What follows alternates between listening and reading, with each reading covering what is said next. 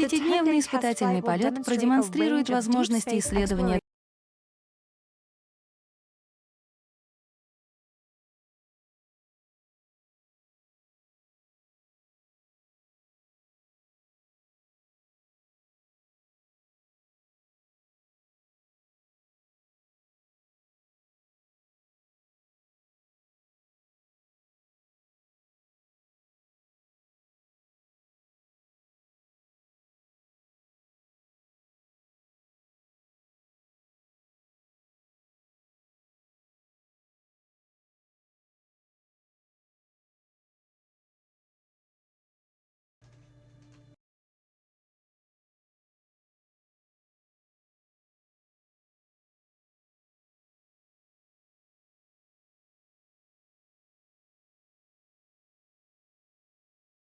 позволит экипажу и наземным командам отработать операции, необходимые для успеха будущих миссий.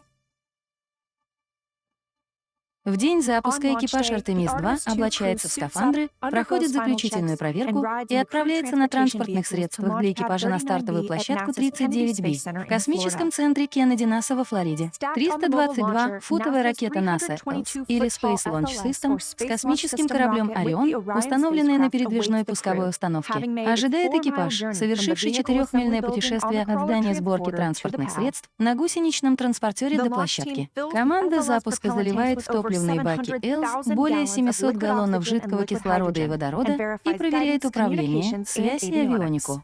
За 12 секунд до старта срабатывают воспламенители для сжигания водорода. Примерно через 6 секунд запускаются 4 двигателя РС-25 ракеты. Когда обратный отсчет достигает нуля, соединительные кабели втягиваются, давая ЭЛС и экипажу Ориона разрешение начать полет. Лунная ракета весом в 6 миллионов фунтов развивает тягу в 8,8 миллиона фунтов, чтобы достичь космического пространства. 75% этой мощности обеспечивается двумя 17-этажными твердотопливными ракетными ускорителями, каждый из которых развивает тягу в 3,6 миллиона фунтов. Примерно через 2 минуты ускорители запускаются, а их твердое топливо расходуется. Основная ступень ее двигателей РС-25 продолжает выводить Орион и экипаж в открытый космос. Через 3 минуты от служебного модуля Ориона отделяются защитные обтекатели, открывая солнечные батареи. Через 6 секунд от Ориона отделяется система аварийного спасения. Экипаж благополучно вышел на околоземную орбиту, но они все еще могут вернуться на Землю с помощью двигателей служебного модуля. Примерно через 8 минут после запуска двигатели первой ступени ракеты отключаются, и промежуточная криогенная двигательная ступень, или ПГДС, отделяется от первой ступени. Орион и ПГДС теперь летят свободно.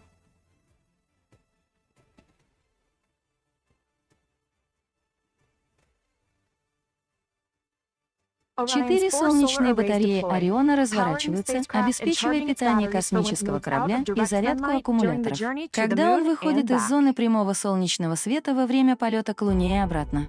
После 90-минутного полета двигатель верхней ступени ракеты, или ПГДС, запускается, чтобы вывести Орион на высокую околоземную орбиту. Затем астронавты миссии Артемида-2 и Центра управления полетом в Хьюстоне начали почти 24-часовую проверку систем. Пока астронавты все еще находятся относительно близко к Земле, знакомясь со своим новым домом на ближайшие несколько дней.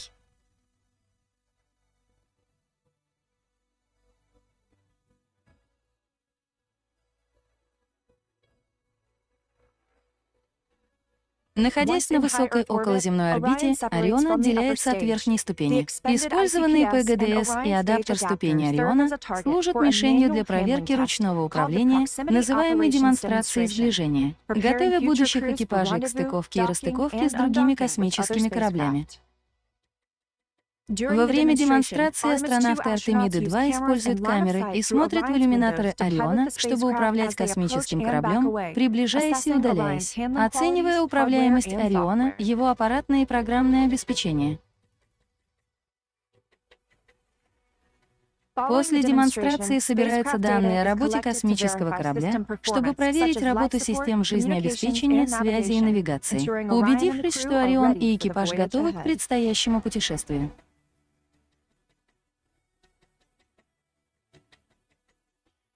Примерно через 23 часа служебный модуль Ориона выполняет маневр для выхода на окололунную орбиту или ТИ, выводя Орион с околоземной орбиты и отправляя его в 4-дневный полет к Луне. В конечном итоге траектория полета экипажа Аполлона-11 составила более 230 миль от Земли. Во время полета астронавты продолжают оценивать работу систем космического корабля и отрабатывать аварийные процедуры, например, проверяют радиационное убежище. Экипаж Артемиды-2 пролетит около 4,6 миль за пределами Луны, став первыми людьми, которые увидят обратную сторону Луны более чем за 50 лет. Их наблюдения помогут нам подготовиться к будущим миссиям на Луне. Во время этого полета ожидается отключение связи между Центром управления и космическим кораблем. Когда экипаж вернется с обратной стороны Луны, Орион притянется к Земле под действием ее гравитации по траектории свободного возврата, что обеспечит экономию топлива и 4-дневный полет.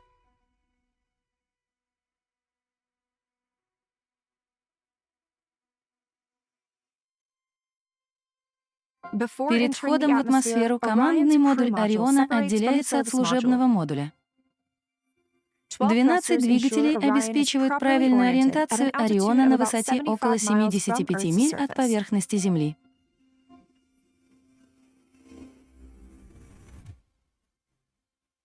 Орион и экипаж входят в атмосферу Земли со скоростью около 25 миль в час. При торможении, в 4 раза превышающем силу гравитации, экипаж будет чувствовать себя в 4 раза тяжелее, чем на Земле. Тепловой щит Ориона защищает космический корабль от температуры около 5 градусов по Фаренгейту, что примерно вдвое меньше, чем на поверхности Солнца. Чтобы замедлить спуск, Орион начинает развертывание 11 парашютов. 3 передних парашюта отделяют защитный тепловой экран, который находится над парашютами.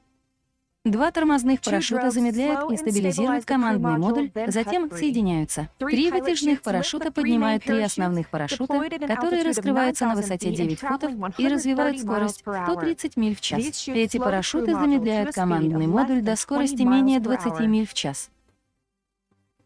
После преодоления расстояния в 595 морских миль, Орион приводнился в Тихом океане, примерно в 50 морских милях от побережья Калифорнии, всего через 16 минут после входа в атмосферу Земли. После приводнения к Ориону приблизилась поисково-спасательная группа, в которую входят ВМС США, ВВС и НАСА. Команда убедилась, что экипаж в безопасности, и водолазы помогли астронавтам подняться на надувную платформу, а затем погрузить их в вертолеты и доставить на корабль. Ориона сбуксировали на корабль для возвращения в космический центр Кеннеди. После завершения миссии экипаж вернулся на Землю и впервые за 10 дней ступил на твердую почву. Это миссия Артемида-2. Подробнее о миссии Артемида можно узнать на сайте nasa.gov Artemis.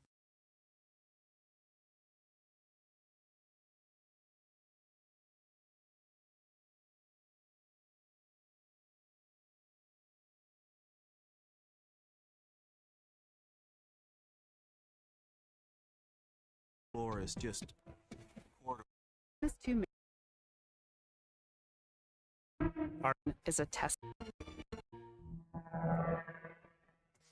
The Artemis-2 mission is a test mission of the Orion space capsule. Artemis-2 will be the first time we put humans on this rocket. We're going back to the moon because it's the next step in our journey to Mars. We were always going to the moon. Pushing ourselves to explore is just it's a part of being a human. And lift off.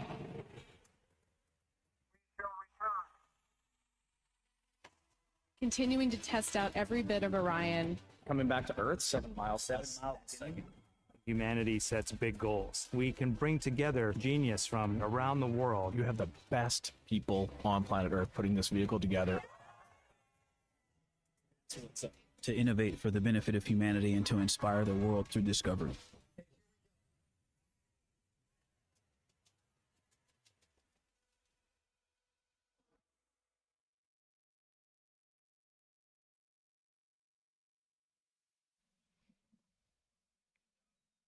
Launch control live coverage, starting with our propellant loading operation, and will continue throughout the course of this 10-day mission. Now, our Artemis launch director, Charlie Blackwell Thompson, gave the go to proceed with cryogenic propellant loading at 7:33 a.m. Eastern Time this morning, which means pretty soon teams will start fueling the rocket with cryogenic or super cold liquid hydrogen and liquid oxygen. You can see on your screen there is a view of firing Первую часть прямой трансляции запуска Room 1. ракеты That is where the NASA Artemis Space launch Launch team is System currently миссии on Artemis-2 console and is getting ready to launch the SLS rocket and Да, Orion spacecraft. наконец-то дождались, блин. Now, Artemis-2 is NASA's Запуск first запланирован на crewed сегодня, Artemis 1 mission. апреля, как бы This смешно test это ни flight will звучало, send 22-24 NASA astronauts по Reid 10 с Wiseman, двухчасовым Victor стартовым Glover, окном. Christina Koch, То есть уже and через Canadian 10 Space Agency часов astronaut 36 Jeremy минут и Hansen on a 18 10-day секунд. mission around the moon and back. Now, the countdown for this mission started on Monday, March 30th at 4:44 p.m. Eastern Time. One thing to note about the countdown clock that you see on your upper left-hand side of your screen there is you're going to hear us refer to what are called L- times and T- times. Now, the reason we have these two different references for the countdown clock is because the L refers to how much time is left until the opening of our launch window or until launch. Think of it like the regular time that you see on your clock, always constantly ticking down. The T clock, however, is specific to the actual countdown. Similarly to when watching a sporting games event, when you see the clock on the screen stop when the referee blows a whistle, for instance, the same thing can happen with our T clock. And the reason that is because the launch team has inserted specific built-in holds throughout the countdown. Now, these built-in holds are pauses that the team has intentionally inserted in the countdown to provide them with some extra wiggle room or some cushion to again just be able to go through all of their operations, continue making sure that everything is on track to be able to meet the opening of that launch window. And also, if they run into any issues throughout the countdown, this also provides them that extra time to be able to resolve them and still make again that opening of that launch window. Now, let's talk about today's launch window. The launch window is 2 hours long. It opens at 6:24 p.m. Eastern Time this evening. Now, what does that mean, a 2-hour launch window? It means that the launch team has 2 hours in which they can launch today's Artemis 2 mission. So if we don't go right at 6:24 p.m., that is okay. So again, to quickly recap, our launch director gave the go to start our cryogenic propellant loading operations. That means right now the Artemis launch team is currently in what is called the chill down phase for the SLS core stage rocket. Now, the core stage is the first stage of the SLS rocket. It is the orange section in between the two solid rocket boosters that you see there on your screen. Is currently in what is called basically refers that we are Все, боже, ура! Капец. Сейчас пойдите, надо кое-что исправить. ОБС, как всегда, вот такие приколы в самый нужный момент выставляет, блин. Так, где оно?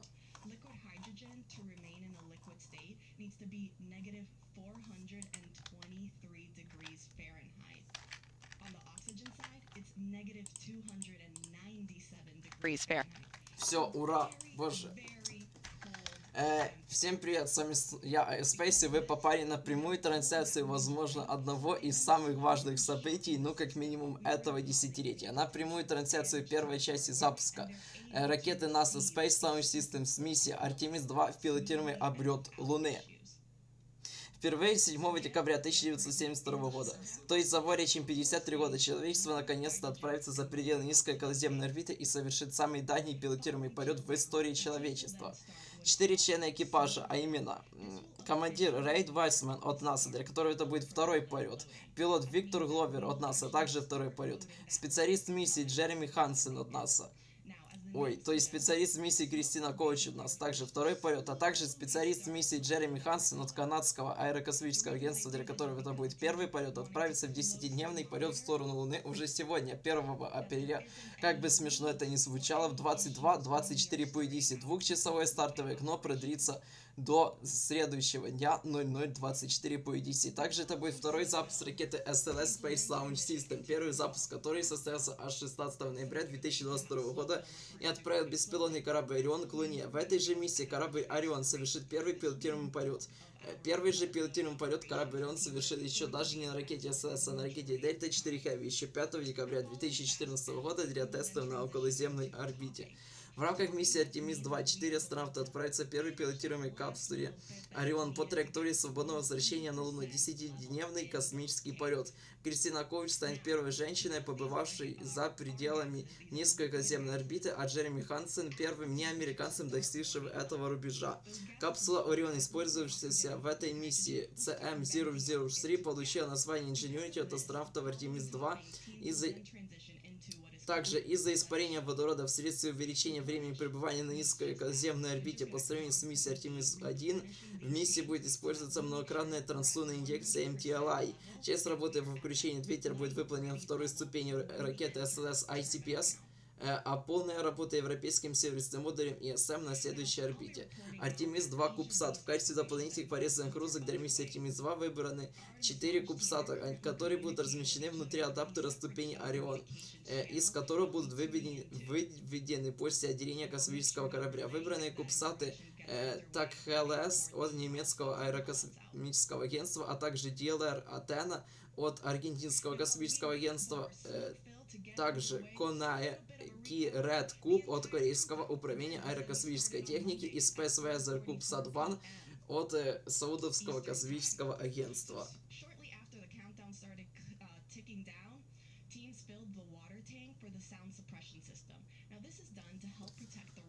Таймлайн по миссии очень долгий. Прям в описании расписана полностью первая часть таймлайна под этот стрим. Также за 1,5 часа до запуска будет начата следующая прямая трансляция. Там расписан, собственно, таймлайн весь на ту прямую трансляцию. И еще на 5 часов после запуска. Прям максимально точный таймлайн всей абсолютно миссии есть на официальном сайте НАСА в переските по миссии Artemis-2. Там в целом очень много интересной информации можно почитать. Но, тем не менее, на отметке от 13 часов 15 минут до 11 часов 15 минут до запуска уже произошел переход от воздуха к газообразному азоту и инертизация полости ракеты, а также активация системы запуска. Далее, на отметке 10 часов 10 минут до запуска, то есть 12:14 по UTC, то есть через 20 минут у нас начнется охлаждение наземного топливного оборудования первой ступени. Далее, собственно, медленная заправка водородом первой ступени, медленная заправка кислородом первой ступени, затем быстрая заправка первой ступени, охлаждение наземного оборудования второй ступени, заправка второй ступени, завершение заправки, испытание системы вентиляции сброса давления на второй ступени, как для водорода, так и для кислорода. Затем на отметке 5 часов 40 минут до запуска экипаж уже начнет надевать свои скафандры. Через 1 час они покинут комнату одевания, где они надевают скафандры, и отправятся, собственно, уже к стартовой площадке. На отметке 4 часа 20 минут до запуска экипаж будет подниматься по базе обслуживания на стартовую площадку. На отметке от 4 часов до 3 часов 20 минут до запуска будет посадка экипажа в корабль и проверка герметичности скафандров. Затем за 3 часа 15 минут до запуска закрытие люка для доступа в корабль. И то есть за 1 час 40 минут до запуска закрытие люка обтекателя системы аварийного спасения.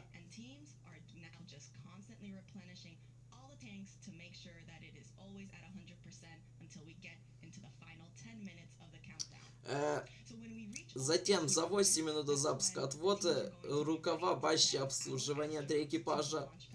За 4 минуты до запуска полное завершение до заправки первой ступени.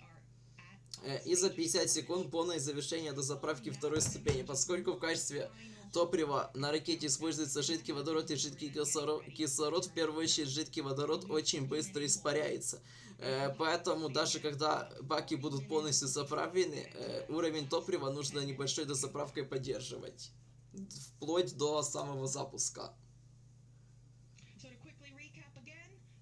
И за 12 секунд до запуска начнется, собственно, последовательность запуска. То есть, также из-за утечек водорода, поскольку молекула водорода — это самая маленькая молекула во Вселенной, и жидкий водород реально может протечь через реально самую малейшую возможную щель просто.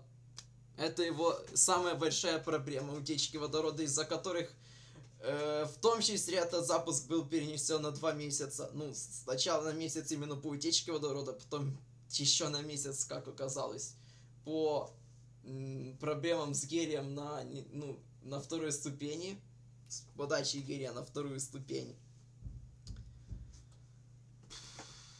И, короче, да, поэтому последовательность запуска начинается с того, что внизу стартовой площадки зажигаются специальные так называемые Hydrogen Burns Igniters, которые система дожигания водорода, вот, которая дожигает водород, который может утечь из ракеты, чтобы, понятное дело, не взорвался.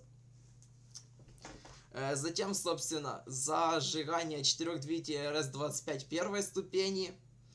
И уже ровно в момент запуска сразу зажигание боковых ускорителей мгновенно твердотопливных, отвод всех заправочных рукавов от ракеты, ну и, собственно, взлет.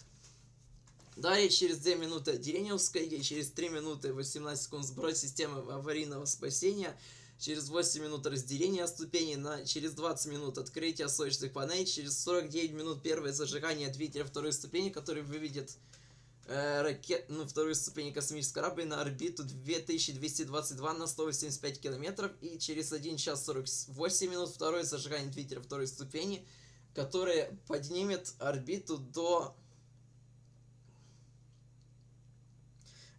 примерно 70 тысяч на 20, то есть на 200 километров. И через 3 часа 24 минуты после запуска отделения космического корабля Ориона второй ступени. И через 5 часов 4 минуты отделение кубсатов. Также после отделения космического корабля Ориона второй ступени начнутся практически сразу же тесты сближения космического корабля с второй ступенью ракеты SLS. Для тестов по ручному управлению и ручному сближению, которое может пригодиться в стыковках с лунными посадочными модулями Starship и Blue Moon Mark от Blue Origin в уже пилотируемых полетах на поверхность Луны.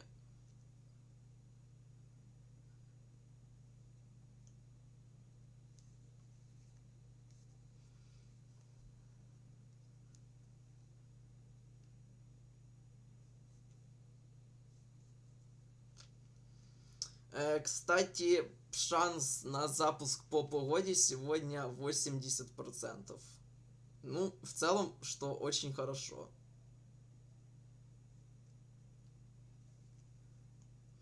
Реально, самое главное, чтобы не было, утечек водорода. Там и так утечка водорода допускается аж 16%. Но во время первого VDR-теста, то есть полного заправочного теста, утечка водорода была порядка 24%.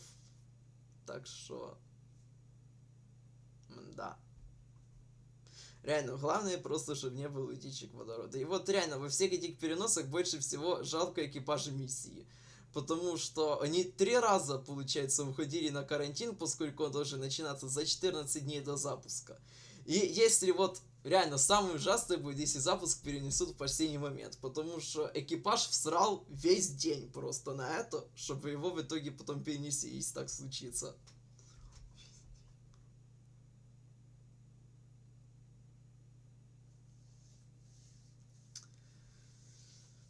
Когда запускали Artemis-1, там, боже, там вообще 3 месяца переносов было. Ну, не знаю. Конечно, все мы надеемся на то, что оно сегодня полетит.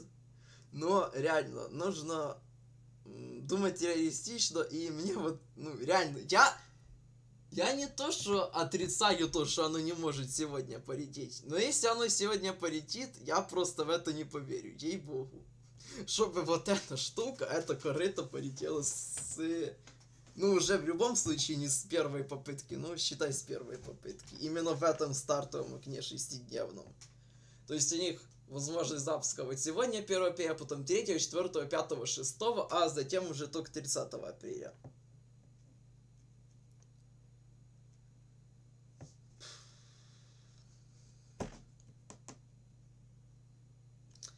Короче, времени у нас еще дофига, поэтому пока будем просто ждать. Через 11 минут у нас начнется первое охлаждение топливных магистралей для заправки первой ступени.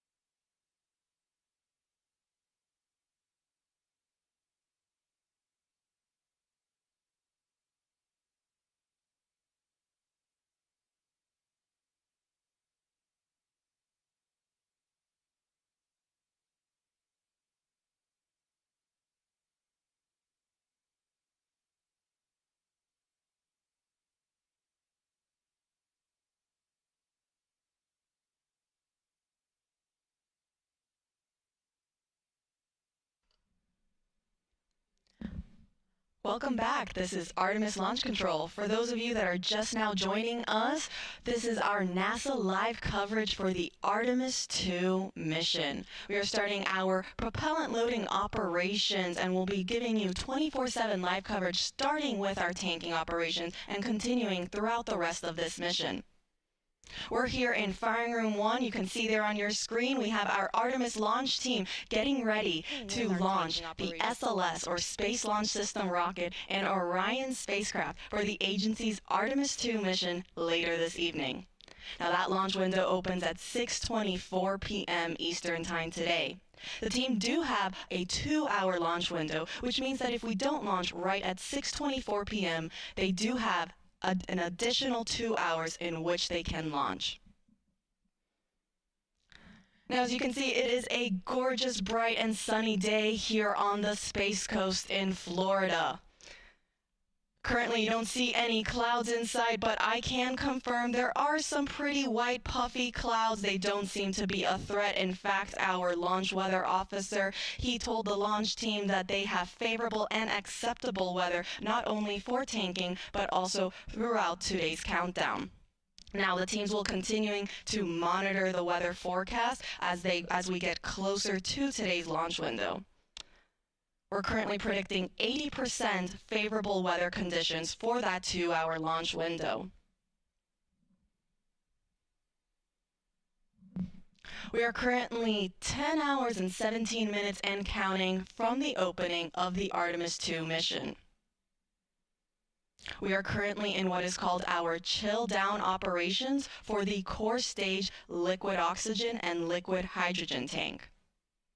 Now, chill down refers to getting all the systems and lines very cold and ready to receive these super cold cryogenic propellants prior to starting our actual tanking loading operations.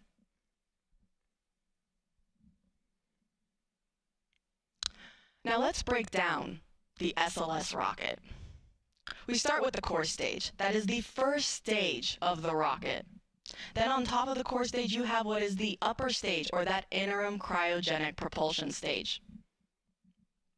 So in total for SLS, there are 2 stages, but there are 4 tanks in total. You have our liquid hydrogen tank on both the core stage and the upper stage, and a liquid oxygen in both. So 4 tanks total, both liquid hydrogen and liquid oxygen. The core stage holds roughly 733,000 gallons. The upper stage, meanwhile, holds 24,000. So much smaller in comparison. In fact, the core stage is one of the tallest stages, first stages of a rocket that NASA has ever used for its missions. It's roughly 212 feet tall.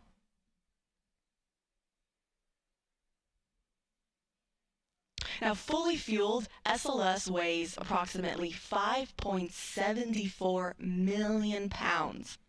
Before fueling, which is where we're currently at, it is 3.5 million pounds. So that means we're adding roughly 2.25 million pounds of propellant on board this rocket. That's quite a lot. Again, to quickly recap, we are in chill down. The next step will be when we enter slow fill. Slow fill refers to when we actually start those propellant loading operations. Teams will start to slowly load those cryogenic propellants on board the core stage. And then we will start transitioning where we're going a little bit quicker. We call that fast fill. So we will start flowing that propellant at a much faster rate.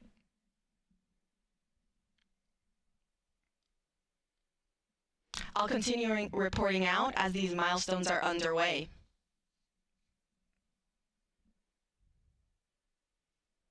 Now, on the spacecraft side, teams also have started what is called the Orion cold soak. Now, this basically refers to making everything super cold on the spacecraft. This is done in order to protect the avionics. So we're not chilling the crew module, but we're making the thermal control system cold so that it can withstand all of the different temperatures that it's going to be seeing throughout today's countdown. That started quickly after we gave the LD go for cryoload.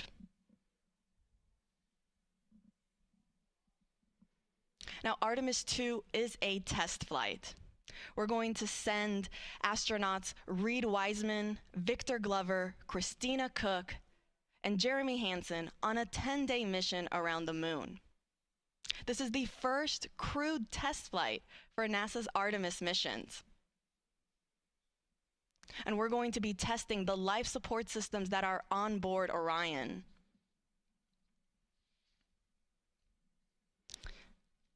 As well as conducting other operations and demonstrations throughout the mission so that we can pave the way for our future Artemis missions when we send our astronauts to the moon.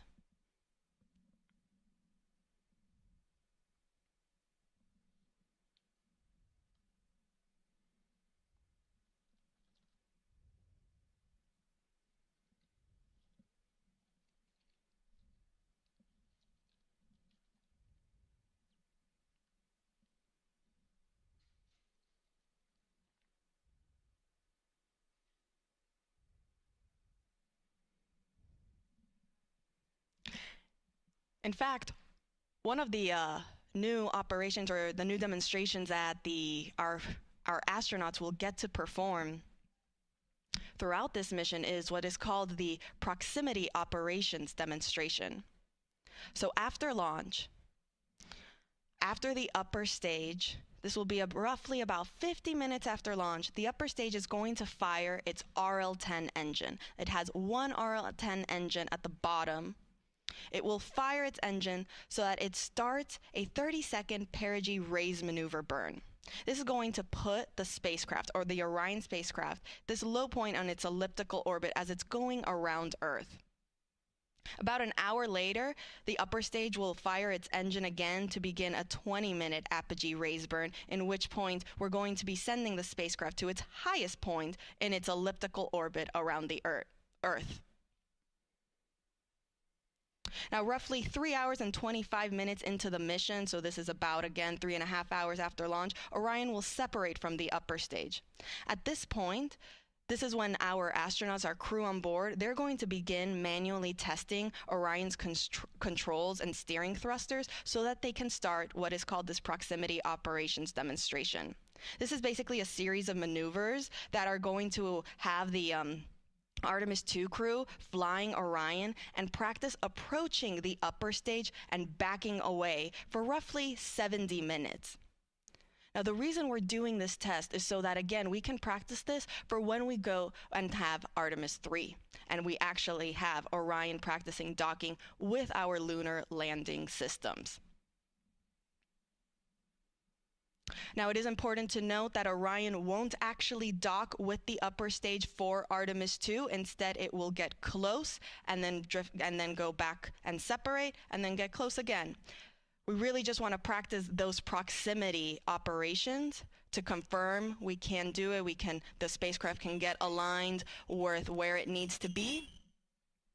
And then following that, Orion will then fire its European service module engine for about 2 minutes so that it helps increase that separation distance from the upper stage. At this point, the upper stage will fire its thrusters just one final time so that it begins its disposal burn. Following that burn completion, that's when the small bread box size or those shoebox size secondary payloads that are currently inside the Orion stage adapter.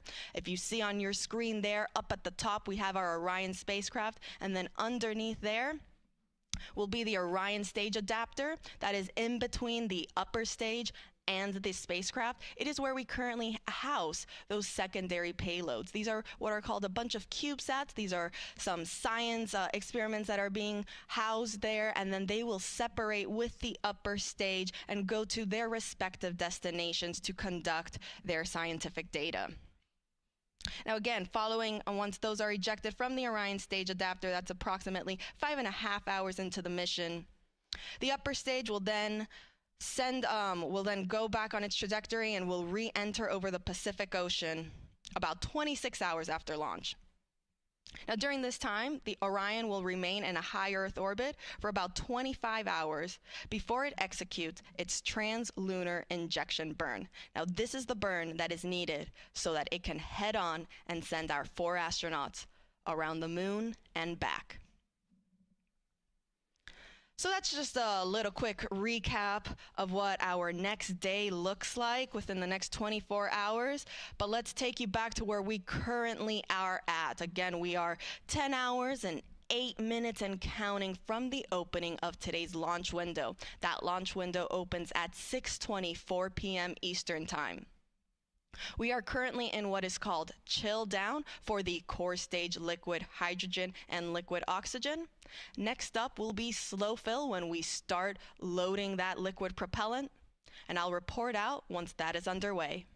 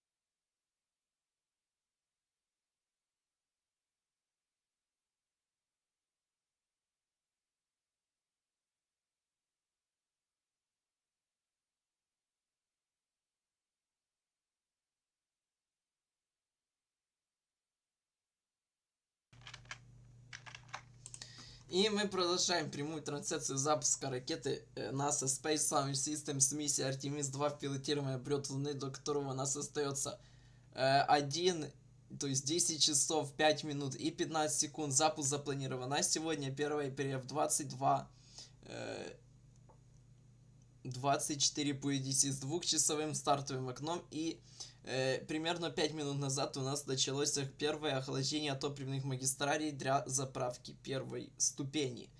Собственно, вот у нас анимация заправки, ну, понятное дело, сейчас еще ничего не заправлено. И далее, собственно, начнется сама заправка уже первой ступени.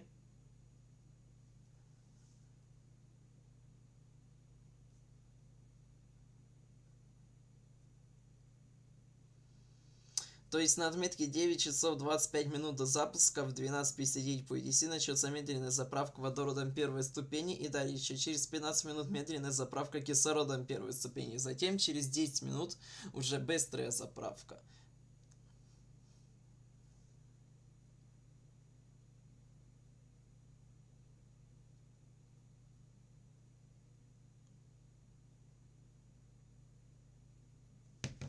Ой, да, то, что во времена Аполлона, от момента вывода первого спутника, именно американского, на орбиту в 1958 году до успешной пилотируемой посадки на Луну, то что тогда прошло всего 11 лет, а сейчас вся программа Артемида вместе с программой Constellation, из которой ее сформировали, длится 21 год.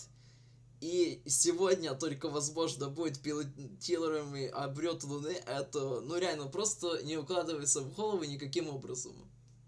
При том, что деньги на Артемиду выстроены просто огромнейшие. Сейчас уже, ну, по подсчетам, примерно 100 миллиардов долларов сейчас. А на всю программу там идет 160-180 миллиардов.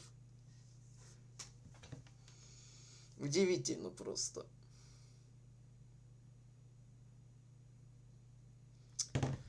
До Луны примерно 4 дня. Там.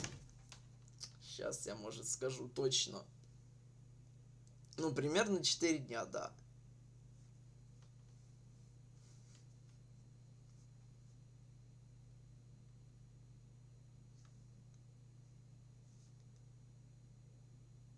Я просто еще не расписывал таймлайн на все следующие стримы, а именно, то есть на стрим транслунной инъекции, стрим пролета Луны и стрим приводнения, потому что с каждым переносом там может быть по-другому, и не факт же то, что оно улетит сегодня.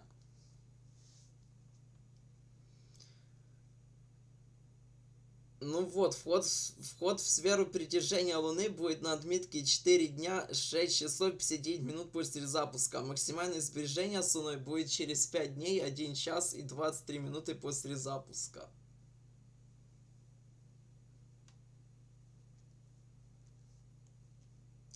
Кстати, разрешение на заправку уже выдано. Собственно, ожидаем начала заправки через примерно 40 минут.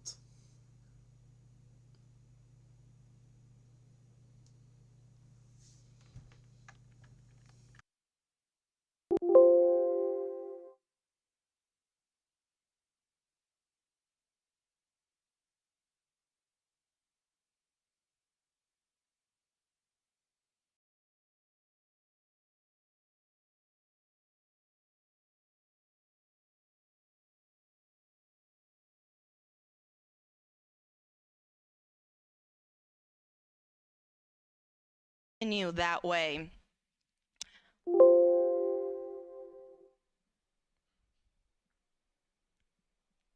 But let's talk a little bit about everything that the teams have to do to get us to this point.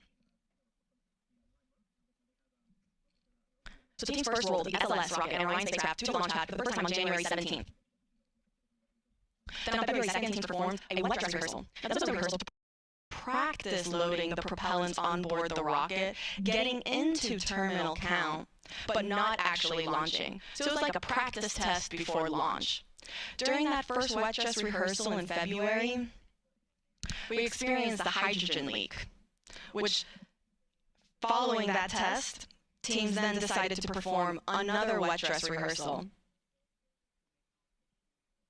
They did so on February 19th, and it was very successful. They didn't really see any hydrogen leaks throughout the entire count, or any other leaks for that matter, and they were able to continue throughout all of the milestones that they had planned. Now, we did have to roll back on February 25th due to a helium issue that we saw on the upper stage of our rocket. Teams noticed that the flow of helium to the upper stage was interrupted, and that meant that we had to roll back to the vehicle assembly building to help fix that issue.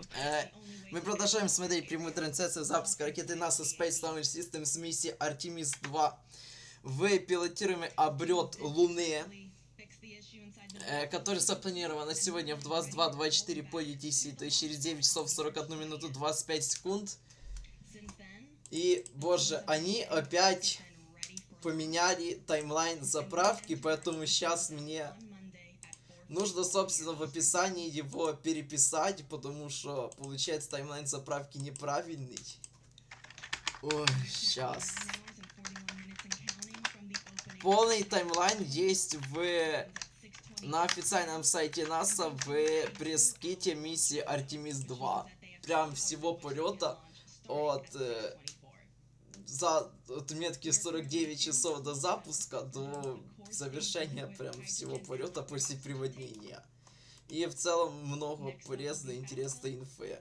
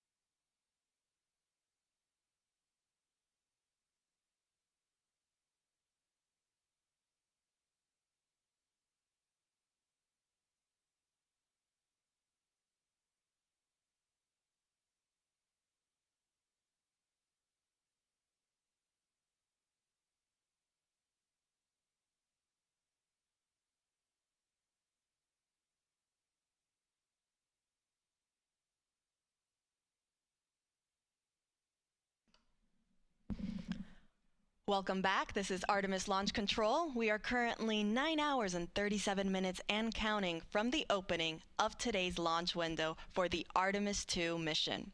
Now, our launch window opens at 6:24 p.m. Eastern Time, and teams do have a 2-hour launch window, which means they have 2 hours in which they can launch the SLS, or Space Launch System rocket, and Orion spacecraft that will send 4 astronauts around the moon and back. Now, the Artemis launch team, they're currently in firing room 1, like you see on your screen there. They are right now in the process of loading cryogenic or super cold liquid propellant onto the SLS rocket.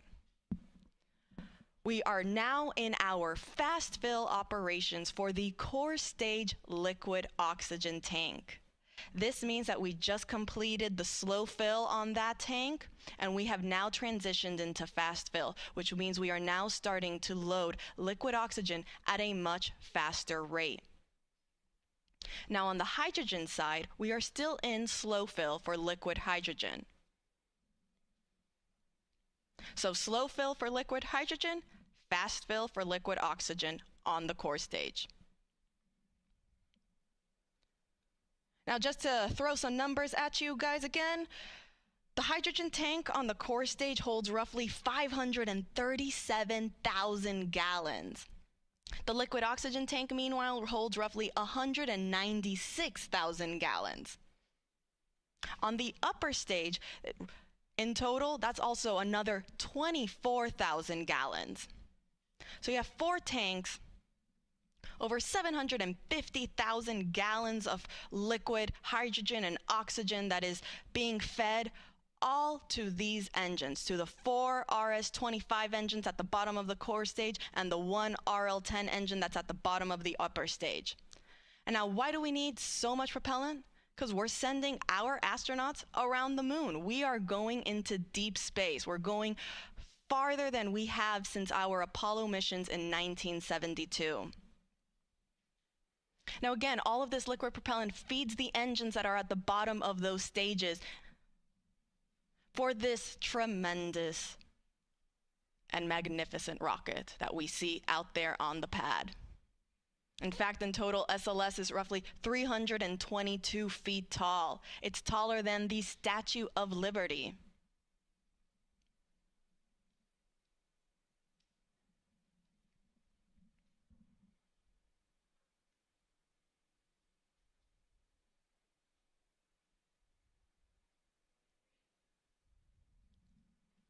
And it will send our astronauts around the moon.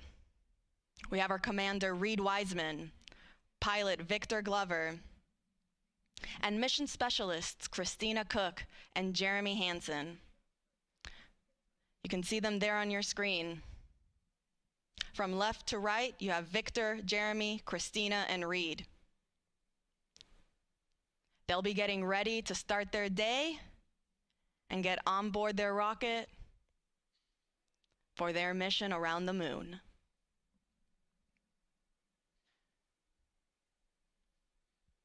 Now, Artemis 2 is a test flight. This is the first crewed test flight of the Artemis missions. We're going to evaluate the crewed system performance in a deep space environment. We'll perform a flyby around the moon. We'll practice a proximity operations demonstration with the upper stage.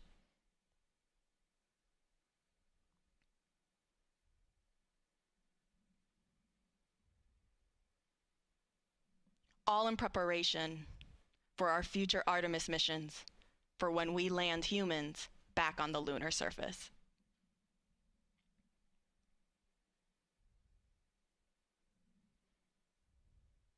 So to quickly recap of where we are in today's countdown, we are currently underway in our fast fill operations for the liquid oxygen tank on the core stage. That is the first stage of the SLS rocket. And we are still in our slow fill operations on the liquid hydrogen side on the core stage. I'll report back once we have started fast fill for that liquid hydrogen tank.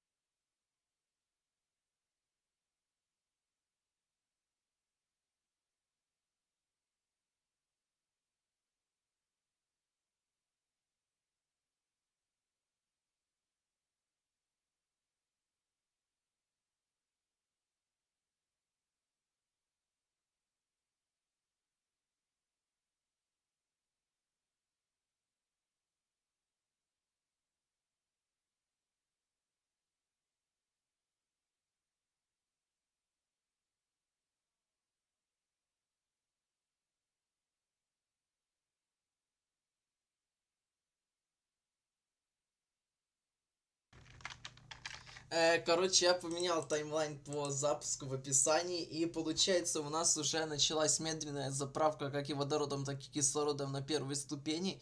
И уже сейчас через минуту на отметке 9 часов 30 минут до запуска должна начаться быстрая заправка кислородом первой ступени. Еще через 5 минут быстрая заправка водородом первой ступени.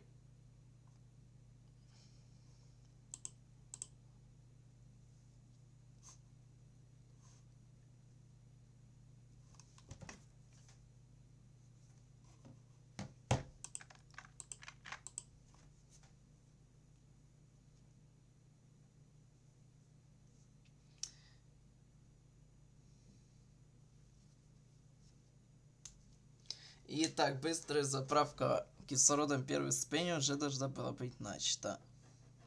Да.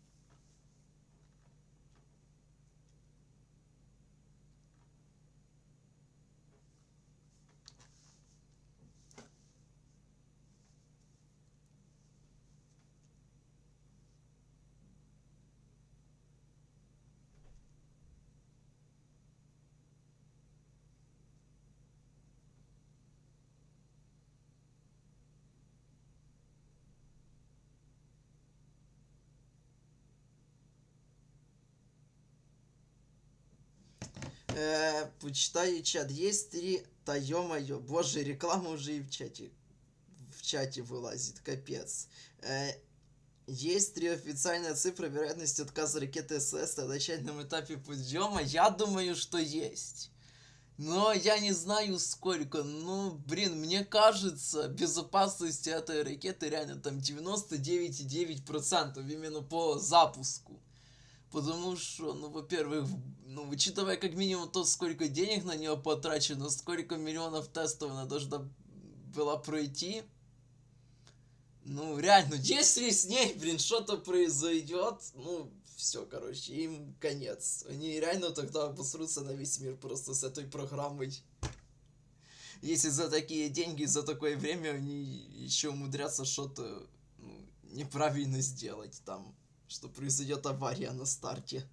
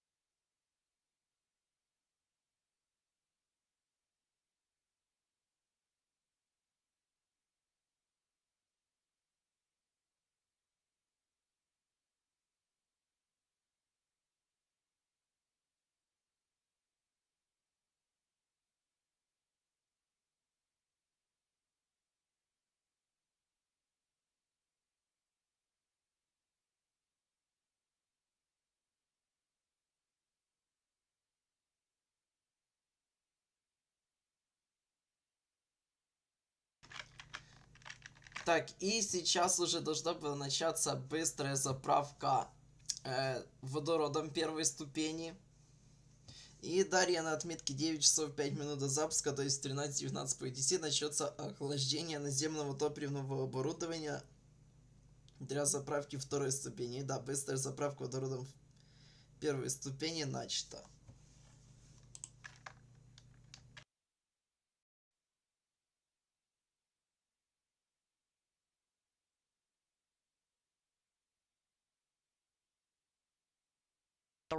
On the rocket, following slow fill that then transitions into fast fill when we start loading that propellant at a much faster rate. So oxygen is currently already in fast fill, and liquid hydrogen will soon follow suit.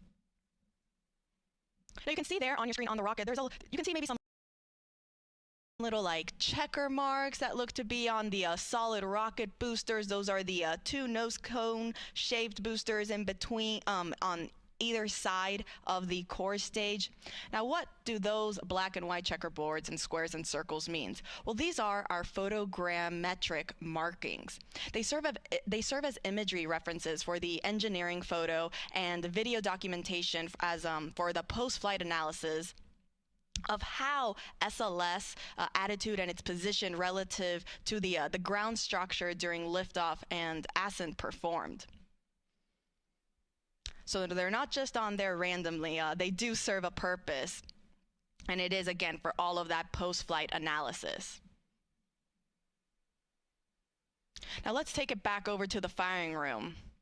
And let's take a look at our launch team. You can see there you have Charlie Blackwell Thompson. She's right now walking around on the first upper level row. She is our Artemis launch director.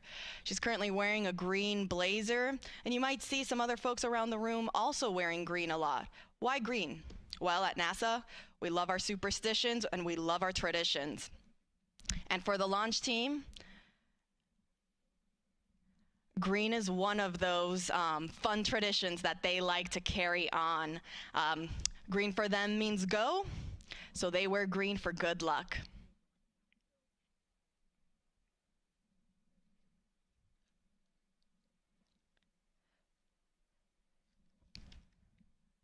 Now, the launch team, they communicate with each other via these communication channels to update how we are in the countdown.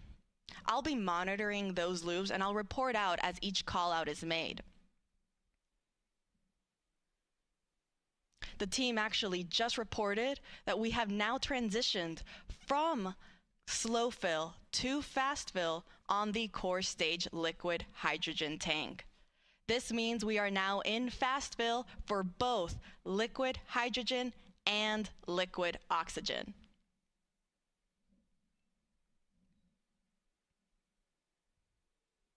Now, following fast fill, teams will then transition into what is called topping.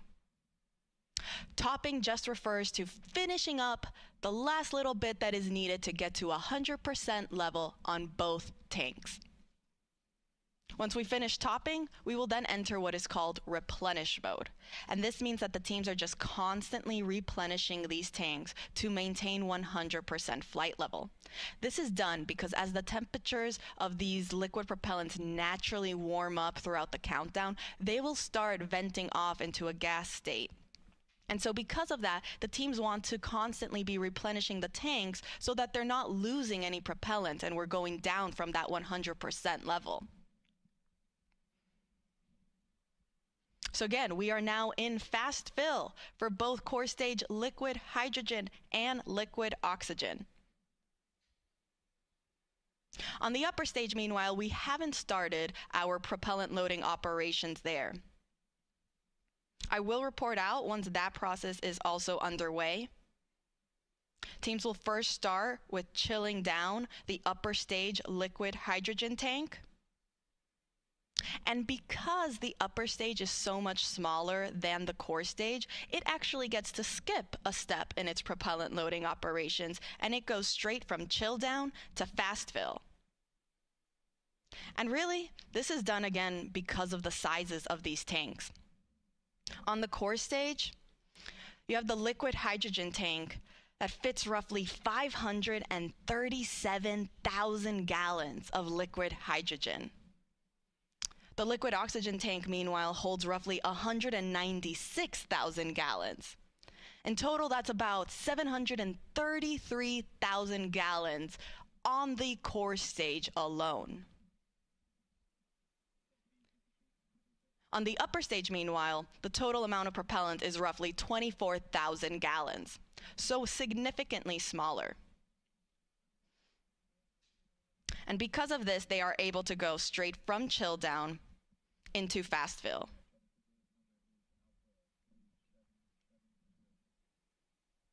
Now again, we have not started our propellant loading operations on the upper stage, also known as the interim cryogenic propulsion stage. I'll report out once that process is underway.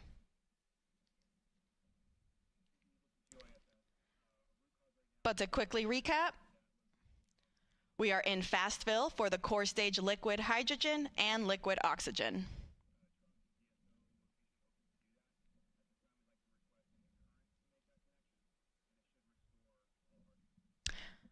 Now, all of these tanks on both the core stage and the upper stage are going to feed the engines underneath those both stages.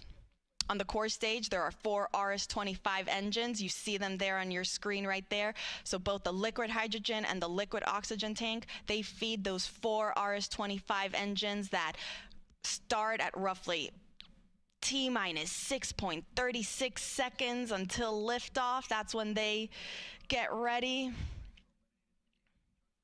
And then on the upper stage, the liquid oxygen and liquid hydrogen tank feed that 1 RL-10 engine.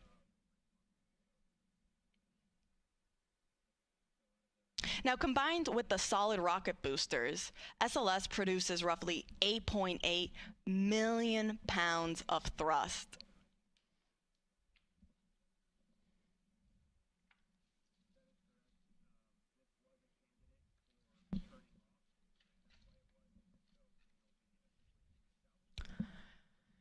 In total, it is 322 feet tall, taller than the Statue of Liberty.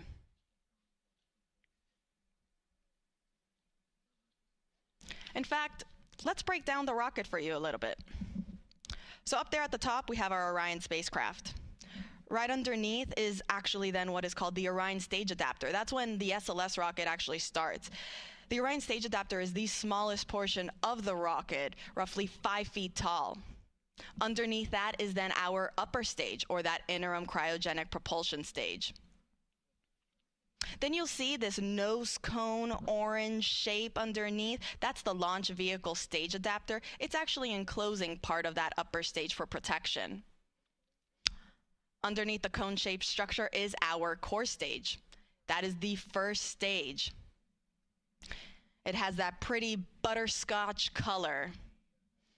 And that is due to the thermal protection system, the foam that is used to, again, protect the rocket. On either side of the core stage are the 2 solid rocket boosters. And then down, right at the bottom, are the 4 RS-25 engines.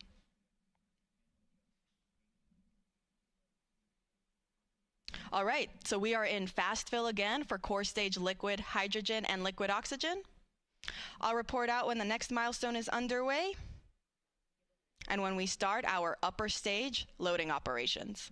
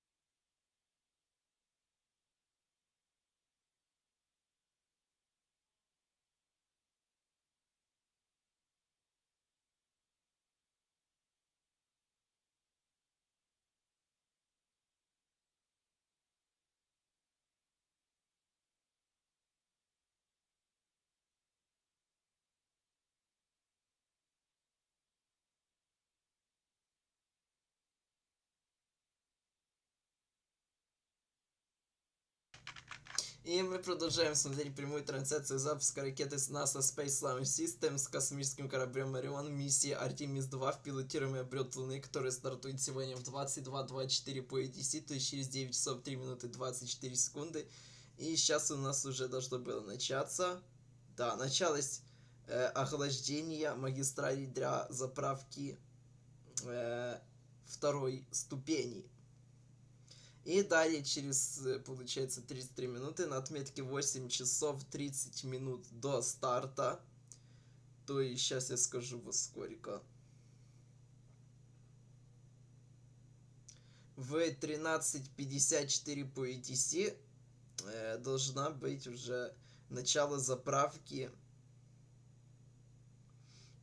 Быстрая заправка водородом второй ступени.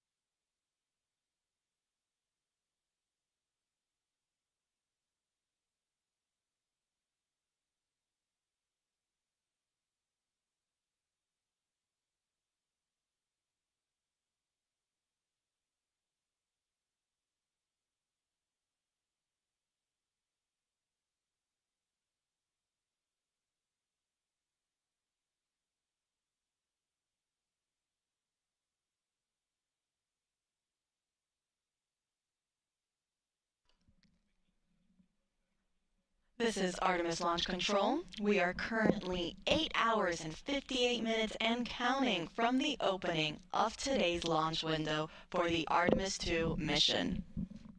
That launch window opens at 6:24 p.m. Eastern Time later today. Teams do have a 2-hour launch window in which they can try to launch, so if we don't launch right at 6:24 p.m., that is okay. You're looking at a live view of our Artemis launch team. They are in the process of loading liquid propellant on board the SLS, or the Space Launch System rocket. We're currently in the process of loading liquid hydrogen and liquid oxygen on the core stage of the SLS rocket. Now, the core stage is the first stage of that rocket. You can see there on your screen, it is the orange section in between the two solid rocket boosters.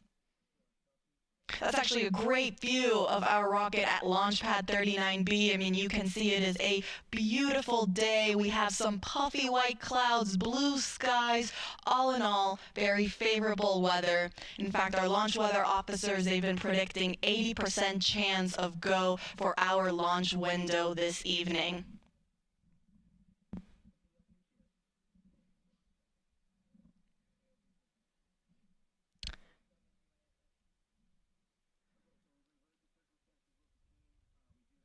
Now, there at the bottom of the rocket are our 4 RS-25 engines. Each engines are roughly the size of a compact car.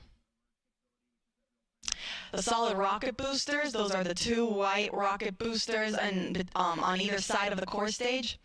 Each booster is taller than the Statue of Liberty, and they also hold the entire weight of the rocket.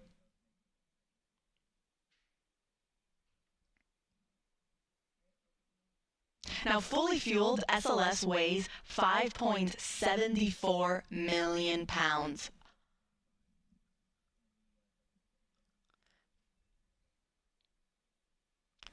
And again, you can see on your screen, you might see some gas that's being vented off underneath the rocket and the mobile launcher. The mobile launcher is that gray shape structure that is connected to the rocket. It's essentially what is providing all of the power, the propellant, the coolants, everything, all the access points to keep the rocket and the spacecraft alive and functioning and running until it is ready for launch. Now, that gas that you're seeing being vented off, it doesn't mean we're getting ready to lift off anytime soon. It's just that natural boil-off that is coming from the propellant that is being fed to the rocket as it naturally warms up over time. So totally normal. We expect to see it. You'll probably expect to see it some more as we actually transition and continue with our propellant loading procedures and move forward into the upper stage, which is that second stage on top of the core stage, also known as the interim cryogenic propulsion stage. When we also start loading propellant on board that second stage, you might also see some gas also starting to vent off at that higher level. In fact, you see there on your screen is a nice, better, closer up view of the upper stage and then our Orion spacecraft up on top.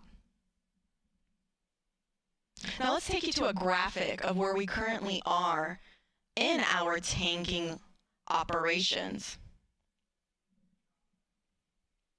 You see there on your screen, on the left-hand side, it will tell you how far we are in our core stage loading operations. We're currently 28% of the way filled in liquid oxygen, and about 30% of the way filled for the liquid hydrogen side. Meanwhile, for the interim cryogenic propulsion stage, that upper stage, you see it's all grayed out there because we haven't begun that propellant loading operations. I'll report out once that is underway. But for right now, we're just focusing on the core stage. Now, in the meantime, while the launch team is right now starting to fuel the rocket and that propellant loading is underway, our astronauts are getting ready to wake up and start their day.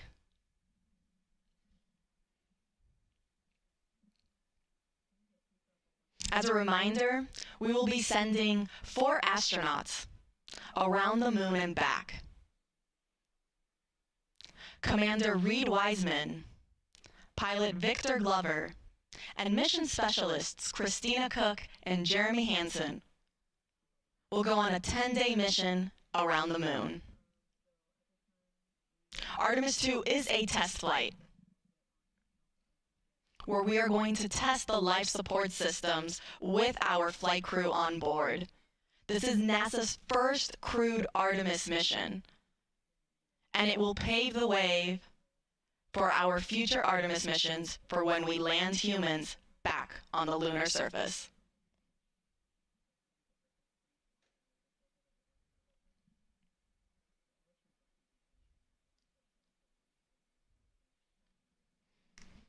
So to quickly recap, we are in fast fill for our core stage liquid hydrogen and liquid oxygen.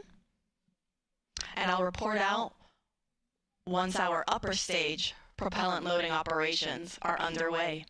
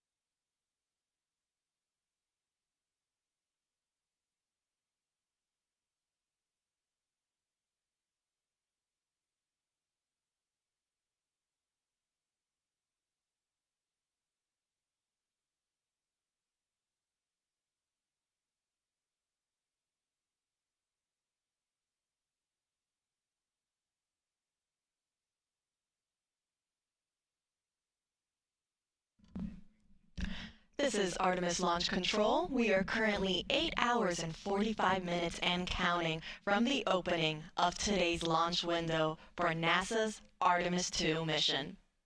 Now that launch window opens at 6:24 p.m. Eastern Time, and teams do have a 2-hour launch window, which means that they can try launching within those 2 hours if they are unable to hit it right at the start at 6:24. Now, the Artemis launch team is currently loading super cold or cryogenic liquid propellant onto the SLS or Space Launch System rocket.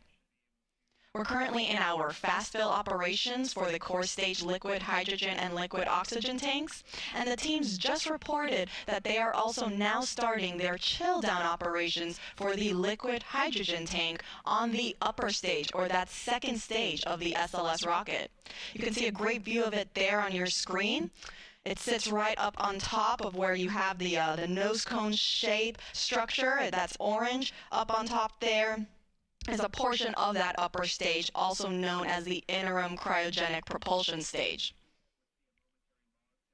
And then, if you're curious, the nose cone structure shape, that is called also the launch vehicle stage adapter. It is a part of the rocket, and it is enclosing also a portion of the interim cryogenic propulsion stage. This is done for protection, so you don't see the engine that's underneath that second stage, but it is underneath there, hidden behind the launch vehicle stage adapter. So again, we are now starting our chill down for the liquid hydrogen on our upper stage. Following that, we will then transition into fast fill for liquid hydrogen on the upper stage. Meanwhile, on the core stage, that is the first stage of the rocket, fast fill is already underway. There's a great profile shot. So right underneath that nose cone shape is then that cylinder orange structure. That is the core stage. It is one of the tallest first stages of a rocket that NASA has ever used for any mission. It's roughly 212 feet tall. In fact, in total, the SLS rocket and Orion spacecraft sit at roughly 322 feet tall.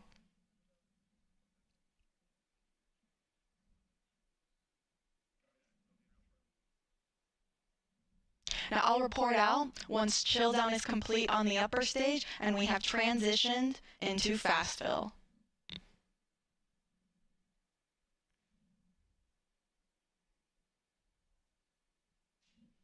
As a quick recap, Artemis-2 is scheduled to launch no earlier than 6:24 p.m. Eastern Time this evening. Teams do have a 2-hour launch window.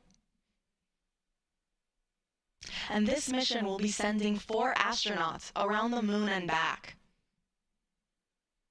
We'll be sending NASA astronauts Reid Wiseman, Victor Glover, Christina Koch, and Canadian Space Agency astronaut Jeremy Hansen on a 10-day mission. They actually just got the go not too long ago to actually start waking up and officially start their launch day. Now that's a great view of our SLS rocket at Launch Pad 39B. Oh, we just switched it, but as you saw there, it's a gorgeous day here on the Space Coast. We have some beautiful blue skies, some puffy white clouds. Our launch weather officers are predicting 80% chance of favorable conditions throughout our 2-hour launch window. Now, of course, if there are any changes or updates, we will make sure to provide those to you. In fact, NASA will be providing 24/7 live coverage of this entire mission, starting with our propellant loading operations, which is currently happening, and will continue all the way through our splashdown procedures.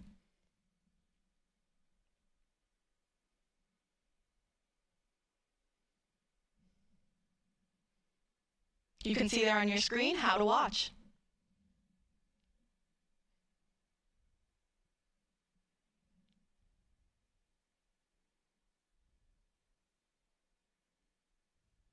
Now, lasting approximately 10 days, Artemis-2 will send 4 astronauts to test the Orion spacecraft in a high Earth orbit before becoming the first astronauts to fly around the moon since the Apollo 17 crew in 1972.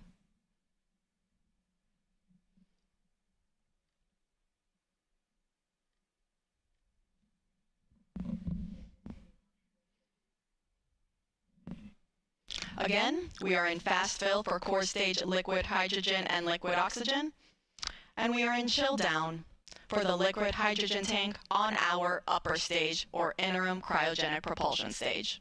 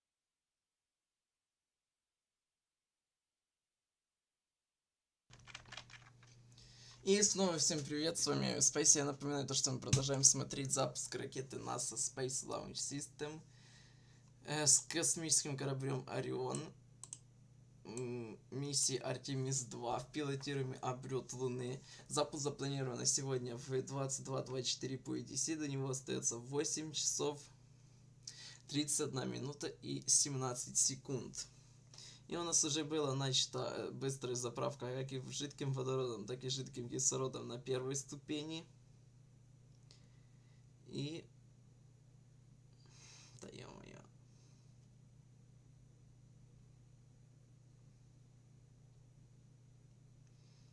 Ну и сейчас на отметке 8 часов 30 минут до запуска, да, должна быть начата быстрая заправка водородом второй ступени. Good morning from Florida Space Coast. This is Artemis Launch Control. We are currently 8 hours and 30 minutes and counting from the opening of today's launch window for NASA's Artemis-2 mission. I'm Antonia Jaramillo in NASA Communications, and if you're just joining us, the Space Launch System, or SLS rocket, is in the process of cryogenic propellant loading. That means the launch team that is currently in firing room 1 that you see on your screen there are loading the cryogenic or super cold liquid hydrogen and liquid oxygen on the SLS rocket, fueling it for flight. Now, the team just reported that we have now started our fast fill operations on the liquid hydrogen tank on our upper stage of the SLS rocket. That is also called the interim cryogenic propulsion stage. It is the second stage of our SLS rocket. You have a great view of it there on your screen. Up at the top, if you see, you have the Orion spacecraft. Underneath there will be... Ой, в целом лететь на даже в облет Луны это уже слишком. Мне кажется, первый пилотируемый запуск это должно быть выход на низкую орбиту, а не сразу на Луну, блин.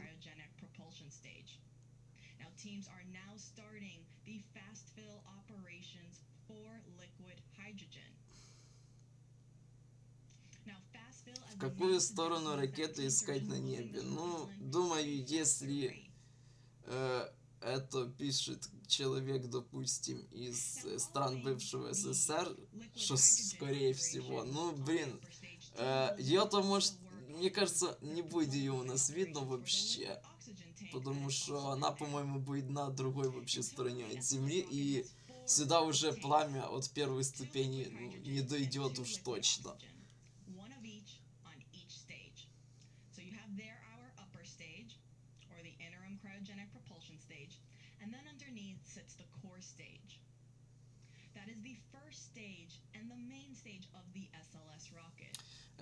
Твердотопливные в том числе, 2 боковых ускорителя, твердотопливные с общей тягой, там более 30 меганьютон причем.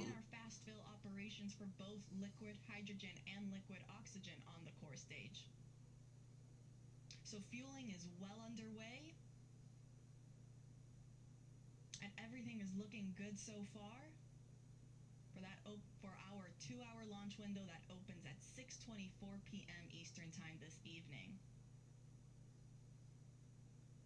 Now, Artemis-2 is scheduled to lift off from Launch Complex 39B. That's what you see there on your screen. That's where SLS is currently situated. В Телеграме стрим будет в ТГ-канале. Сейчас скажу точно, как он называется. SpaceX Starship News. Там в том ТГ-канале будет стрим.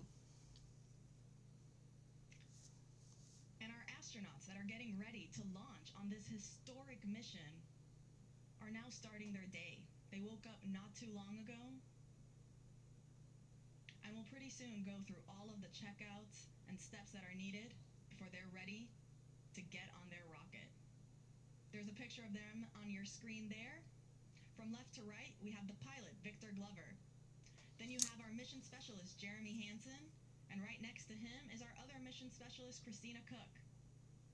Next to her is then our commander, Reid Wiseman. These 4 astronauts... Состав твердого топлива боковых ускорителей вроде есть. Сейчас.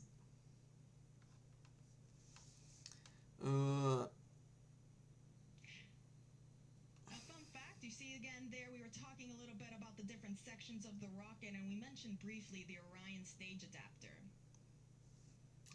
Now, the Orion stage adapter is the last section of the SLS rocket. В качестве топлива на твердотопливных боковых ускорителей используется, значит, композитное топливо на основе перхлората алюминия раз, алюминиевый порошок 2, перхлорат алюминия 3, а также полибутадиенакрит. Короче, ужасное название. Сейчас попробую прочитать. Полибутадиенактрилонитрил. Вот, короче, что такое. Ну, стандартное твердотопливное топливо.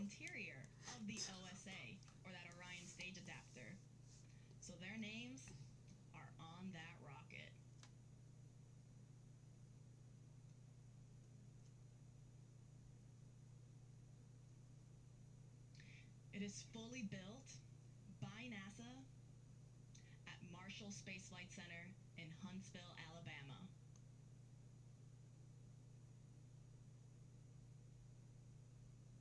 Ракета не ржавая. Это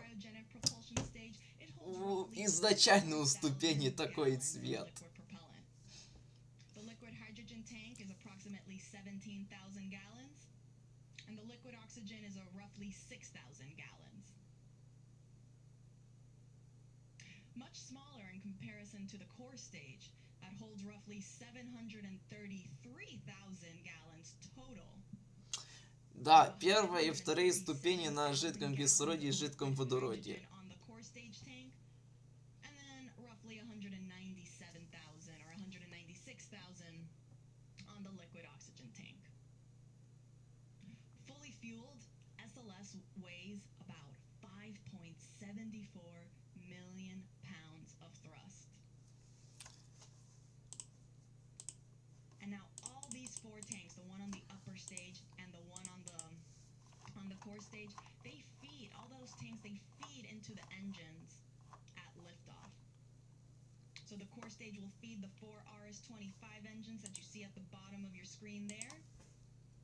Итак, у нас остается в итоге 8 часов 24 минуты до старта, и далее на 8 часах до запуска, то есть в 14:24 по UTC, ожидается завершение уже заправки водородом первой ступени. Получается. Ой, сейчас.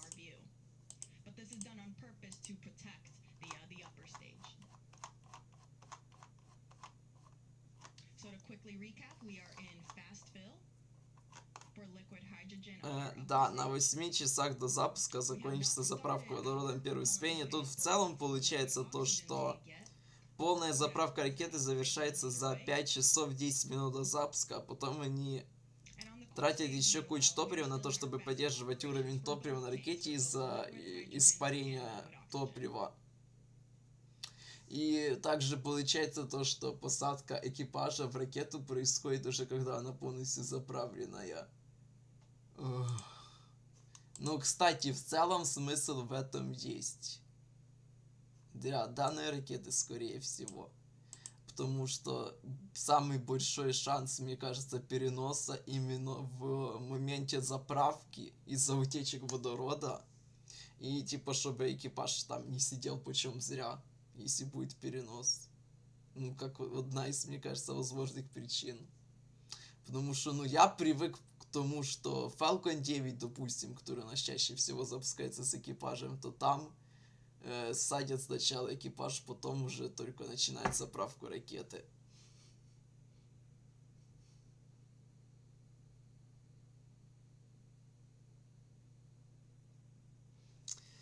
Ну да, на ракете вот в самом верху ракеты установлена мачта системы аварийного спасения.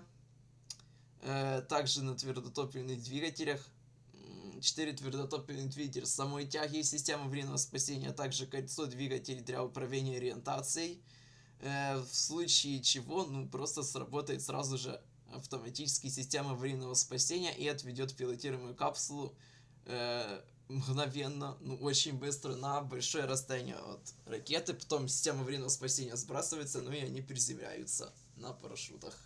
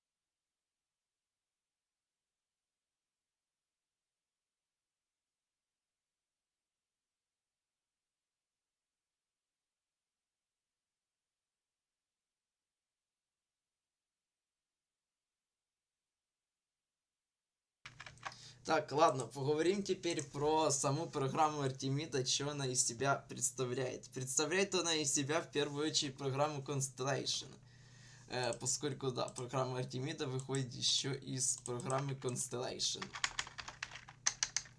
Начата она была, по-моему, еще в 2005 году. Я-то сам про программу Артемида, скажем так, знаю только основы, поскольку происходит она очень медленно. Да, не тут, допустим, как звездолет. Но тем не менее, вот программа Constellation это была программа пилотируемых космических полетов, разработанная НАСА Космическим агентством США с 2005 по 2009 год. Основными целями программы было завершение строительства Международной космической станции и в первую очередь возвращение на Луну не позднее 2020 года. Не позднее 2020 года, возвращение на Луну. Как говорится, верю, я поверил. 2026 год, что мы имеем? Только облет Луны может сегодня состоиться.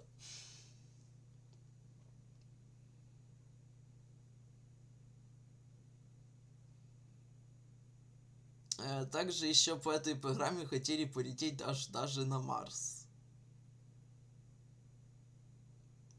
Технологические цели программы включают в себя восстановление значительного опыта астронавтов за пределами Низкой Околоземной Орбиты и разработку технологий, необходимых для обеспечения устойчивого присутствия человека на других планетарных телах. Программа Constellation на часть ответ цель в изложении введения в освоение космоса при администраторе НАСА Шоне О'Киффе и президенте Джорджи Буше-младшему.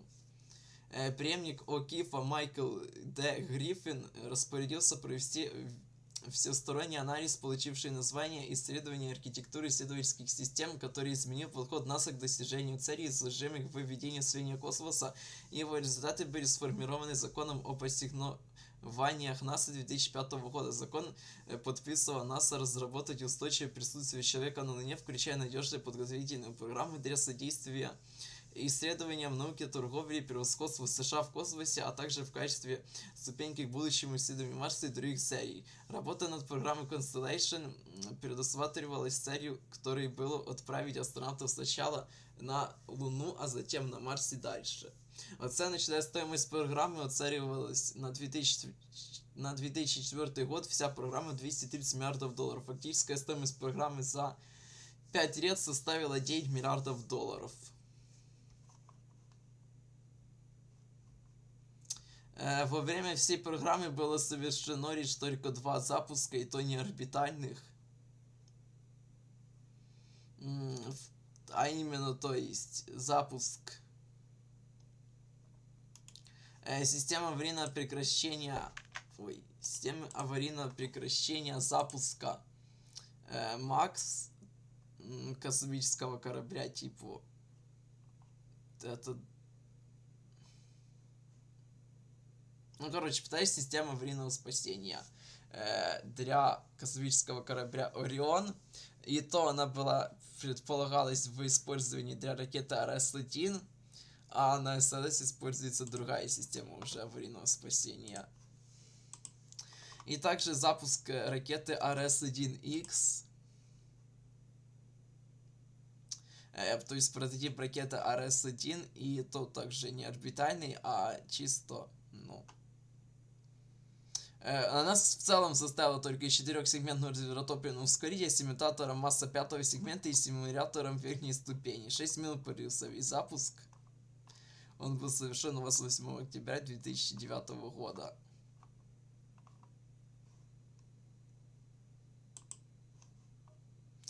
Со стартовой площадки LC-39 космического центра имени Кеннеди.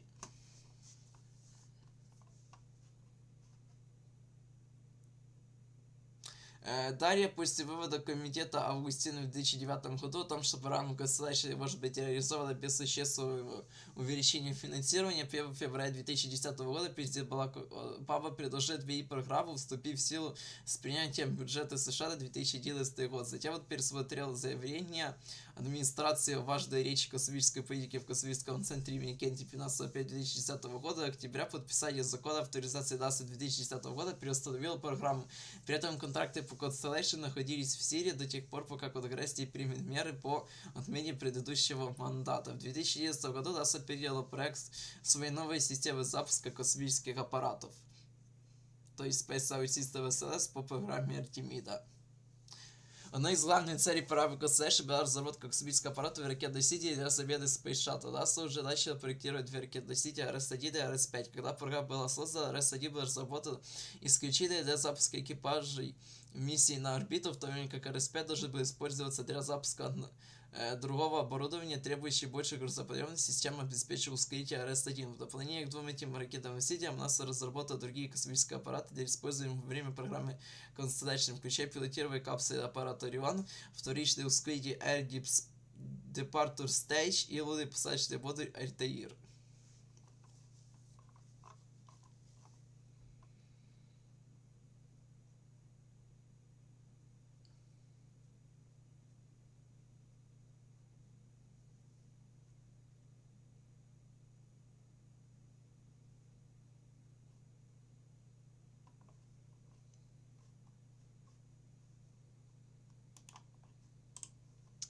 Ракета RS-1 должна была стать пилотируемой ракетой-носителем, разрабатываемой НАСА в рамках программы Constellation.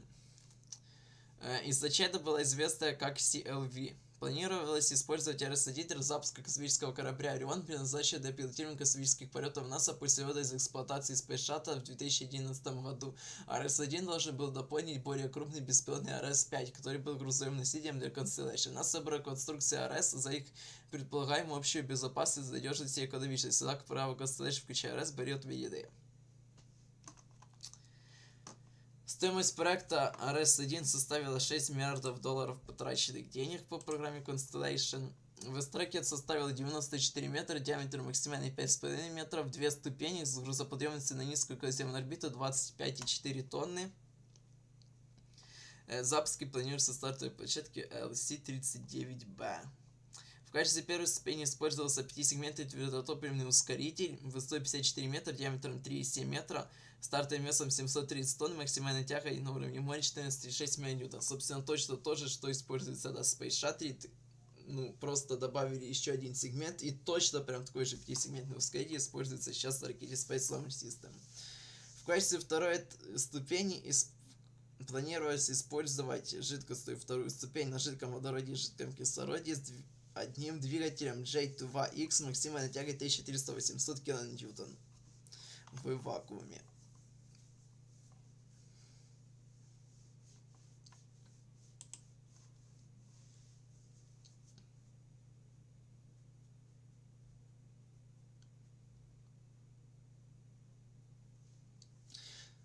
Также в качестве двигателя второй ступени рассматривались двигатели SSME Space Shuttle, то есть двигатели коррекции орбиты космического челнока самого.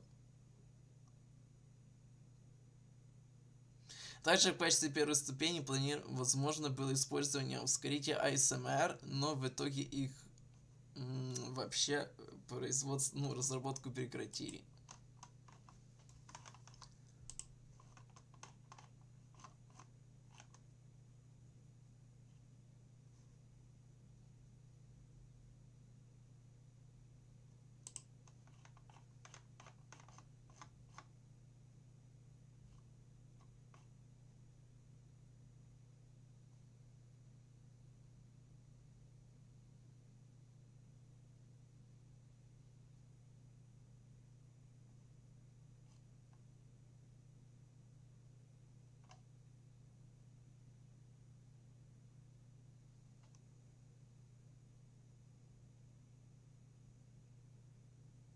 Двигатель J2X за примерно 20-25 миллионов долларов США за двигатель, разработанный и производимый компанией Aerojet Rocketdyne, обошелся бы менее чем в половину стоимости двигателя RS-25.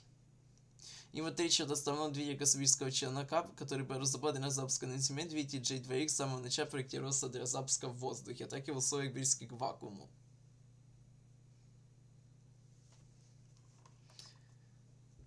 4 января 2007 года НАСА объявил завершение проверки системных требований к первой RS-1.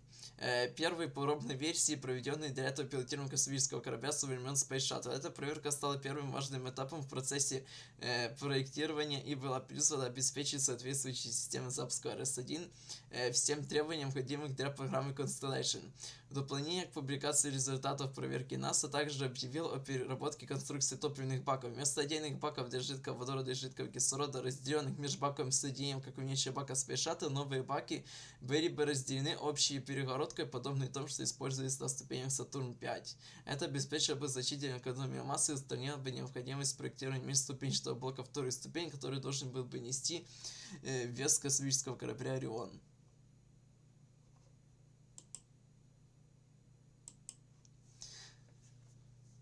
В январе 2008 года НАСА сообщило, что первый ступень твердотопливного ракетного двигателя RS-1 могла создавать сильные вибрации в течение первых нескольких минут подъема. Вибрации были вызваны колебаниями тяги внутри первой ступени. Представители НАСА выявили потенциальную проблему на этапе проверки системы RS-1 в конце октября 2007 года, заявив, что хотят решить ее к марту 2008 года. НАСА признала, что эта проблема очень серьезна, оценить ее в 4 из 5 по шкале риска, но агентство было очень уверено в ее решении. Ну понятно, с такой, конечно, тягой, еще и для такой длинной ракеты 94 метра. И узкой довольно.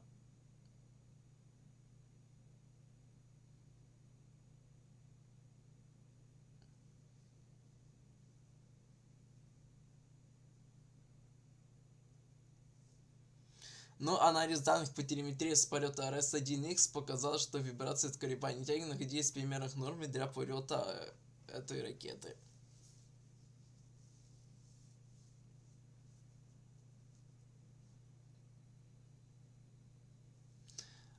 Также в 2009 году было опубликовано то, что ВВС США пришел к выводу, что прерывание полета в Чечении через 30-60 секунд после старта имело бы приблизительную 100% вероятность гибели всего экипажа. Просто замечательно. Поскольку капсула была бы охвачена до момента удара о землю облаком фрагментов твердого топлива температурой 2200 градусов, которые расплавили бы нейтроновый парашютный материал капсулы.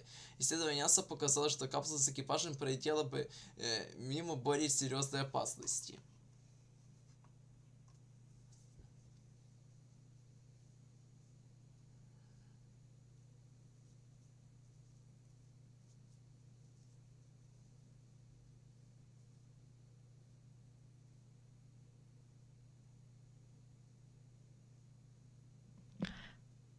This is Artemis Launch Control. We are currently 8 hours and 6 minutes and counting from the opening of today's launch window for the Artemis-2 mission.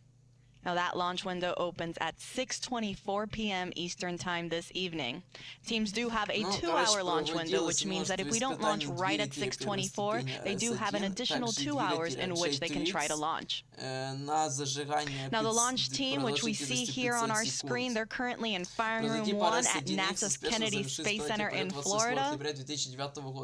They're in the process of loading liquid propellant onto the SLS rocket.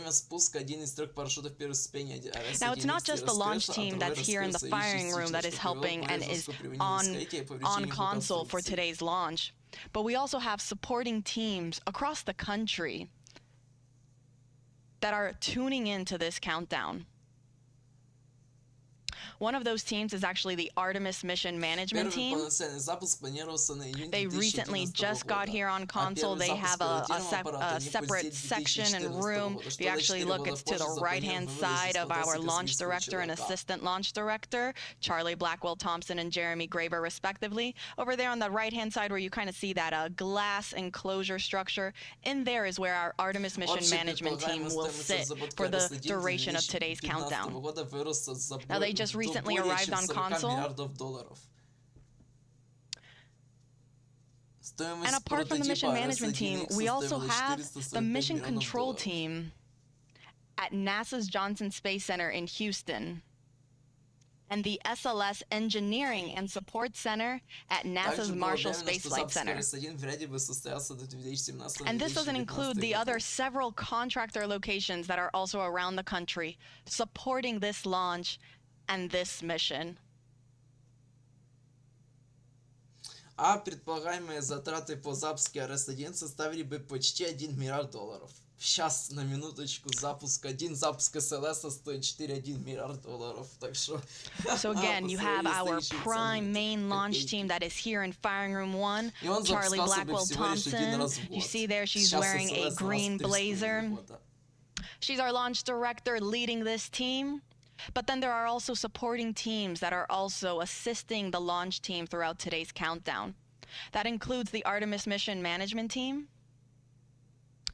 the Mission Control Team in Houston, and the SLS Engineering and Support Center at NASA's Marshall Space Flight Center, in addition to several contractor locations that are located around the country.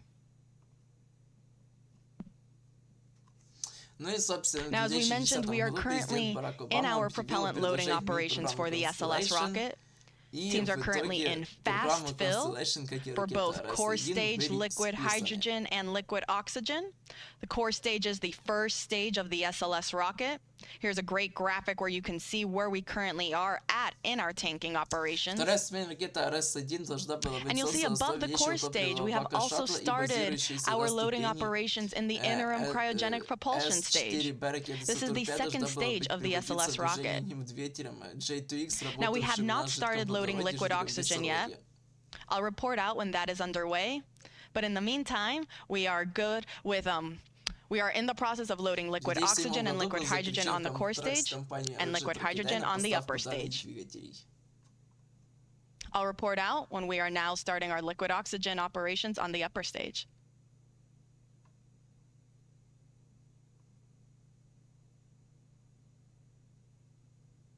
На второй ступени также использовалась общая перегородка баков. Вместо полностью отдельных баков для жидкого водорода и жидкого кислорода. Запас топлива второй ступени составлял бы 135,1 тонну.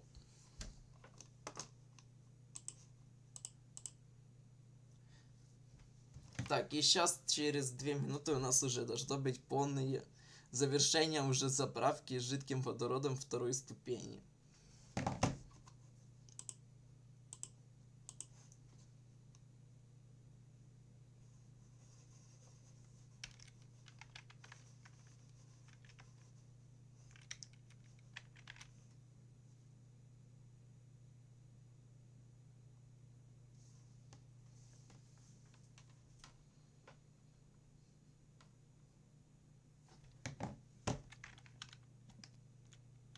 Welcome back. This is Artemis Launch Control. We're currently 8 hours and 1 minute and counting from the opening of today's launch window for the Artemis-2 mission. I'm Antonio Jaramillo in NASA Communications, and I, along with our fellow commentators, will be taking you through today's countdown. And actually joining me currently in the room here in Firing Room 1 is our Assistant Launch Director, Jeremy Graver. Jeremy, thank you so much for taking the time to speak with us today. No problem. Good morning, Tony. Happy to be here. You know, Jeremy, I think we recently heard the call out that our flight crew, our astronauts, they just got their wake-up call. Can you run us through kind of what the rest of the day now looks like for them? Absolutely, yeah. They were woken up just a little while ago. They'll get up as most of us do on a busy, exciting day. Get up, they'll get their breakfast. They'll kind of get into the groove of the day. They'll go through multiple meetings and discussions just to understand where we are. In a little while, Сейчас надо еще кое-что исправить. Хотя нет, тут все правильно. Так, сейчас уже должна быть завершение заправки водородом второй ступени, и далее на отметке 7 часов 45 минут до запуска будет испытание систем вентиляции сброса давления водорода на второй ступени, после чего на отметке 7 часов 5 минут до запуска начнется завершение заправки водорода второй ступени. Чё, блин? Понятно. Ну да, так и будет.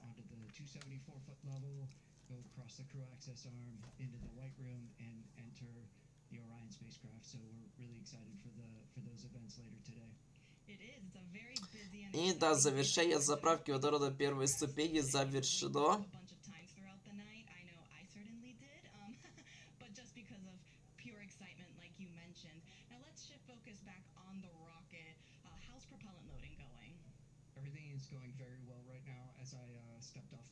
И теперь, ну, собственно, уровень водорода первой ступени поддерживается небольшой дозаправкой. И далее на отметке 7 часов 45 минут будет тест, собственно, сброса давления и вентиляции водорода второй ступени. И на 7 часах 5 минутах до запуска будет уже завершение заправки водорода второй ступени.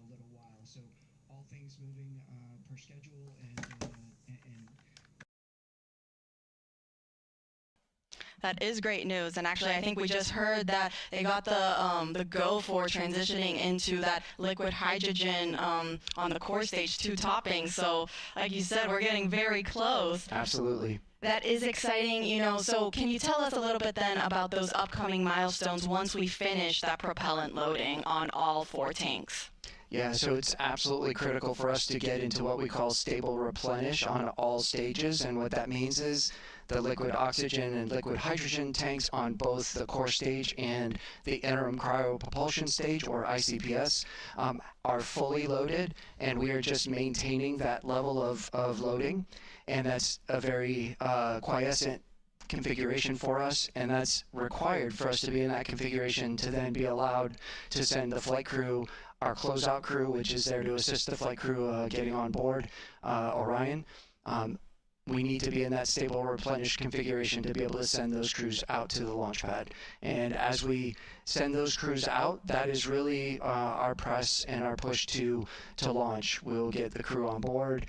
They go through a number of checks, communication checks, system checks, and then our closeout crew's job is to back out of the crew module, close all of our hatches, get us in configuration to be able to then lead the closeout crew to leave the pad, and that puts us in the configuration to allow us to proceed through the rest of launch countdown as we proceed down to our final hold at T-minus 10 minutes, where we do all of our launch polls and determine that we are ready to pick up with what we call terminal count, which is from T-minus 10 minutes down to launch at T0, and really excited to get to all of those milestones as we proceed through the day. We are all very excited. We're rooting for you guys, watching along. And as you mentioned, you know, the reason to get to all stages replenished first is because that's the point we're at the safest configuration to send people back to the launch pad, correct? That is absolutely correct. It is a very stable configuration. It's the safe configuration that we require to ensure that we're ready to send those crews out to the pad. Jeremy Graver, thank you so much for taking the time to speak with us today. We're rooting for you, wishing you the best of luck, and we'll let you get back on console. Excellent. Thank you, Tony. Appreciate it. Go Artemis. Go Artemis. All right, and so just to quickly recap, we are now in our topping phase for liquid hydrogen on the core stage. We are still in fast fill on the liquid oxygen side for the core stage, and also fast fill for the upper stage liquid hydrogen tank. I'll report back once we have entered our topping phase for liquid oxygen on the core stage.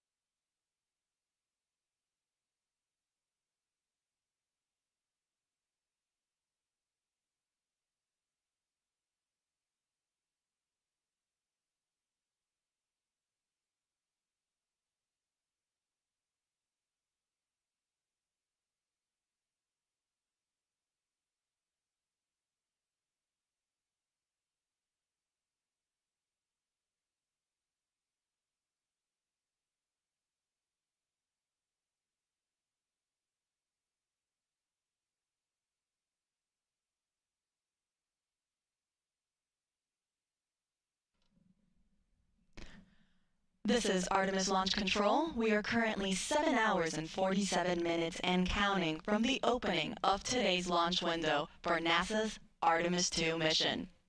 That launch window opens at 6:24 p.m. Eastern Time this evening. Now, the teams do have a 2-hour launch window, so that means if we can't launch right at 6:24, that's okay. They still have an additional 2 hours in which they can attempt to launch. Now, currently, the Artemis launch team, which you see on your screen there, they are in the process of loading cryogenic or super cold liquid propellant onto the SLS, or the Space Launch System rocket. The teams actually just reported that we have completed loading liquid hydrogen onto the core stage of the rocket. Now, the core stage is the first stage of that SLS rocket. There's a great graphic representation of where we currently are in our tanking operations. So as you see, we are at 100% level for the liquid hydrogen tank on the core stage. So that means we are now, the teams are just going to be constantly replenishing that tank as some of that liquid starts boiling off into a gas due to the temperatures as it starts warming up. So teams will therefore replenish it constantly to maintain this 100% flight level. Now, as you can see, right above the hydrogen tank sits our liquid oxygen tank. That's currently 70% of the way filled. And then on our upper stage, or the interim cryogenic propulsion stage, this is the rocket stage that sits on top of the core stage. We are currently in our fast fill operations for liquid hydrogen on that upper stage. Teams have not started liquid oxygen for the upper stage, and that is totally normal. That is part of the countdown. We aren't scheduled to start our upper stage liquid oxygen loading operations until we start getting into, so we get much further into our loading operations for the liquid oxygen tank on the core stage. So again, we are now in replenish for the core stage liquid hydrogen tank, and we are in fast fill for the liquid oxygen tank on the core stage and the liquid hydrogen tank on the upper stage. Now, a quick recap on how the whole tanking loading process goes. Teams will first start with what is called chill down. So prior to us actually starting to load this super cold propellant onto the rocket, they will first chill down all of the systems and lines. This is done to make sure that it is able to receive these super cold temperatures. In order for hydrogen to be in a liquid state, it needs to be negative 423 degrees Fahrenheit. Oxygen in a liquid state is negative 297 degrees Fahrenheit. So very, very cold temperatures. And as such, we want to make sure that we are conditioning all of the systems to be able to receive those cryogenic temperatures so that we aren't shocking the hardware and we're not causing any potential damage unnecessarily. Now, following chill down, we will transition into what is called into slow fill on the core stage. Now, slow fill, as the name suggests, refers to slowly starting to feed that propellant onto the rocket. This officially marks the start of our propellant loading.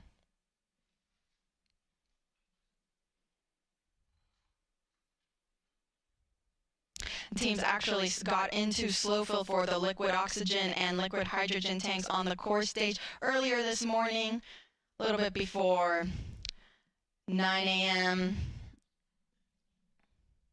Following slow fill is then when we transition into fast fill. This is where we stay for the majority of our tanking loading operations. Similarly to slow fill, fast fill refers to loading propellant at a much faster rate. And that is currently where the liquid oxygen tank state is in. We are in fast fill for liquid oxygen tank on the core stage. Now, after fast fill, we transition into topping. This is the last little bit that is needed to fill the tanks to 100% level.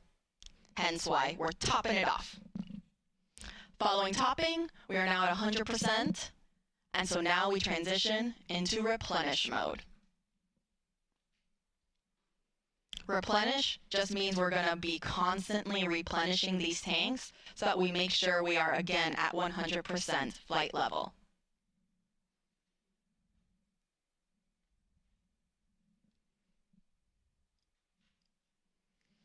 Now you see on your screen there, we can see some venting coming off the rocket. This is totally expected as we begin our loading operations. Some of that liquid propellant starts warming up. It'll start to boil off and vent outside of the rocket.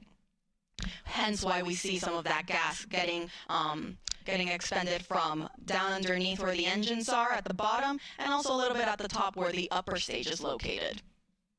So again, an expected condition.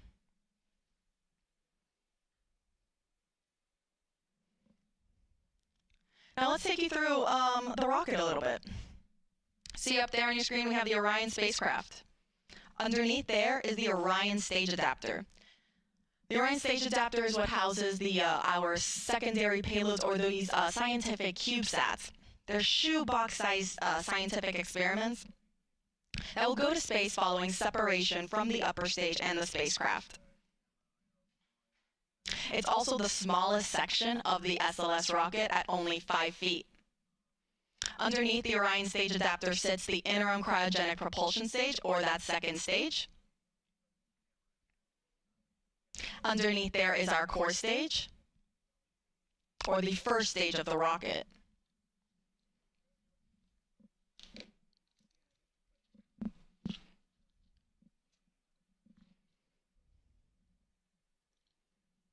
Now the core stage, it consists of the propellant tanks, the ducts, the valves, avionics, and it also houses the 4 RS-25 engines that are down there at the bottom. Next to the core stage, we have our 2 solid rocket boosters. Each is taller than the Statue of Liberty.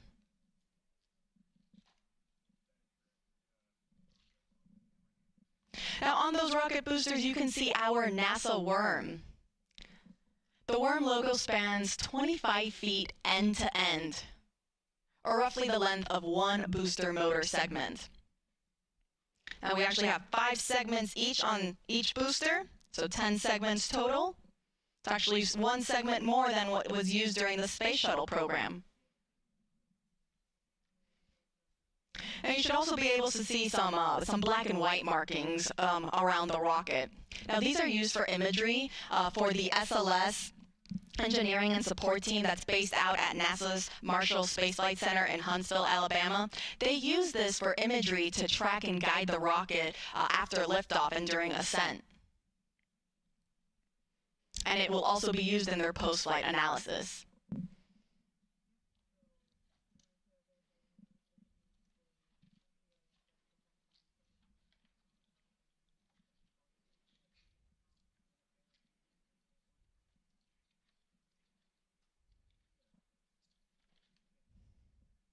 Now the orange color of the core stage is the thermal protection system, or that spray-on foam insulation. Now this provides the thermal protection for every part of the rocket.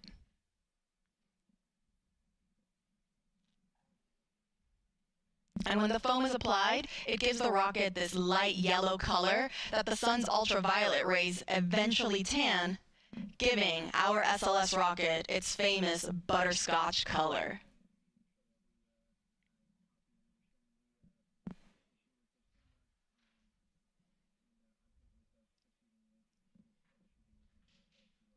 So again, to quickly recap, we are in replenish mode for the core stage liquid hydrogen tank.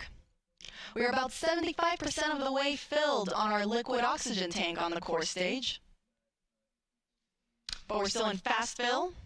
I'll let you know when we transition into topping for the core stage liquid oxygen tank.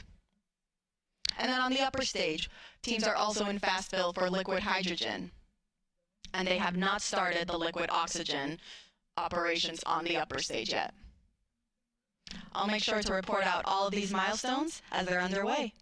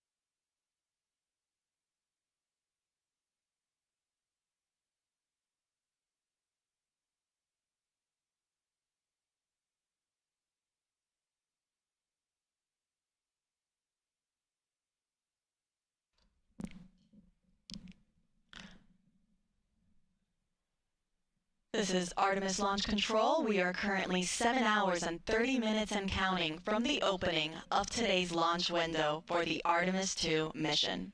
That launch window opens at 6:24 p.m. Eastern Time, and teams do have a 2-hour launch window, which means that if we don't launch right at the beginning at 6:24, they do have an additional 2 hours in which they can attempt to launch.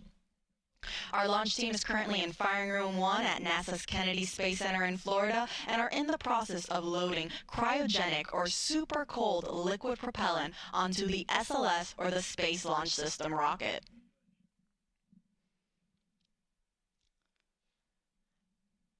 Now, teams did just complete fast fill for the liquid hydrogen tank on the upper stage, or our interim cryogenic propulsion stage. Now, fast fill refers to loading propellant at a faster rate. This is preceded by chill down, which gets the system ready to receive these super cold temperatures. And then following fast fill, teams will then transition into topping and replenish.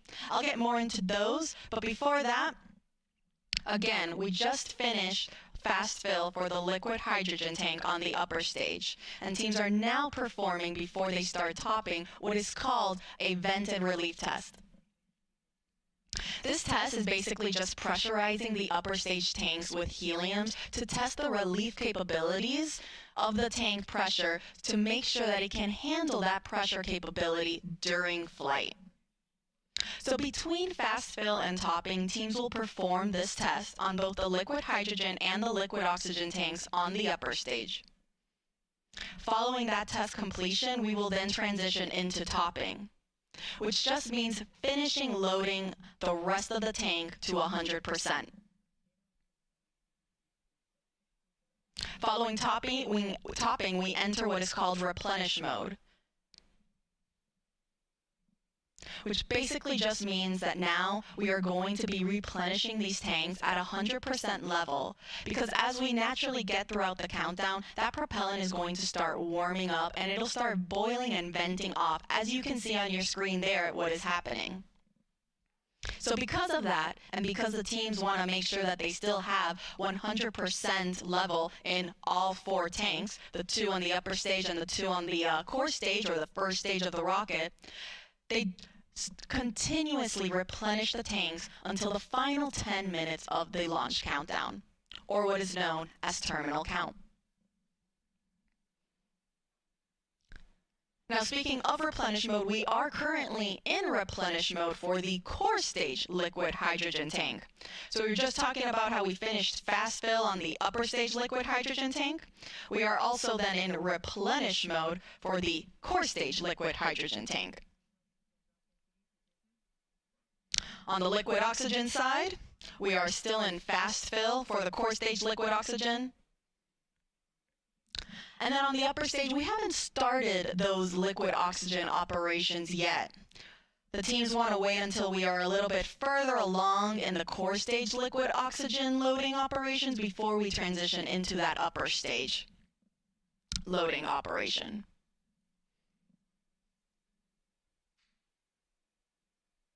Now, in total, the SLS and Orion spacecraft are 322 feet tall. At liftoff, SLS produces 8.8 million pounds of thrust.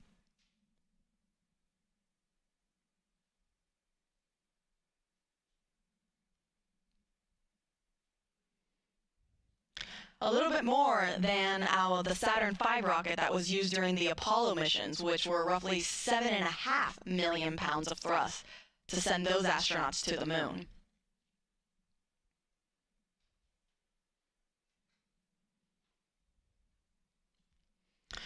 With our SLS rocket, though, you don't just have those liquid fuel tanks that are fueling the rocket, but you also have 2 solid rocket boosters that are attached on either side. You see there on your screen right there?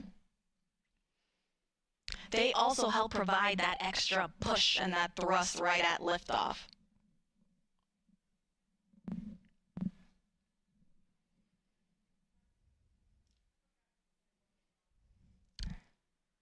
Now, Let's go up a little bit on the rocket, go back to our upper or our second stage, our interim cryogenic propulsion stage.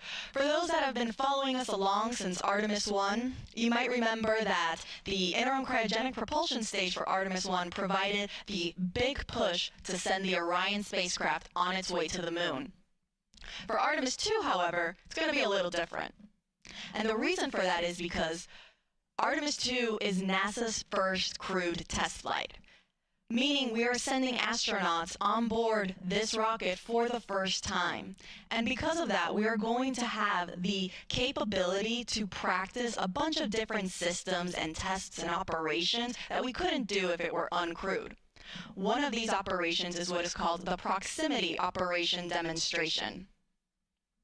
This involves the upper stage, or that interim cryogenic propulsion stage, and the Orion spacecraft practicing proximity maneuvers where the Orion spacecraft will practice approaching and getting away from the upper stage in a high Earth orbit.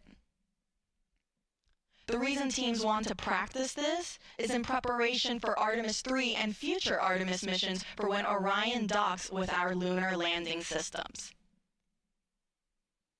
And so because of this, this means that the interim cryogenic propulsion stage will be separating from Orion much sooner. Meaning that following this demonstration, it will be Orion's European service module that will actually send the spacecraft on its trajectory to the moon. It will perform what is called the translunar injection burn.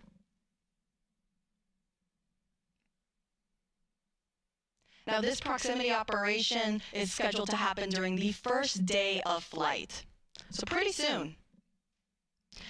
And NASA will be providing you with 24/7 live coverage, starting right now as we have been going through our propellant loading operations, and we will continue throughout the course of the entire mission, including all of the splashdown operations.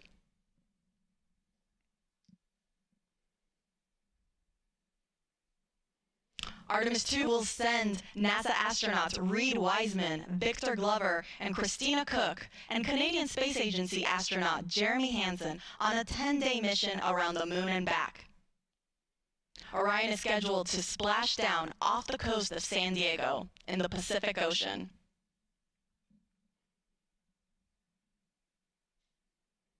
So to quickly recap, teams are in the process of performing a vent and relief test on the liquid hydrogen tank on the upper stage, following finishing their fast fill operations. Again, this test is to just test the tanks that they can handle the pressure that will be happening during this first day of flight. Following this test, we will then transition into our topping phase on the upper stage liquid hydrogen tank, and it'll then transition to replenish. On the core stage, meanwhile, we are still in fast fill for the liquid oxygen tank, and we are in replenish for liquid hydrogen.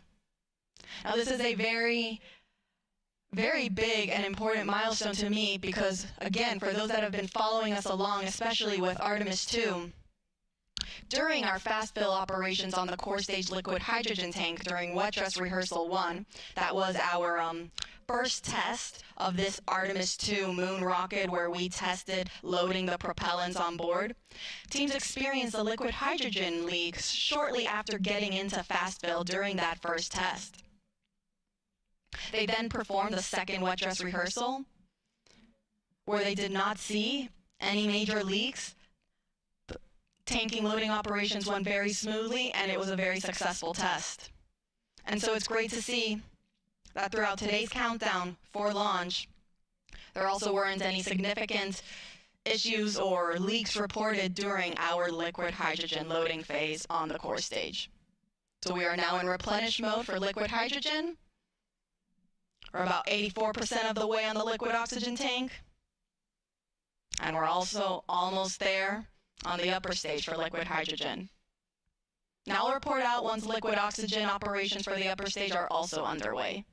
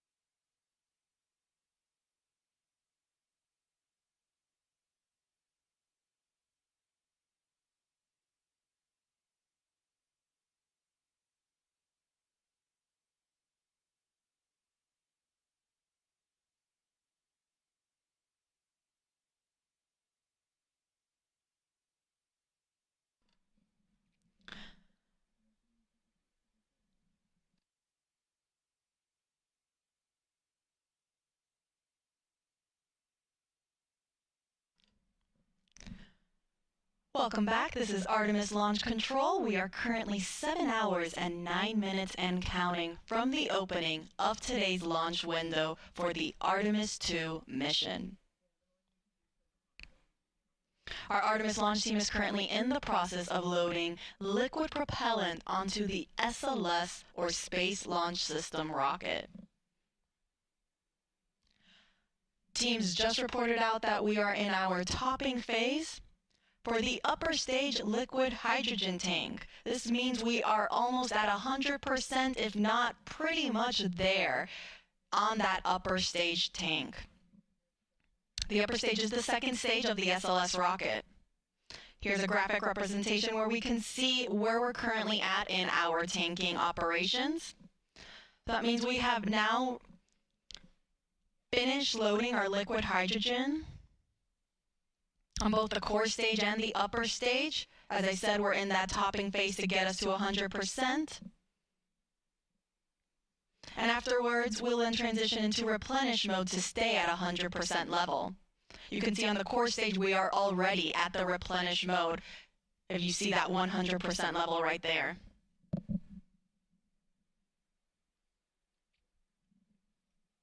And we also just got confirmation that we are also in replenish for the upper stage liquid hydrogen tank.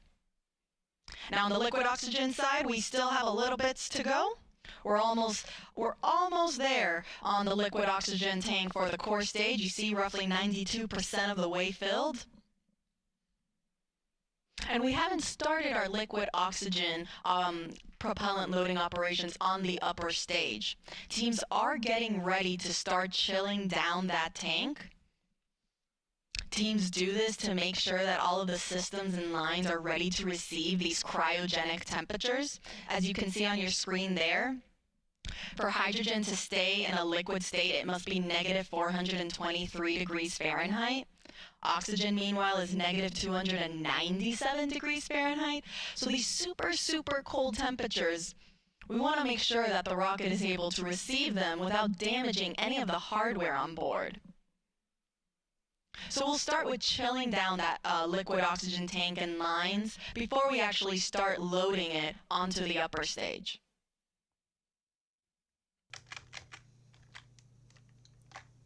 И еще раз всем привет, я напоминаю, что мы продолжаем смотреть прямую трансляцию запуска ракеты NASA Space Launch System с миссии Artemis-2, пилотируемый облет Луны.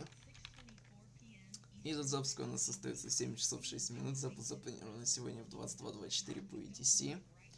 И у нас уже была произведена полная заправка как жидким водородом первой, то есть второй ступени, также и первой ступени.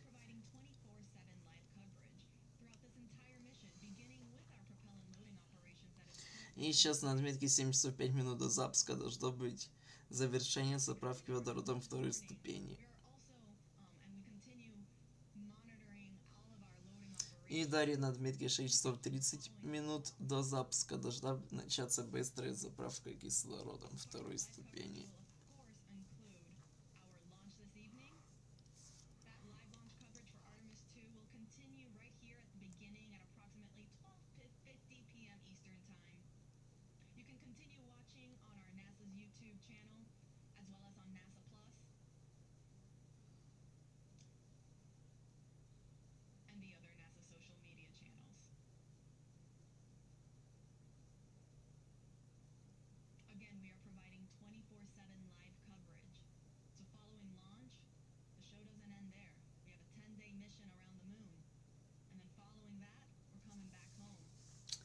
В Краснодарском крае, скорее всего, не будет видно. На нашей половине этой, скорее всего, нет.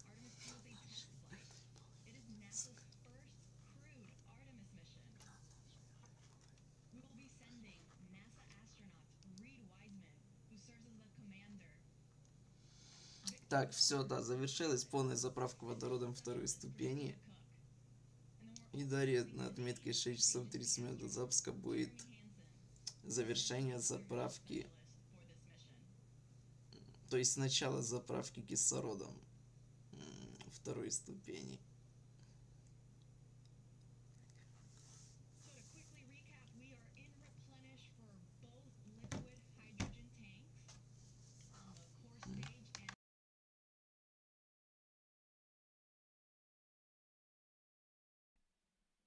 And we are getting very close to being almost all the way full on the liquid oxygen tank in the core stage.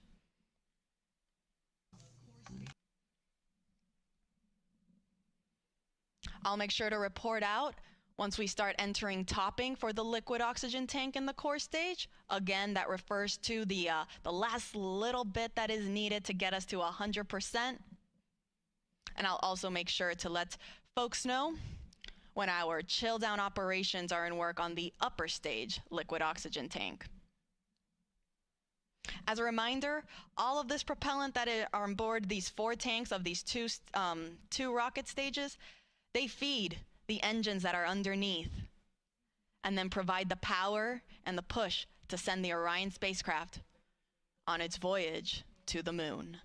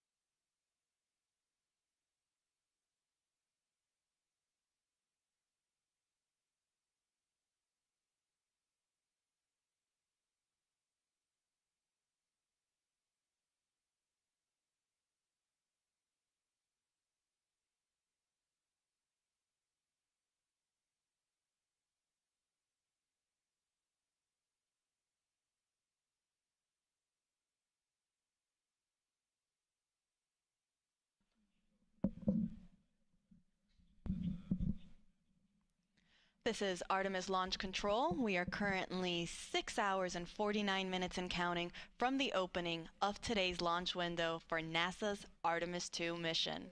That launch window opens at 6:24 p.m. Eastern Time this evening, and we do have a 2-hour launch window, which means that if we don't launch right at the start at 6:24 p.m., that is okay. Teams still have an additional 2 hours in which they can try to launch the SLS, or Space Launch System rocket, and the Orion spacecraft. Now, the Artemis launch team is currently in the process of loading cryogenic or super cold liquid propellant onto the SLS rocket.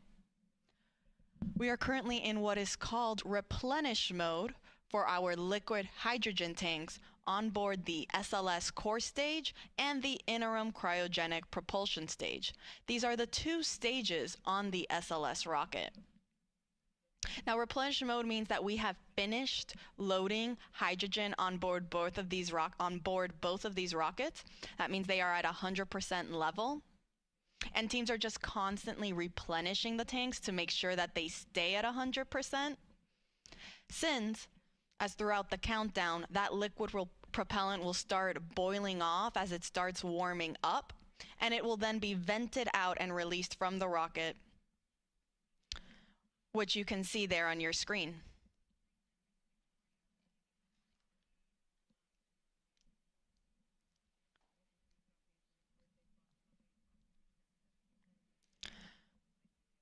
Now, on the liquid oxygen side, teams are now in topping phase for the core stage liquid oxygen tank. Topping is the in-between state of fast fill and replenish mode. Fast fill is where we spend the most of the time loading propellants. We load it at a much faster rate. Then once we reach a certain point, we will transition into topping to finish loading the tank to 100%. That is now where we are currently at in the core stage liquid oxygen tank. And following topping, we then transition into replenish. So we're in core stage liquid oxygen topping. We're in topping for the core stage liquid oxygen tank. And we are in replenish mode for both tanks on the liquid hydrogen, on the core stage and the upper stage. Now, meanwhile, on the liquid oxygen tank on the upper stage, teams just reported that they have now started chill down for that upper stage tank. This is the first step that is needed before we actually start flowing and loading that propellant on board. The reason this is done is to chill down the systems in line so they are ready to receive those super cold temperatures and not cause any potential damage to the hardware. For reference, oxygen needs to be negative 297 degrees Fahrenheit to be in a liquid state, and hydrogen, negative 423 degrees Fahrenheit. So very, very cold temperatures that the rocket is dealing with right now.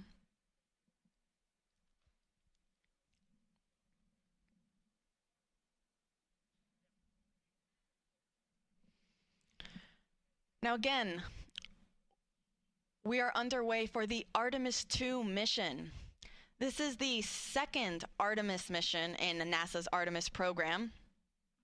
Artemis 1 was an uncrewed test flight. Artemis 2 will be the first crewed test flight. This will be the first time we send astronauts on board our Orion spacecraft. We'll be sending our Commander Reid Wiseman, our pilot Victor Glover, and mission specialists Christina Koch and Jeremy Hansen on a 10-day mission around the moon. Now, from the rocket side, there aren't that many changes from Artemis 1 to Artemis 2. Most of the major sections of SLS really remain unchanged. Some of the differences are more in the details to really just provide our astronauts with a better ride in space. Some of those include some optical targets that are now on the upper stage as visual cues during the proximity operation demonstration. This will be a test for the astronauts to practice maneuvering Orion and practice approaching the upper stage while it's in a high Earth orbit. Another improvement for SLS was an improved navigation system. Also, communications capability between the ground stations and the U.S. Space Force Space Launch Delta 45, which controls the eastern range. That is responsible for kind of helping dictate when we are allowed to launch here off the Space Coast in Florida.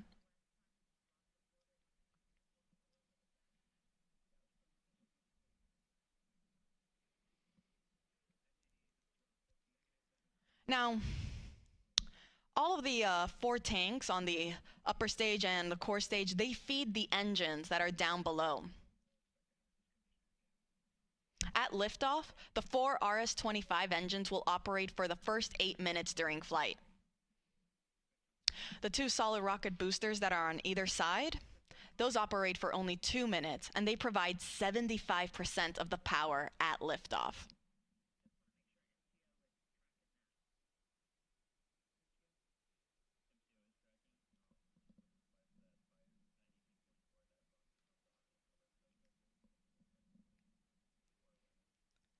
So to quickly recap, we are in replenish for our both liquid hydrogen tanks.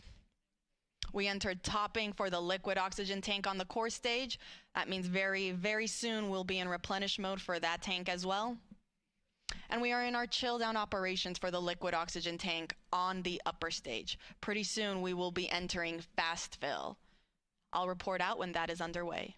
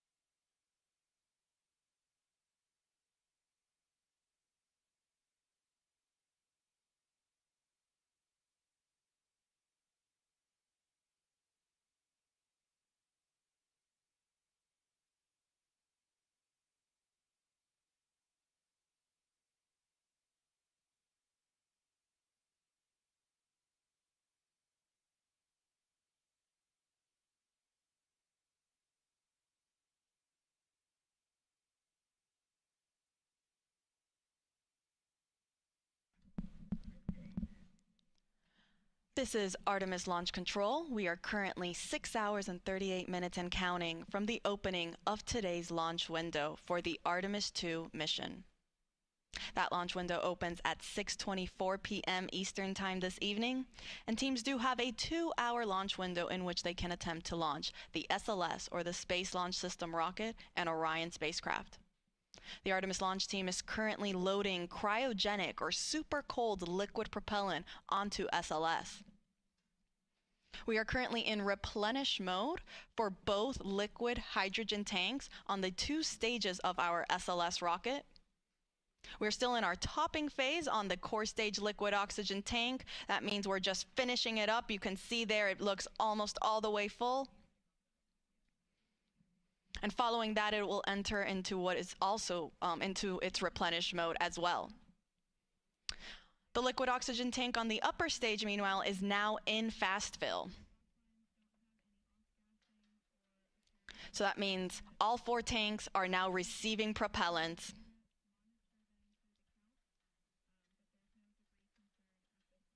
Following fast fill on the liquid oxygen tank for the upper stage, teams will perform that vent and relief test that they also did for the liquid hydrogen side on the upper stage. This test is again just to test the relief capabilities to make sure that the upper stage can handle the pressure that will be introduced at liftoff and during launch.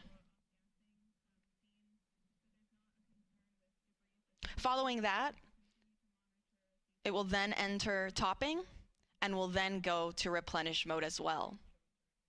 Once we are in replenish mode for all tanks, that will be the signal to the launch team to tell our astronauts that they are ready to start heading out to the launch pad and get on board their Orion spacecraft. Now, Artemis 2 is a test flight, and it is NASA's first Artemis crewed mission. That means this will be the first time that our astronauts, our Commander Reid Wiseman, pilot Victor Glover, and mission specialists Christina Koch and Jeremy Hansen, they will be the first to experience launch and flight atop SLS. The rocket hits a maximum speed of 22,670 miles per hour.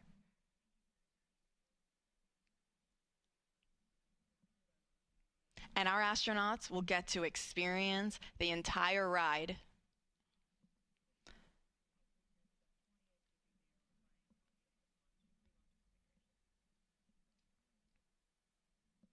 So to quickly recap, we are in replenish mode for both liquid hydrogen tanks.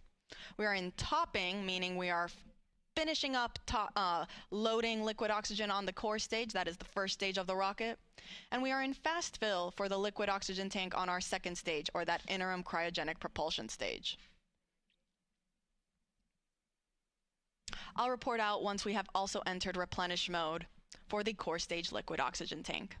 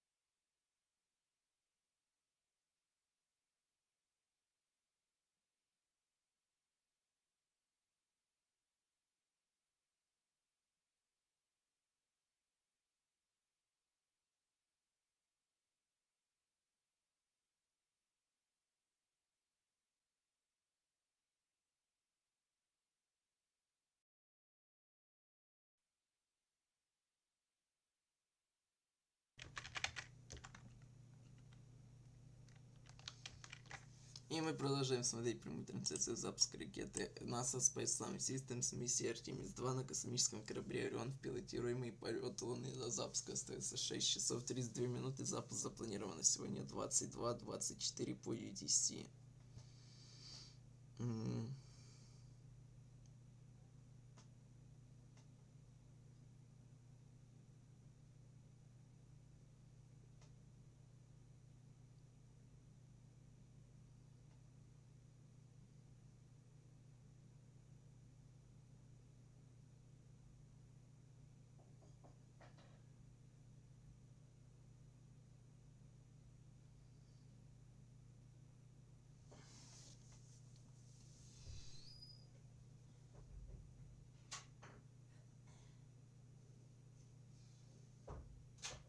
Уже была завершена заправка водородом как первой, так и второй ступеней.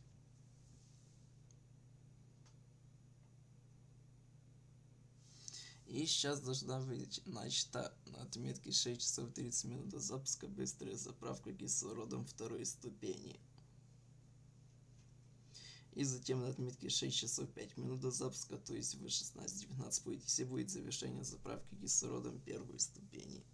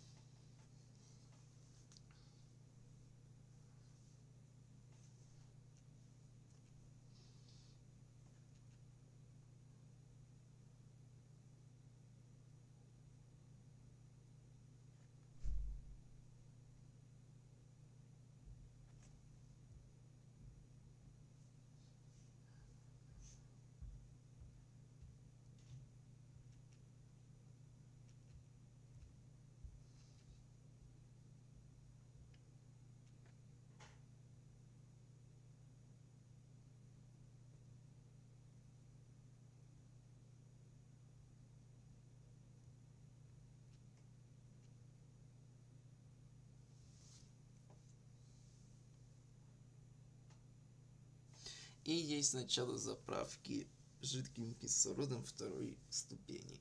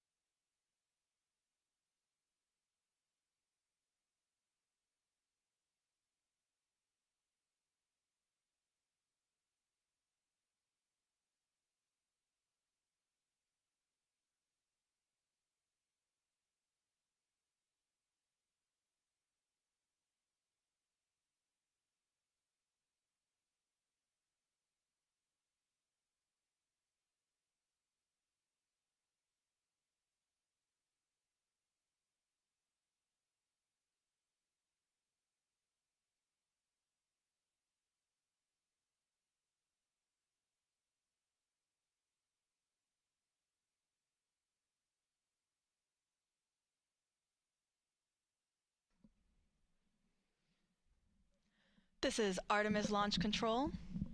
We are currently 6 hours and 22 minutes and counting from the opening of today's launch window for the Artemis-2 mission. The launch team is currently in the process of loading cryogenic or super cold liquid propellant onto the SLS, or the Space Launch System rocket. We're currently in replenish mode for both liquid hydrogen tanks on both the first stage and the second stage of the rocket. And then on the liquid oxygen side, we are in fast fill for the liquid oxygen tank on the upper stage. And then we are getting ready to get into our replenish mode for the liquid oxygen tank on the core stage. We are still in that topping phase, finishing loading the propellant tank to 100%, at which point then teams will transition into replenish mode as well, which just means that we are going to constantly be replenishing these tanks at 100% level. Now today's launch window opens at 6:24 p.m. Teams do have a 2-hour launch window, which means if we don't launch right on time, they do have an additional 2 hours in which they can attempt to launch. For those of you just joining us, NASA will be providing 24/7 live coverage of this entire mission, starting with our propellant loading operations that are currently underway. Thank you so much for everyone that's been following along. Our live launch coverage of Artemis-2 will continue right here, beginning at approximately 12:50 p.m.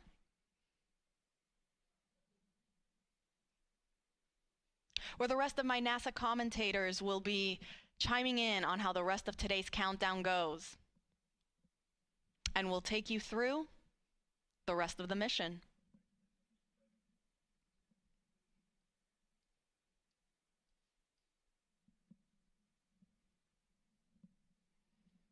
Now, Artemis-2 is a test flight.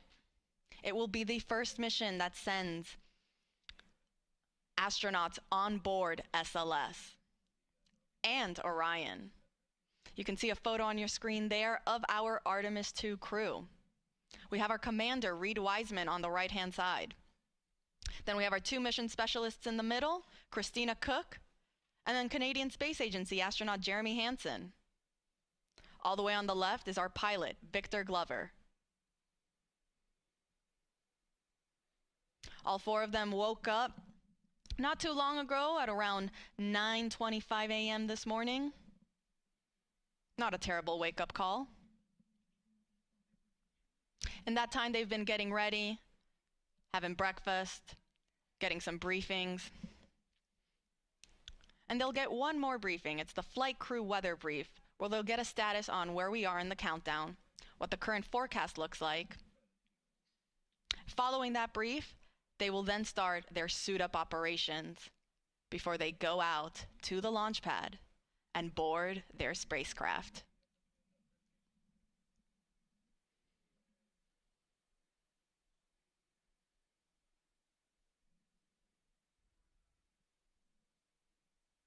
And teams did report that we have now entered replenish mode for the core stage liquid oxygen tank. So we are now in replenish for both liquid hydrogen tanks on the core stage and the upper stage. And we are also in replenish mode for the core stage liquid oxygen tank. On the upper stage liquid oxygen tank, meanwhile, we are still in fast fill. And I'll report out once then we transition from fast fill onto the next step, which will again be that vent and relief test. This is pressurizing the upper stage tanks with heliums to test the relief capabilities of the tank pressure to make sure that it can handle that capability during flight. Following that test, teams will then start topping on the liquid oxygen tank, and will then, after topping, will then transition into replenish mode as well.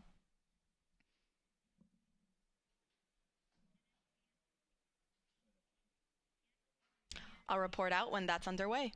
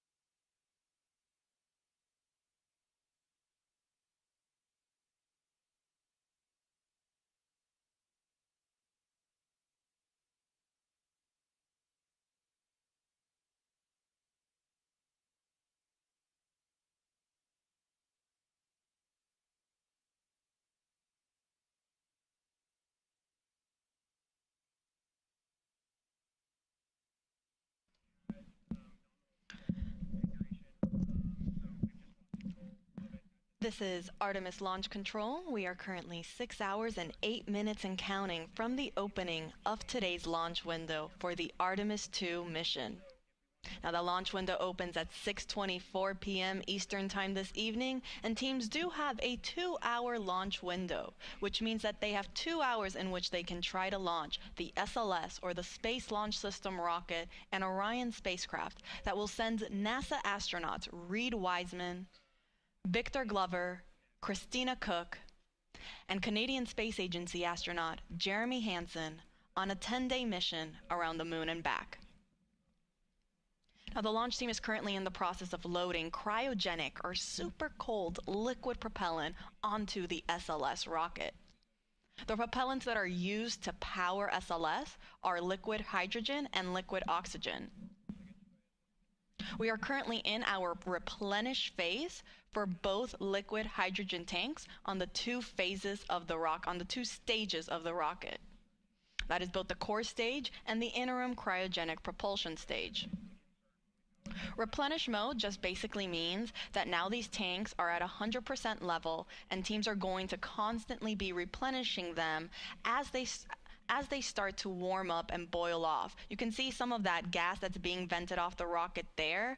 That's normal. Teams totally expect to see that, and because of that, we have then a replenish valve to constantly be И мы продолжаем смотреть прямую трансляцию запуска ракеты NASA Space Launch System с космическим кораблем Orion, миссия Artemis-2 в пилотируемый облет Луны. До запуска остается еще 6 часов 7 минут. Запуск запланирован на сегодня в 22:24 по UTC.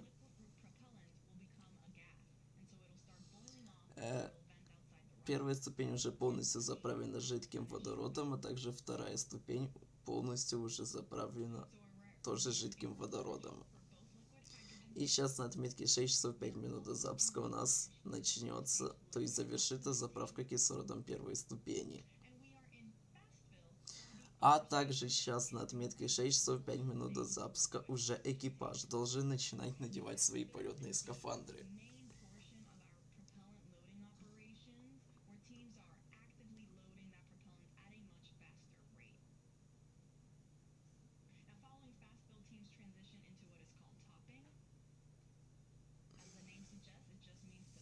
И вот, собственно, инфографика заправки на данный момент. Ракета уже почти полностью заправлена. Осталось еще чуть заправить жидкий кислород на вторую ступень.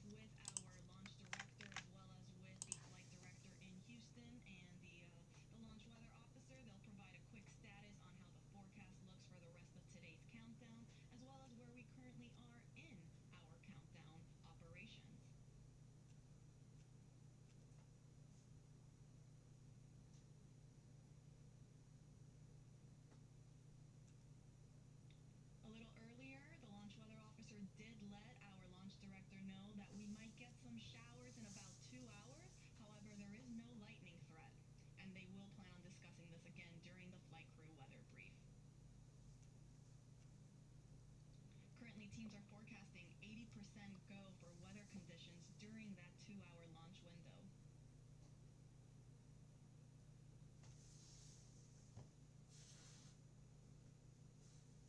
So again, to quickly recap, we are in replenish mode for both liquid hydrogen tanks. Итак, завершена заправка жидким кислородом первой ступени. И далее, собственно, отметки сколько, подождите.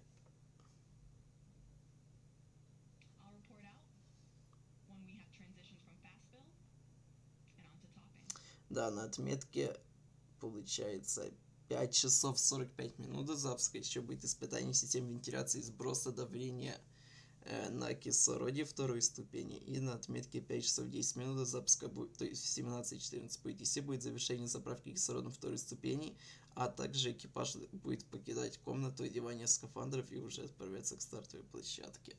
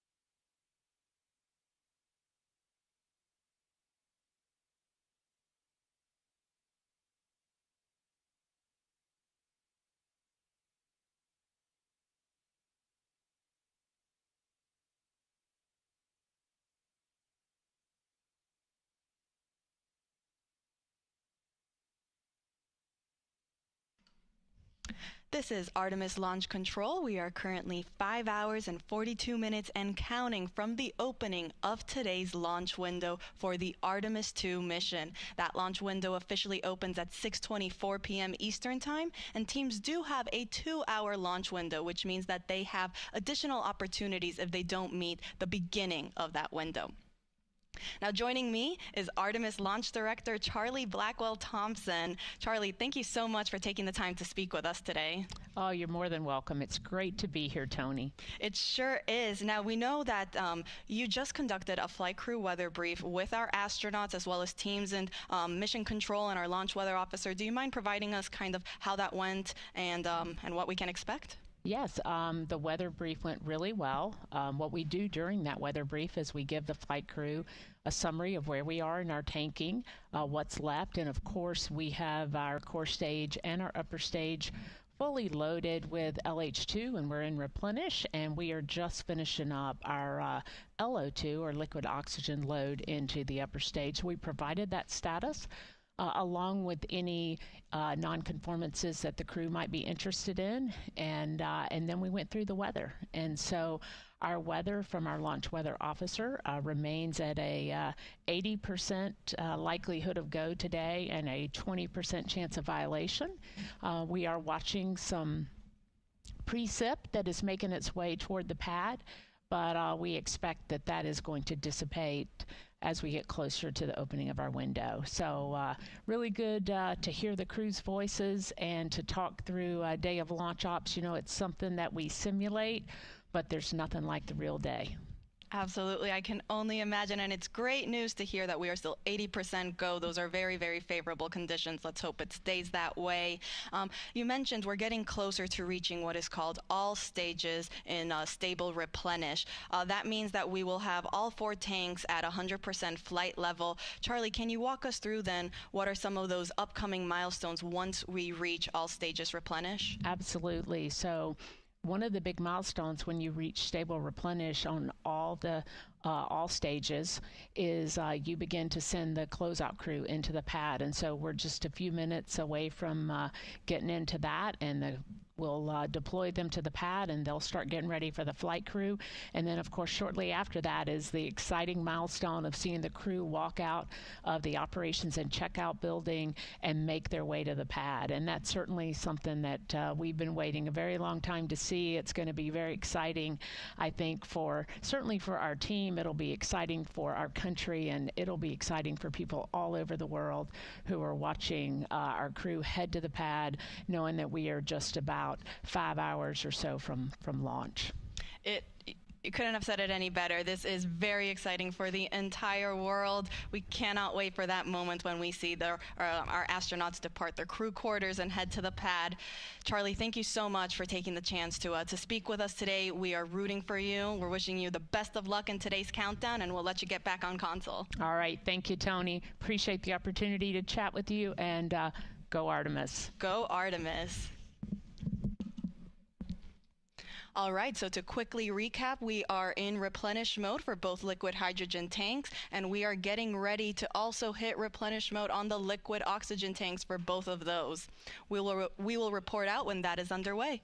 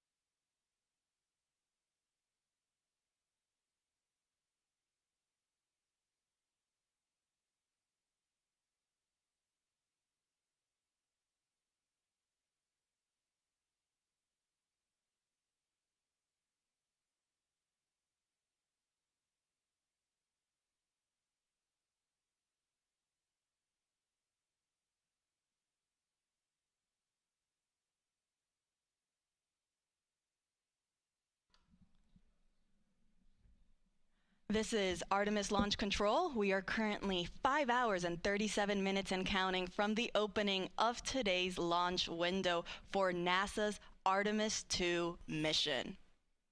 Now, the launch team is currently in the process of loading cryogenic or liquid propellant onto the SLS rocket. You see our launch team there in Firing Room 1, and you actually can see our NASA Administrator, Jared Isaacman. He just joined the room to greet our Launch Director, Charlie Blackwell Thompson, and our Assistant Launch Director, Jeremy Graver. Now, to quickly recap, we started our propellant loading operations at 8:35 a.m. Eastern Time. That was after we had chilled down the core stage systems lines, and after we had been given the go from our launch director to start our tanking operations. So after 8:35, we started again slow fill. A little bit after that, at 9:25, our astronauts got their scheduled wake-up call. Following slow fill on the core stage, we then transitioned into fast fill. Once we were in fast fill for the core stage, we then started our upper stage loading operations. We started first with hydrogen. Started chilling down the liquid hydrogen tank on the upper stage at roughly 9:36 a.m. And then we got into fast fill at 9:51 a.m. Following that, we entered then our topping phase on the core stage liquid hydrogen tank. Topping refers to finishing up that last little bit to get to 100%, and then we transitioned into replenish. We did the same thing for the core stage liquid oxygen tank, as well as for the liquid hydrogen tank on the upper stage. Now all that's left is to enter replenish mode for the liquid oxygen tank on our upper stage, and we will enter what is called all stages replenish. This means that now all 4 tanks will be at 100% level. Once we reach this stage, this will be the signal for our launch team to let our astronauts know that they have the clear to enter the launch pad and go and enter their spacecraft. As a reminder, NASA is providing 24/7 live coverage of this mission. We started this morning at 7:45 a.m. and ran you through our tanking loading operations, and we will continue to do so throughout the rest of today's launch countdown. We will be beginning our live coverage in just a few minutes for that launch, and the rest of our commentators will make sure to take you along through today's countdown. You can see on your screen there how to watch.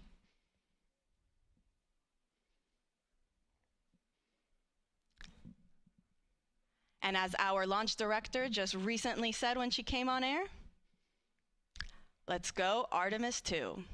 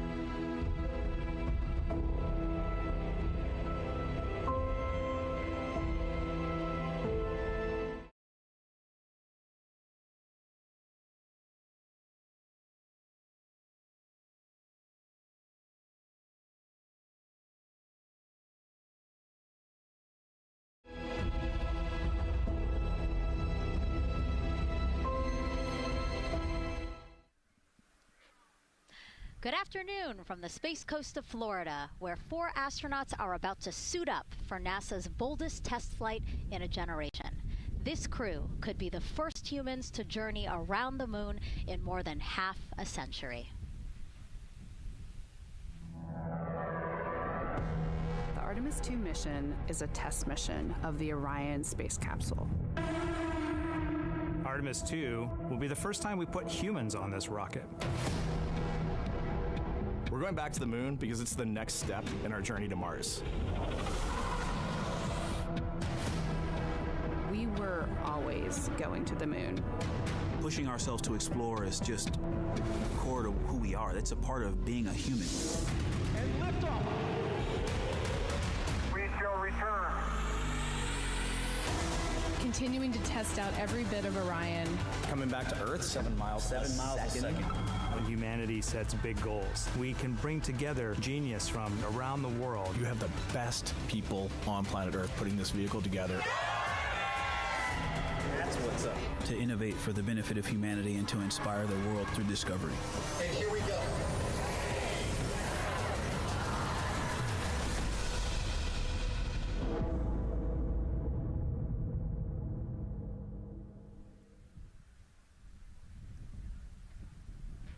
Welcome, and thank you for joining us live from NASA's Kennedy Space Center, where we are beginning a new chapter in America's human spaceflight story.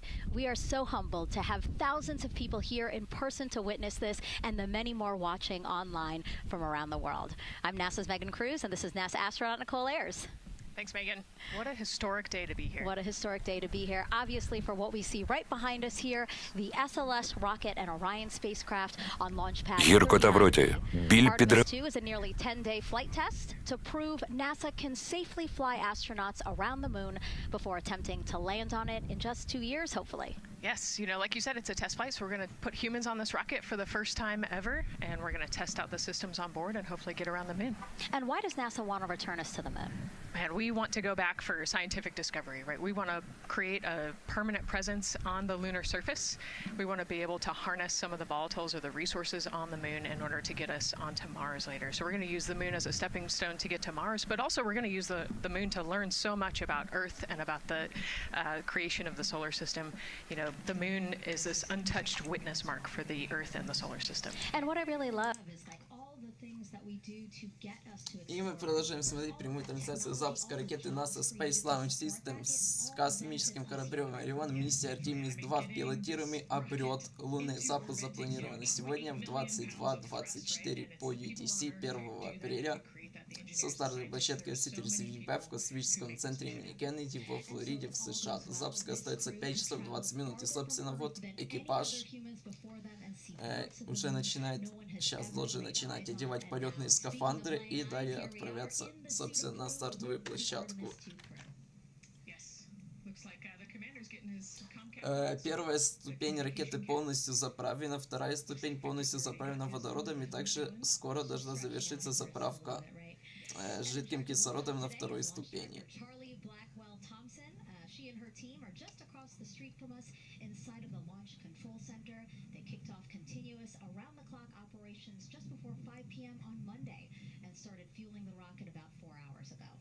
They have a 2-hour launch window that opens at 6:24 p.m. Eastern Time, which our clock in the upper left-hand corner is counting down to. And, we just heard from Charlie Blackwell Thompson in our tanking coverage, which was the broadcast just before this one kicked off.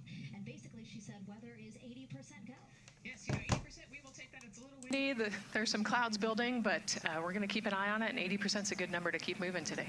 Yeah, and what she said was a wave of showers are moving west, but they should be well past the pad by the time we launch again. Hopefully at 6:24 p.m. today. Hopefully.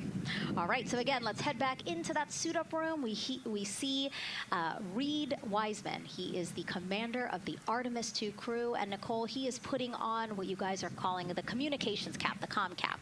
Yes, so it's a little bit for protection of his, of his head there, but also you can see the mic booms, and he's got ear cups there so he can hear, the rocket's loud. So you're going to wear hearing protection, but then we also want to be able to talk to Earth and talk to each other.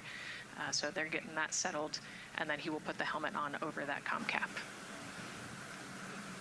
That COM cap will also connect into the suit, which then eventually connects into the capsule through an umbilical there. So there's a lot of cords and wires. You can see them tuck in that cord under his chin right now.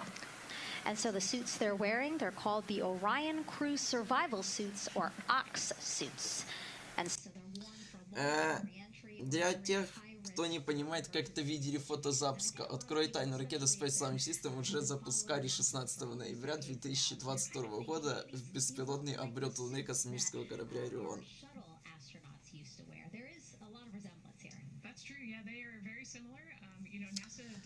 Так называемая загрузка людей в космический аппарат начнется за 4 часа до запуска. Сейчас до запуска вот 5 часов 18 минут.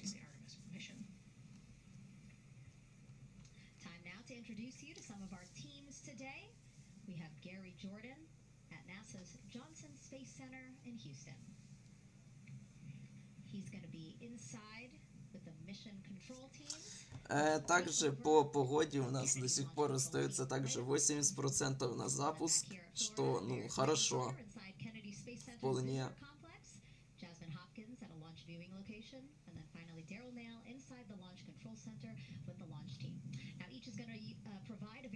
Короче, ждем пока. Who has been closely monitoring the launch countdown for us. Yeah, and welcome into Firing Room 1, a historic firing room here at the Kennedy Space Center in Florida. It's a pleasure and an honor to be here reporting what's happening as we lead up to countdown. And О, это вот тот самый челик, который стримил уже, ну как стримил, был на запуске Artemis-1 3,5 года назад. Я все думал, будет ли он на этой трансляции или нет. Вот он появился. Ура! the crew.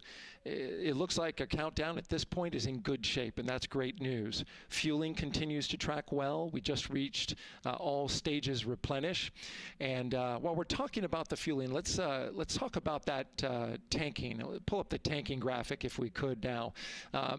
That will give us an indication of where we are with tanking, and I can just tell you, as you see from this board right here, we are all stages replenished. И вот инфографика заправки, и есть ракета заправлена полностью. Stage and upper stage are at 100%, and that's exactly where we want to be. This kicked off at 7:30 this morning with a go for cryo load, and here we are, roughly about 5 hours later. Now in replenish. The amount of propellant on board, roughly 733,000 gallons. That's about an Olympic-sized pool and a half. Huge amount of propellant. It's all flowed in there. The great news there, no leaks, no issues, and we're looking good at this point. So let's talk weather now.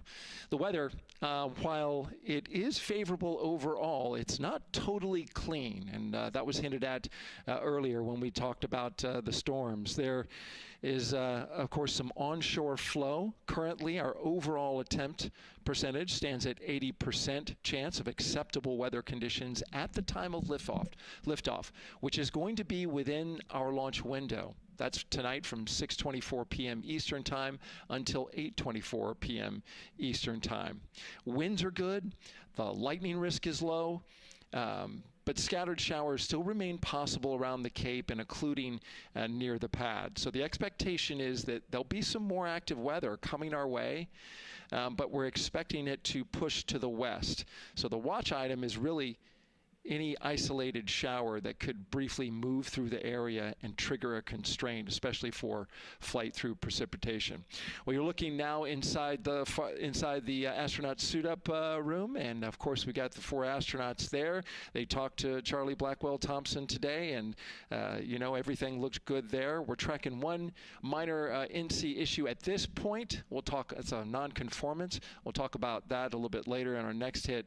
But for now, again, looking good. And of course, our administrator for NASA is here in the firing room. He checked in with the launch director, chatted with her for several minutes, and he's here in the firing room, which is a good positive sign, of course, for the day. That's it for the firing room. We'll send it back now to Megan and Nicole.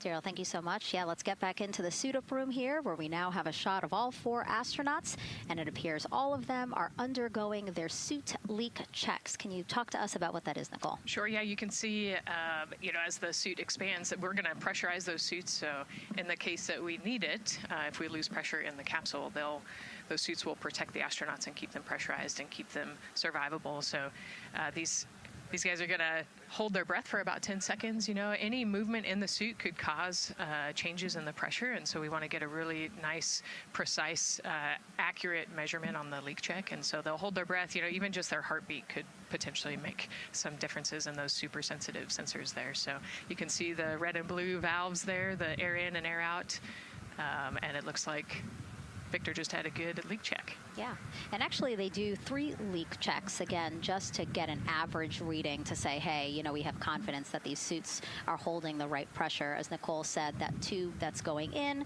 that's putting air into their suits, and then there was that gold instrument that you saw on their other side. That's how they can control how much pressure is being released in order to do these checks. Yep, and they will do the leak checks here in the suit room, and then they'll do more actually in the capsule as well. They'll do another leak check. So we're going to make sure the suits are ready to go before we even step out the door, and then we'll check them with the entire system on the capsule once they get out to the rocket. And you might also notice that some of the astronauts, while they're doing their suit leak checks, you might have seen Victor gave an OK sign. You might also see a thumbs up, and that's because concurrently, while they're doing these suit leak checks, they're also doing comm checks. Yes, yeah, we talked about the comm cap earlier and the umbilical and how they plug in. So yeah, they're going to test the comm, they're going to test the suit, make sure everything. They're actually probably testing the cooling system as well right now. They're going to plug into the portable cooling system and make sure that all of that is working. So like I said, we want to make sure we've got 4 healthy suits before we go out. Yeah, this suit, 3 layers, so obviously it can get hot. Yes. So one of the layers is a cooling undergarment, and basically they flow cold liquid through that undergarment to keep the astronauts cool and comfortable before liftoff today. Yeah, it's like a onesie with a bunch of tubes running around it, and the water flows through there to cool you down. All right, lots of information to share with you all today. If you have any questions, we'd love to hear from you. All you have to do is send your questions our way by tagging @NASA Artemis, and we'll try to answer as many of your questions live. And we'll also have some questions for you throughout the broadcast, so we hope you can participate in those opportunities as well. Okay, as we continue to be inside the suit-up room here, why don't we learn a little bit about each of our crew members? Right now, we are looking at pilot Victor Glover, but hopefully we can get a shot here of our commander, Reid Wiseman.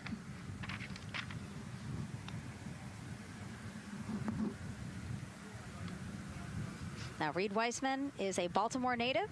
He's been in space once before as flight engineer for Expedition 41 aboard the International Space Station from May through November 2014. During the 165-day mission, Reid and his crewmates completed, get this, more than 300 science experiments in areas like human physiology, medicine, physical science, earth science, and also astrophysics. They actually set a milestone for station science by completing a record 82 research hours in a single week. He also served as chief of NASA's astronaut office from December 2020 to November 2022, and Reid has 2 daughters. Yeah, I love, Reid is such a great leader. He was the chief of the astronaut office when they hired our class of astronauts. And so, I think I have to publicly thank him for my job here today. But yeah, he's a family man, he's a good leader, and he's a great pick for the commander of this mission. Yeah, I think, in talking through some of his other accomplishments, obviously he has leadership qualities that makes him prepared for commander of Artemis-2. Yes, he does. He's a well-experienced naval officer and now NASA astronaut. And so now here we are, pilot Victor Glover. NASA selected the California native as an astronaut in 2013. At the time, he was actually serving as a legislative fellow in the United States Senate. His first trip to space was in November 2020 when he launched as pilot of NASA's SpaceX Crew 1 mission. That was the first operational mission of NASA's Commercial Crew program, which resumed launching American rockets from American soil to the International Space Station at the end of the shuttle program. Victor is a U.S. Navy captain and naval aviator who served as a test pilot, racking up more than 3,500 flight hours in more than 40 different aircraft. He and his wife, Deanna, have 4 children. Yeah, 4 children, a lot of energy, but that checks, right? Because when I think of Victor Glover, I think of a lot of energy, smart guy who's always excited and ready to go. And there you go, he's smiling in the suit room this morning. Oh yeah, he's a great guy. All of them are. This whole entire crew. They're just a good group of human beings, of leaders, of friends, family. You know, I have never heard anybody say anything bad about any of these 4. They're also well accomplished, and they're also deserving of this opportunity to return to the moon. Yeah, and they're also humble, right? They're just standard humans going to the moon, but you would never know that when you talk to them in a normal conversation. And so it looks like Christina here has completed her suit leak checks as well, her communication checks too. Yep, they've already got her gloves off. They're getting ready to kind of hang out and relax a little bit, I think, before they walk out. She is a mission specialist for this mission, native of Grand Rapids, Michigan. Was selected to the Astronaut Corps in 2013, so actually same class as Victor. She served as flight engineer on the International Space Station from March 2019 to February 2020. And during that time, Cook set a record for the longest single space flight by a woman with a total of 328 consecutive days in space. She also participated in the first ever all-female spacewalk. And before becoming an astronaut, Christina helped build space science instruments and led scientific field work in some of the most remote environments on the planet. Her hobbies include surfing, rock climbing, community service, yoga, travel, and photography. Again, so much. When does she find the time? That's a great question. You know, one of the things I love about Christina is that she's broken records and she's achieved all these milestones. But one of the things that she talks about is, you know, she just wants people to set goals and go work hard and do something that's meaningful to you. And she really hopes that her records are broken as soon as possible. She does it for her family, and she'll talk about all of her nieces and nephews quite a bit. So just, again, another example of just a humble human who's got a great support system in her family and excited for the mission.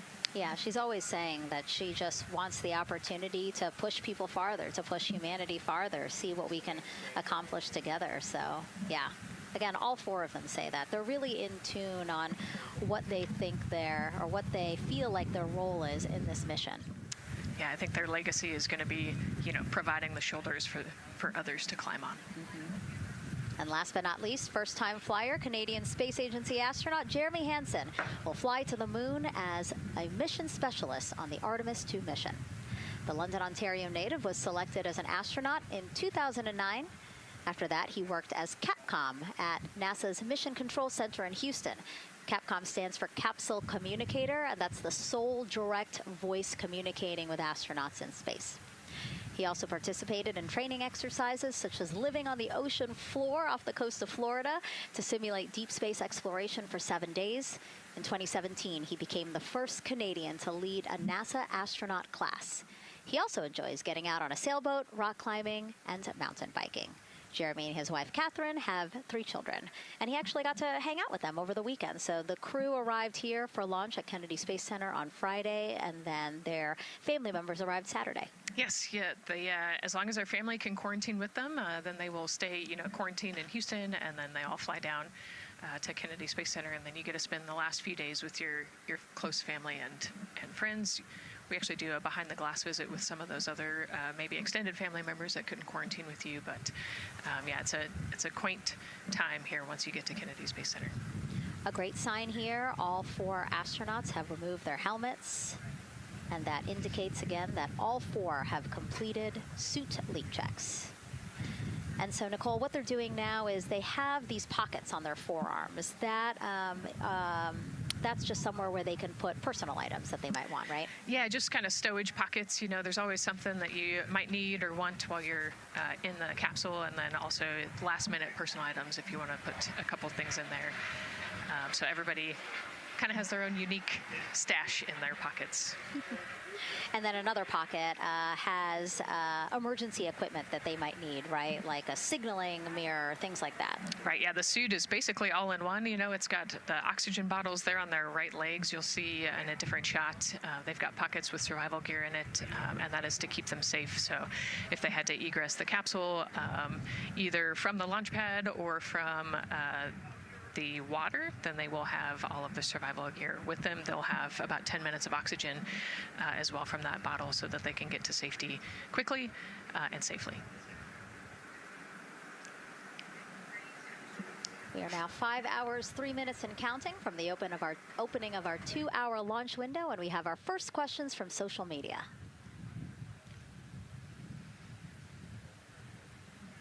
Question here from X. So to be clear, this is not a mission to land, but to orbit the moon. Thank you, and thank our astronauts. Nicole. Yeah, this is a great question. You know, I think it's important to highlight the mission of Artemis-2, where we are going to go around the moon. We're going to see the far side of the moon. We're going to see parts of the far side of the moon that human eyes have never seen before.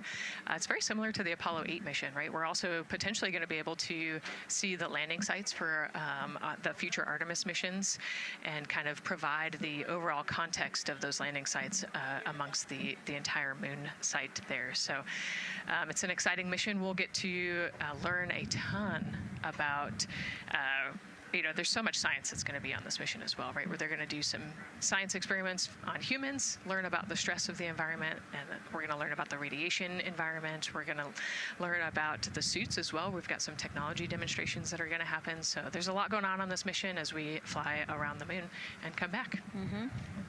We always say it's about increments, right? Like we're making that next giant leap to Mars, but in order to do that safely and to do that thoroughly, incremental steps. Exactly. And, you know, like we said, this is the first time that we've put crew on this rocket. And so actually before we even head to the moon, right, we're going to stay close to the Earth, and we're going to check out all of the systems on Orion, make sure that it can handle 4 humans, make sure it can handle people sleeping, people exercising, you know, all of the environmental control systems are working. So we want to make sure that the capsule is safe for the crew before we send them, you know, almost 250,000 miles away. Yeah, that was a great question. And we actually have another one that we'll pull up on screen here. Another question from X. How long will it take them to reach the moon, and how long will the entire mission last? Another great question, right? So they're going to do a couple orbits around the Earth. They'll do a perigee and an apogee raise burn. What that means is that they're going to accelerate to get further away from the Earth, and they'll get into a really highly elliptical orbit first. And then once they get into the translunar injection, so they're actually on a free return trajectory, which means we're going to accelerate them, and then they're going to escape Earth's gravity, and then just based on orbital mechanics, they'll be able to come home without having to do another burn or acceleration. So it'll take about 4 days once they leave Earth's gravity to get to the moon. They'll fly around the moon, about 4 days back, and then land. So overall, about a 10-day mission. Exactly. Yeah, these are really great questions, guys. We know that, again, we are sharing a lot of information today, so please do not hesitate to reach out. Obviously, Nicole, very smart here, and we're happy to answer any of your questions. Again, tag @NASA-Artemis wherever you're watching this coverage. And now we actually have a question for you. Who would you take with you on a trip around the moon? Would it be your bestie? Would it be a pet, family member, or a seasoned astronaut? Think about that one. I know. I like that. I absolutely know what I would say. I think it would make my husband upset, but I have my answer here. But we'd love for you to go to NASA's Instagram or Twitch accounts to vote. Again, who would you take to the moon with you? Bestie, pet, family, or seasoned astronaut? Try to go vote, and then we will share your answers soon. Again, husband is not going to like my answer. And we're not the only ones with questions today. We will also hear from celebrities during our launch coverage.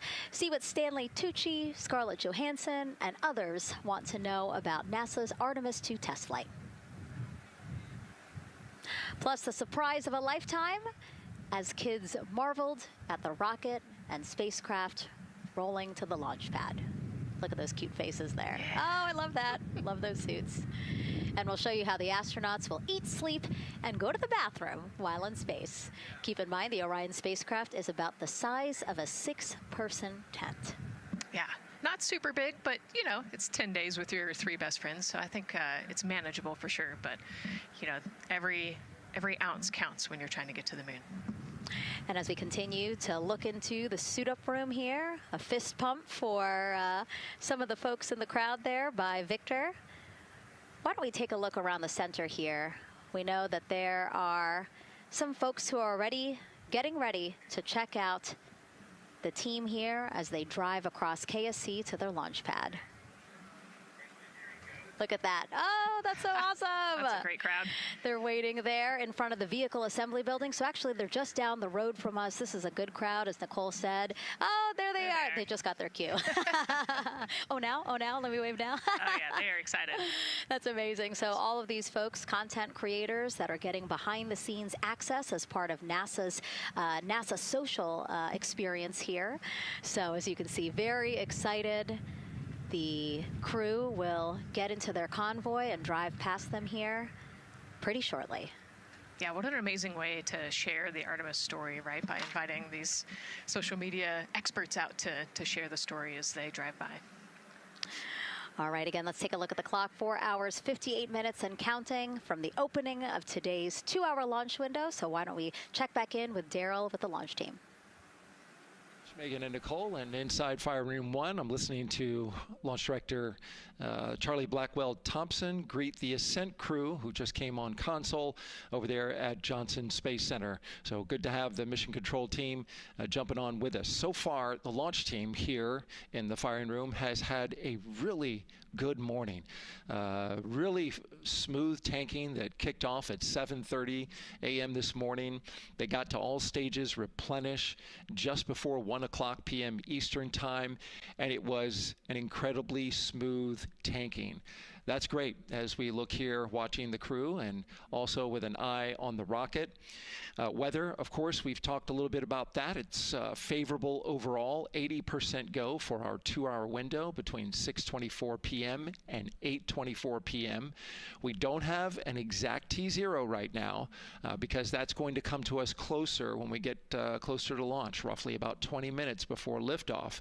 But it's going to be within that window and towards the beginning, provided everything continues to go smoothly along the timeline. And so far, that's been the case. I mentioned that there was a small issue in my previous live hit that actually was incorrect. There was no issue. I've gotten the good data now that I'm on the headset and listening into the loops. Engineers, avionics engineers, are keeping an eye on a display unit inside Orion that's just running a little cooler than normal. It's not going out of limit. It's actually completely fine. But they just were noting the trend and reported that to the NASA test director. So they'll keep their eyes on that. But again, there was no LCC violation. And once they get the cover off Orion out there that's protecting it from the rain, they expect the temperatures inside the Orion crew capsule to stabilize. And with that, we'll send it back to the host desk with Megan and Nicole. Thank you so much, Daryl. Now, Daryl is inside Firing Room 1 in the Launch Control Center, or LCC, as you might hear it referred to, which was built in 1967 to support Apollo missions. In fact, Apollo 11, the mission that landed on the moon in 1969, that was called from the exact same firing room. NASA then upgraded the LCC to support shuttle missions, and now Artemis. You can see there a shot from when we supported shuttle. Now with Artemis, the primary launch team for today is in Firing Room 1, but there is actually support staff in Firing Room 2 as well. And together they will propel this ambitious test flight off Earth.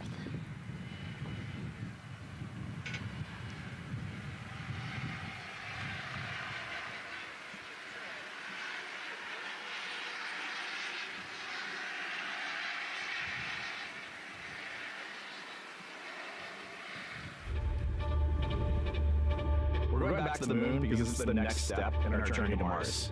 We need to go explore the moon. There's vast regions of unexplored areas with the coldest, darkest places in our solar system. This is a test mission, and when we get off the planet, we might come right back home. We might spend 3 or 4 days around Earth. We might go to the moon. That's where we want to go, but it is a test mission, and we are ready for every scenario as we ride this amazing space launch system and the Orion spacecraft. But another reason we're going back to the moon is to fulfill NASA's mission, which is to explore the unknown in air and space, to innovate for the benefit of humanity, and to inspire the world through discovery. When we succeed and when we accomplish the things that we set out to accomplish, that inspiration not only can set up new things to happen, but it also is a reminder in tough times that we're capable of doing great things when we work together. The thing I love about the moon is that it's not just a beacon for exploration and this platform of possibilities for incredible missions like this, but it has benefits. That's actually why we're racing towards it. Those benefits are really wide in nature. You have everything from innovation, technology development, not only for future missions going deeper into the solar system, but the technologies that come back to Earth. You have inspiration, a whole generation of people starting this pipeline of STEM workers and manufacturers and operators that are excited to see what you can do when you work hard and come together as a team. When I think about the 4 of us flying around the far side of the moon, seeing that Earth rise, taking images and video and sending them back to you, the feeling that I have inside is hope. We know that Artemis-2 is not the solution for humanity on planet Earth, but it is a contribution in the positive column. We hope that just for a moment that people will pause and say, wow, it's extraordinary when you look back upon the Earth with over 8 billion people, and you see this concrete example of what humanity can do, this extraordinary thing when we set big goals and we work together to achieve them. Now, Kennedy's Launch Control Team takes us to liftoff, but then Mission Control at NASA's Johnson Space Center in Houston takes over. That's where we have our Gary Jordan embedded with that team. Hey, Gary. Hey, Megan and Nicole, it's great to be joining you from here in Houston, Texas. I'm in NASA's Mission Control Center, where the Artemis-2 ascent flight control teams, led by Flight Director Judd Freeling, recently started their shift to monitor the Orion spacecraft integrity, the space launch system, and the crew to make sure all criteria is met to commit to today's launch and the mission ahead. The team you see here in this room today has been training extensively to prepare for the highly dynamic phase of flight that begins shortly after engine ignition. Teams here will be monitoring the flight of the Space Launch System, Orion, and of course the Artemis-2 crew on board as they make their way from the Kennedy Space Center into Earth orbit. The lead console positions will be in this room, called the White Flight Control Room, a room which traces its legacy to the Space Shuttle program, with the first ship supporting STS-70 in 1995, more than 30 years ago. Each console represents an expert in a particular discipline, whether it be communications, propulsion, crew health, life support systems, or trajectory, and each of these individuals has a support team in other rooms, each ensuring that no data point is left unchecked, no procedure is missed, and combining efforts as one Artemis team to ensure crew safety and mission success. After liftoff, Mission Control Houston will be staffed around the clock over the next 10 days until the spacecraft is safe for the recovery teams and the crew is extracted from integrity and brought aboard the recovery vessel. The roar of a powerful space launch system liftoff is just the beginning. The mission is, of course, a test mission, and the first with humans on board Orion and in deep space. The crew's job is to put the systems and capabilities of Orion to the test, taking us closer to a sustained presence on the lunar surface. It's great to see the crew gathered around the table. Megan, with that, we'll toss it back to you as we continue to monitor from here in Mission Control Houston. Back to you. Thank you so much, Gary. Yes, a pre-flight tradition that we have seen with our crewed flights and our astronauts, the card game, Nicole.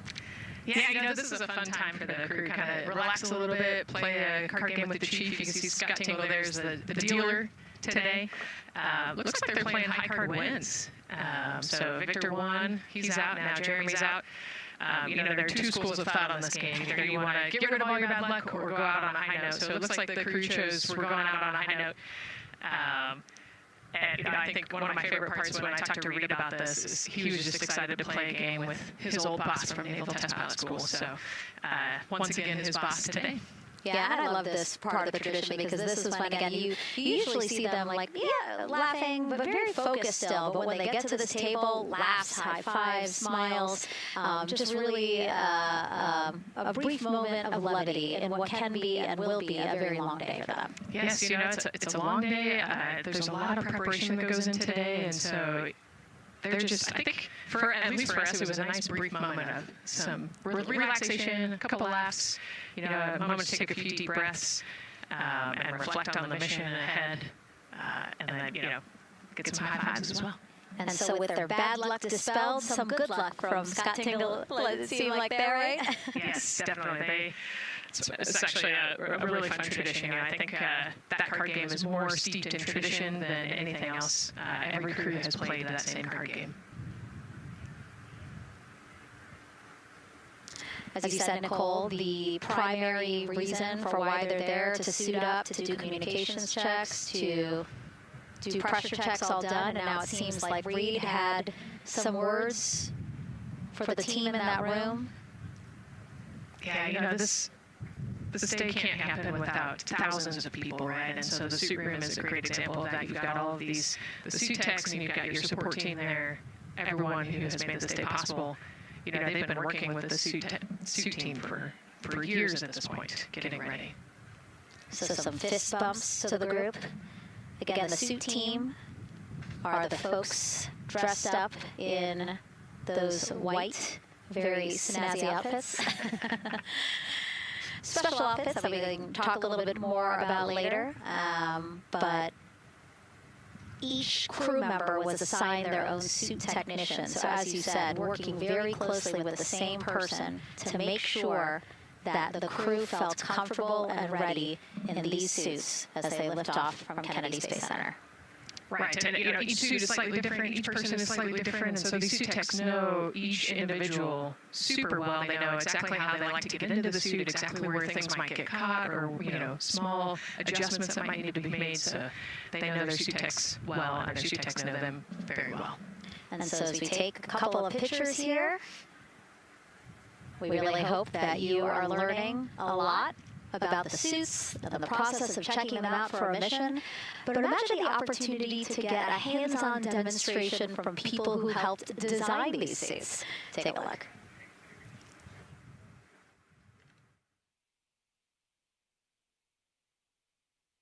Did anyone want to try on one of the gloves? I love showing the kids the suit. I love how excited they get about space. Oh! So that would be... It just goes in there. We got to bring some stuff for them to actually put their hands in. And some of them are very excited because they want to be astronauts when they grow up. I would love to be an astronaut. That would be incredible. I'd like to be like an engineer that like maybe designs the suits. Whether it's the hull, the orange color, every aspect has an important function for our astronauts in space. It's going to be amazing seeing astronauts up close to the moon again. And that was a special event at Johnson Space Center. What we just saw there, obviously, a big part of why this mission is so important to NASA, really just an opportunity to inspire everyone, especially kids, right, Nicole, to dream big and be curious. Oh, man, yeah, the kids are so important, right? I love talking to kids. They are the future of spaceflight. They are the Artemis generation.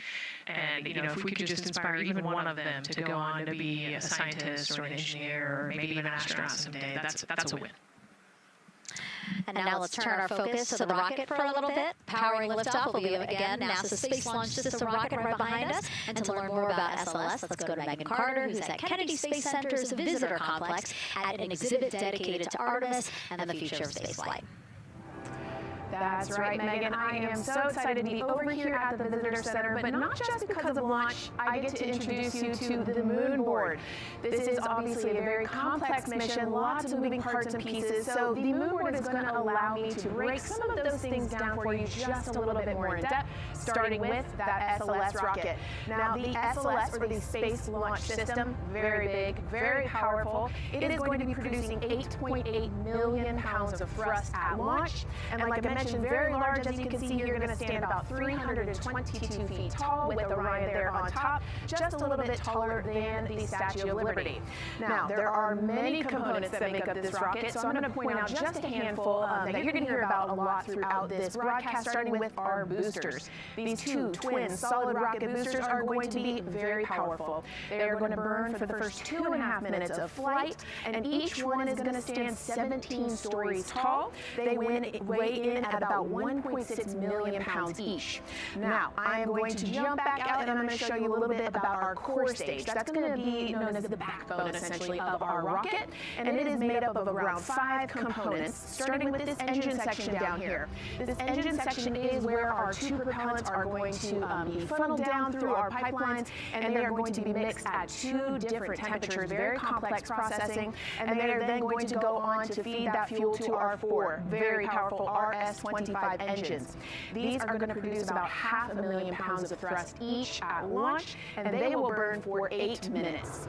All right, now, jumping up here, we're going to take a look, because I just mentioned those propellants. Obviously, we do need fuel, and that is why we have around 535,000 gallons of that liquid hydrogen. That's approximately about the same amount that you could fill an Olympic-sized pool, just to give you an idea. And then we're also going to have that liquid oxygen, and like I mentioned, there's going to be about 200,000 gallons for that one, and they're going to be funneled down through those lines that you see here on the side. All right, jumping up real quick, this is going to be our upper stage. That is where our core avionics are going to be stored, essentially the brains of the spacecraft. And then jumping out super quick, let's see if we can zoom in here, and we can. Those propellants I talked about are going to be stored at cryogenic temperatures. That means thousands of degrees below Fahrenheit, so they have to be kept very cold. And that, all those bumps and ridges there that you see, those are actually going to be an insulation spray that's going to help keep that rocket nice and cool, keep the propellants ready to go, and get us set up for success. Now, obviously, that was a very quick overview of our rocket. I have so much more to show you here on our moon board, but for now, I'm going to turn it back over to you, Megan. Thank you, Megan. A very impressive demo of the moon board, but also an impressive system, obviously. She mentioned 4 RS-25 engines on the core stage, and actually we have one right behind us here, used during the shuttle program, and I got to get a closer look at it with Space Launch Systems Engines Deputy Manager Philip Benfield. Okay, so Philip, in terms of size, shape, and function, what we see here behind us, exactly what we see on the pad. Absolutely, Megan, absolutely. So this is the RS-25 engine. Impressive. We have 4 of these on the bottom of the SLS rocket to propel the SLS rocket in Orion into low Earth orbit. And we've been seeing views of the pad throughout this broadcast, but you mostly only see the bell here. What's happening over here? Right, so this is generally what we call the powerhead section of the engine. So the purpose here is that it takes in the propellant from the vehicle tanks, the liquid oxygen minus 297 degrees, super cold stuff. The liquid hydrogen even colder, minus 423 Fahrenheit. There's 4 turbo pumps on the engine that pressurize that propellant up to 9,000 psi in areas. It is all directed into the main combustion chamber, where it is burned into hot gas that then is accelerated out the nozzle to produce thrust. When you say hot gas, what are we talking about? We're talking 6,000 degrees Fahrenheit gas. Wow, so we're talking really cold as liquids coming into the combustion chamber, and then it comes out as really, really hot gas. How do you design, how do you engineer something to control both extremes? Absolutely, it's very technically challenging. One of the main things here with the nozzle is that since you have the 6,000 degree Fahrenheit gas coming out, you have to cool that nozzle so it doesn't melt. And so the way the nozzle is constructed with these 1,080 coolant tubes. And so each of these coolant tubes flows a small amount of hydrogen. It keeps it cold, and so it doesn't melt during operation. Wow. I mean, all of the science that you're talking about, it is truly amazing that you guys designed this for shuttle, and yet you reconfigured it, retooled it to be able to now support Artemis. What do you think about that? Yeah, I think that's really amazing, the fact that we were able to use the heritage hardware on the Space Launch System. The engine itself, developed through the Space Shuttle program, many upgrades to make it more reliable and improve the thrust as well. Perfect. Phil, thank you so much. I can't wait to see all 4 function. Same here. Thanks, Megan. Enjoyed it. And again, another idea and way that we are learning from what we've built upon and figured out all into this moment. Yes, with so much more thrust and capability, like we said, we learn all those lessons from previous missions, and we get to involve them here today. And here we are, the closeout crew in the White Room, getting ready for the astronauts who have just left crew suit up and are now walking down a hallway to greet some family and friends downstairs. Commander Reid Wiseman, pilot Victor Glover, mission specialist Christina Koch, and Jeremy Hansen. Looking excited, ready. Now in that elevator to take them 3 floors down. Thumbs up, one more photo, one more photo. Oh, nope, a couple more people in that elevator. Those are important folks. They're going with them to the pad. Yeah, this is a fun elevator ride. Yeah. And actually you couldn't see them because they're off camera, but the support crew that's actually in crew quarters with us is right there waving goodbye and saying goodbye to you. So it's a really special moment to say thank you and say goodbye to the support crew at crew quarters. That's amazing. And so again, they will ride down 3 floors. And then soon we'll walk out the doors that you see underneath the banner there that says their names.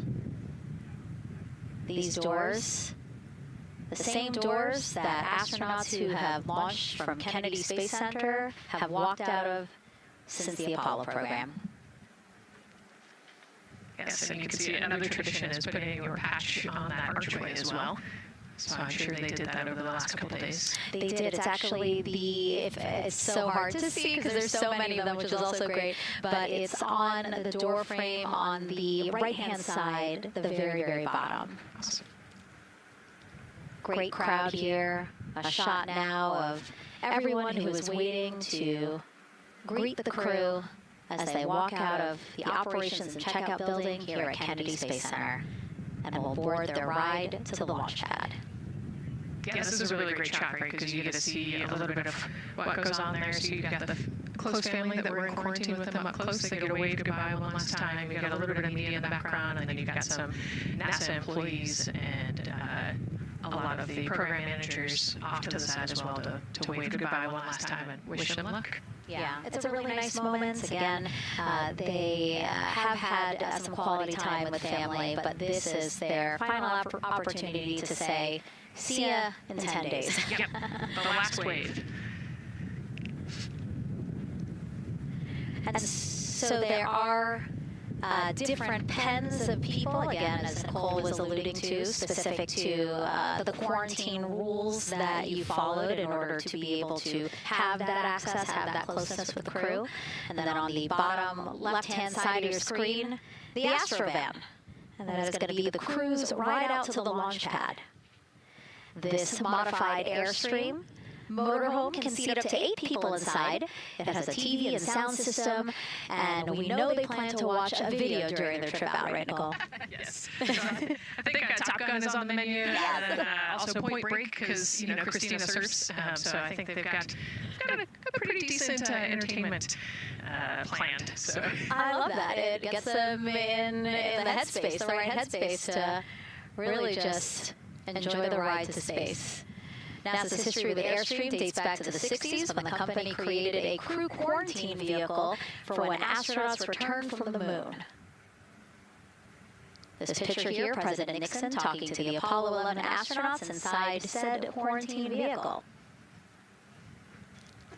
Then during the shuttle program, Airstream created the first generation Astrovan, a 27-foot motorhome that transported astronauts across KSC to their launch pad. And again, that is what we're going to see today. A very similar picture. Again, the orange suits, the Astrovan, very reminiscent of what we have done before and how we got to where we are now. Yeah, it's a pretty cool ride. You know, you get about 20 minutes to get out to the launch pad and watch a movie, listen to some music. It's kind of an interesting, you know, and then along the whole way here at KSC, all of the employees from Kennedy Space Center come out. You can see in the background of the shot you're looking at right now, all of those employees and everybody lining the streets, waving and wishing them luck. I think this is an emotional moment for a lot of people because this is the last time where a lot of people will be with the crew, because once they get to the pad, there's only a handful of folks with them before launch. Yeah, definitely. This can be emotional for the crew, it can be emotional for the families, of course. I mean, yeah, I got to wave goodbye one last time to my sister, and when we walked out those doors, and yeah, it's surreal. You know, it starts to become much more real the closer you get to the launch pad. 20 seconds now from when we expect the crew to walk out those doors. It must be really hard for them to patiently wait for these very specific milestones. You've got a whole group back there that's telling jokes and keeping it light.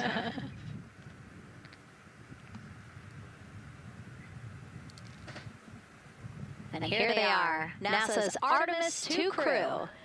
Commander Reid Wiseman, pilot Victor Glover, and mission specialist Christina Koch and Jeremy Hansen taking their first steps outside for their historic test flight. To a wonderful applause from the crowd, they're looking really excited. Some big smiles. I love that. Great day for us. Great day for this team. A few words from Reid. Great day for us, the team, he said. Thumbs up, more thumbs up. Of course, a lot of pictures. We hear some camera shutter clicks back there. I love the energy of this crowd. Let's go. And so now the crew walking over to each of their pens. The first people closest to them, of course, their family members who got to quarantine with them, correct? Yes. Yeah, so the ones that are close and waving, those are the immediate families, so spouses, partners, kids. And we're trying to give them some privacy so that they can have their conversations with their family members. Christina there, she has her husband. Victor has 4 daughters and his wife, they're there. Reid, his 2 daughters are there. And then Jeremy, his wife, 2 daughters and a son. You know, when you were standing in their shoes, Nicole, when you flew for Crew 10, what were you kind of talking about? Like, did you really think about this moment and what you might want to say? You know, they've all already done their real goodbyes, you know, in person. And so this is more just kind of, again, that last chance to wave, last chance to get one smile. You know, you see Christina there smiling. So this felt much less heavy and just, you know, waving and maybe cracking a joke or something, saying hi. So this was a really, really great moment for our crew. Reid's 2 daughters there. Reid spoke about when he told them that he was selected to be the Artemis-2 commander. And he said he was worried. He's a single dad, didn't know how they would react. And actually, he said he was overwhelmed by their support. He woke up the next morning with cupcakes baked by one of the daughters, moon cupcakes. Yes, I love this story. Moon cupcakes the next morning. Like, how awesome is that, right? Everybody needs their support system, and clearly he has that in his daughters. Christina said she took a bike ride with her husband and wanted to tell him when the moon rose, but then it was too foggy. But she said he was still very excited and happy for her. Yeah, the moon's still out there.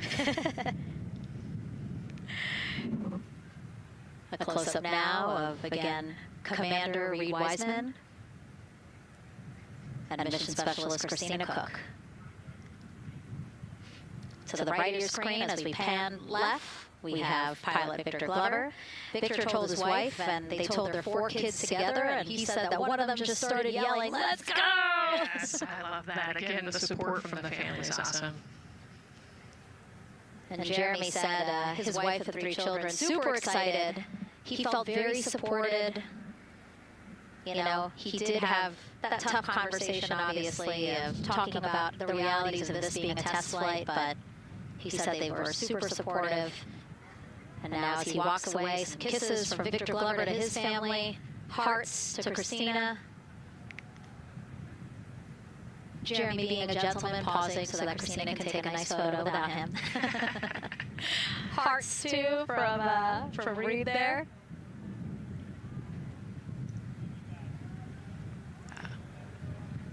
Hearing Victor saying, "Love you guys," saying that to some of his crew members there, Woody. Some more applause for the group. Quick wave to some of the NASA program managers and I think Norm Knight's out there, the FOD Plant Operations Director.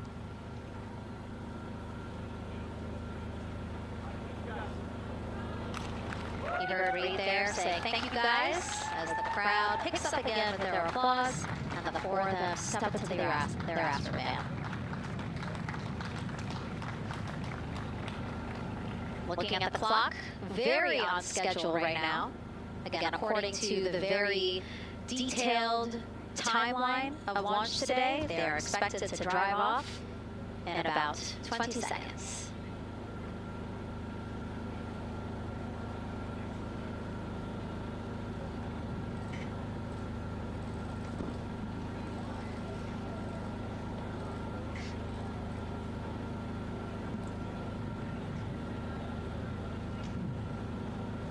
So far, we're marching toward the launch smoothly.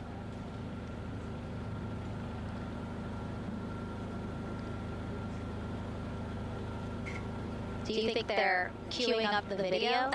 Definitely. And that's why they haven't left yet? They're like, we can't go without our point break. Yeah. Where's the popcorn?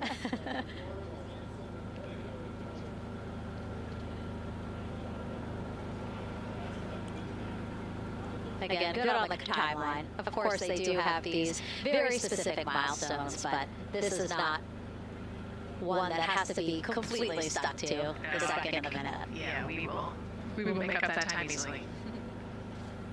They will get a full security escorted ride out to the launch pad. It's a quick trip, 15, 20 minutes.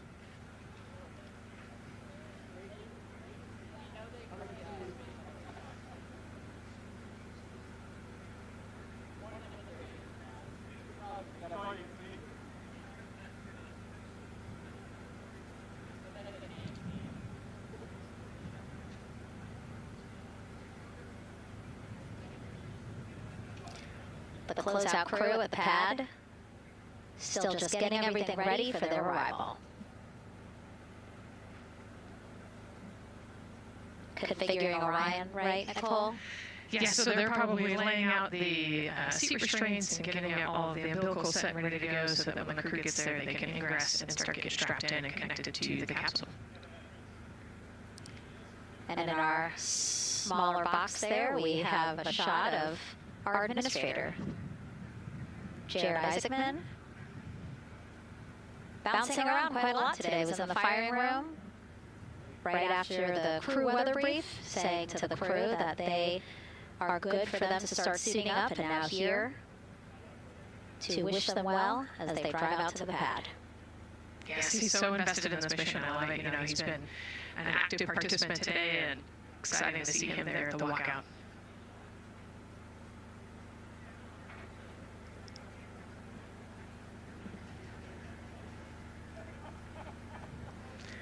So in the van, they're probably getting hooked up to the portable cooling systems as well. So that would be my guess on the slight delay here, making sure everybody's situated, connected to cooling, and ready to go before they take off. Right, because the orange boxes, we didn't talk about it when we were in the suit-up room, but if anybody noticed, there are these orange boxes, and that's what provides the cooling to those thermal garments. And so those boxes have been staged inside of the Astrovan so that once they got there, they can connect up, again, so that they're cool and comfortable on the way out. Right, so they were off cooling from the walkout, you know, said hello to their families, and the 80-degree weather here in Florida today, so it can get really warm in the suit quickly if you're not careful, so we want to make sure everybody's comfortable before we drive off. And then when they get to the pad, of course, and strapped into Orion, then they don't have any need for those cooling boxes anymore. They will get that cooling through Orion, through the different lines and umbilicals that they'll be connected to there. Yep, that's exactly right. The Orion capsule and its environmental control system will take over once they're connected to the umbilical.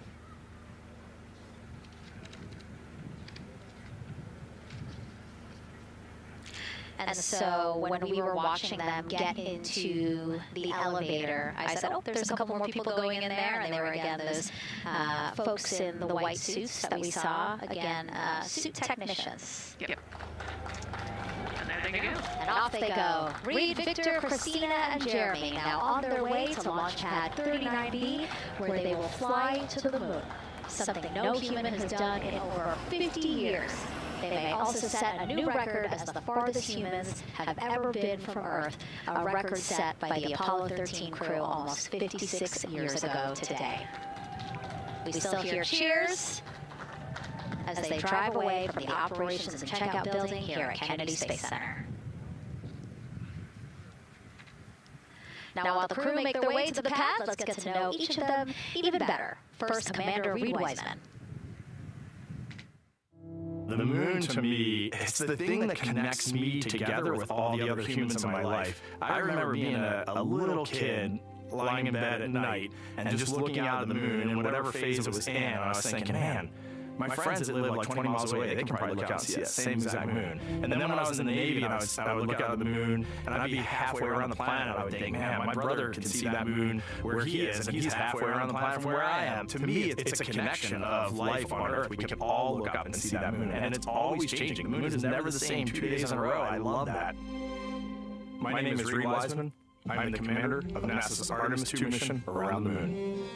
I grew up in a little town just north of Baltimore, Maryland, about 20 miles north of the city. There was a National Guard base nearby my house, and there were A-10 aircraft that would fly over every now and then. I just would look up at them and be like, man, I want to be up there. I want to go do that. And then my brother went to the Naval Academy, and I would go every year and watch the Blue Angels fly during commencement. And that just started to grow and grow and grow. For a while, I wanted to join the Air Force, and then I realized Navy flies as well, and they fly from ships in the middle of the ocean. And that was it, like, done deal for me. That is exactly what I wanted to do for my career. Flying is freedom to me, especially when you're in a jet aircraft coming off an aircraft carrier in the middle of the Pacific Ocean. Nearest land is over 1,500 miles away, so when you come off of that aircraft carrier, you are truly just alone with yourself out there. It is a magical experience to be out there all by yourself in an aircraft over the Pacific. It's free. I think anybody who accomplishes something that they set their mind out to, there's no one thing that does it for them. It's a combination of everything. I mean, the way my parents raised me, the way my brother and I, the way our relationship developed over time, my friends, being in the marching band, going to college, setting my own course, learning how to live on my own, being mentored along the way, being, kept on their path to success, but being given the freedom to, make excursions and fail every now and then and regroup and carry on. I think all those things come together in the end to get you where you are. I've had to overcome. I'm a human being. I've had to overcome a lot of fears. I'm pretty scared of heights. I joked about that on the International Space Station, but it turns out I'm only scared like at the edge of a building. When you're up on the International Space Station, even though you're 250 miles up, I never had that feeling of falling or that I was, at risk up there. I just kind of love the feeling of floating and looking down at Earth. There have been challenges all throughout my life. By far, the biggest challenge was losing my wife in 2020 to cancer and now raising 2 daughters who are grown up now, but that's been the biggest challenge by far I've ever had to face. It is not easy. Being an only parent, trying to work a full-time job, and raising 2 kids is something that I think about every single day. I'm very proud of the work I've done. I haven't always done it well, but I've always shown up and tried as hard as I possibly can. And now Artemis-2 pilot Victor Glover and his journey to this history-making moment. I do wonder what it's going to be like when we are really far from Earth and can see it. The sensation of being so far away from everything that you know. I had that sensation on the space station the first time I got to sit in the cupola for a really long time. So I can only imagine what that's going to be like from 200,000 plus miles away. My name is Victor Glover, and I'm the pilot for NASA's Artemis-2 mission around the moon. When I was in 4th grade, I was 10 years old, and that's when the Challenger accident happened. And it helped me understand how the general public felt about the astronaut corps. Right? Like, these are the people that we want to be, and that just gave me an easy thing to strive toward. The biggest fear that I've had to overcome in my life is doubting myself.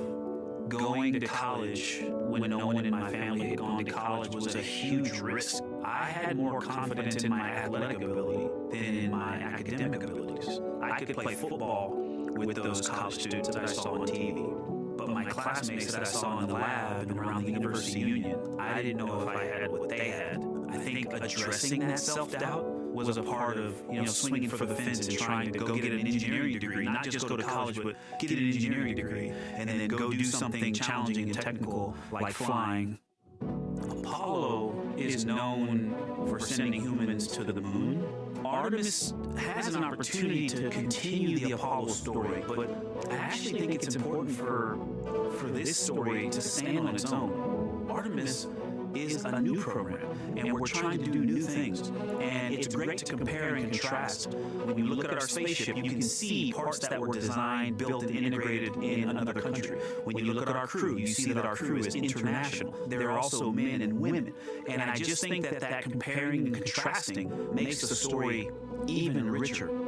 The piloting role specifically, I will have an hour and a half or so where I get to fly the spacecraft by hand. We haven't flown that many spaceships, and so the ability to fly one actually in space on a test mission is just a really unique opportunity. I can't tell you how I'm going to feel when we fly by the moon and see the moon up close and the Earth from 250,000 miles away, but I don't use the word excited because I'm focused. You know, what we do, this is very serious and it's very risky, and we are all intimately familiar with that risk. And so if we go out there and we're successful and we can pass that baton on to Artemis-3, that's something to really be excited about. Great to hear from Reid and Victor in their own words about how they feel about this mission and their role in it. As the convoy turns this corner here onto the road where the vehicle assembly building is, and where the group that we showed you earlier today, ready with their flags. Wow, that group has expanded exponentially. Yes, this is great. So many people. Flags, oh my gosh, I love it. Oh, this must feel so special to the crew to see all of these people here to wish them well. Yes, this is heartwarming. Look at how many people there are. Everyone is so excited about this mission. Signs, people have made signs. I feel like the Astrovan has slowed down a little bit, you know, to really take in the moment. Wow. That's amazing there. Again, crowds continue going, as we are now passing the historic vehicle assembly building. This is where the Space Launch System rocket was assembled and stacked with Orion. Its history, of course, goes back to the Apollo days, but today it is home to the Artemis missions to the moon and beyond. Gosh, still people lining the route. Yep. I love that. I do too. It leaves me kind of speechless, you know, just to see all the support, all the people who want to know that they're thinking of them, they're with them, and the fact that this crew specifically has always said we are going for all by all. This must be really special to them. Yes, and that's just here on Kennedy Space Center. Imagine the rest of Florida right now. Yep. Mission Specialist Christina Koch, who holds the record for the most consecutive days in space by a woman. Let's take a look at what she has to say about this mission. I tell a story, which is one that my dad told me before the Apollo missions when he was just a very little boy. He was looking up at the moon with his mom, and his mom said to him, "Don't worry, Ronnie, we'll never get there." Fast forward maybe 70 years later, it's his daughter that's actually going there. And I think that long arc is something that we can all learn from. The idea that the seemingly impossible becomes possible if you just believe in it and are willing to work hard and come together to achieve it. My name is Christina Koch, and I'm a mission specialist for NASA's Artemis-2 mission around the moon. When I look back at my dreams as a kid, I definitely never thought I would actually get here. I was very pragmatic. Even though I'm a dreamer, I knew that the odds were way against me again, so I might as well do something I'm loving in the meantime. I definitely loved science and math in school and, you know, did pretty well in those things, but I also loved being active. I was always outside. I loved things that made me feel small. I loved looking at the night sky, oftentimes between the pine tree branches, or I loved the ocean. North Carolina also has mountains, and when we go there, I just loved the vastness of all of those things. I loved how they made me feel and what they made me think about, and the vastness of the universe and how much out there was to learn. I'm drawn to exploring. I'm drawn to challenges that involve both mental and physical, and I'd much rather be solving problems wearing a whole lot of equipment and in a harsh environment, and that's just something I've carried with me ever since I was a kid.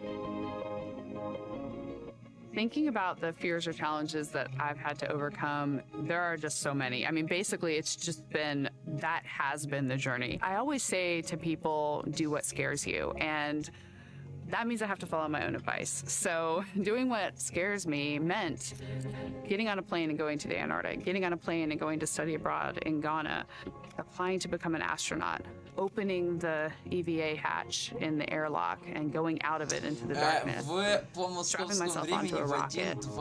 And so for me, I think that no matter what the challenge, recognizing Понятно, боже, я опять инвалиднулся. Короче, по московскому времени запуск в час 24 ночи 2 апреля.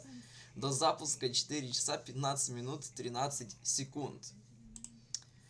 И продолжим, собственно, историю программы Artemis, которая выходит еще из программы Constellation, которая была начата в вообще 2005 году и закрыта в 2010 и переформирована в Artemis.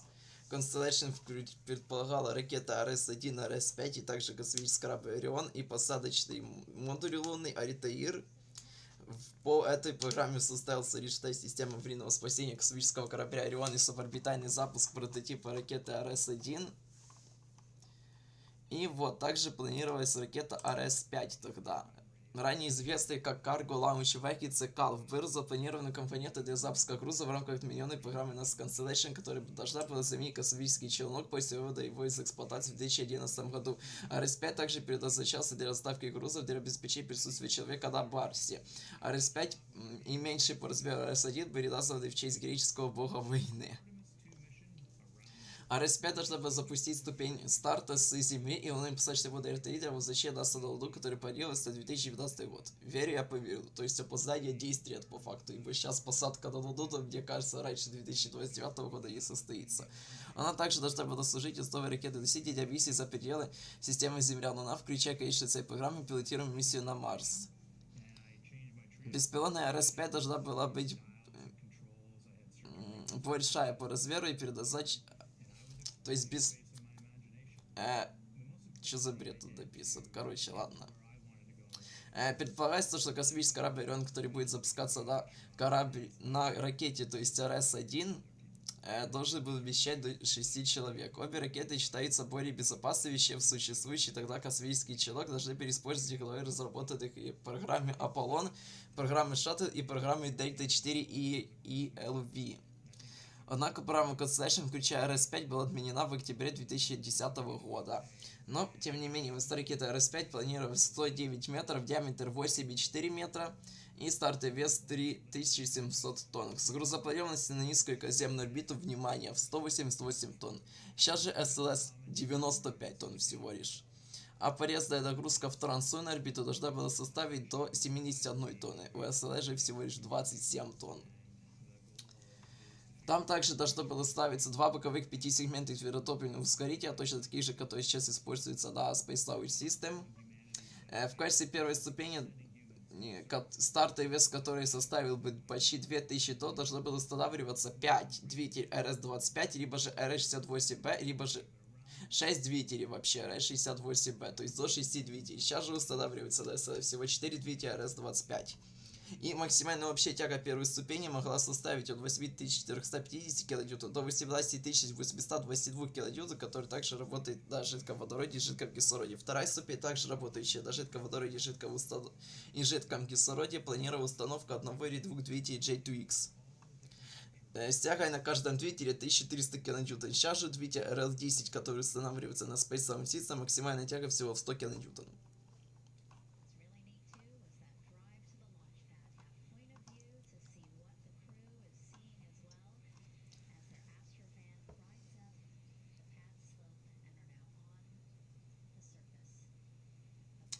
В рамках программы Constellation был объединенный режим сближения на лунной орбите, используемый в программе Apollo, с режимом сближения на околоземной орбите, предполагаемым доктором Вернером фон Браудом, наряду с предположением прямого подъема на ранних этапах планирования программы Apollo. То есть программа Constellation, так же как и дающая Artemis, включала запуск лунного модуля и космического пилотируемого аппарата на двух разных ракетах.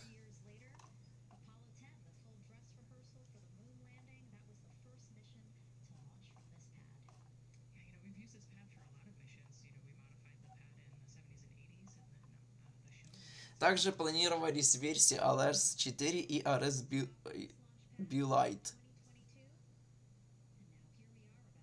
RS-4 планировал устанавливать на версию, на первую ступень RS-5 планируется установка второй ступени от версии RS-1.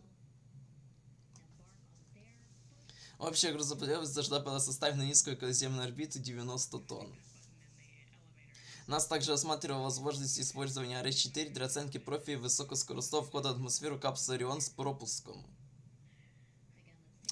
Испытания RS-1 и RS-5 были запланированы начиная с 2013 года. RS-B-Lite также был альтернативной ракетой-носитель для программы NASA Constellation, предложенной к миссии Огастина, и представлял собой уменьшенную версию RS-5. Должна была использовать 5 двигателей RS-68 и 2 пятисегментных твердотопливных ускорителя, иметь перезагрузку на низкую околоземную орбиту в 140 тонн. В случае выбора RS-5 Lite заменила бы ракеты-носители RS-5 и RS-1. Однако версия RS-5 Lite была бы грузовым транспортером, так как RS-5, а вторая версия перевозила бы астронавтов на космическом корабле Орион.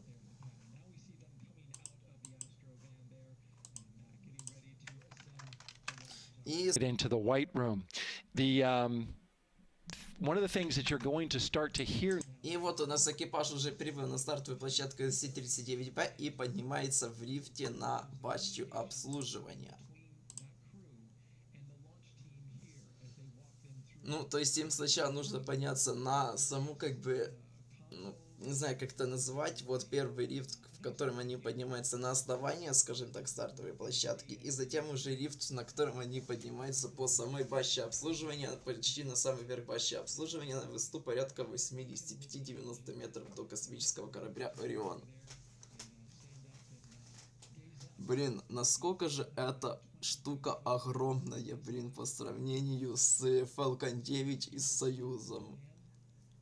А Starship, ну, Starship по ширине еще больше, чем центральный блок, хотя если брать с ускорителями, то меньше.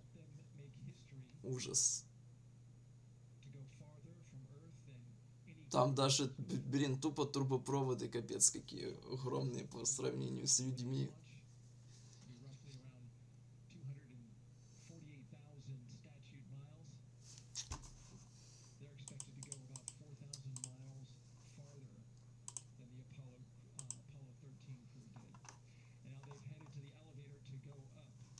Программа Constellation также планировала ступень для вывода на Землю. Air Departure Stage EDS представляет собой двигательную установку, предназначенную для вывода верхней ступени ракеты-носителя Altair, то есть посадочного модуля Altair, на лунную траекторию с низкой околоземной орбиты. Она была разработана как вторая жидкостная ступень ракеты RS-5. Космический корабль Орион должен был запускаться отдельно ракетой RS-1, а затем встречаться и состыковаться с комбинацией EDS Altair, запущенной ракетой RS-5, доставив экипаж подготовить космический корабль к полету Луне в процессе известного как сближение на околоземной орбите. То есть там стыковка планируется на низкой околоземной орбите, и с низкой околоземной орбиты они уже должны были стартовать вместе с лунной посадочным модулем. Сейчас же стыковка с лунным посадочным модулем планируется на лунной орбите.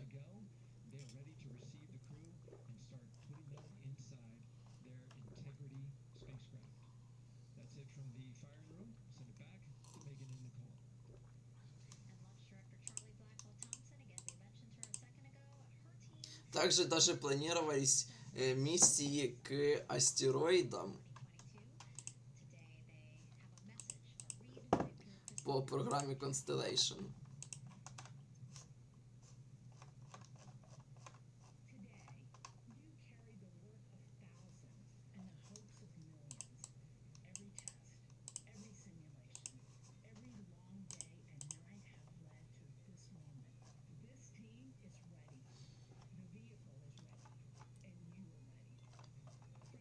Ну, короче, инфы там дофига, но я не думаю, что есть смысл это все читать, поскольку программа все равно была списана.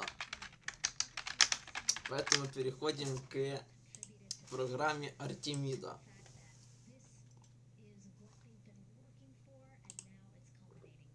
Программа Артемида — это программа исследования Луны, возглавляемая Национальным управлением по аэронавтике и исследованию космического пространства НАСА. Официально учрежденной в 2017 году в соответствии с директивой космической политики номер 1 в 2028 году. Программа стремится вернуть людей на лунную поверхность впервые со времен Аполлона 17 в 1972 году. Она также планирует создать постоянную базу знаний в 2030 годах в качестве первого шага пилотируемой миссиям на Марс. То есть, если брать по программе Артемида, первый запуск Артемиды 1 планировался в 2017 год, состоялся в 2022. Первый запуск Артемиды 2 планировался на 2021 год, состоится, может быть, сегодня. То есть опоздание опять 3. Первый, и запуск Артемиды 3 с посадкой на поверхность Луны планировался в 2024 году, то есть плюс 5 лет, это выходит в 2029, даже не в 2028, как они говорят, скорее всего, ну реально, что они, чтобы они в 2028 году долетели до Луны, слишком много должно всяких удачных совпадений произойти. Так что, скорее всего, 29, причем конец 2029. Вот уже экипаж поднялся на базе обслуживания.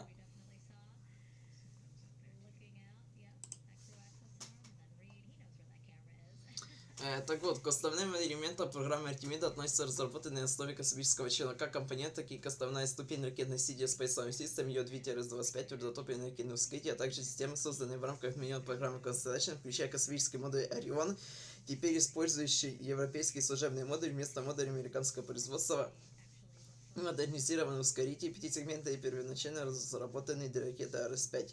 Другие элементы, такие как система посадки человека на орбиту Human System, разрабатываются частными космическими компаниями SpaceX и Blue Origin по контракту международное сотрудничество регулирования соглашения Артемида. НАСА предполагала создать космическую станцию Gateway на лунной орбите, но отменила проект в этом году в пользу поверхностной лунной базы.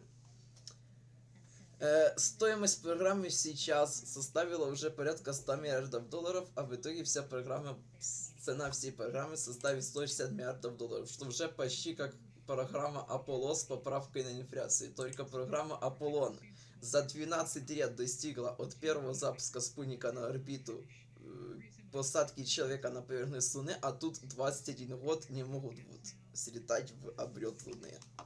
Просто возмутительно.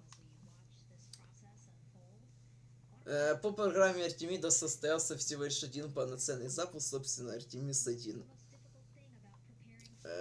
И то 16 ноября 2022 года.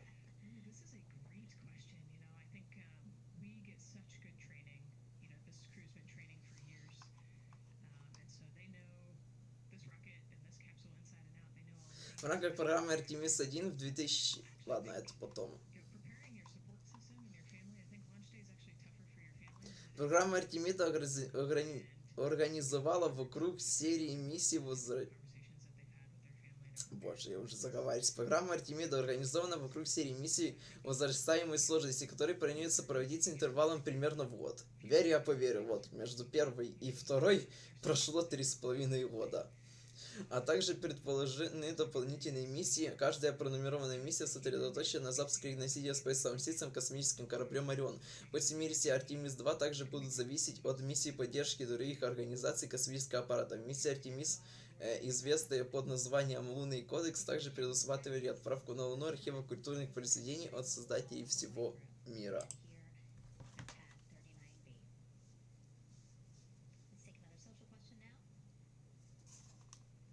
Launch windows happen to be in the evening. How come? Obviously referring to the April opportunities specific to Artemis-2. Right. This is a... Основная инфраструктура программы Artemis включает в себя ракетно-носитель Space System, корабль Орион и систему Human System. Дополнительные элементы программы включают в себя коммерческие условия по доставке по загрузке на Луну, наземные исследовательские системы, базовый лагерь Artemis, лунный вездеход и разработка скафандров. Некоторые решения программы включают использование почти прямоугольных галоорбит, и план долгосрочной устойчивости вызывает огромную критику. Но, кстати, по ходу галоорбиту почти прямоугольный отменяет в пользу стандартной лунной закругленной, обычной низкой орбиты. Первый запуск Ориона на киносиде Space System первоначально запланированный на 2016-2017 годы неоднократно откладывался и в конечном итоге состоялся 16 ноября 2022 года в рамках миссии Artemis-1. Доставим манекены и роботизируем перезагрузки. В состоянии сейчас. Миссия Artemis-2 полет мимо Луны запланирована на сегодня. Миссия Artemis-3, которая теперь не предполагает посадку на поверхность Луны, а предполагает стыковку на Низкой Околоземной Орбите с лунным посадочным модулем, запланирована на середину 2027 года. Миссия Artemis-4 по посадке на Луну на начало 2028 года. Миссия же Artemis-5 по посадке на Луну также запланирована на конец 2028 года. После этого НАСА планирует переменные ежегодные высадки на Луну.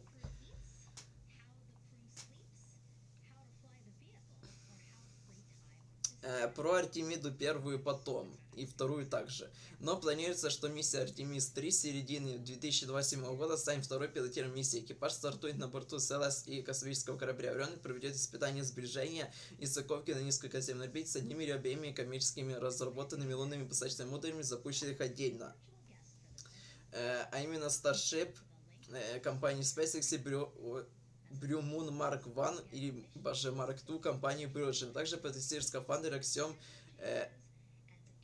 Extravation Mobility Unit AX-MU. Миссия сравнима с Apollo 9.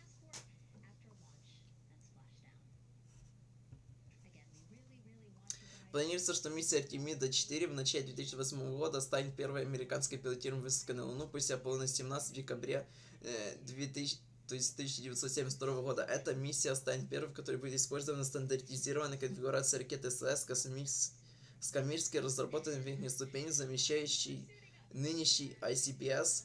Миссия зависит от предварительного вспомогательного полета для вывода посадочного модуля на лунную орбиту перед запуском космического корабля Орион на ракете Space System. После прибытия астронавты пересядут на посадочный модуль для спуска на лунную поверхность, проведут как минимум 2 внекорабельных действия ВКД на поверхность Луны, а затем вернутся на лунную орбиту для сближения с кораблем Орион. Впоследствии он вернет 4 астронавта на Землю. Запуск запланирован не ранее начала 2028 года. Далее планируется, что Артемида-5 в конце 2028 года станет второй пилотируемой высадкой на Луну. Ожидается, что именно во время этой миссии НАСА начнет строительство лунной базы.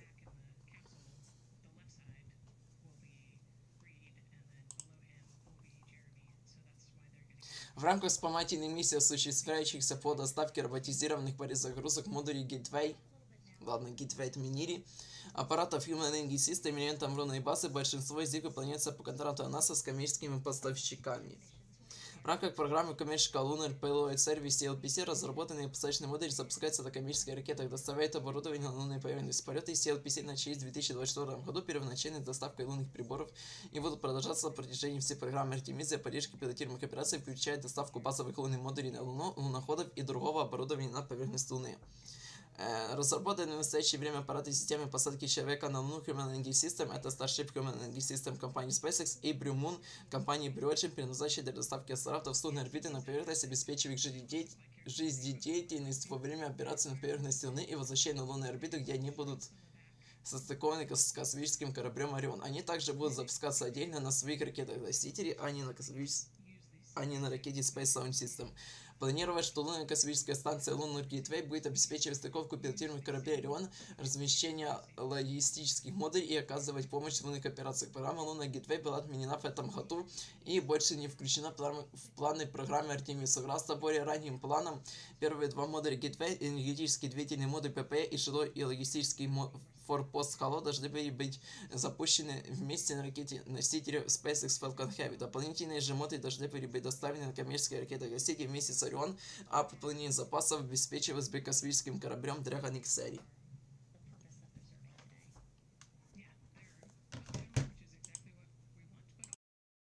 And so we did a good job with the design. I was going to say, you know, they actually look like, you know, the outfits that car racers wear, right? Yeah. And then when I said that to the lead of the closeout crew, he's number 1 if we do see him, Taylor Hose, he said, well, actually, we are kind of like a pit crew, you know, like they're very quickly moving through the operations so that not...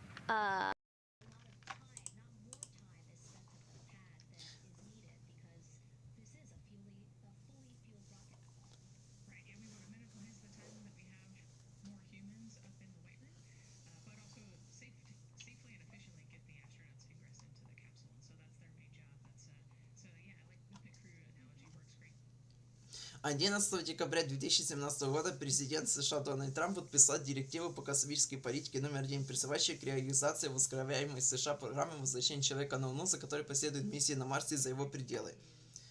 Эта политика предусматривает, что администратор НАСА должен возглавить инновационную и устойчивую программу исследования с коммерческими международными партнерами, чтобы обеспечить расширение человеческой деятельности в Солнечной системе и доставить на Землю новые знания и возможности.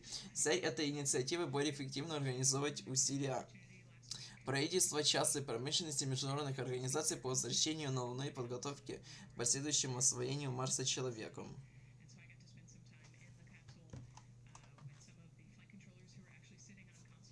Директива по космической политике номер 1 санкционировала кампанию, ориентированную на Луну, позже названная Артемида, опирается на предыдущие американские программы, включая космическую капсулу Орион, космическую станцию Гейтвей и программу коммерческие услуги по доставке перезагрузки на Луну. И создала новую программу «Система высадки человека на Луну». Предполагалось, что система запуска космических аппаратов будет служить основным средством запуска космического корабля Орион, в то время как коммерческие ракетоносители должны были запускать различные другие элементы программы.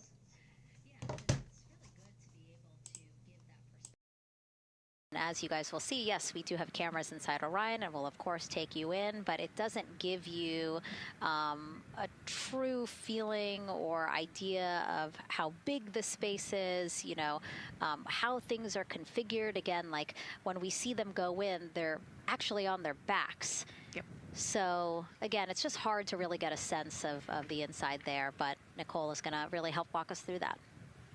Yeah, you said they're on their backs, and you know you have to somehow get there, and so they're actually going to almost barrel roll onto their shoulder to get onto their backs and their feet up on those leg rests. Actually, Andre's holding on to right there. You can see Andre number 2 is inside getting everything ready for them. And actually, those leg rests for the pilot and commander seat will come off once they get into orbit to create some more space for them. And it looks like we're getting ready to ingress here. Yep, thumbs up from Reid. Everybody configured with their suits, and so in we go. They actually get inside by walking backwards. That's the easiest way to get in, right, Nicole? Yeah, so he will step down right over the flywheel or the exercise equipment that they've got in there. We'll talk to that in a second, and then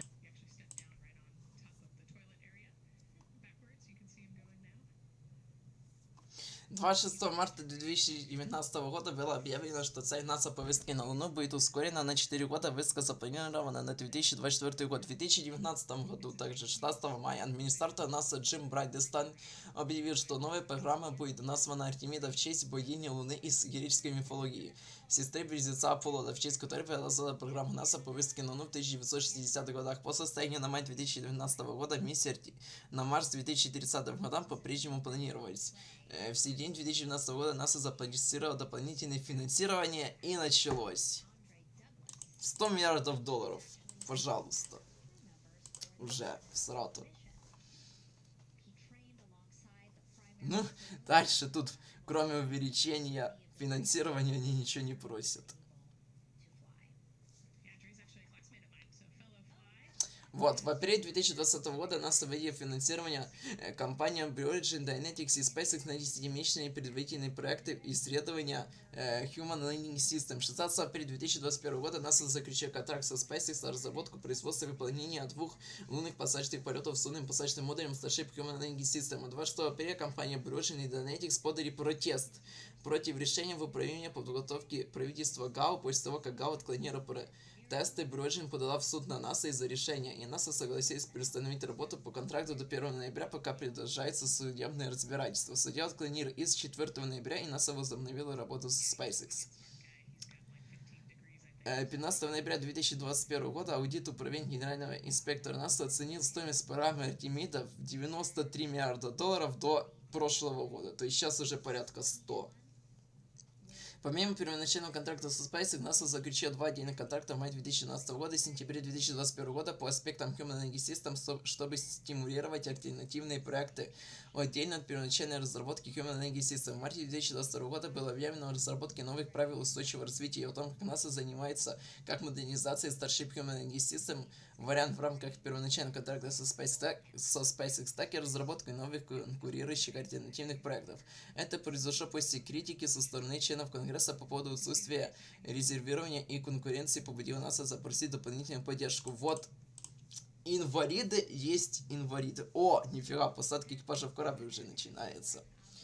Кретины есть кретины. Походу ситуация с Старлайнером, где они хотели в пилотируемых полетах на МКС также иметь 2 космических корабля для, как они это называют, безопасности. Потому что, типа, боже, со SpaceX там что-то произойдет, там с Дрэгоном, там Илона Маска расстреляет, еще там что-то, на чем же мы будем летать?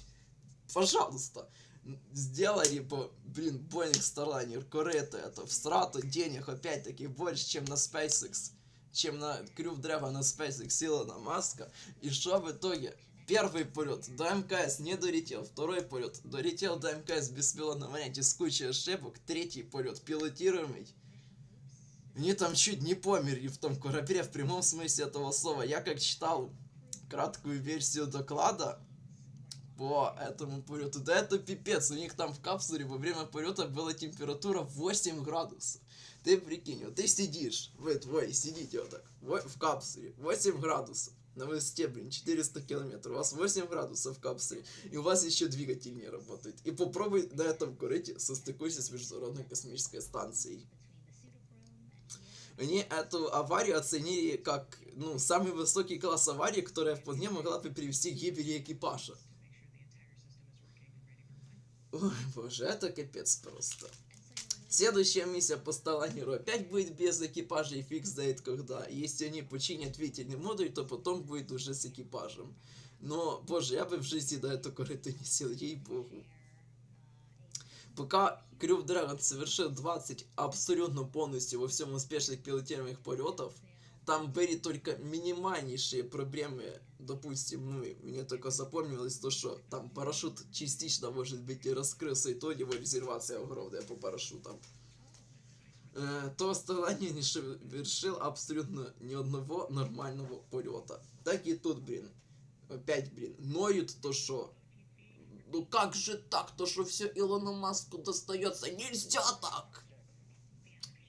Ну, не знаю, посмотрим, что будет с этим Брюэджем и их посадочным модулем, хотя вроде там, ну, куда лучше идет ситуация, чем, допустим, со Starliner'ом. Ну, посмотрим. Ну, видите, людям делать нехер. Потому что иначе я не могу объяснить, зачем это все, блин, происходит.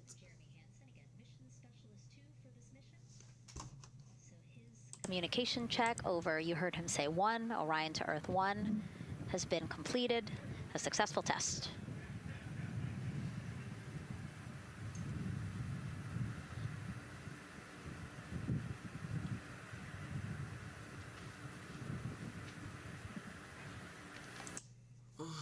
Ужас, короче.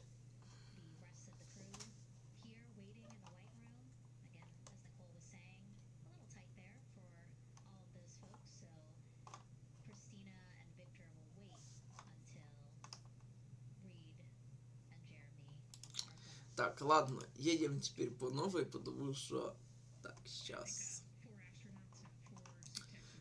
Начнем вообще с того, что из себя... Нет. Да, что из себя представляет ракета NASA Space Launch System.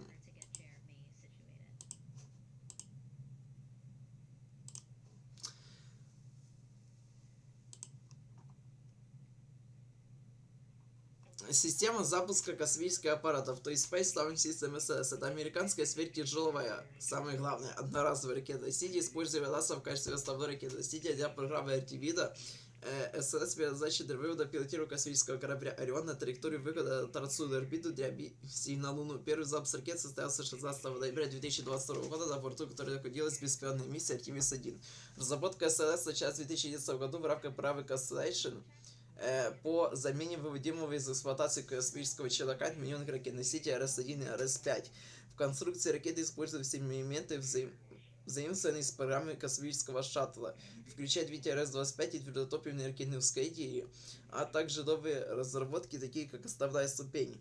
Проект столкнулся с неэффективным управлением, перерасходом бюджета и задержками. Первый запуск, который, согласно требованиям Конгресса, должен был состояться в 2016 году, прошел почти 6 лет спустя. Все запуски осуществляются исключительно со стартовой площадки C-35 в космическом центре имени Кеннеди во Флориде. В первых миссиях используется конфигурация Блок 1, состоящая из основной ступени утрированных ускорителей Space Shuttle и разработанных для РС-1 и промежуточной криогенной двигателей установки IoSpace в качестве верхней ступени. До 2026 года НАСА планировала поэтапно менять модернизации. Конфигурация Блок 1Б предполагала использование специально разработанной верхней ступени Exploration Upper Stage IoS, за которой последует более мощный вариант Блок 2, оснащенный новыми твердотопливными ракетными ускорителями. Изначально даже планируются грузовые версии для запуска различных тяжелых космических аппаратов, а не пилотируемые. Но, однако, на фоне задержек и технических проблем во время подготовки миссии Artemis-2, администратор нашего Jeremy Hansen объявил, что агентство перейдет к стандартной конфигурации Блок 1 и отменит разработку каких-либо других вариантов SLS. Пожалуйста, также на SLS Блок 1Б на разработку только второй ступени для SLS Блок 1Б в страту $20 миллиардов. Пожалуйста, списали вон, потому что нифига ее не сделали. 20 миллиардов просто в никуда. Также начали строить вторую стартовую площадку под SLS 1Б.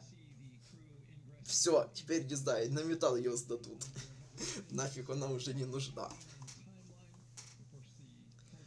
Производителем SLS является, собственно, НАСА, Aerojet Rocketdyne, Boeing, Northrop Grumman и Объединенный пусковой альянс ULA. Собственно, собрали всех самых главных кретинов, которые только умеют тратить деньги, и все. Стоимость проекта без учета Орион на прошлый год составила $31,6 миллиардов. Стоимость запуска, внимание, сейчас вот кто стоит, лучше присядьте, а лучше приряжьте. $4,1 миллиард за запуск. Запуск Сатурна 5 с поправкой на дающую инфляцию обходился не более $1,6 миллиардов. Тут $4,1 миллиарда. Притом, внимание, эта корыта Space Solar System может трижды доставить космический корабль на отрёдную траекторию к Луне. Все. В то время как Сатурн 5 за куда более меньшие деньги включал в себя в том числе лунный посадочный модуль, то есть выполнял абсолютно полную миссию по полету на Луну и обратно. Ужас. Высота ракеты SLS составила 98 метров, максимальный диаметр первой ступени 8,4 метра, стартовый вес 2610 тонн. Стартовая тяга на уровне моря составила 39 меганьютон. Что делает ее самой мощной ракетой в истории человечества, не считая, конечно же, звездолет. И вот тоже стартовая тяга составила 39 меганьютон. У Сатурна 5 стартовая тяга составляла 35 меганьютон. Притом грузоподъемность Сатурна 5 на Низкую Околоземную Орбиту 145 тонн, а у SLS 95 тонн. Грузоподъемность Сатурна 5 на Транслунную Орбиту порядка 47 тонн, у SLS 27 тонн. Скорее всего, это из-за того, что на SLS используется очень неэффективное слово, совсем твердотопливное ускоритель. Да, мощность на них большая, но и удельный импульс, конечно, ужас какой маленький.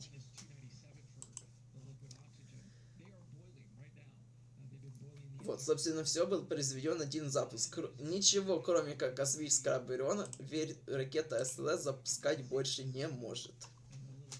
Ракета SLS состоит из двух твердотопливных 5-сегментных твердотопливных ускорителей, то есть такие же использовались на программе Space Shuttle, только там были 4-сегментные, но тут добавили вот еще один сегмент.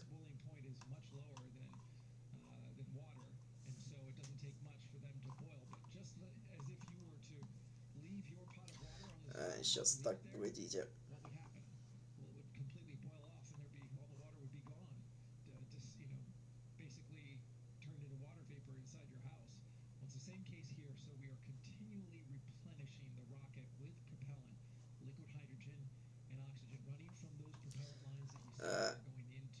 Ладно, пусть будет так. Пятисегментный твердотопливный ускоритель имеет высоту 54 метра, диаметр 3,7 метра, общую стартовую массу 730 тонн и общую стартовую тягу на уровне моря 29 меганьютон и удельный импульс 269 секунд. Топливный твердотопливный ускоритель служит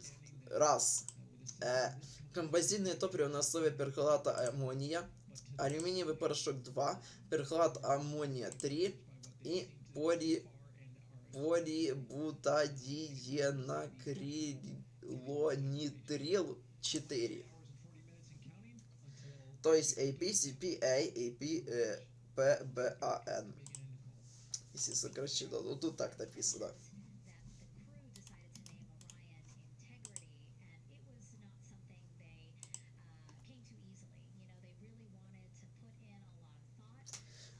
До катастрофы космического челнока Колумбии в 2003 году НАСА изучала возможность замены существующих 4-секционных твердотопливных ускорителей либо до 5-секционных, либо до жидкостных ускорителей с обратным вращением, использующих технологии RS-5 или Дельта-4 и ELV. Пятисегментный твердотопливный ускоритель, который потребовал бы минимальных изменений в существующей инфраструктуре Space Shuttle, позволил бы космическому челноку нести дополнительные 9 тонн перезагрузки на орбите, соответствующей наклону Международной космической станции. Исключить опасный режим возвращения на стартовую площадку ТРС и трансокеанического прерывания полета ТАЛ. А также, используя так называемый маневр собачья лапа, совершать полеты на полярной орбите с юга на север с космодрома имени Кеннеди. Пятисегментный твердотопливный ускоритель будет использовать более широкое горло сопла, чтобы оставаться в пределах допустимого давления, установленного соответствующими корпусами сегментов. После крушения Колумбии НАСА отказались от пятисегментной твердотопливной ускорителей для программы Space Shuttle. По соображениям безопасности 1, пятисегментный инженерный испытательный двигатель ETM-03 был запущен 23 октября 2003 года. В рамках программы SLS планируется использовать пятисегментный твердотопливный ускоритель SRB на первую смену ракеты RS-1. В сентябре 2009 года пятисегментный твердотопливный ускоритель космического челнока DM-1 был испытан на Земле в пустынном испытательном полигоне ATK в штате Юта. Дополнительные испытания DM-2 и DM-3 были проведены в августе и сентябре 2010 и 2011 годов. После отмены программы Constellation в 2011 году новая система запуска космического аппарата ВСС была предназначена для использования пятисегментных твердотопливных ускорителей. Первое испытание твердотопливного ускорителя SLS QM1 было завершено в начале 2015 года. Второе испытание QM2 было проведено в середине 2016 года на объекте Orbital ATK в штате Юта. Далее, первая ступень. Имеет высоту 64,6 метра, диаметр 8,4 метра. Пустой вес 98 тонн, общий стартовый вес 1000 тонн, из которых масса жидкого водорода 1444, то есть 144 тонны, а масса жидкого кислорода 840 тонн.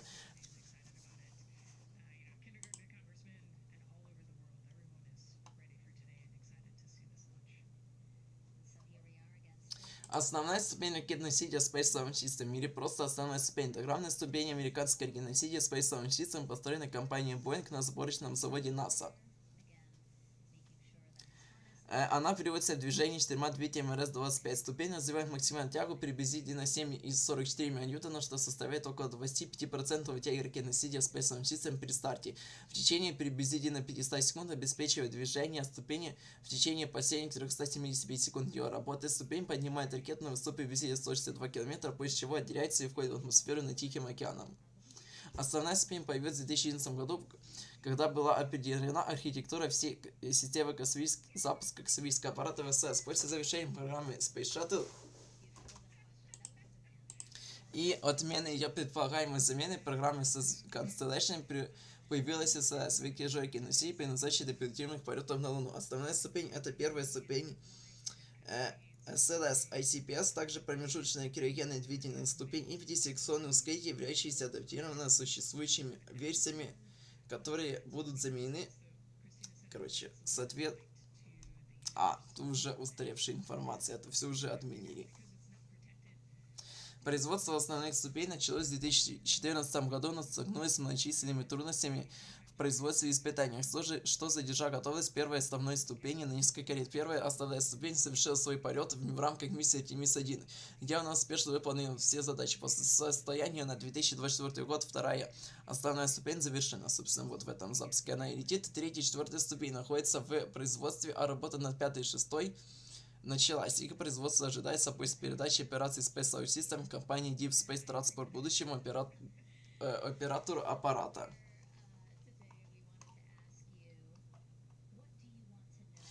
Кстати, день импульс двигателя РС-25 на уровне моря составляет 366 секунд, а в вакууме 452 секунды. Основная ступень. Сейчас, как вам показать. Собственно, вот она. Эта ступень. 4 двигателя РС-25, собственно.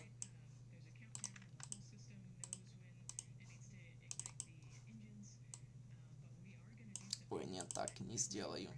Ну, короче, да.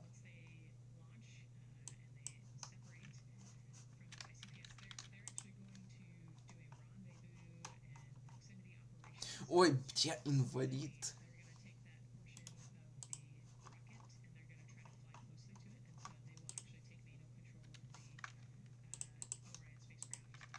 Ну, вот, собственно, вот Core Stage, она вот так выглядит в ракете Space Launch System, вот она состоит из 5 секций, то есть двигательная секция в самом низу далее, бак для жидкого водорода, межбаковый отсек, интертанк и бак для жидкого кислорода. Как видите, бак для жидкого кислорода намного меньше, чем бак для жидкого водорода, притом вес жидкого кислорода в разы больше, чем жидкого водорода. Все это потому, что жидкий водород это...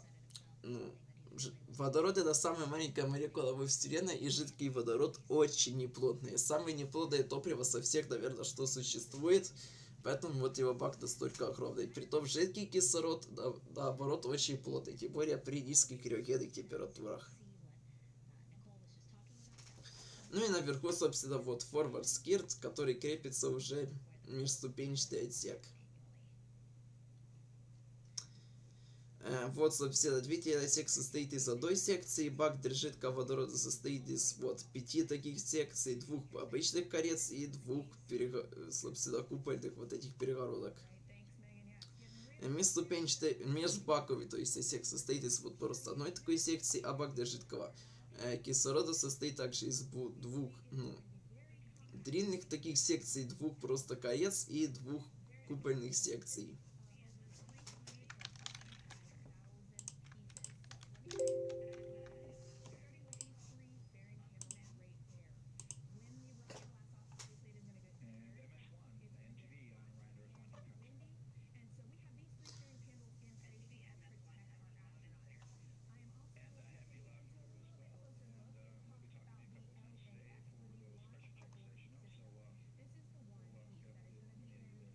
Основная двигательная установка также оснащена гидравлическими системами, которые перемещают сопла двигателей для их поворота, пневматическими системами для управления многочисленными клапанами внутри ракеты и системой наддува для подачи газообразного топлива в баки и большим количеством воздуховода, пневматическая система, поддерживающая под давлением с помощью гения, хранящего в 5 герметичных баллонах высокого давления внутри моторного отсека, и гидравлическая энергетическая энергия, обеспечивающая вспомогательной силовой установкой, называемой КАПу, которая на первых 2 основных ступенях напрямую зависела из оборудования Space Shuttle. Основной силовой агрегат КАПу представляет собой турбину, которая вращается под действием сжатого газообразного гелия во время запуска аппарата, а затем водородом. В отличие от его использования на Space Shuttle, где он работал на потоке гидролиза, гидравлическая система, приводимая в действие КАПу, также включает в себя карданные приводы, которые сами отклоняют двигатель РС-25. Эти приводы, как и КАПу, являются непосредственно повторно используемыми деталями космического челнока на ранних этапах серийного производства основных ступеней. Основная двигательная установка работает для снижения риска возгорания двигательного отсека во время подготовки к работе технического обслуживания. Двигательный отсек продувается чистым воздухом на стартовой площадке во время подготовки к полету.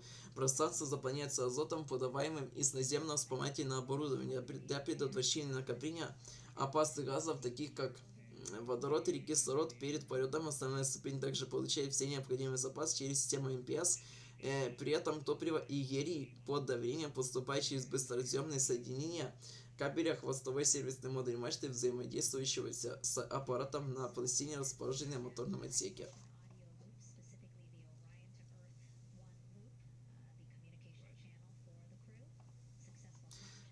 Крупнейшим конструкцией основной смены являются топливные баки, рассчитанные на хранение примерно 987 тонн криогенного топлива. Чрезвычайно низкая криогенная температура этих жидкостей, минус 182 градуса для жидкого кислорода и аж минус 252 градуса для жидкого водорода, приводят к существенному уменьшению размеров топливных баков. После заполнения бак жидким водородом уменьшается примерно на 15 см в длину и 2,5 см в диаметре, в то время как размер бака жидким кислородом уменьшается на 3,8 см в длину и 1,3 см в диаметре. Поэтому все оборудование, прикрепленное к топливным бакам, должно быть установлено с помощью сифонов, позволяющих гибко адаптироваться к изменяющимся размерам топливных баков.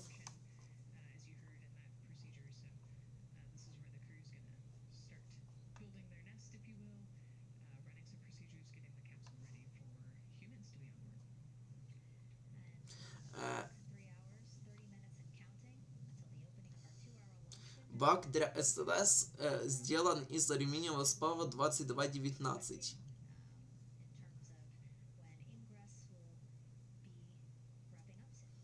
Конструкция резервуара — это обработанная ортогональная сетка. А межрезервуарная структура — цельно обработанный усилитель.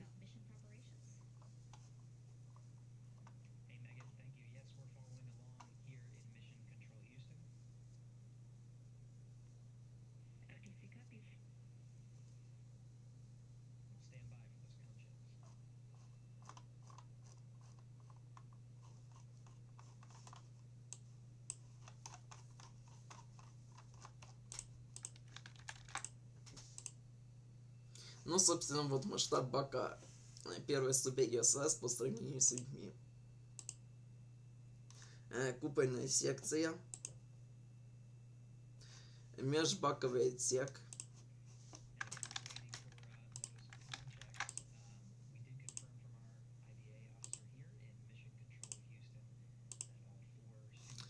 Весь бак в сборке.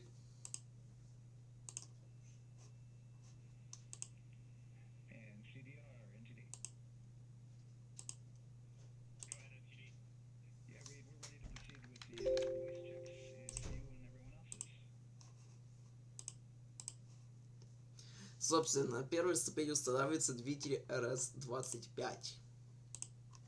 Также известный как главный двигатель космического челнока ССМЕ. Это жидкостный криогенный ракетный двигатель, который использовался на космическом челноке НАСА и используется в системе запуска космических аппаратов.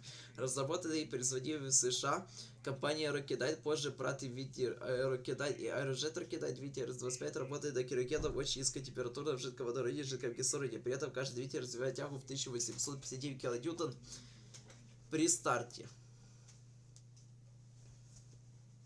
Разработка двигателя началась в 1970-х годах с первого полета STS-1 12 апреля 1981 года. За время эксплуатации двигателя RS-25 претерпел модернизацию с целью повышения тяги, надежности, безопасности и снижения затрат на техническое обслуживание. Двигатель развивает удельный пульс 452 секунды в вакууме. Имеет массу приблизительно 3,5 тонны и способен регулировать мощность в диапазоне от 67 до 109% номинальной тяги с шагом в 1%.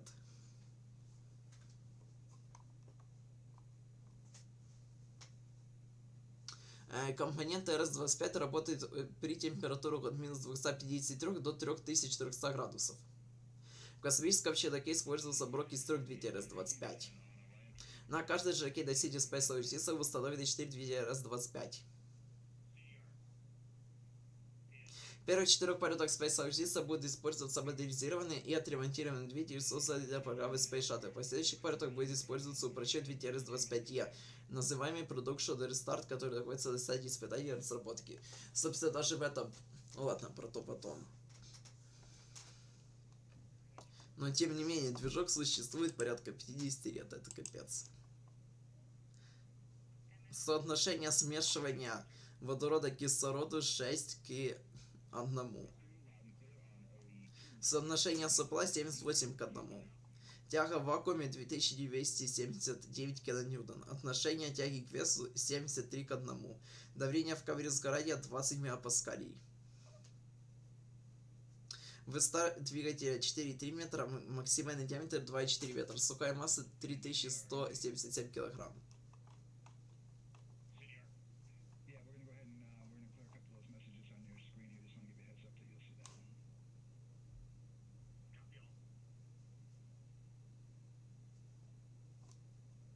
Ну, рассказывать более подробно про этот двигатель я не буду, поскольку я сам этого не пойму. Ракетные двигатели мне еще не дали, скажем так. Ну, основы я то понимаю, но прям конкретную конструкцию, то те турбонасосы, все клапана нет. Ну его вон. Далее у нас идет, собственно, вторая ступень ICPS. Взята еще от ракеты Delta 4. Криогенная вторая ступень Delta DCCS это семейство верхних ступеней с криогенным топливом, используемых на ракетах-носителях Delta 3, Delta 4 и Space Launch System Block 1. DCCS имеет уникальную двухбаковую архитектуру, где цилиндрический бак с жидким водородом несет порезную загрузку для запуска и образует верхнюю секцию. Сплющенный сфероидальный бак с заполненным жидким кислородом и двигатель подвешивается к баку с жидким водородом, закрывая промежуточные секции во время первоначального запуска. Приводится в движение одним двигателем РС-10Б2 разработанной компанией Rocketdyne, который имеет выдвижное углеродное сопло для повышения удельного импульса. Система DSS была разработана, то есть DCCS, была разработана Национальным космическим агентством Японии на основе второй ступени разработки ракеты H2.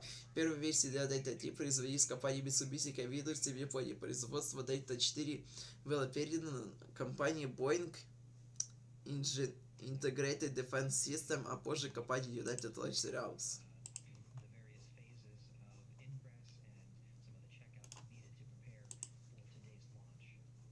Собственно, двигатель РС-10 это жидкостный криогенный ракетный двигатель, разработанный в США компанией Rocketdyne, работающий на криогенном жидком водороде и жидком кислороде в качестве топлива. Современный двигатель развивает тягу до 110 кН в вакууме. Версии РС-10 производились для верхней ступени Centaur, ракета Atlas-5 и DCSS ракеты Delta 4. Разрабатываются и используются другие версии для верхней ступени Exploration, ракеты Space Launch System и Centaur 5, ракеты Vulcan. Цикл расширения, используемый в двигателе, приводит в движение счет обратного тепла. Так, нет, ладно, это упустим, это уже не я разберу. Удельный импульс составляет в диапазоне от 373 до 470 секунд. В вакууме масса варьируется от 131 до 317 кг. Первый запуск двигателя РС-10А1 состоялся еще в 1962 году. Движок 65 лет существует почти, но это тоже это ужас.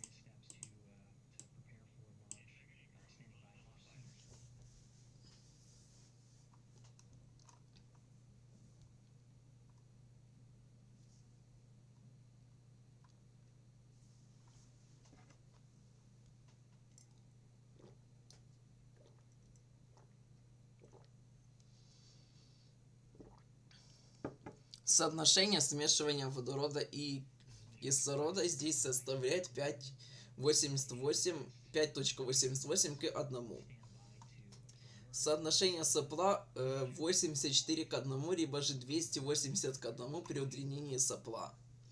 Тяга в вакууме до 110 кН, удельный импульс до 465,5 секунд. Высота до 4,1 метра с выдвинутым соплом. Диаметр до 2,15 метров. Сухая масса до 301 килограмма.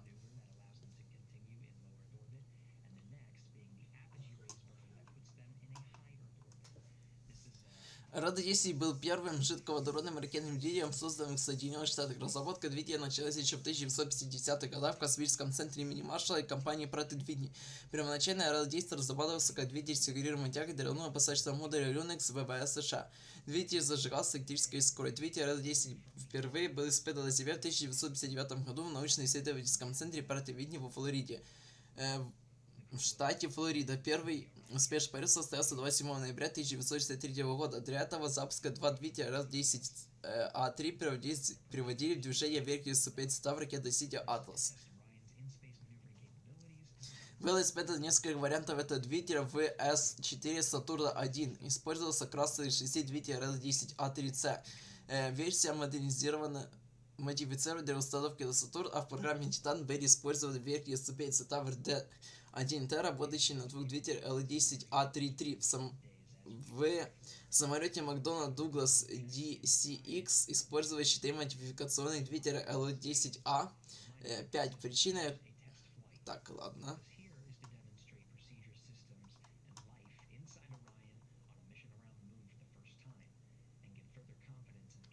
Общий расширяемый криогенный двигатель. В начале 2000-х годов НАСА заключила контракт с компанией Прототипник Рокетдай на разработку демонстрационного образа Common Extension Cryogenic Engine CC. Предполагает, что CC приведет к созданию двигателя R10, способного к глубокому дрессированию. В 2007 году была продемонстрирована его работоспособность некоторыми рывками при соотношении торсийной засунки 11:1.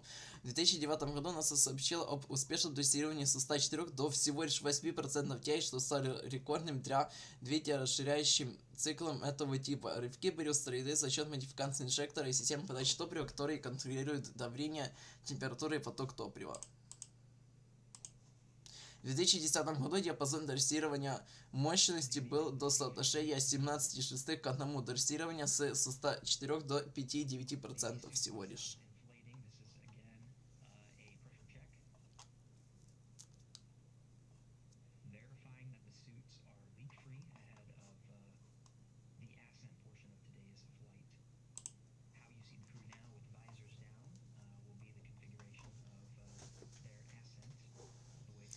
Ну, вот.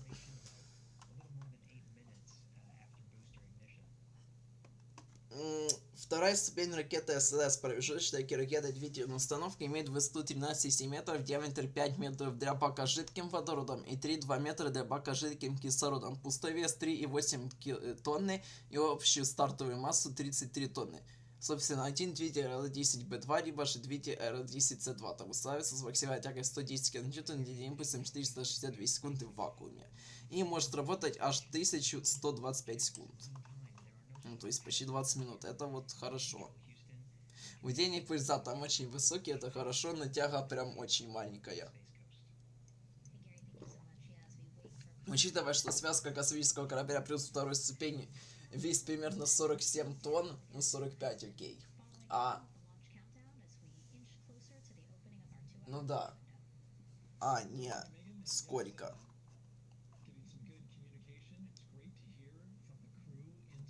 Даже больше. Порядка 60 тонн, а тяга всего лишь 10 тонн. Ну это фигово, конечно. Хотя, ну, в космосе в целом пофигу, но зажигания прям очень длинные.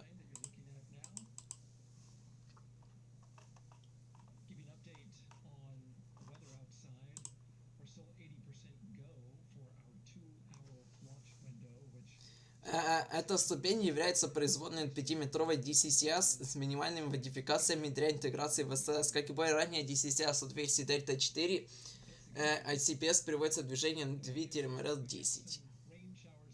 Однако Artemis-2 и Artemis-3 вот уже используют RL10C2.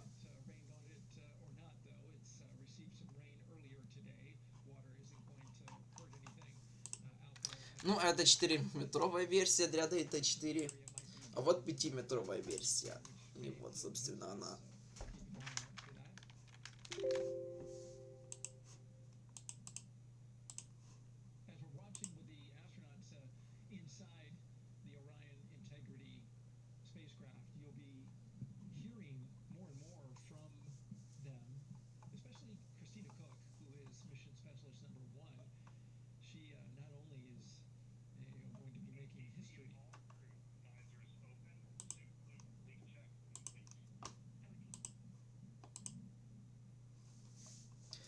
Также программа устаревания и продления срока службы ускорителя Бол была объявлена в 2019 году с разработкой вернодобной ракеты ускорителя для СЛС после того, как запас оборудования, созданного на основе оборудования штата, будет исчерпан. В 2021 году НАСА заключила с компанией Northrop Grumman контракт на сумму $3,2 миллиарда на производство ускорителей, созданных на основе оборудования штата для 5 миссий от Artemis-4 до Artemis-8, а также за проектированную разработку и испытания нового ускорителя Бол с миссией Artemis-9. Но Его в итоге отменили, так что смысла про него говорить особо нету.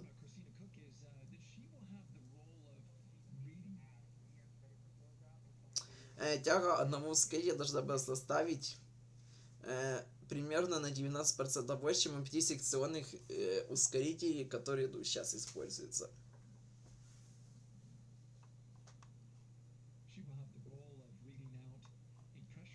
Также в феврале этого года НАСА объявила, что стандартизирует SLS конфигурации блока 1 и будет искать альтернативные варианты верхней ступени вместо продолжения разработки IoS. После прекращения производства 10C НАСА выбрала другую существующую коммерческую разработку верхней ступени Artemis-4 последующих месяцев. ТАВ-4 от ULA, которая использует пару двигателей RL-10 и, как ожидается, обеспечит несколько улучшенных характеристик по сравнению с ICPS.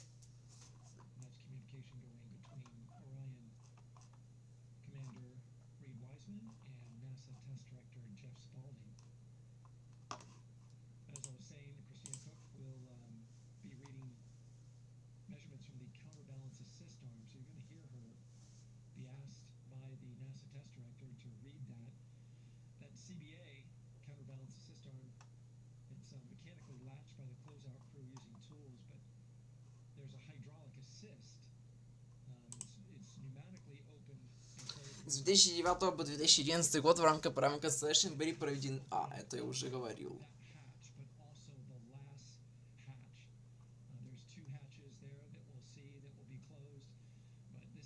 Ну, в целом, по SLS это вся основная информация. Ну, собственно, вот запуск Артемиды 1. Первая ступень. Испытание прототипа ускорителя вот этого нового. Вторая ступень. Вот. Изначально планировалось аж вот столько версий SLS. В итоге сейчас будет использоваться только лишь блок 1. С грузоподъемностью на трансляцию орбиту 27 тонн. Также планировалась версия Cargo грузовая с обтекателем диаметром 5 метров. Далее вот версия 1B пилотируемая с грузоподъемностью на трансляцию орбиту 38 тонн. С новой второй ступенью с 4 двигателями RL-10 и диаметром 8,4 метра. Также карго-версия с грузоподъемностью 42 тонны на трансляцию орбиты и обтекателем диаметром 8,4 метра. И версия блок 2 с новыми твердотопливными ускорителями с тягой в 43, то есть с грузоподъемностью 43 тонны на трансляционную орбиту, и грузовая версия с грузоподъемностью 46 тонн на трансляционную орбиту.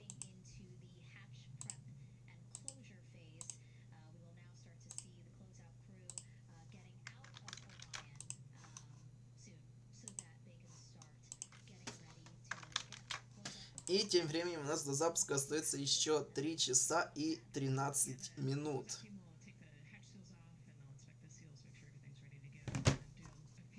Я напоминаю, что мы смотрим прямую трансляцию запуска ракеты NASA Space Launch System с космическим кораблем Орион в пилотируемый запуск миссии Artemis-2 в пилотируемый облет Луны.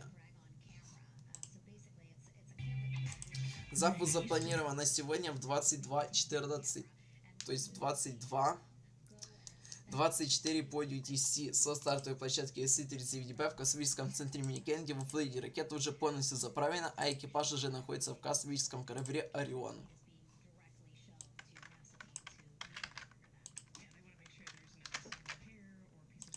Кстати, на отметке от 3 часов 40 минут до 3 часов 10 минут уже должно было быть закрытие люков. Ну, не знаю, я что про в этот момент было закрытие люков уже или нет.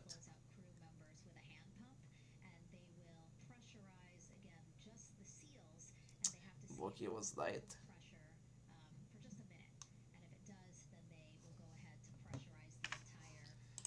Далее, после этого, уже аж до отметки 1 час 40 минут до запуска будет уже закрытие люка обтекателя системы аварийного спасения. И также сейчас еще будет производиться проверка герметичности скафандра уже должна была завершиться.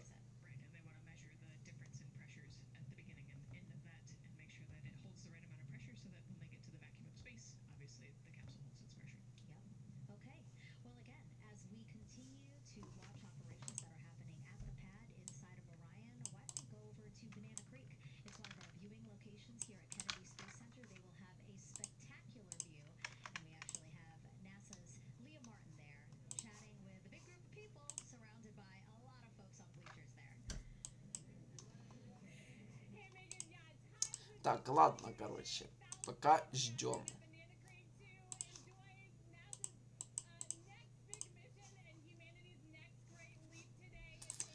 Сейчас почитаю чат.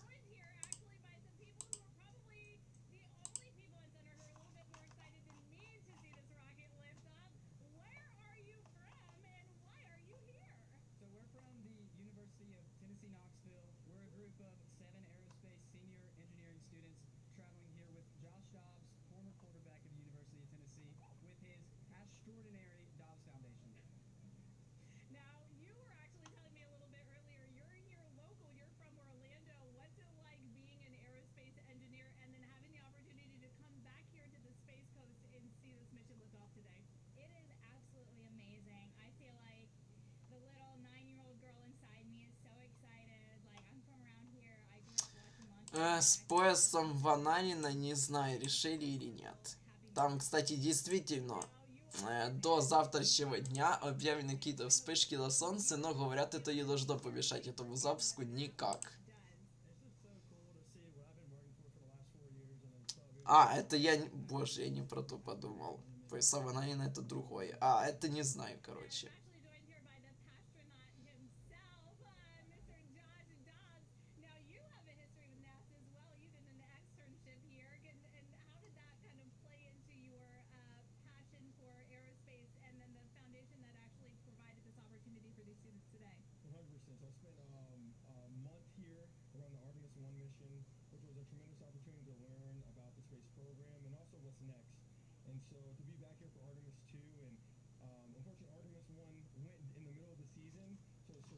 Ой, я надеюсь, что полетят. Ну, тем не менее, еще не отменили. Ну, как бы самое главное, что заправку полностью прошли и нету утечки водорода. Потому что это могло бы стать самой большой проблемой. И, кстати, люк в корабль, походу, еще и закрыли.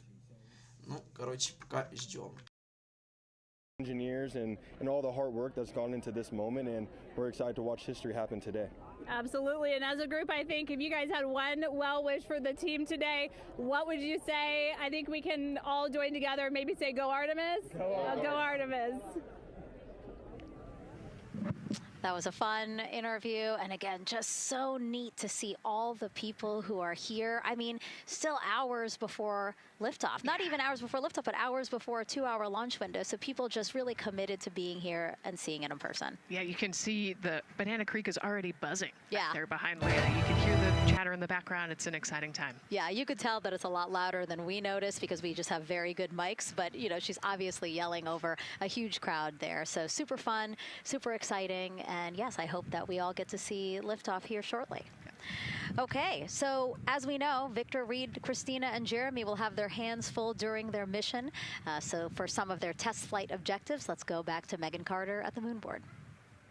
All right, as we have seen from those camera views, their capsule is very compact, obviously. So let me show you a few cool things about this piece. The Orion capsule is going to only be about 16.8 feet in diameter and a whopping 10.5 in height. Think of it about the same cubic feet as 2 minivans. So obviously every piece of that capsule has been planned with purpose. And a really great example of that is going to be these seats that we have seen that live view of. Now these seats are going to be out for launch, re-entry, and splashdown, but in between they are stored in between to give them more room for daily activities and things like that. While they are on board, obviously they are going to have a lot of things to do. One of those is going to be to manually fly Orion, as we've discussed, but they also have several other objectives as well. And they are going to be doing lots of system checkouts, checking out the service module, making sure everything is working correctly. They're also, like I said, going to have a chance to manually fly. Now this was taken during one of their training simulations, but as you can see here, they will have advanced flight displays, hand controllers, touchscreen interfaces, so much to work with and practice with as well. Now, while on board, they will also have the ability to eat those shelf-stable meals that are designed specifically for microgravity. I think I saw somewhere that one of their meals is going to be mac and cheese and brisket, so that makes the Southern in me very happy. All right, but they are going to have also some time to look at some things like power and propulsion. They will have 3 key propulsion systems that are going to help power Orion as well. And speaking of power, I want to bring you back to the service module real quick because I wanted to point out these 4 solar panels. These are going to take about 18 minutes to unfold like giant wings, and they're going to stretch 62 feet from end to end, and these are going to help power the service module and in turn provide what the crew needs for their journey. So as you can see, spacecraft is built specifically for what we need and to guide them and get them home safely. All right, back over to you, Megan. Thank you so much, Megan. You know, it's taken thousands of people many years to get to us to where we are today. Let's meet some of the people of Artemis who've made this flight test possible. I am the Artemis Launch Director. I'm the Orion Crew Survival System Manager. I'm the Artemis-2 Chief Training Officer. I'm the SLS Launch Integration and Mission Operations Lead. I am the Recovery Director. And I'm Boeing's Core Stage IPT Leader at Kennedy Space Center. I am the Artemis-2 Entry Flight Director. And I'm the Closeout Crew Lead for Artemis-2. Our job is to design the spacesuits that the crew will wear for the Artemis-2 mission. The team here at Johnson Space Center in the Orion Crew Survival Systems Lab does pretty much everything involved with processing the suits, designing the suits, qualifying the suits, testing them for the Orion mission. The role of the Chief Training Officer is to manage both the planning and the development of how we are going to train our astronauts and run our simulations for our flight control team for the mission, and then go implement that plan. Recovery team is responsible for 3 things. So recovery is what we call our nominal recovery situation, where we go recover the crew and the capsule at their designated landing site. Rescue is if in case we do need to rescue the crew and they landed somewhere else that we did not plan. And then the retrieval is us getting the capsule if they did land somewhere where we did not expect them to. My job on SLS is to manage the operations architecture on the SLS program. One of the specific things that we do is support launch operations. It means a lot to be a part of this Artemis team, to show the next generation in seeing what may come. I am responsible for our core stage processing at Kennedy Space Center. My team is responsible for that core stage, and it's our responsibility to make sure that core stage is safe, built correctly, and there's going to be 4 of our astronauts, and it's going to get them to their ride around the moon. I've been a flight director for over 10 years now. I worked on the Artemis-1 mission, and after that mission completed, I was assigned as the entry flight director for Artemis-2. I can't wait to see the hatch open after splashdown. That's when we know that our mission will be complete and the crew will have safely returned to the moon and back to Earth. Closeout Crew is responsible for getting the astronauts up to the white room, getting their helmets and gloves on, getting them into the vehicle safely, connecting all their umbilicals, making sure they're ready to go for launch, and then closing the crew module hatch. The reason we do this is to expand mankind's knowledge. If I can be a part of that, doing anything, I want to do that. The launch director role really is to step back and kind of take that big picture view of launch. How are we doing on any NCs? How are we doing on our timelines, our procedures? Artemis 2 is a beginning. It's going to inspire a new generation. It's going to uncover science. It's going to serve as a pathway to places that we have never been before. And to meet more people of Artemis, you can head to the link we're going to put up on your screen there. Just, again, really nice to see all the faces that have put in the work, the time, the hours, the dedication to get us to today. Yeah, so many professionals that worked so hard on this mission. And what was really fun to see is, you know, we interviewed Taylor Hose, closeout crew lead, as he said, and that's who we are now seeing inside of the White Room as they are getting ready to close out Orion and close one of 2 hatches. We have the side hatch of the crew module as well as the launch abort system hatch, correct? Yeah, the astronauts are in the capsule. They're ready to go, and now the White Room is very busy as they're getting ready to close both of those hatches. That's a great shot right there where you can see them. Almost looks like they're doing that hatch seal inspection that we talked about.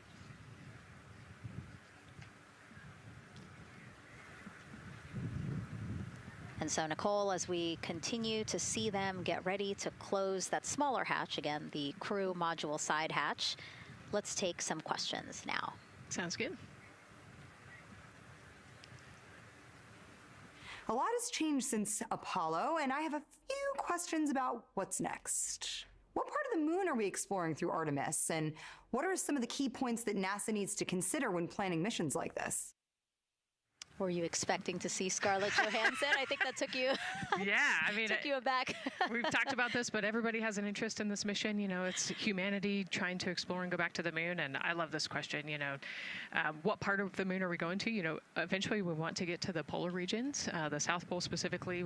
We think that there are volatiles there, so water ice, something that can be harnessed as a resource as we create the permanent base on the moon and then try to get onto Mars.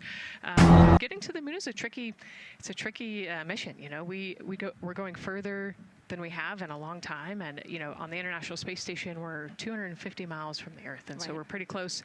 We resupply that spacecraft pretty often with cargo missions, but the further and further you get away from Earth, the more you have to think about the lack of cargo, the comm delay. You know, there's a communication delay the further away you get, and so there are different and unique problems as we continue to explore further and further out into the solar system.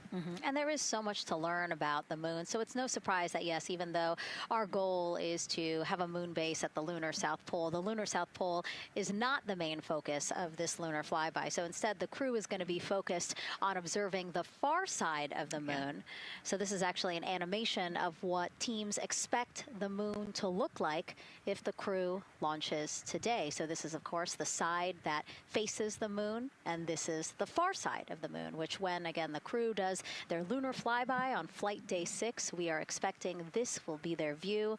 What an amazing view and an opportunity. Yeah, you know, there's so much to learn from this particular mission, because obviously we're not landing with this mission, and so they actually potentially could see the South Pole and kind of scope out what our landing regions look like in the context of the entire moon. But also they're going to see parts of the lunar surface that have never been seen before by the human eye, and so they're going to take these detailed notes. They're going to record themselves talking about what they see.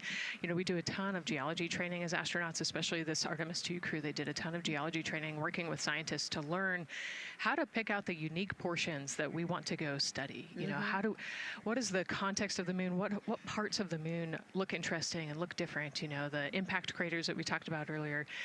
So really trying to take all the pictures, take all the observations, write down, talk about their observations, and record as much data as we possibly can for the researchers back here on Earth. Yeah, it's so important to, yes, we're all talking about what they hope to do during this 10-day mission, but you really do have to think about all the training that goes into this. I mean, you have 4 crew members who won't, you know, have the support the way that they've been having this. I mean, they'll be talking through communications, but you know what I mean? It's just them and the moon, right? So they need to be fully aware and equipped with everything that they'll need to do to be able to accomplish the objectives that we hope to accomplish during this mission. Right, and their specific flyby around the moon, you know, the lighting will be different and the path will be different depending on when we launch. If we launch today, it would be different from tomorrow. And so, you know, they actually had to learn the geography of the moon so that they can orient themselves when they're on the backside of the moon, because they're not going to have communication. You know, they're going to have a, I think, 45+ minute comm blackout while they're while they're on the far side of the moon, and so they themselves have to know what things look like on the moon, how to orient themselves, and how to get the data that we're looking for. Yeah, really ambitious mission. Excited to be here at the start of it. All right, so another check of the clock, 2 hours, 57 minutes and counting to the opening of our 2-hour launch window for Artemis-2. This pivotal test flight comes 250 years after America began its journey as a nation. As we celebrate that milestone, a special live performance now of our national anthem by singer Ann Wilson.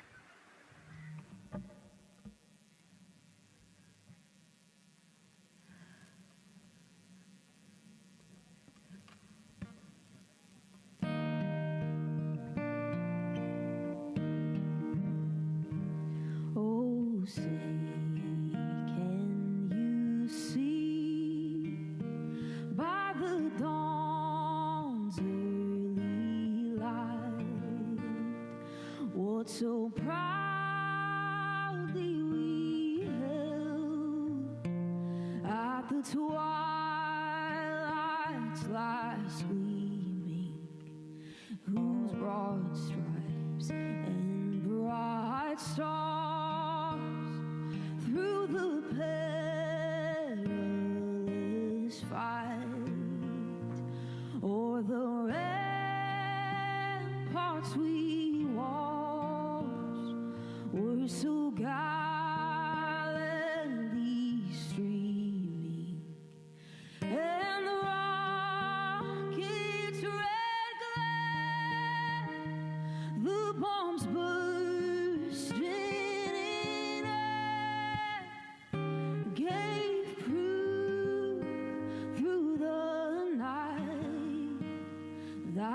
flight was still there.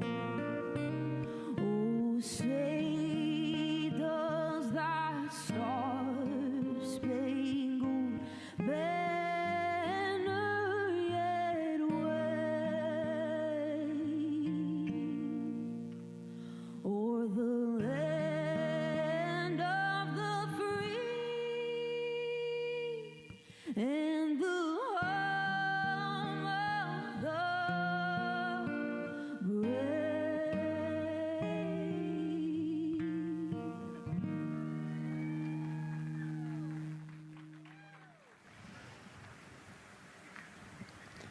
A beautiful rendition. Honestly, I'm a little emotional, a little speechless. Yeah, that was gorgeous. Yeah.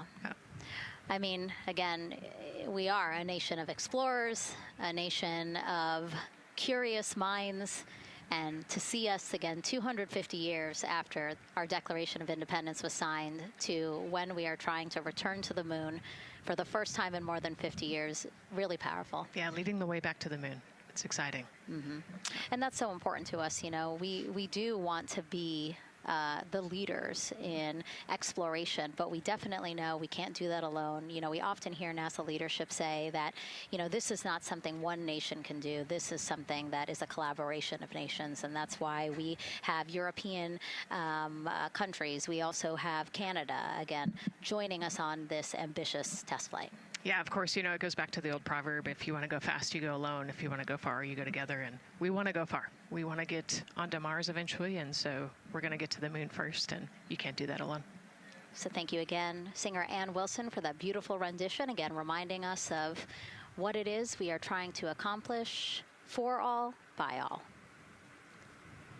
We are now back inside the White Room with the closeout crew. Again, backup astronaut Andre Douglas, number 2 there, just outside in the White Room, which is right outside Orion there, with the crew seated comfortably inside. As you can see, they've dimmed the lights a little bit. The crew has the opportunity to set the ambiance, if you will. They were given the opportunity to adjust the lighting as they see fit, again, just so that they can get comfortable. It's kind of like when we are on a plane and you get the opportunity to... Sure, yeah, you don't want the bright lights in your eyes. Also, you want to be able to see the screens well, or see the, you know, the tablet on Jeremy's knee well, so they're going to adjust the lighting to what makes sense for the mission.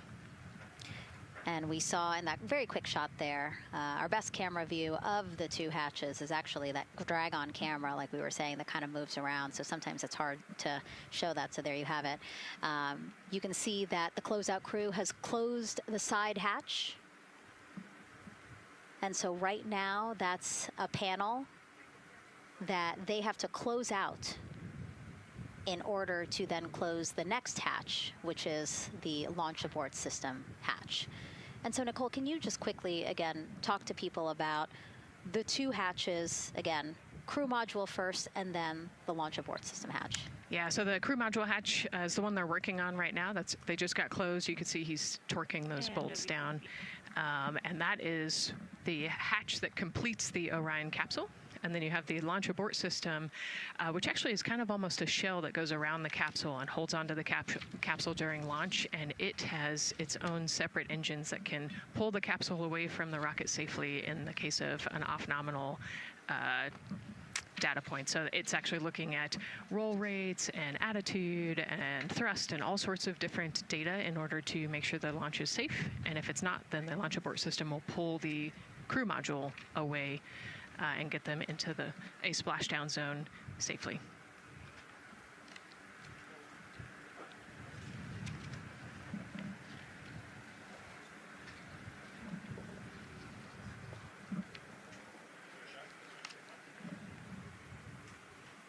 And as we wait for the crew to complete closing that side hatch of the crew module, let's head over back to Banana Creek, where we have Leah Martin standing by with the person who designed this mission's zero gravity indicator, named RISE. It was 2nd grader Lucas Yee from California. Hey, Leah. Hey, Megan. Yes, of the many special guests we have with us today, I think one of our most exciting guests is Lucas, who's joining us, like you said, all the way from California.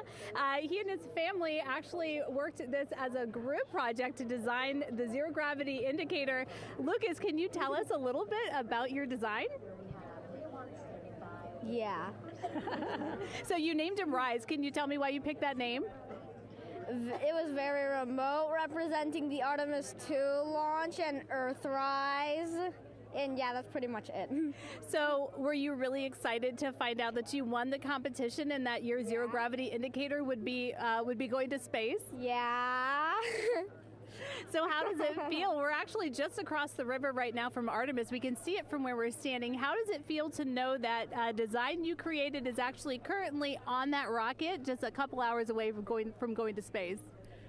Really, really, really, really, really, really, really surprised and very happy. And very happy. Now, Mom, you were telling me on the way over here that it was kind of hitting you what was happening. Tell me a little bit about that. It's definitely very surreal to be here in person. It's definitely very surreal to be here in person. That Commander Wiseman said that it's for all and by all. That we couldn't have said it better. We're just very grateful to be here. Super, super excited.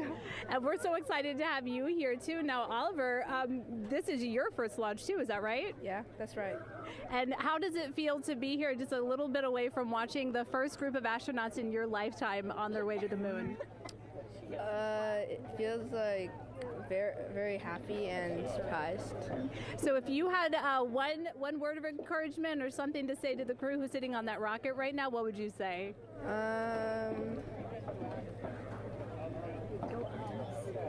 What? Go Artemis. Go Artemis. Go Artemis. Thanks so much, Megan. I would say have a nice trip. Yeah. You would say have a nice trip? I did hear that answer. I would say have a nice trip. You know, Leah, that was a hard question. You know, it's really hard to come up with a spot what to say to the crew who's about to make history today. Yeah.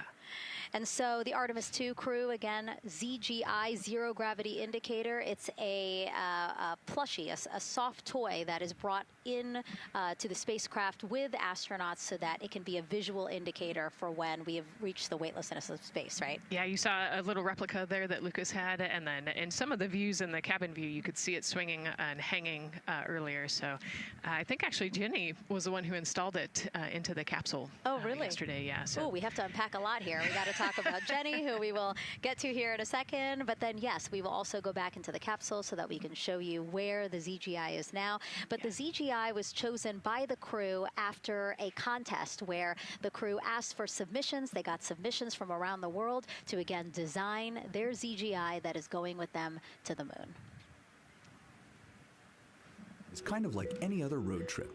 You need clothes, food, a map, your favorite toy. Really. Except this toy has a job to do up there because this is a zero gravity indicator. While not a scientific instrument, this safe and soft object tells the strapped-in astronauts that they've reached weightlessness. For Artemis 2, the crew wanted a one-of-a-kind ZGI, so we asked you to come up with it.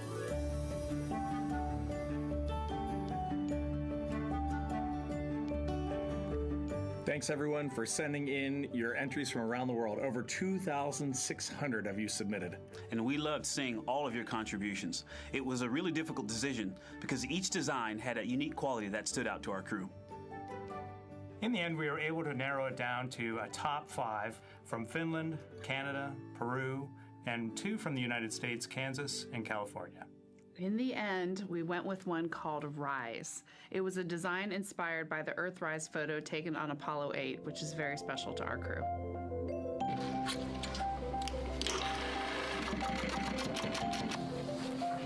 With the winner chosen, next came the task of bringing it to life here in the Thermal Blanket Lab at NASA's Goddard Space Flight Center. This lab specializes in custom materials to protect sensitive spacecraft equipment and is perfect for creating a ZGI that meets the rigorous safety standards of NASA. Because you have to be concerned with whether the thread's going to outgas or if it will hold up, if it's flame retardant. This is the Rise ZGI doll. All I have left to do is to close the opening here and hand sew the hat on, make sure stuffing is stuffed in there, and we have our pocket here for the SD card. And on that tiny SD card will be millions of names submitted to virtually join the crew aboard Orion. Got Rise. Not the real one, obviously, but this is a replica. I mean, so clever for Lucas and his family to design. Yeah, I love that he replicated the famous picture that we all love of Earthrise, and then I love that the bill represents the space in between the moon and Earth. It's just such a cute and wonderful way to represent this mission. Yeah, and again, Earthrise, very important to this crew. It harkens back to the picture that was taken by the Apollo 8 crew where they saw Earthrise, and so very appropriate since, again, now here we are going to see Earthrise again with this mission. Yep. So yeah, so this is little Rise here. And then you heard in that video that there is an SD card that is zipped inside with the real ZGI with the crew. So get this, more than 5 million people submitted their names as part of NASA's Send Your Name to Space campaign. And actually, Christina said that her niece and nephew's names are inside that SD card. How cool is that? Her nieces and nephews are going to go with her. Yeah. Love this. Love that people are engaging in such a cool way. And actually, if we take a look back inside of Orion, we can actually see the actual ZGI inside with the crew. As we said, the purpose of a zero gravity indicator is to show when we've reached the weightlessness of space. Now, I know that it's probably dark in there because, as we said, the crew decided to just dim it a little bit for them. But here again, as we see Reid on your left, Victor on your right. Below Victor, or next to Victor, again, because they're on their back, it's a little weird. It's a little hard to explain their orientation. But between basically Victor and Christina is where Jenny Gibbons has placed the zero gravity indicator. And Jenny, who, again, Nicole just brought up, Jenny is one of the backup crew members. So we mentioned how Andre is the backup crew member for the NASA astronauts. Jenny is the backup crew member for Jeremy. Yeah, Jenny's one of our Canadian astronauts, and yeah, so she's been also helping with preparations for today and helping get the White Room ready, get the capsule ready, and she's actually going to be a Capcom for Artemis-2 as well. Yeah, she's from Calgary, Alberta, completed astronaut training in 2020, mechanical engineer, combustion scientist, and actually before becoming an astronaut, she was an assistant professor. So again, another very well-accomplished person on the team. And I know the Artemis-2 crew has really enjoyed working alongside both Andre and Jenny. Yeah, actually, Jenny was our EBQ mentor when I went through our AskCanner initial training, so she helped us with all of our spacewalk training, which was kind of cool as well. Okay, and there we have Andre again, number 2, with the rest of the closeout crew team there. Why don't we get another check with Daryl and see how the launch countdown is going.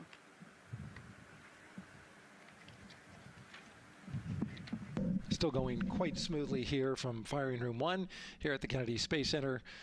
Launch team working no major constraints to launch, which is great news. We did get an update on a weather balloon that the launch weather officer and his team released. This is an important weather balloon released at right around the 3-hour mark. And what it told us is that winds are around 10 to 11 knots in the upper parts of the atmosphere. That's important information for the launch abort system. Should the astronauts need the LAS, this would, of course, pull the Orion spacecraft off the top of the rocket in case there were an emergency, and then take them offshore to a water landing in the Atlantic Ocean. And so the winds are pushing onshore. And because they're pushing onshore, the launch weather officer is keeping a close eye on the strength of those winds, because if the Orion were to come off the top, and it's powered by 3 rocket motors which can propel it or pull it especially fast off the top of the rocket, it would go up into the air thousands of feet and then splash down in the water. And if you've got wind pushing against it, you don't want that spacecraft to come back and land on land. So they're watching that very closely because of the onshore flow. That onshore flow is also what's giving us a little weather action down to the south of us along what's called the beach line, 528. We got a whole lot of people out there. We're getting ready to watch the Artemis 2 historic launch. Well, they just got a good soaking. Line of rain showers, I should say, passed through that area and soaked the place. Certainly rain is a possibility, spotty showers from time to time, but overall the launch weather officer tells us that we are trending towards getting that stuff to all push to the west the closer we get to our launch window. A reminder, that window is from 6:24 p.m. to 8:24 p.m. Eastern Time. We don't have a specific T0 at this moment. There's a lot that needs to be calculated before we get there.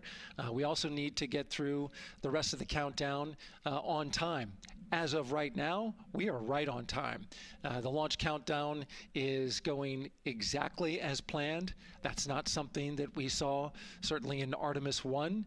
There was a lot of flexing in the timeline during those 3 launch attempts back in 2022.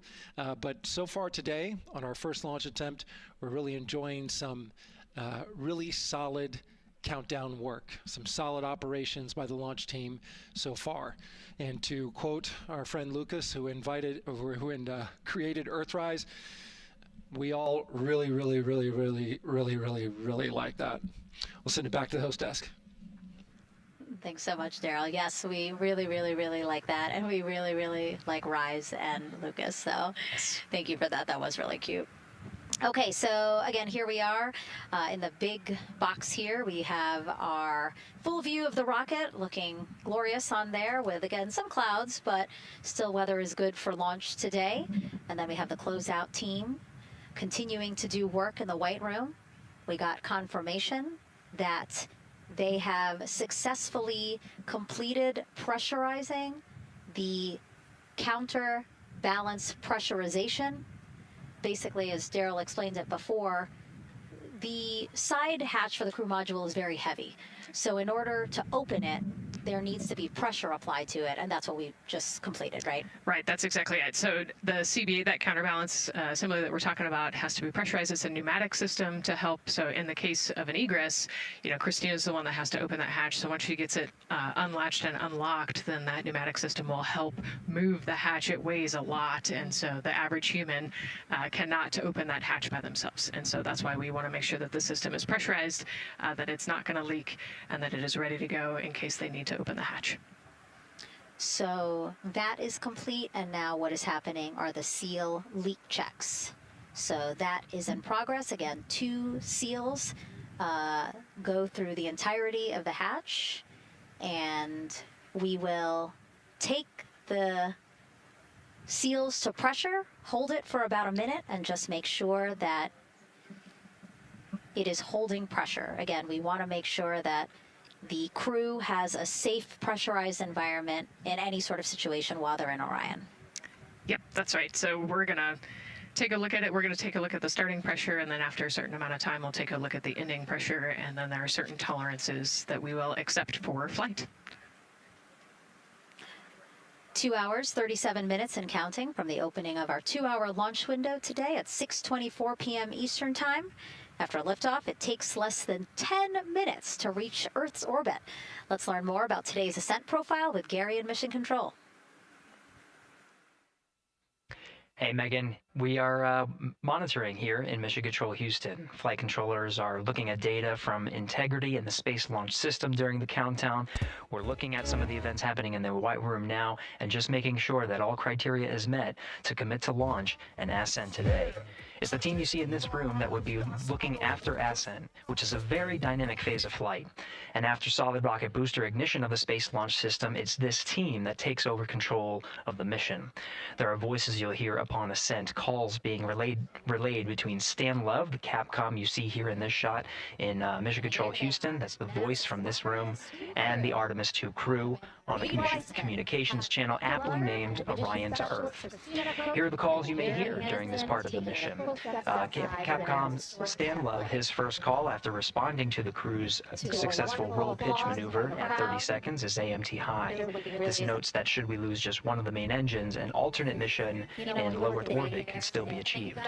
At 1 minute 25 seconds, you'll hear max Q on PDL. This notes that reaching the moment of maximum dynamic pressure on the spacecraft. This event happens to be in line with a communication switch to another ground station, the Ponce de Leon Inlet Tracking Annex, located about 35 miles north of Kennedy. At 2 minutes 45 seconds, you'll hear SM primed upper stage RCS ready. This means that the European Service Module propulsion system that's prepared for the next phase of aborts after the launch abort system jettisons, and the reaction control thrusters on the inner rim cryogenic propulsion stage that enable pointing and maneuvering are ready. At 3 minutes 50 seconds, you'll hear voice check on TDRS at the Kármán line. At this point, the launch abort system has jettisoned and revealed the Orion capsule underneath. This check verifies that the now exposed Orion antennas have a good signal over the tracking and data relay annex, tracking and data relay satellites which is part of the geosynchronous satellite network and the same assets that are used aboard the International Space Station. This communication switch happens to be at the Kármán line, a widely recognized boundary about 62 miles, statute miles, or 100 kilometers above the Earth's surface, where the air is too thin for conventional aircraft to fly and marks the point where our astronauts leave Earth and enter space. At 5 minutes 16 seconds, you'll hear the call 3-engine press. This notes that if one of the 4 main engines on the SLS core stage were to fail, 3 engines can carry the crew to a nominal main engine cutoff and proceed with the expected mission timeline. This is an important call that gives more assurance of continuing today's moon mission. At 7 minutes, you'll hear expect nominal shutdown. You'll hear this call should the main engine performance be as expected up to this point. Shutdown plans can vary and may impact G-forces experienced by the crew or future burn plans, but a nominal shutdown is more indicative of continuing the mission on the expected timeline. At 7 minutes 30 seconds, you'll hear AOA open. This notes crossing into a new abort profile. At this point, an abort would use Orion engines to escape the core stage, and the altitude and velocity are enough to make it 1 lap around the Earth and aim for a splashdown in the Pacific Ocean instead of the Atlantic. And then, of course, shortly after 8 minutes, you'll hear nominal MECO. You won't hear MECO right away. Teams here wait until the core stage has separated and the trajectory is confirmed as expected before that call to the crew. Now, this ascent profile is approximate, as there may be calls that move a few seconds depending on the trajectory, and of course these are the calls and times for a nominal trajectory. Teams in this room have been training extensively to prepare for any and all scenarios, and they are confident and ready to take this crew into space today. In today's pre-brief, the flight director Judd Freeling expressed his confidence to the team, citing the hundreds of simulations to prepare for this very moment. These are the calls you'll hear during ascent less than 3 hours from now. But now we'll turn our attention to the countdown to launch and send it back to you, Megan, at the Space Coast. Thanks so much, Gary. Now, one of today's 4 astronauts, of course, Canadian Space Agency astronaut Jeremy Hansen. Let's go now to Jasmine with her next guest. Thanks so much, Megan. Yeah, we're joining you live now from the Operations Support Building here at Kennedy, where crowds are starting to gather, and we're honored to have Lisa Campbell of the Canadian Space Agency joining us. Lisa, Jeremy Hansen is about to make history as the first Canadian to venture to the moon. What does that milestone mean for your agency? Thanks so much, Jasmine. It's wonderful to be here. It's such a special moment, both for our astronaut colleague Jeremy Hansen, but also for Canada.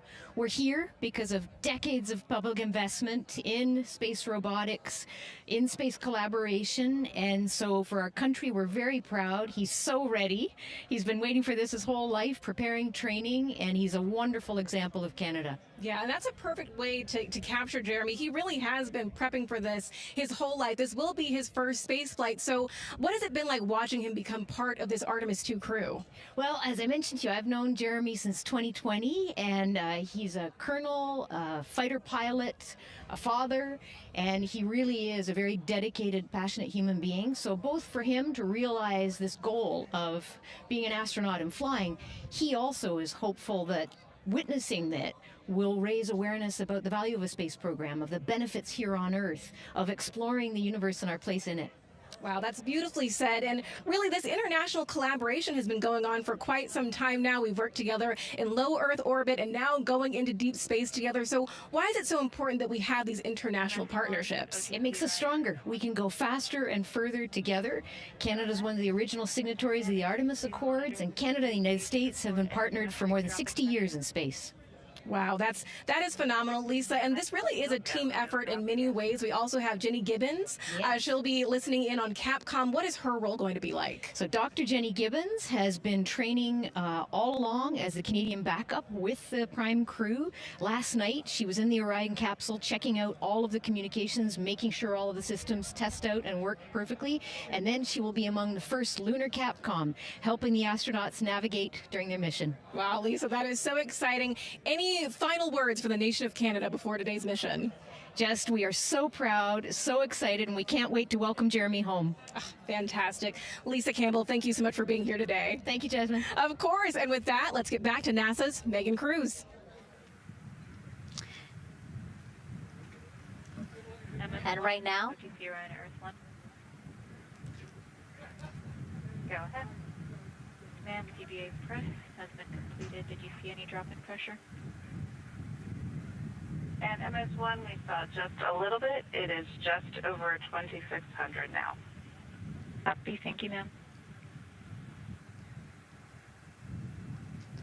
again, a call out to mission specialist Christina Koch. Again, it was her responsibility to monitor the pressure on the counterbalance system that will help open the side hatch. And she did report a drop in pressure, but it seems like it's within nominal limits. Right. They might have had a small drop, but you know, we have a starting pressure and an ending pressure, and as long as the difference isn't too high, then we will take that, and the engineers know exactly what they're looking at for in terms of that delta pressure. And so again, that milestone on the checklist of things that have to happen before they launch today, that is complete. The crew, again, still inside comfortably as the closeout crew team work to close the side hatch. Again, a separate seal leak check, followed by a cabin check, and then they will close the last abort system hatch. Lots to do still in the White Room and marching down the countdown timeline well. And so Bill, again, number 3 there, he is holding a silver flex hose. That hose is what will be connected to Orion in order to do that cabin leak check. So again, it does seem like we continue to march down through the milestones in this countdown. Hopefully lifting off today within our 2-hour launch window that opens at 6:24 p.m. Now, right now, people inside the Kennedy Space Center Visitors Complex are learning about this mission. There are great exhibits there about the rocket and Orion, and of course, our Megan Carter with the moon board. All right, Megan and Nicole, yeah, you mentioned that checklist before launch. That checklist is going to continue during the mission, as well as there are several vital objectives that we are hoping to accomplish with this mission. So we've talked about the rocket. We've talked a little bit about Orion. Obviously, during Artemis-1, we had that test flight, and there were no humans on board. That is our one big difference for this one, and we are going to have that crew this time. So what are they going to be up to during this mission? Let me tell you just a little bit. Now, for Artemis-1, like I mentioned, we were really focused on the SLS, making sure it had the power and capabilities that we needed. We were also checking out the Orion spacecraft in deep space environments, making sure that it was good to go. Now for Artemis-2, we are going to be taking the testing for Orion to the next level by adding that human component. So those test objectives are going to start even before launch. Like you mentioned, they are out there making their way through that checklist. But these objectives are going to start now, and that includes safety. So one really great example of safety is going to be something called the egress baskets. They're out there in the spacecraft, obviously, and should a situation happen to come up, they are going to have something called the egress baskets they can get in, and those are going to zip line them essentially down to the ground within seconds to safety. Another great example of those safety procedures are going to be the LAS, or the Launch Abort System that I mentioned earlier. Just a reminder, that's the one that can pull the crew and capsule away from any danger within a few minutes of into the launch. Now, those are just a couple quick examples, but our recovery teams have been training extensively, quite a lot, to make sure that they are ready and prepared for any challenging situation that could possibly arise. All right, several other objectives that we are going to be looking at. И мы продолжаем прямую трансляцию запуска ракеты NASA Space Launch System SLS с космическим кораблем Orion миссии Artemis-2 в пилотируемый облет Луны, до которого у нас остается 2 часа 26 минут и 8 секунд. Запуск запланирован на сегодня, 1 апреля в 22:24 по UTC. И, собственно, идем дальше по программе Артемида. Что она из себя представляет? А именно по миссии Artemis-1, первый запуск ракеты Space Launch System, который состоялся 16 ноября 2022 года. Artemis-1, ранее известная как исследовательская миссия 1 и М1, представляла собой беспилотную миссию на лунную орбиту, запущенную в ноябре 2022 года как первый крупный космический полет программы НАСА Artemis. Artemis-1 означало возвращение агентства к исследованию Луны после завершения программы Аполлон 5 десятилетий назад. Это был первый комплексный летный испытательный полет космического корабля Орион и ракетоносителя Space Launch System. И его главной целью было исследование космического корабля Орион, особенно его теплозащитного экрана. В рамках подготовки к последующим запускам Artemis эти миссии направлены на восстановление присутствия человека на Луне, демонстрацию технологий и бизнес-подходов, необходимых для будущих научных исследований, включая исследования Марса. Космический корабль Орион для миссии Artemis-1 был собран 20 октября 2021 года, а 17 августа 2022 года полностью собранный аппарат был вывезен для запуска после ряда задержек, вызванных трудностями в предпринимаемых испытаниях. Первые две попытки запуска были отменены из-за неоднократных показаний температуры ветра 29 августа 2022 года и утечки водорода во время заправки 3 сентября 2022 года. Запуск Artemis-1 состоялся 16 ноября 2022 года в 1:47 утра по местному времени, то есть ночь по местному времени. Artemis-1 была запущена со стартовой площадки S-35 в космическом центре имени Кеннеди во Флориде. После выхода на околоземную орбиту верхнюю ступень несущий космический корабль Орион делилась и совершил транслунный вывод перед отделением Ориона и развертыванием 10 спутников CubeSat. Орион совершил полет мимо Луны 21 ноября и вышел на дальнюю ретроградную орбиту на 6 дней, совершив второй полет мимо Луны 5 декабря. Затем космический корабль Орион вернулся и вышел в атмосферу Земли, защищенный своим теплозащитным экраном, перевернувшись в Тихом океане 11 декабря. Цель миссии была сертификация Ориона из системы запуска космического аппарата ВСС для пилотируемых полетов, начиная с этой миссии Artemis-2, которая, как ожидается, совершит пилотируемый полет мимо Луны запустится, то есть уже сегодня.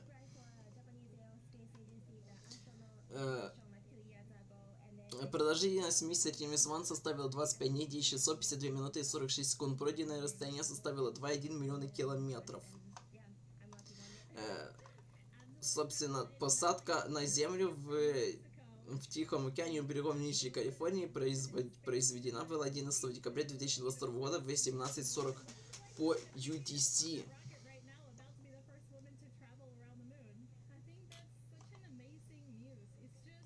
Полет мимо Луны произошел 21 ноября 2022 года в 12:57 по UTC на расстоянии минимальном 130 км от поверхности Луны.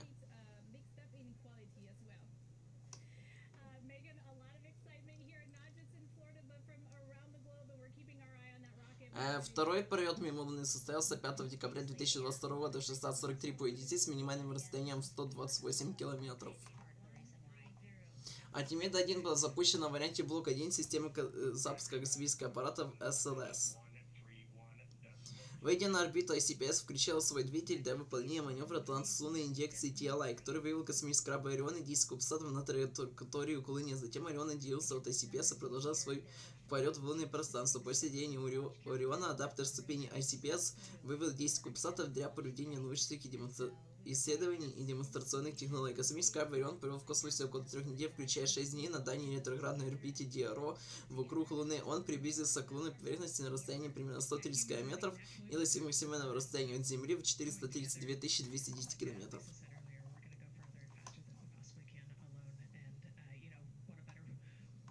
Программа Artemis-1 была обозначена НАСА как исследовательская миссия ИМ-1 в 2012 году. Тогда же ее запуск был запланирован на 2017 год как первый запланированный полет системы запуска космического аппарата SLS и второй беспилотный испытательный полет целевого пилотируемого космического корабля Орион.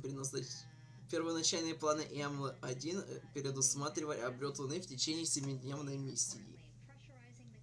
В январе 2014 года было объявлено, что служебный модуль космического корабля Орион будет построен в Европейском космическом агентстве и получит название Европейский служебный модуль. В середине 2014 года на сборочном заводе НАСА в МА началось строительство основной ступени СЛС. В январе 2015 года НАСА и Lockheed Martin объявили, что основная конструкция космического корабля Орион, используемая в программе Artemis-1, будет на 25% легче по сравнению с предыдущим EFT-1. Это будет достигнуто за счет уменьшения количества конусных панелей с 6 в EFT-1 до 3 в EM-1, уменьшая общее количество сварных швов с 19 до 7 и экономии дополнительной массы сварочного материала. Другая экономия будет достигнута за счет пересмотра различных компонентов проводки. Для программы Artemis-1 космический корабль Орион должен был быть оснащен полной системой жизнеобеспечения креслами экипажа, но остается беспилотным. В феврале 2017 года НАСА начали изучать возможность пилотируемого запуска в качестве первого полета SLS. Он предполагал экипаж из 2 астронавтов, а время полета было бы короче, чем в беспилотном варианте. Однако после многомесячного исследования целесообразности НАСА отклонило это предложение, согласившись на стоимость как на основную проблему и предложила план по осуществлению первого бесплатного полета SLS. То есть вы представляете, первый полет новой ракеты, нового космического корабля сразу в облет Луны, тупо хотели пилотируемым делать, потому что, чтобы не ждать больше, и чтобы денег больше не тратить на 2 ракеты. Это вообще уже возмутительно просто. В марте 2017 года тогдашний администратор НАСА Джим Брэдистон предложил либо перевести космический корабль Орион с ракет-носителя СС, а космические ракеты либо Falcon Heavy, либо Delta IV Heavy, чтобы соответствовать графику. Для миссии потребовалось бы 2 запуска. Один требует космического корабля Орион вокруг Земли, а второй с разгонным блоком. С ним они должны были бы состыковаться на околоземной орбите, и разгонный блок должен был бы загореться, чтобы отправить Орион к Луне. В конечном итоге от этой идеи отказались. Одна из проблем этого варианта была бы возможность осуществления стыковки, поскольку в Орионе планируется оснащать стыковочным механизмом до Artemis-3. Концепция была отложена в середине 2012 года из-за вывода другого исследования о том, что это еще больше задержит миссию. Хотя, кстати, вообще на Falcon Heavy груз заполненный с Низкой Околоземной Орбиты в полностью одноразовом варианте составила 64 тонны. А связка, как уже говорилось, космического корабля Орион и второй ступени весит 60 тонн, то есть, 60 тонн, то есть можно на Falcon Heavy запустить как и вторую ступень, так и сам Орион, в теории, на Низкую Околоземную Орбиту полностью, и да, это бы хватило на полный полет к Луне.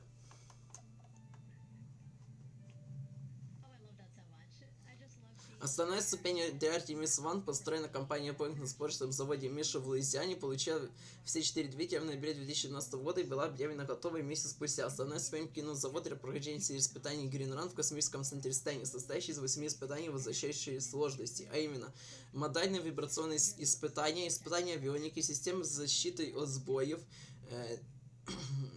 система управления вектором тяги, симуляция обратного отчета до запуска, генеральная репетиция полной заправки топливом в VDR, также статический запуск двигателя в течение 8 минут. Первое испытание было проведено в январе 2020 года, и последующие испытания Гренерон прошли без проблем. 16 января 2021 года, год спустя, было проведено 8-е и последнее испытание, но двигатель отключились после 1 минуты работы. Это произошло из-за того, что давление в гидравлической системе, используемой для системы управления вектором тяги двигателя, упало ниже предельного, установленных для испытаний. Однако пределы были консервативными. Если бы такая аномалия произошла во время запуска, ракета все равно бы полетела бы нормально.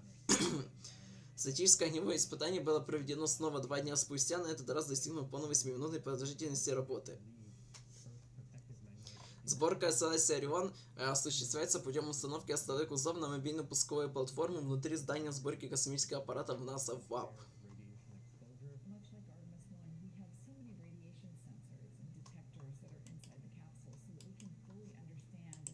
Собственно, мобильная пусковая платформа для запуска. Мобильная пусковая платформа это конструкция, используемая для поддержки крупного моноступенчатого космического аппарата. Аппарат собирается вертикально на сборочном предприятии, таком как здание сборки космических аппаратов. И теперь здание сборки космических аппаратов ВАП. Vacancy Assembly Building. Здание сборки космических аппаратов, первоначальное здание вертикальной сборки или ВАП, это большое здание в космическом центре имени Кеннеди НАСА KSC во Флориде, предназначенное для сборки крупных предварительно изготовленных компонентов космического аппарата, такие как массивные ракеты Сатурн-5, космический челнок и система запуска аппаратов SLS. И их вертикальные установки на одной из 3 мобильных платформ запуска, используемых НАСА. Ну и сейчас используется, собственно, для сборки SLS. По состоянию на 2022 год это 8-е по величине здание в мире по объему, имеющее объем в 130 миллионов кубических футов, то есть 3 миллиона 665 кубических метров. Здание находится на стартовом комплексе 39 в космическом центре имени Кеннеди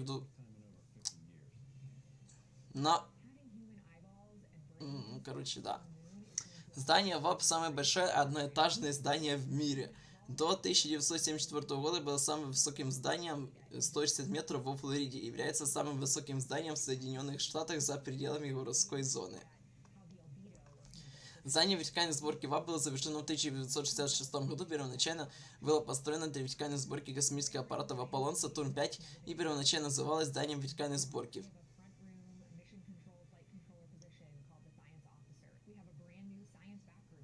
Впоследствии оно используется для стыковки орбитальных аппаратов космического челнока с их внешними топливными баками, твердотопливными ракетными скейтерами. После того, как весь космический аппарат был собран на мобильной пусковой установке, гусеничный транспортер перемещал его на стартовый комплекс 39А или 39Б.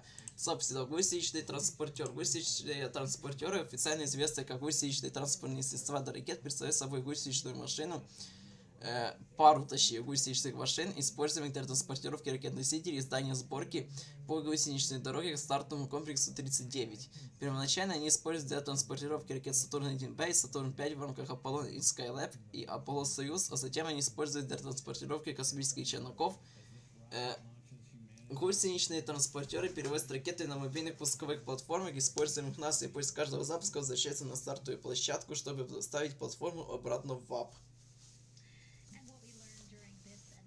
2 гусеничных транспортера были спроектированы и построены компанией Marion Power Shovel Company с использованием некоторых компонентов, разработанных и изготовленных компанией Rockwell International, и каждый из них стоит $14 миллионов США.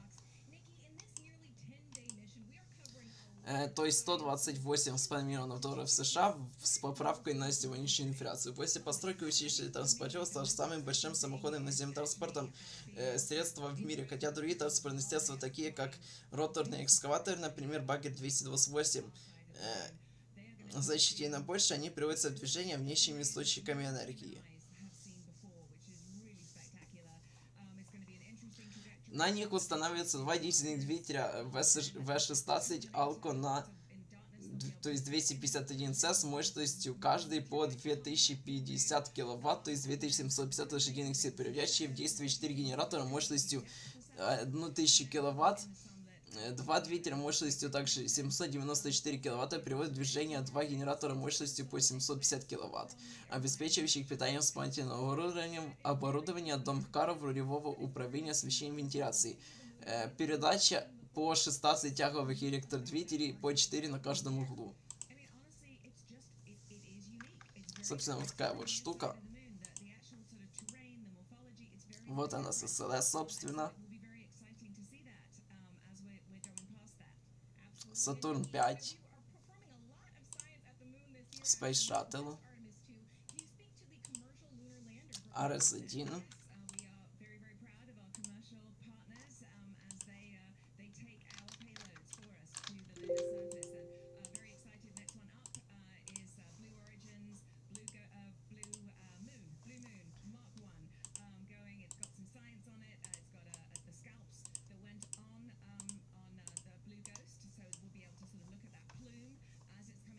Гусеничный транспортер имеет массу 2721 тонну и 8 гусениц по 2 на каждом углу. Каждая гусеница имеет 57 опорных башмаков, и каждый башмак весит тонну. Размер машины составляет 40 на 35 метров, высота от уровня земли до платформы регулируется от 6,1 до 7,9 метров, и каждая сторона может подниматься и опускаться независимо от другой. Гусеничный транспортер использует второстепенную систему наведения и систему выравнивания, чтобы поддерживать мобильную пусковую установку в горизонтальном положении с точностью до 0,16 градуса около 30 сантиметров на вершине ракеты Сатурн-5, то есть на высоте более 100 метров. Отдельная лазерная система стыковки обеспечивает высокую точность при размещении гусеничного транспортера мобильной пусковой установки в здании ВАП или на стартовой площадке. Команда из почти 30 инженеров, техников и водителей управляет транспортным средством, сосредоточенным в центральной диспетчерской, а гусеничный транспортер управляется из двух кабин управления, расположенных по обе стороны. Перед запуском гусеничный транспортер снимается. Они были модернизированы в 2003 году, включая обновление центра управления двигателями, в котором размещены коммутационные устройства и электрические элементы управления всех остальных бортовых систем, новые системы вентиляции, двигателей насоса, новые радиаторы, дизельных двигателей, замен двух кабин водителя на каждой машине по одной на каждом конце. После модернизации 2003 года каждая гусеничная машина имела 16 тяговых двигателей, приводимых в движение 4 генераторами мощностью по 1000 кВт. Которые в свою очередь приводились в движение двумя дизельными двигателями V16 Alco 251C мощностью 2750 лошадиных сил, два генератора мощностью 750 кВт, приводимыми в движение двумя дизельными двигателями мощностью 794 кВт, использовались для подъема рулевого управления освещением вентиляции. Два генератора мощностью также по 150 кВт, также были доступны для питания мобильной пусковой платформы. В баке гусеничного вездехода помещалось 19 тонн дизельного топлива, а расход составлял 296 литров на километр.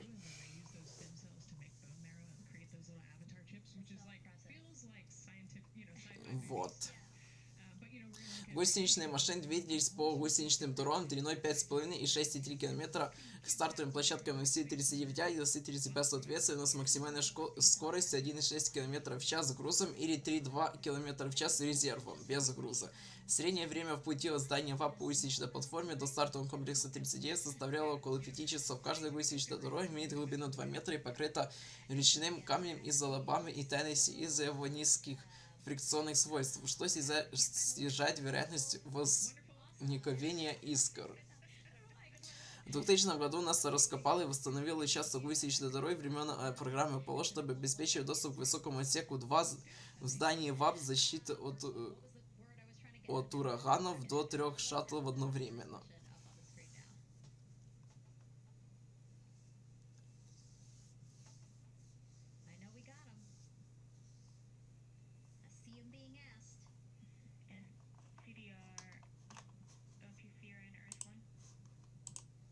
И возвращаемся к ВАП.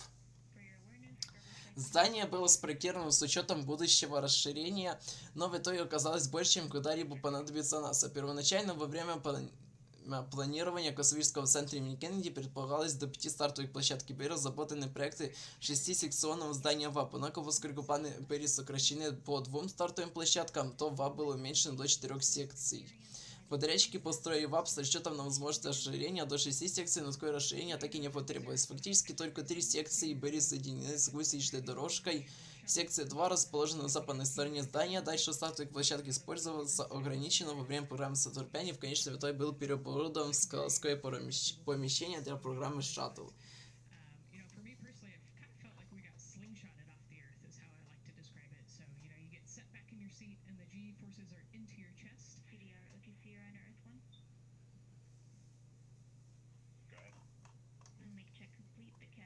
Собственно, максимальная высота ВАП составила 160 метров, а размеры 218 на 158 метров. Площадь 32 тысячи метров квадратных.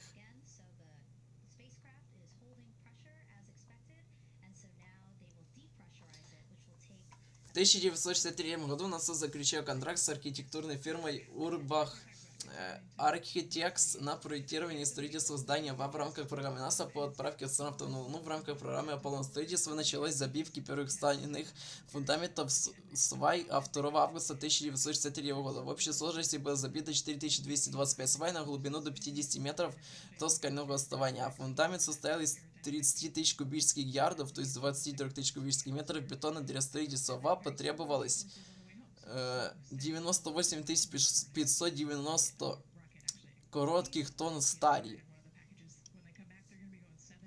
Строительство здания было завершено в 1966 году.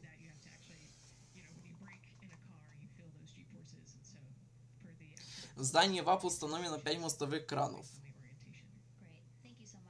в том числе 2 способных поднимать до 325 тонн, а также 136 дополнительных подъемных устройств. Эти системы обеспечивают точную обработку и сборку тяжелых компонентов. После полной сборки и испытания ракет-носителя в здание ВАП выезжает гусеничный транспортер, поднимает мобильную стартовую пусковую установку с прикрепленным космическим аппаратом и транспортирует ее на стартовую площадку. Каждый высокий пролет оборудован массивными воротами, самыми большими в мире воротами. Каждые ворота состоят из 7 вертикальных и 4 горизонтальных панелей, и на их открытие или закрытие уходит около 45 минут. Они имеют высоту 139 метров. Для регулирования внутренних условий здание ВАП оборудовано системой кондиционирования воздуха, включающих 125 вентиляторов на крыше и 4 больших воздухораспределителя, расположенных к западу от здания. Система обеспечивает суммарную холодопроизводительность в 1000 тонн в час. В первую очередь для контроля влажности. Его воздух внутри здания может быть полностью обновлен каждый час. Когда большие двери здания открыты, внутрь может проникать туман, который задерживается, что приводит к неверным, но устойчивым слухам о том, что ВАП генерирует собственную погоду или образует облака.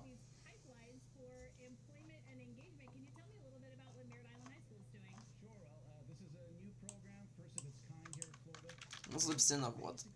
SLS, ВАП. ВАП во время постройки в 1965 году и 3 мобильные пусковые установки для ракет Сатурн-5.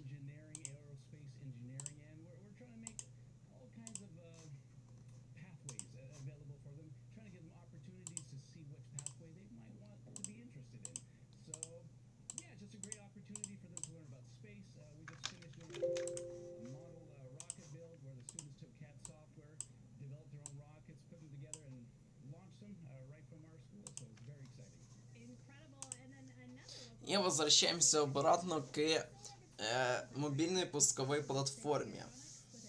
Используя мобильную пусковую платформу связано с подходом интеграция, перенос, запуск и идеал, при котором ракеты-носители собираются и транспортируются на стартовую площадку вертикально, а запуск осуществляется с той же конструкцией. Эта концепция впервые была реализована в 1960 году для ракеты Титан-3 ВВС США, а позже была перенята НАСА для ракет Saturn-5 Space Shuttle и Space Launch System. Аналогичные системы также использовались другими компаниями-поставщиками пусковых услуг, включая IoSpace и Vulcan Centaur компании ULA и Индийскую организацию космических исследований ISRO и Японское агентство космических исследований JAXA. Альтернативные методы интеграции при запуске включают использование транспортно-установочных устройств, при котором ракет-носитель собирается и транспортируется в горизонтальное положение, а затем поднимается в вертикальное положение на стартовой площадке. Этот подход используется для большинства российских ракет-носителей, включая Союз, а также компании SpaceX для семейства Falcon 9, Falcon Heavy и ранее компании ULA для семейства Delta 4. Другой метод — вертикальная сборка непосредственно на стартовой площадке, который использовался для некоторых более мелких ракет-носителей семейства Saturn-1 и сейчас используется для SpaceX Starship. И была предложена для запусков космических челноков западного побережья США.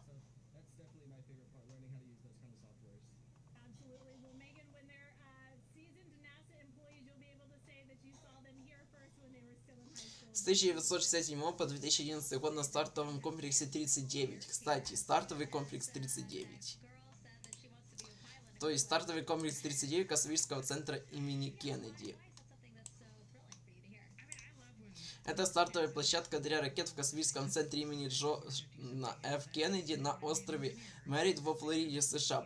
Площадка и ее комплекс сооружений первоначально были построены как лунный порт программы Аполлон, а позже модифицированы для программы Космический шаттл и Space Sound System. Стартовый комплекс 39 состоит из трех стартовых площадок: 39А, 39Б и 39С. Здание сборки ракет ВАП, гусеничной дороги, используемые гусеничными транспортерами для перевозки мобильной пусковой платформы между ВАП, площадками зданий комплекса орбитальной обработки орбитальных аппаратов, центр управления запуском, в котором находится помещение для запусков ракет, нового центра, известного своими культовыми, то есть часами обратного счета, которые можно увидеть в телевизионных репортажах и фотографиях, а также различных зданий материально-технического и оперативного обеспечения.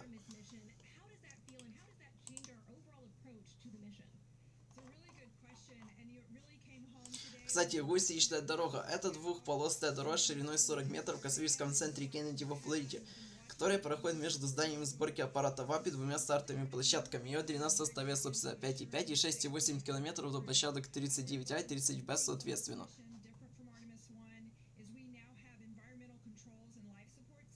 Ну, тут особо ничего интересного.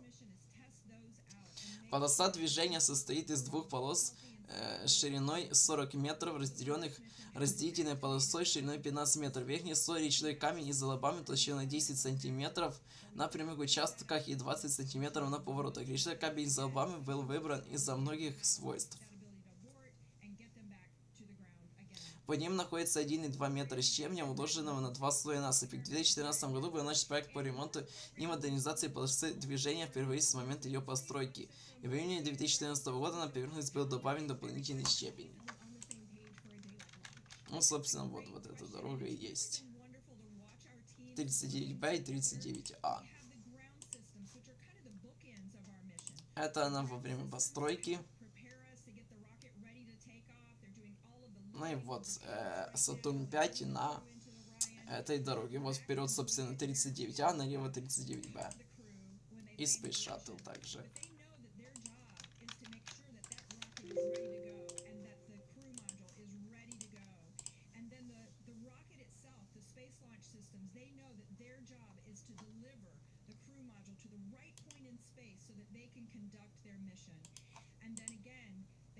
Центр управления запусками в космическом центре имени Кеннеди, имени Рокко А.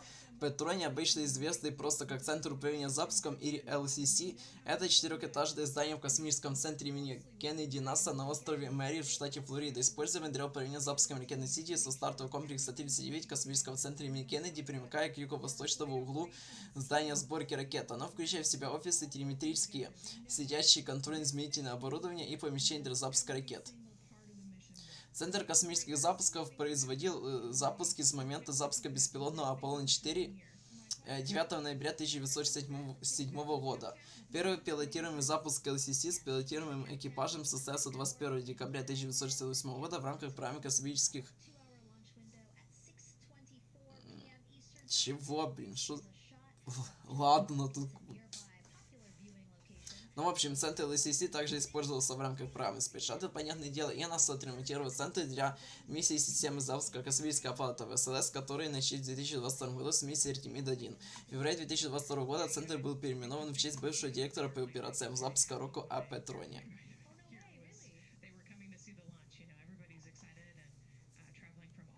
Запуск осуществляется под наблюдением контролем нескольких диспетчерских пунктов, известных как пункты управления. Диспетчеры контролируют предстартовые проверки работы ускорителей космического аппарата. После того, как ракета покидает стартовую башню, обычно в течение первых 10-15 секунд управление переключается к центру управления полетами в Центре управления полетами имени Кристофера К. Крафта-младшего в космическом центре имени Джонсона в штате Хьюстон, США, то есть в Хьюстоне, в штате Техас, для запусков НАСА, или Центр управления полетами SpaceX в Хоторне в штате Калифорния для запусков SpaceX. Комната управления запуском номер 4 была арендована компанией SpaceX и служит Центром управления запуском стартового комплекса 39А до августа 2023 года, когда компания переехала в собственное здание незадолго до запуска миссии Всем. Ключевой персонал: директор по запуску, Директор потока, руководитель группы управления потоками, отвечает за подготовку космического аппарата к запуску и остается в ЛСС в качестве консультанта. Также директор по испытаниям НАСА, испытательный проводник орбитального аппарата, проводник для испытаний вакуум-ускорителя, проводник для испытания перезагрузки, координатор системы подготовки к запуску, менеджер по тестированию поддержки СТМ, координатор по управлению безопасностью, инженер проекта шаттла, во время собственно, программы Space Shuttle, директор по посадке и возвращению, директор по вопросам отсутствия посадки и посадки, начальник управления полигоном, директор то есть инженер по наземной пусковой последовательности. Собственно, вот так это все выглядит. Это еще во время программы Space Shuttle. Во время программы Apollon также контрольная панель Сатурна 1Б. Это вот после реконструкции, фотка 2018 года.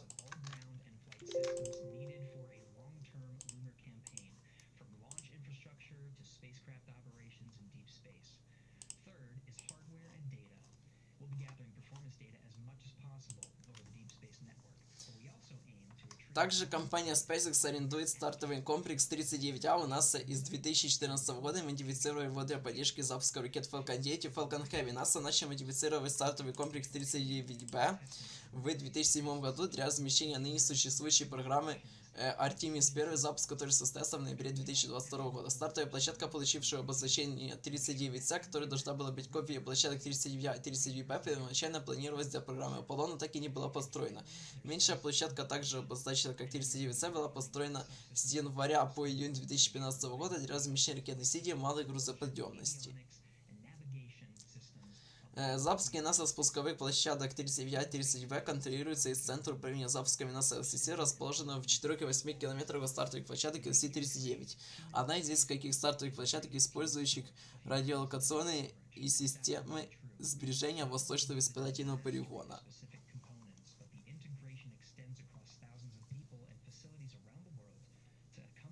Все было произведено 279 запусков, скорее всего, информация давно устаревшая. Но в том числе 13 запусков Сатурн-5, 4 запуска Сатурн-1Б, 135 запусков Space Shuttle, 1 запуск RS-1, более 100 Falcon 9, 11 Falcon Heavy и 1 Space Launch System. Имеет 4 стартовых площадки плюс 2 посадочные площадки для ракет Falcon 9 и Falcon Heavy. Вот, в том числе с площадки 39B.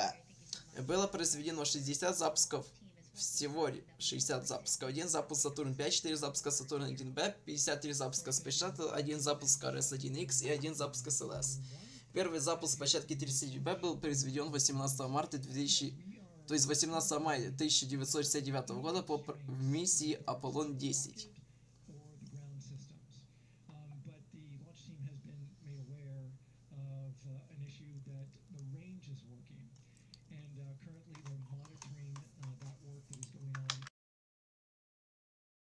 Understand that issue is related to the flight termination system.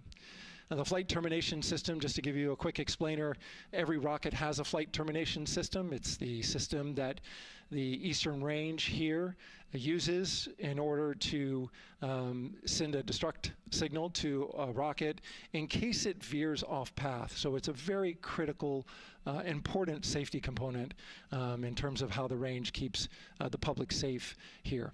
We understand that the flight termination system, they're working on an issue.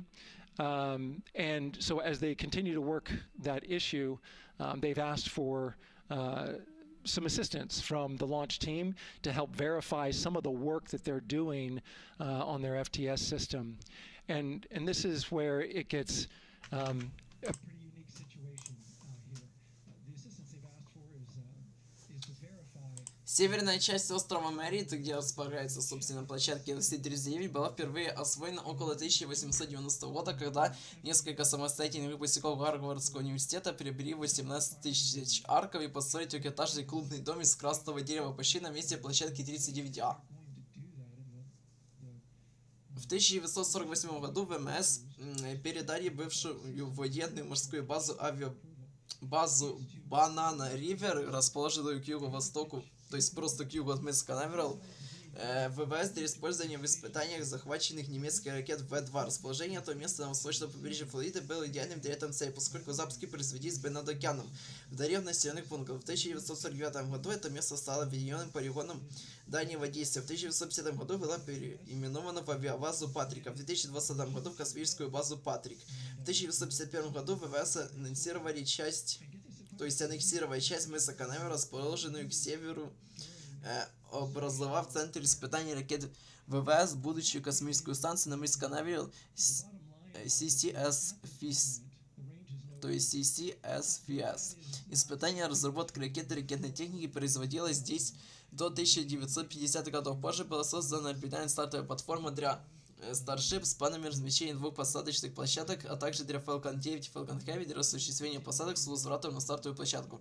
После создания НАСА в 1957 году стартовые площадки CCAFS, использовавшиеся для гражданских, беспилотных и пилотируемых запусков НАСА, включая запуски проекта Меркурий и Gemini.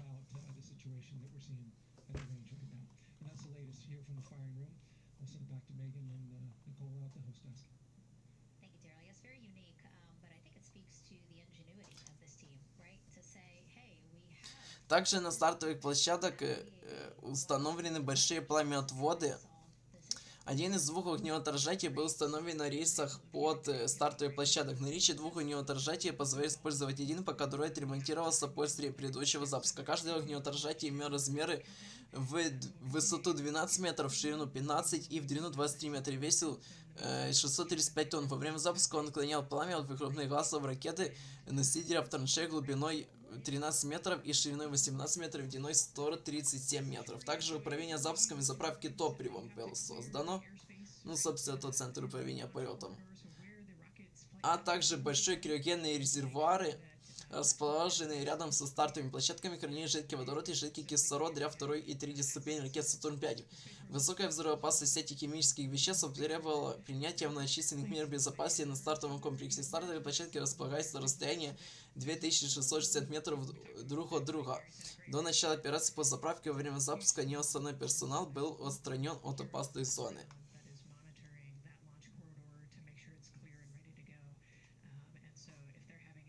На каждой площадке был 61-метровый эвакуационный туннель, ведущий от мобильной пусковой платформы к взрывоустойчивому бункеру на глубине 12 метров, прозванному резиновой комнатой, оборудованному запасами для выживания 20 человек на сутки и доступу через скоростной лифт. Для обеспечения безопасного и быстрого выхода экипажа или техников со стартовой площадки в случае неминуемой катастрофы и аварии ракеты была установлена дополнительная система аварийного выхода. Система включала 7 корзин, подвешенных на 7 тросах, которые тянулись от стационарной северской конструкции до посадочной зоны в 370 метрах к западу.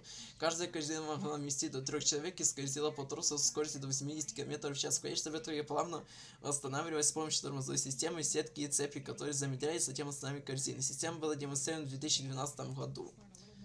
Вот, собственно, как это выглядит.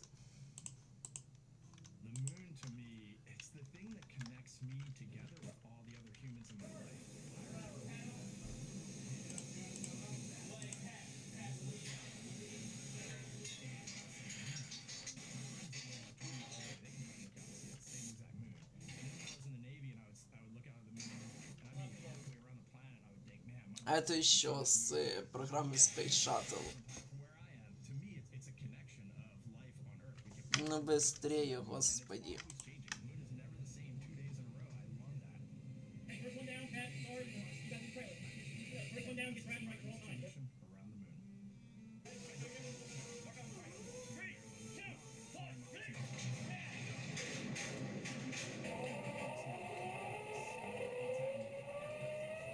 Ну вот таким образом, короче, и в случае чего пригодилось бы эвакуироваться со стартовой площадки.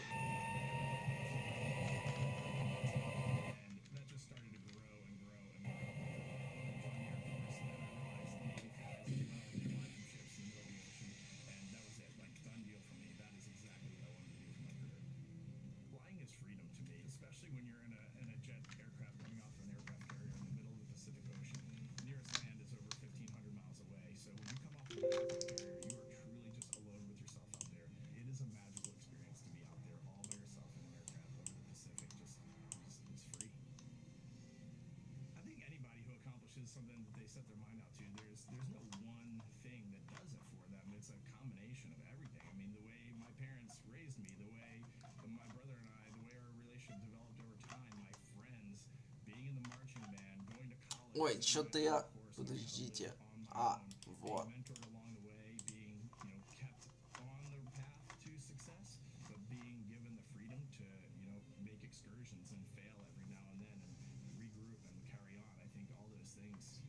Также была построена система шумоподавления с использованием воды. Для защиты космического челнока и его перезагрузки от воздействия интенсивного звукового давления, создаваемого в его двигателе, была установлена система шумоподавления водой SLS. На возвышенном резервуаре на 88-метровой башне рядом с каждой стартовой площадкой колонировался 1,1 миллион литров воды, которая сбрасывалась на мобильную пусковую площадку и непосредственно перед запуском двигателя. Вода заглушала интенсивные звуковые зоны, производимые двигателями. То есть волны, производимые двигателями. Из-за нагрева воды во время запуска образовалось большое количество пара и водяного пара.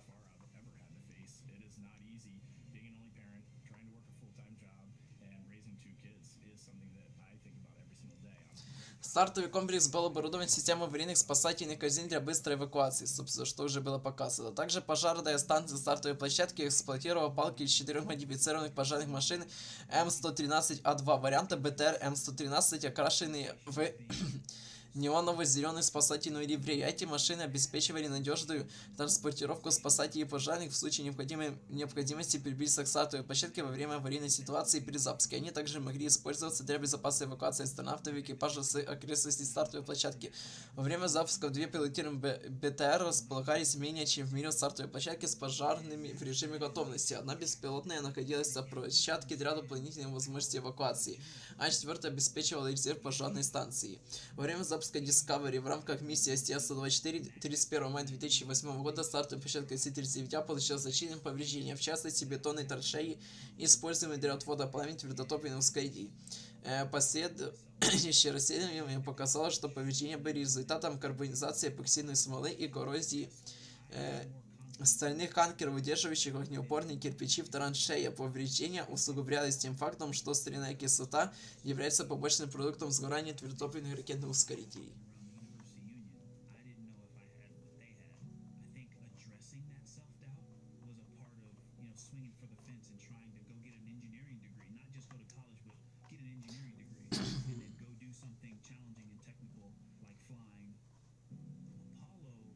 Начиная с миссии Artemis-1 в 2022 году, стартовый комплекс 39B используется ракетой NASA Space Launch System и применяется в программе Artemis.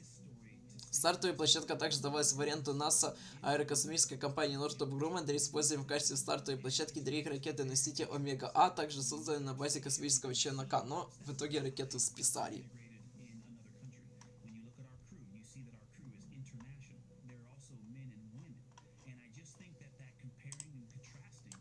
Ну, собственно, вот стартовый комплекс на переднем плане Falcon 9 с кораблем Dragon, Crew Dragon миссия Всем-1 на площадке C-39A, и на заднем плане площадка C-39B с ракетой NASA Space Launch System миссия Artemis-1.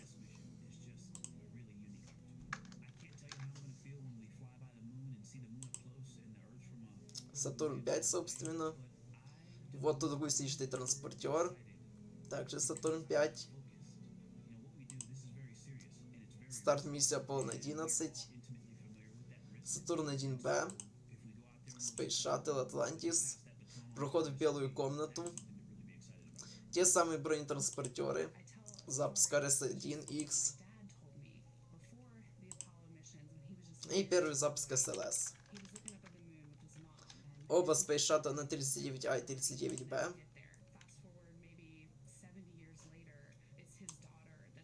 Демонтаж верхнего этажа стационарной инженерной конструкции на C-39B программы Space Shuttle после ее закрытия.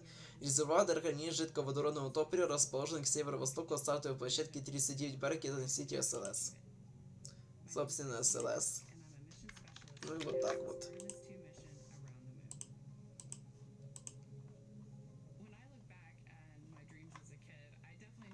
И далее про мобильные пусковые установки. Мобильные пусковые установки были изготовлены компанией Ingalls Iron Works. Поворотные рычаги были изготовлены компанией Hayes International. После программы выполнено основание мобильных пусковых установок были демонтированы для космического челнока. Стартовые башенные опоры с МЛ-2 и МЛ-3 были демонтированы. Часть этих башенных конструкций были установлены на двух стартовых площадках 39 и 39B, а типа постоянные конструкции были известны как стационарные сервисные конструкции FCC. Стартовая башенная опора с МЛ-1 была разобрана и хранится в помеченной зоне космического центра имени Кеннеди. Попытки сохранить стартовую башенную опору в 1990-х годах провалились из-за недостатка финансирования, и она была утилизирована. Так, ну это по программе Space Shuttle, Аполлон, это все не важно.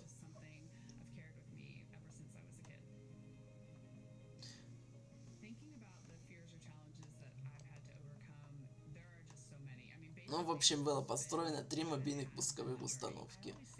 Вот. В период с 2009 по 2010 год в рамках программы еще Constellation была построена мобильная пусковая платформа, известная как Mobile Launcher 1 ML1. После отмены программы в 2010 году ML1 была перепрофилирована для конструкции Space Launch System SLS Блок 1, модификации которой были проведены в период с 2014 по 2018 год. Общая стоимость ML1 оценивается примерно в $1 миллиард, хотя мне кажется там намного больше. Наиболее существенная модификация ML1 касается основания платформ, где инженер увеличил выхлопной канал площадью 22 квадратных фута, то есть 2 метра квадратных, до прямоугольного отверстия размером 18,3 на 9,1 метра и укрепили окружающую конструкцию. Эти изменения были необходимы, поскольку SLS развивает значительно больше тяги, чем первоначально запланированная ракета RS-1, имеющая 2 твердотопливных ускорителя и основную ступень, приведенную в движение 4 двигателями RS-25. Основание ML1 имеет высоту 76 метров, длину 48 метров и ширину 41 метр. Пусковая установка также включает в себя пусковые башни высотой 108 метров, оснащенные несколькими поворотными рычагами, используемыми для обслуживания аппарата перед запуском. В 2012 году НАСА заключил контракт с компанией Bechtel на проектирование и строительство мобильных ракет-носителей, то есть пусковой установки для мобильной пусковой установки для ракет-носителей Mobile Launcher номер 2, предназначенной для поддержки более высокой ракеты-носителя SLS Блок 1B и запланированных вариантов SLS Блок 1.2, включая верхнюю ступень Expansion Upper Stage. Но в итоге, как мы знаем, недавно, в прошлом месяце буквально, все последующие модификации SLS были списаны, и, собственно, площадка, вторая стартовая площадка для ракет Space Launch System также списана. На нее, кстати, потратили $20 миллиардов. В итоге просто все, ну, списан. $20 миллиардов никуда. И я абсолютно не понимаю прикола строить новую стартовую площадку, если на ракете даже тяга оставалась бы точно такая же, просто высота увеличилась. Неужели нельзя было как-то эту стартовую площадку просто потом сделать, ну, башню повыше? Ну, видимо, для НАСА это слишком было бы дешево, а надо побольше денег распилить. Ой, ужас. Ну, собственно, вот так она выглядит, без башни обслуживания на гусеничном транспортере.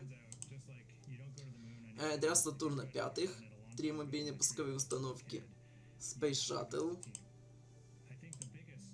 Сатурн 5 и SLS.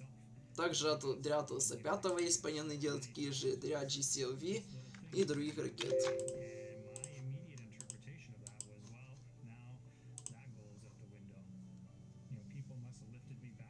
И возвращаемся к Артемиде 1. Сначала, вот, как происходит сборка ракет. Сначала становится 7 компонентов каждого из двух ускорителей, затем становится основная ступень, которая поддерживается ускорителями. На основную ступень становится промежуточная верхняя ступень, после чего космический аппарат верно становится на верхнюю ступень.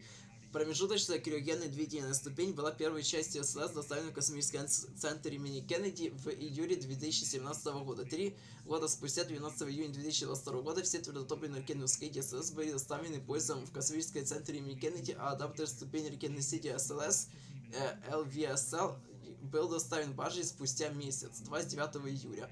Сборка СС проходила в ангаре номер 3 здания сборки ракет-носителей, начиная с установки 2 нижних твердотопливных ускорителей на мобильную пусковую установку номер 1. 23 ноября сборка ускорителей была временно приостановлена из-за задержки с испытанием Гринрана основной ступени, прежде чем возобновиться 7 января 2021 года. И сборка ускорителей была завершена 2 марта 2021 года. Основная ступень СС для миссии Core Stage 1 прибыла на стартовую площадку на барже Пегас 27 апреля 2021 года после успешного завершения испытаний Green Run. 29 апреля она была перемещена в нижний отсек ВАП для ремонта и подготовки и сборки. Затем ступень была собрана вместе с ускорителями 12 июня а адаптер ступени был установлен на основную ступень 22 июня. Верхняя ступень CPS была собрана 6 июня после завершения испытаний по извлечению кабелей провода и комплексных модальных испытаний. Адаптер ступени Орион с 10 вторичными порезами нагрузками был установлен на верхней ступени 8 октября. Это первый случай, когда сверхтяжелый ракета-носитель был собран внутри ВАП с момента запуска последней ракеты Сатурн-5 в 1973 году. Космический корабль Орион программы Артемида-1 начал заправку топливом и предпусковое обслуживание в комплексе обработки многофункциональной перезагрузки 16 января 2021 года после передачи наземной службе наземных исследований систем НАСА EGS 20 октября. Космический корабль Орион был состыкован с системой аварийного спасения и аэродинамического обтекателя и был перевезен в здание ВАП и установлен на ракету SLS, завершив сборку ракетной сети Артемида-1 в ангаре Хайвей-3.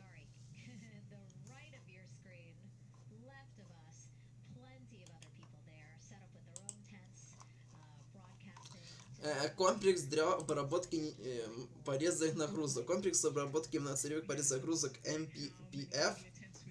Это комплекс в космическом центре Кеннеди, построенный НАСА в 1994 году, используемых для обработки космического аппарата и перезагрузок до того, как ему была поручена задача сборки космического аппарата Орион. Он использовался для обработки исключительно неопасных порезанных нагрузок. Внутреннее пространство основного здания разделено на нижний отсек и верхний отсек и шлюз для оборудования. Высотный цех сертифицирован для обработки опасных материалов, таких как газы высокого давления, гипербарическое топливо, аммиак, кислород и фторуглероды.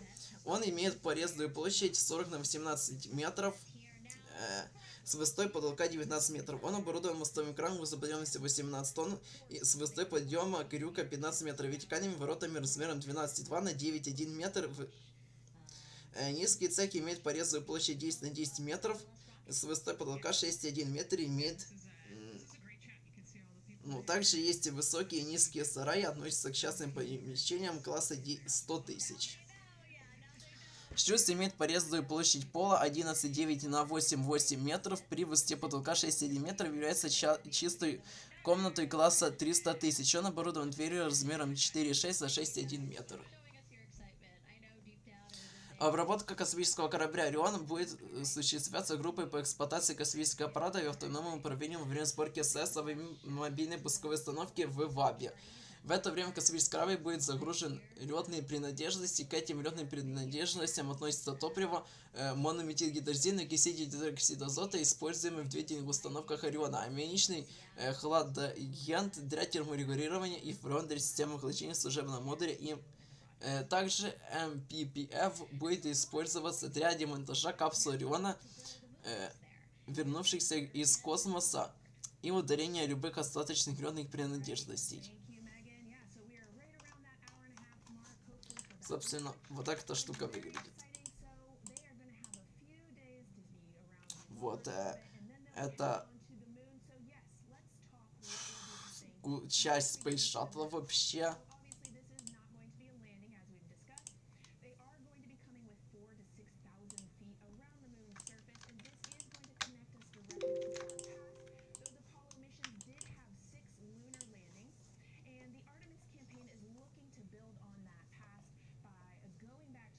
С 17 марта 2022 года ракета Artemis-2 впервые выкатилась из ангара номер 3 здания сборки ракет для проведения предстартовой генеральной репетиции VDR. Первая попытка VDR, предпринятая 3 апреля, была отменена из-за проблем с герметизацией мобильной пусковой установки. Вторая попытка завершить испытание была отменена 4 апреля после проблем с подачей газообразного азота на стартовый комплекс температурой жидкого кислорода и заклинившим в закрытом положении вентиляционным клапаном. Во время подготовки к третьей попытке гелиевый обратный клапан на верхней ступени CPS был удерживался в полуоткрытом положении небольшим кусочком резины, взятым из одного из соединительных рукавов мобильной пусковой установки, что вынудило оператора испытания отложить заправку ступени до тех пор, пока клапан не был заменен в цехе вертикальной сборки. Третья попытка завершить испытание не включала заправку верхней ступени. Заправка пока жидким кислородом ракеты началась успешно, однако во время заправки жидкого водорода на основной ступени была обнаружена утечка на соединительной пластине хвостовой сервисной мачты, расположенной на мобильной пусковой установке установления ракеты, что привело к очередному досрочному завершению испытания. НАСА вернула аппарат в здание в цеха вертикальной сборки для ремонта утечки водорода и обратного клапана гири ICPS, а также для модернизации системы подачи азота на IC-39 после длительных перебоев во время 3 предыдущих генеральных репетиций полной заправки. Артемида-1 была возвращена в здание ВАП 26 апреля. После завершения ремонта и модернизации аппарата Артемида-1 был вывезен на IC-39 во второй раз 6 июня для завершения испытаний. Во время 4-й попытки VDR-теста с использованием топлива 20 июня ракета была полностью заправлена топливом на обоих ступенях. Тем не менее, из-за утечки водорода быстроразъемном соединении шланга хвостовой части служебной мачты обратный отчет не смог достичь запланированной отметки T-9 секунд до запуска и был автоматически установлен на T-29 секундах до запуска. Руководители миссии НАСА вскоре определили, что они выполнили почти все запланированные задачи испытаний и объявили кампанию VDR завершенной. 2 июня, то есть июля, блок Artemis-1 был возвращен в здание цеха вертикальной сборки для окончания подготовки к запуску и устранения утечек водорода в быстроразъемном соединении перед запуском, спланировавшимся на 2 стартовых окна с 29 августа по 5 сентября. SLS прошла проверку готовности к полету 23 августа, проверившись за 5 дней до первой возможности запуска.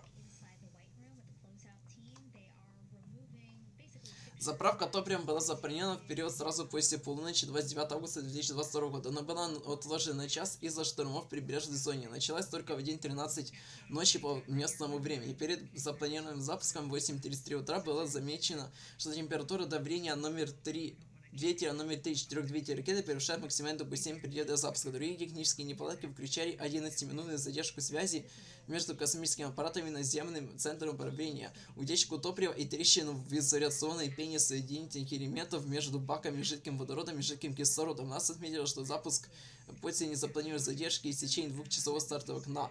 Расследование показало, что датчик неиспользуемый для определения готовности к запуску был неисправлен и показывал ошибочно завышенную температуру двигателя номер 3. После первой попытки вторая попытка запуска была запланирована на вторую половину дня 3 сентября, однако окно запуска должно было открыться в 14:17 по восточному времени и продлиться 2 часа. Запуск был отменен в 11:17 из-за утечки топлива в топливопроводе, соединяющимся с моторным отсеком. Причина утечки оставалась ясной. Операторы миссии расследовали не могло ли избыточное давление в линии жидкого водорода быстроразъемного соединения во время попытки запуска повредить уплотнение, что привело к утечке водорода. Оператор запуска определили дату следующей попытки запуска. Самой ранней возможности было 19 сентября, пока руководители миссии не заявили, что 27, а затем 30 сентября будут самые ранние даты. Поскольку НАСА успешно устранил утечку, запуск в сентябре потребовал бы от Восточного полигона космических сил США согласия на подление соколь сертификации системы прекращения полета ракеты, которая уничтожает ракету, если она отклонится от курса и направится к населенному району. Это было выполнено 22 сентября, однако неблагоприятные погодные прогнозы траектории тропического шторма Иоанн заставили руководителей запуска отменить попытку запуска 27 сентября и начать подготовку к возвращению ракеты в здание цеха вертикальной сборки. Утром 26 сентября было принято решение вернуться позже тем же вечером. 12 ноября, после очередной задержки из-за урана Николь, руководители запуска у нас запросили возможность запуска на 16-19 ноября. Первоначально не запросили возможность запуска на 14 ноября, но этому решению помешал тогдашний тропический шторм Николь. По мере приближения шторма НАСА решила ставить ракету на стартовой площадке, согласившись на низкую вероятность того, что скорость ветра превысит проектные пределы ракеты. Ожидалось, что скорость ветра достигнет 47 км в час с порывами до 46 миль в час, то есть 74 км в час. Николь обрушилась на сушу, как ураган в первой категории 9 ноября. При этом устойчивая скорость ветра в космическом центре имени Кеннеди достигла 137 км в час, а порыв аж 160. После того, как шторм утих, НАСА осмотрела ракету на предмет физическое повреждение, провело электронные проверки состояния. 15 ноября команда управления миссии дала добро на начало полноценной подготовки к запуску и основные процедуры заправки начались в 15:30 по местному времени.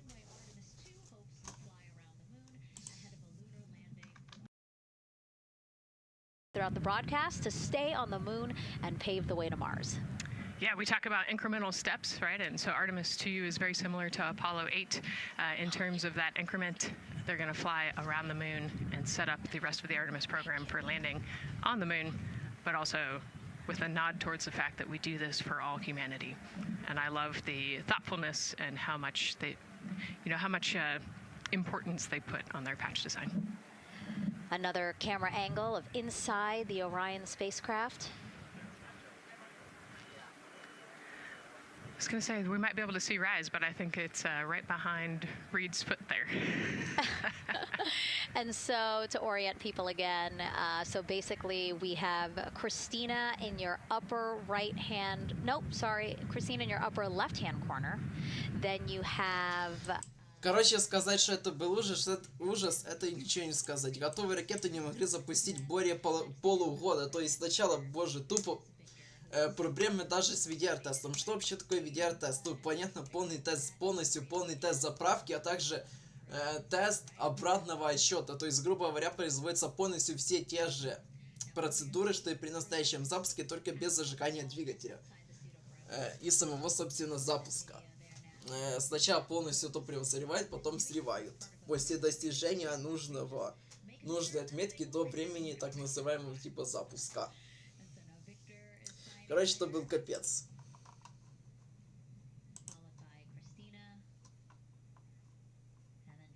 После очередных задержек из-за утечек топлива нас приняли решение направить группу техников. Красная команда состояла из 3 человек, которые приехали на место запуска. По прибытии они сообщили об утечке и приступили к затягиванию уплотнительных гаек для ее устранения. После отъезда Центра управления полетами подтвердили, что утечка устранена, и продолжили полет, то есть подсчет. В 6:47:44 по UTC утра 16 ноября 2022 года миссия Artemis-2 наконец-то стартовала со стартового комплекса SLS в космическом центре имени Кеннеди. Artemis-1 стала первым запуском космического корабля Орион, также ракеты Space Launch System, первым запуском со стартового комплекса SLS после RS-1X.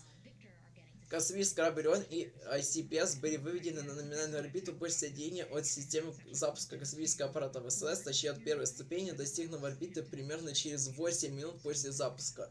Через 18 минут после старта вторая ступень работает примерно аж 18 минут в рамках маневра транслунной инъекции TLI. Затем Орион отделился от разработанной ступени и включил свои вспомогательные двигатели, чтобы безопасно отдалиться и начать свой путь к Луне. Затем 10 кубсатов были развернуты с адаптера Орион, прикрепленного к IoSpace. Через 3,5 часа после запуска IoSpace выполнил значительный маневр, заключительный маневр, чтобы вывести себя на гелиоцентрическую орбиту. 20 ноября в 19:09 по UTC космический корабль Орион вошел в лунную сферу влияния, где влияние лунной гравитации на космический корабль больше, чем земной. 21 ноября 21 ноября с 12:25 по 12:59 по UTC связь ДАСа прервалась, когда Орион прошел за Луной и потерял прямую видимость Земли. Там во время автоматически управляемого маневра в 12:44 по UTC начался первый из нескольких маневров, изменяющих траектории, называемый выходным управляемым полетом. Для перехода Ориона на удаленную ретроградную орбиту двигатель системы орбитального маневрирования работал в течение 2 минут и 30 секунд, работая автономно. Орион совершил свое ближайшее сближение с Луной на расстоянии примерно 130 км над поверхностью в 12:57 по UTC. 25 ноября космический аппарат выполнил еще один маневр, включив систему орбитального маневрирования ОМС на 1 минуту и 28 секунд, изменив скорость Ориона на 398 км в час и наконец выйдя на орбиту. 26 ноября в 13:42 по UTC Орион побил рекорд по наибольшему расстоянию от Земли, пройденному возвращающейся на Землю пилотируемым космическим аппаратом. Предыдущий рекорд принадлежал миссии Аполлон-13 и составит 400 тысяч километров.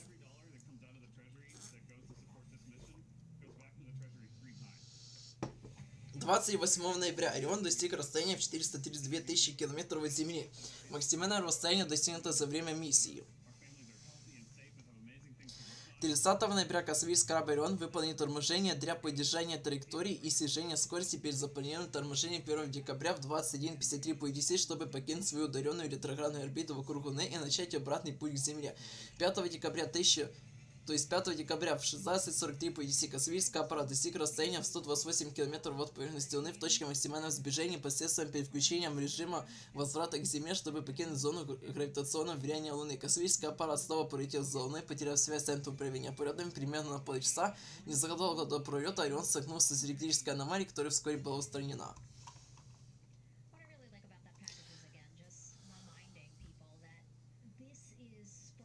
6 декабря в 7:29 по UTC Орион вышел из зоны сферы влияния. Затем он выполнил небольшое корректирующее маневрирование и осмотр системы тепловой защиты модуля экипажа и PCM. В течение следующих нескольких дней группа управления полетом продолжила проводить проверки системы и готовилась к входу в атмосферу первых дней. 10 декабря планировщики миссии объявили, что окончательным местом посадки станет остров Гуадари у полуострова Баха в Мексике. Заключительное корректирующее маневрирование из 6 маневров, выполненных за всю миссию, состоялось на следующий день за 5 часов до входа в атмосферу. Космический аппарат оделся в служебном модуле около 17:00 UTC 11 декабря 2022 года и затем ушел в атмосферу Земли в 17:20 по UTC, двигаясь со скоростью около 40 тысяч км в час. Это было первое применение в Соединенных Штатах пропускающего входа в форме небаллистического входа в атмосферу, впервые примененной на борту зонда Всем, при котором две фазы замедления подвергали бы находящиеся на борту людей относительно менее интенсивным нагрузкам, чем те, которые использовались бы при входе в атмосферу в стиле Аполлона. Капсула Орион приводилась в 17:40 по UTC к западу от Нижней Калифорнии, далеко от острова Гуадари. После приводнения персонала НАСА экипаж USS Портленд подняли космический аппарат после запланированных океанических испытаний капсулы. Группа спасателей провела около 2 часов, проводя испытания в открытой воде, фотографируя аппараты именно чтобы исследовать признаки входа в атмосферу. Затем с помощью лебедки и нескольких тросов вытащил аппарат в крепление в доке линкорна USS Портленд. В состав группы спасателей входили сотрудники ВМС США, космических сил, космического центра имени Кеннеди, космического центра имени Джонсона и компания Lockheed Martin. 13 декабря капсула Орион прибыла в порт Сан-Диего. После обнаружения капсулы осмотр показал неожиданную потерю материала АВКОАД. Использованный в защитном экране НАСА провело исчерпывающий сложный анализ потери и наконец смогло предоставить отчет и объявить рекомендации спустя 2 года. 5 декабря 2024 года был сделан вывод, что повреждение было вызвало отслаиванием, произошедшим из-за нагрева и расширения газа, запертого внутри экрана, что привело к вырыванию его фрагмента. Это произошло во время маневра пропуска при входе в атмосферу, который имел иной профиль нагрева и охлаждения, чем более простые профили прямого входа.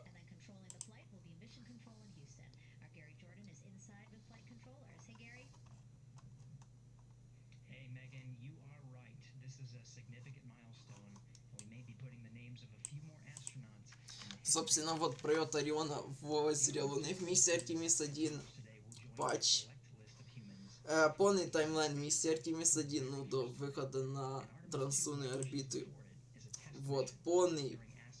Ну, то есть, боже, что тут было? Сам запуск падения боковых ускорителей, сброс системы аварийного спасения, затем сброс боковых панелей космического корабля Орион, разделение ступени, зажигание двигателя второй ступени. Первое зажигание на трансунную инъекцию, деление космического корабля. Ну, то есть, вот они просто вот так вылетают, ну и, короче, вот так это все выглядело. Вот. Зеленая то орбита Луны, сама Луна.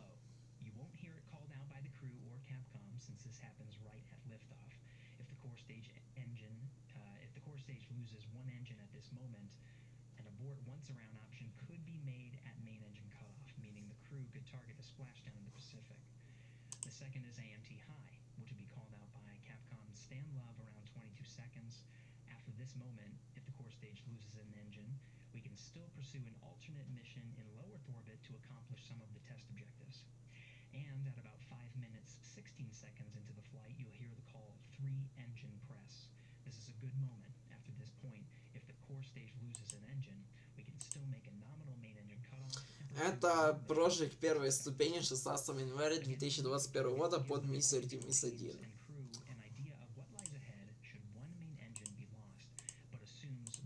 Собственно, вот старт миссии Artemis-1. манекен в космическом корабле Орион.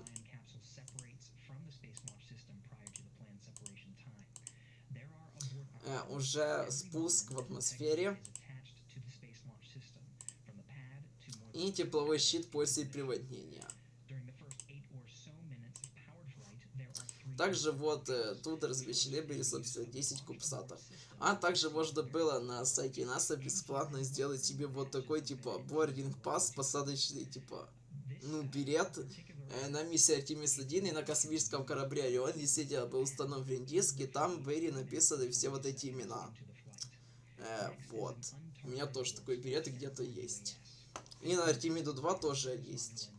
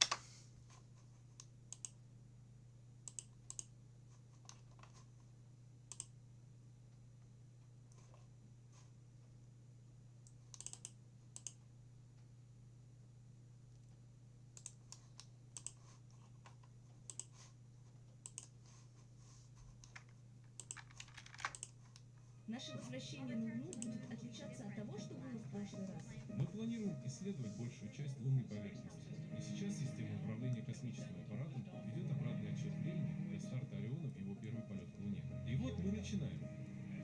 Сработали воспламенители для сжигания водорода. 7, 6, 5. Запускаются 4-ступенчатые двигатели. 3, 2, 1. Запускаются ускорители зажигания. Вот и старт Артемида-1. Мы вместе поднимемся обратно на Луну и за ее пределы. Мы все являемся частью чего-то невероятно особенного. Первого запуска Артемис.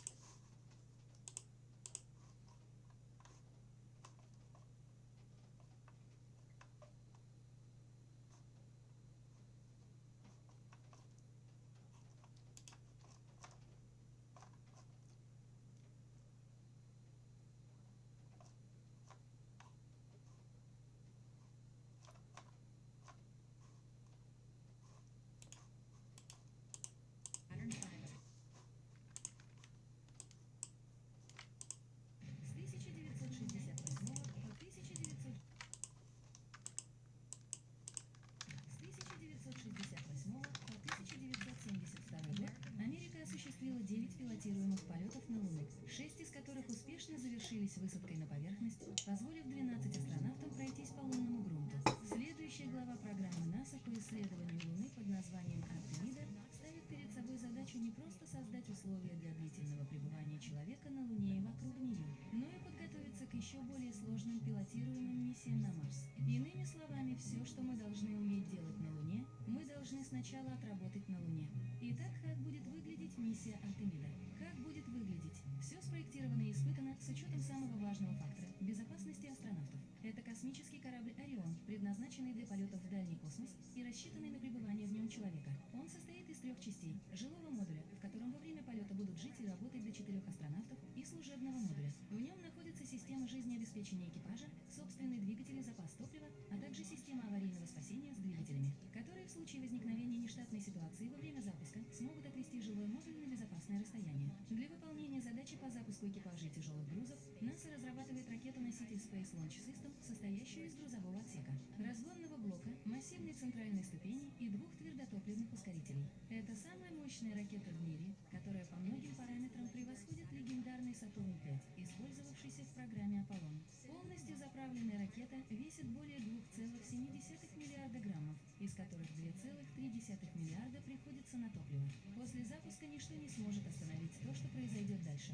Зажигаются все 4 двигателя РС-25 и 2 твердотопливных ускорителя, с грохотом поднимая наш экипаж в небо. Через 2 минуты после запуска твердотопливные ускорители вырабатывают топливо и отделяются. Через 8 минут после запуска основная ступень ракеты-носителя израсходует топливо и отделится. Разгонный блок на короткое время включает двигатели, выводя «Орион» на парковочную орбиту вокруг Земли. Экипаж переконфигурирует космический корабль, проверяет систему, чтобы убедиться, что все готово к полету в дальний космос. По команде из Центра управления полетами экипаж повторно запускает двигатели разгонного блока, чтобы окончательно покинуть земную орбиту. Точное время этого маневра имеет решающее значение для достижения скорости, необходимой для преодоления земного притяжения, а также для того, чтобы «Орион» вышел на курс, который через несколько дней приведет его к Луне. После завершения этого маневра разгонный блок ракеты-носителя «Элс» отделяется, и «Орион» несколько дней летит по инерции к Луне, где его ждет множество открытий. При подлете к Луне мы видим принципиальное отличие программы Артемида от программы Аполлон. Вместо того, чтобы использовать «Орион» в качестве одноразового лунного командного модуля или спускаемого аппарата с ограниченными возможностями,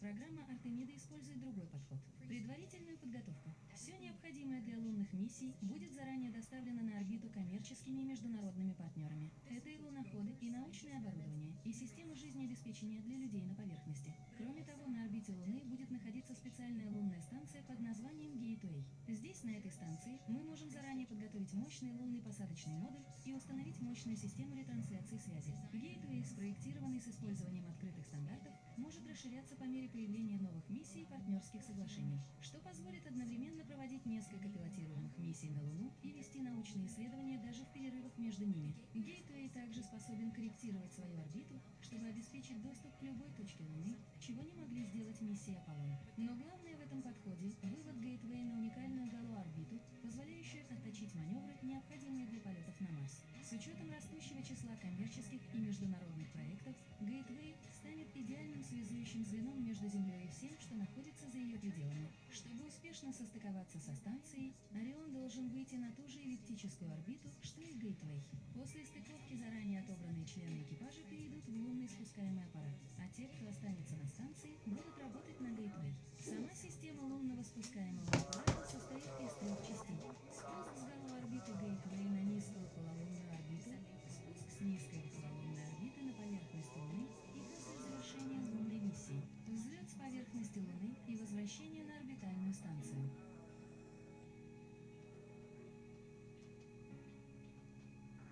Почему никто не говорит о том, что Ориона и отстыковавшись от космонавты отправляются на Луну? Вы же знаете об этом, да? Ракета уже готова и стоит на площадке для Затем корабль Эти 4 облетает Луну космонавта по эллиптической траектории. Многодневный путь обратно к Земле. Ближе к концу полета служебный модуль отделяется, а командный модуль разворачивается так, чтобы теплозащитный экран был направлен вперед. и входит в атмосферу Земли на скорости 40 200 км в час. Трение о воздух значительно замедляет Орион, а температура внутри него достигает 2600 градусов. Когда скорость Ориона снижается до 480 км в час, раскрываются парашюты, специально разработанные для этого момента. Они замедляют корабль до скорости 32 км в час, после чего он приводняется. Каждая успешная миссия Артемиды открывает путь для новых мужчин и женщин, которые будут исследовать Луну и докажут, что вместе мы готовы идти дальше.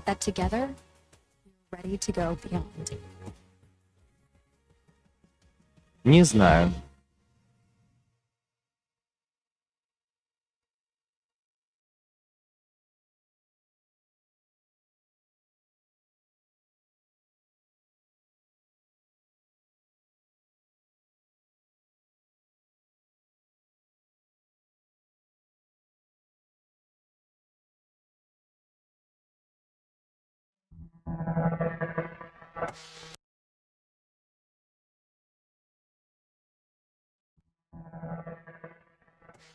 Миссия Артемида-2 — это испытательный полет космического корабля «Орион».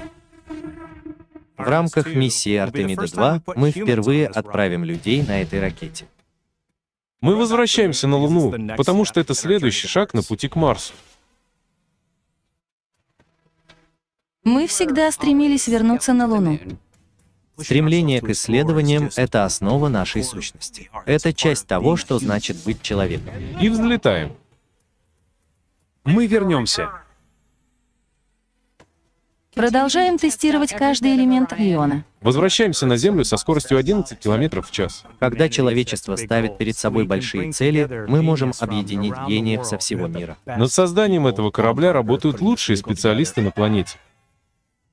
Вот в чем суть. Внедрять инновации на благо человечества и вдохновлять мир на открытие.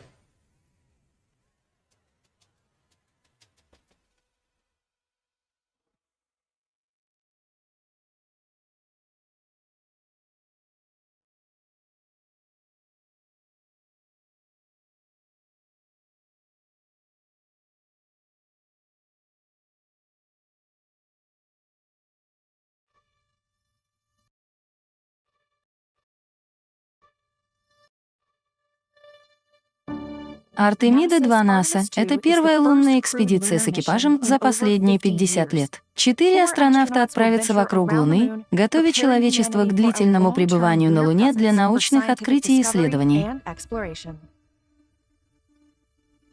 10-дневный испытательный полет продемонстрирует возможности исследования дальнего космоса с экипажем. Миссия докажет, что космический корабль «Орион» готов поддерживать жизнь астронавтов в глубоком космосе и позволит экипажу и наземным командам отработать операции, необходимые для успеха будущих миссий. В день запуска экипаж Artemis-2 облачается в скафандры, проходит заключительную проверку и отправляется на транспортных средствах для экипажа на стартовую площадку 39B в космическом центре Кеннеди НАСА во Флориде. 322-футовая ракета НАСА SLS или Space Launch System с космическим кораблем «Орион», установленная на передвижной пусковой установке, ожидает экипаж, совершивший 4-мильное путешествие от здания сборки транспортных средств на гусеничном транспортере до площадки. Команда запуска заливает в топливные баки SLS более 700 галлонов жидкого кислорода и водорода и проверяет управление, связь и авионику. За 12 секунд до старта срабатывают воспламенители для сжигания водорода. Примерно через 6 секунд запускаются 4 двигателя РС-25 ракеты. Когда обратный отсчет достигает нуля, соединительные кабели втягиваются, давая SLS и экипажу «Ориона» разрешение начать полет. Лунная ракета весом в 6 миллионов фунтов развивает тягу в 8,8 миллиона фунтов, чтобы достичь космического пространства. 75% этой мощности обеспечивается двумя 17-этажными твердотопливными ракетными ускорителями, каждый из которых развивает тягу в 3,6 миллиона фунтов. Примерно через 2 минуты ускорители запускаются, а их твердое топливо расходуется. Основная ступень и ее двигатели РС-25 продолжают выводить «Орион» и экипаж в открытый космос. Через 3 минуты от служебного модуля «Ориона» отделяются защитные обтекатели, открывая солнечные батареи. Через 6 секунд от Ориона отделяется система аварийного спасения. Экипаж благополучно вышел на околоземную орбиту, но они все еще могут вернуться на Землю с помощью двигателей служебного модуля. Примерно через 8 минут после запуска двигатели первой ступени ракеты отключаются, и промежуточная криогенная двигательная ступень, или ПГДС, отделяется от первой ступени. Орион и ПГДС теперь летят свободно.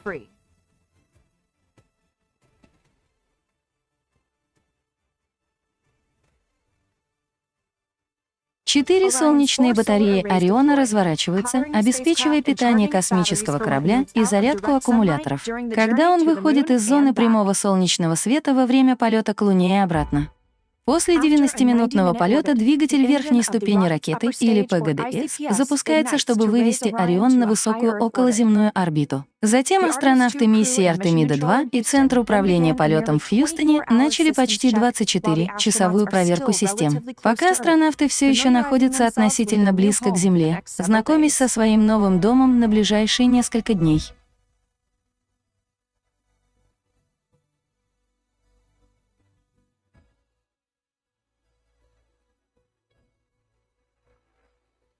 Находясь на высокой околоземной орбите, Орион отделяется от верхней ступени. Использованные ПГДС и адаптер ступени Ориона служат мишенью для проверки ручного управления, называемой демонстрацией сближения, готовя будущих экипажей к стыковке и расстыковке с другими космическими кораблями. Во время демонстрации астронавты Артемиды-2 используют камеры и смотрят в иллюминаторы Ориона, чтобы управлять космическим кораблем, приближаясь и удаляясь, оценивая управляемость Ориона, его аппаратное и программное обеспечение. После демонстрации собираются данные о работе космического корабля, чтобы проверить работу систем жизнеобеспечения, связи и навигации, убедившись, что Орион и экипаж готовы к предстоящему путешествию.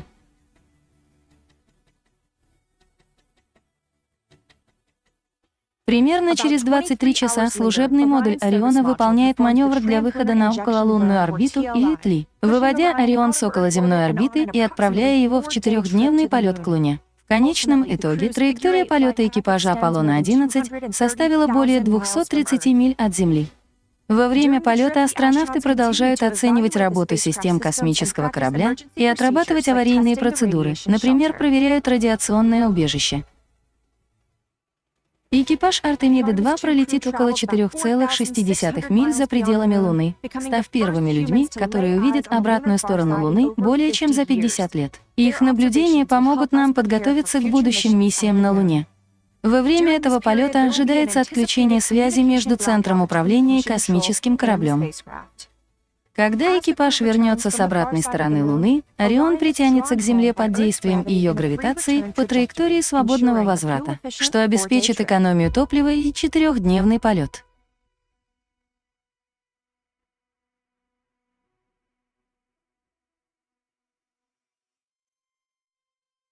Перед входом в атмосферу командный модуль Ориона отделяется от служебного модуля. 12 двигателей обеспечивают правильную ориентацию Ориона на высоте около 75 миль от поверхности Земли.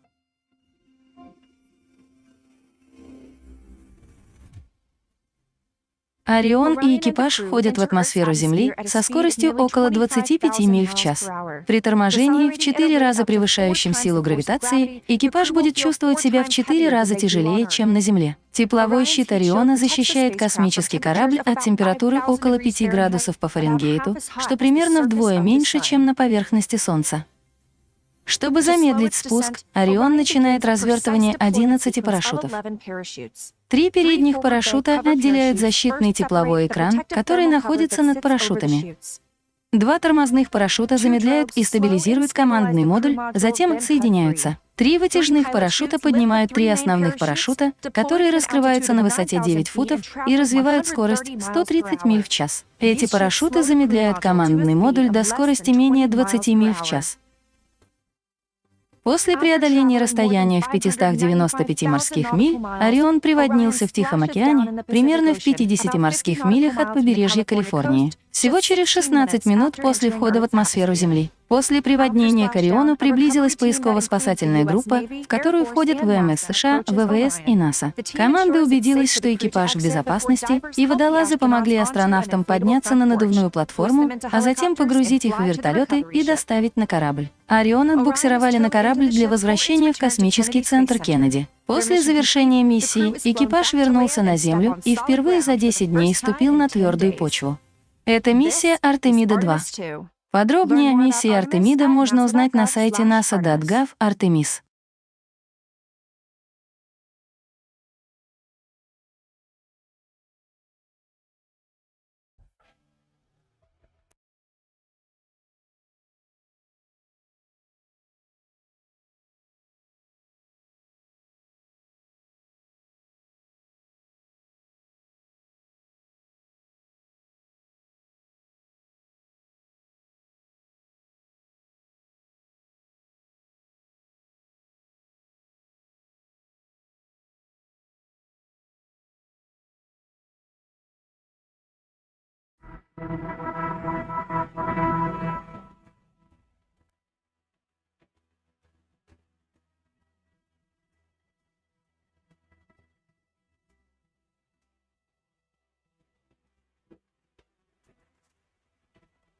Я Christina Koch. Я специалист по полезной нагрузке. Я Джереми Хансен.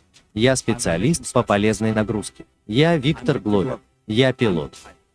Я Reid Wiseman. Я командир миссии Артемида-2 на Луну. На Луну. На Луну. На Луну.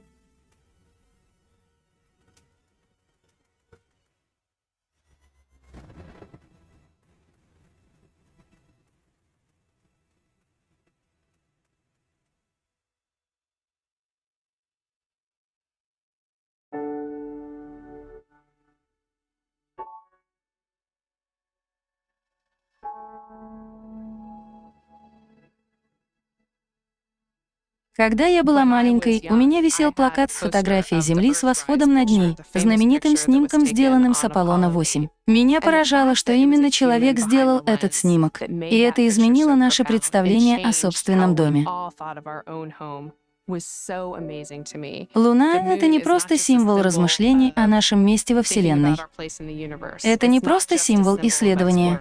На самом деле это маяк для науки. Это маяк для понимания того, откуда мы пришли. Знаете, стремление к исследованиям — это в нашей природе. Это часть человеческой сущности. Такова наша природа. Мы отправляемся в путь и исследуем, чтобы узнать, где мы находимся, зачем мы здесь, чтобы найти ответы на главные вопросы о нашем месте во Вселенной. Исследования, которые мы проводим, — это первые шаги на пути к отправке людей на Марс. Программа Артемида ставит перед человечеством столь амбициозную цель, что она вдохновляет людей по всему миру.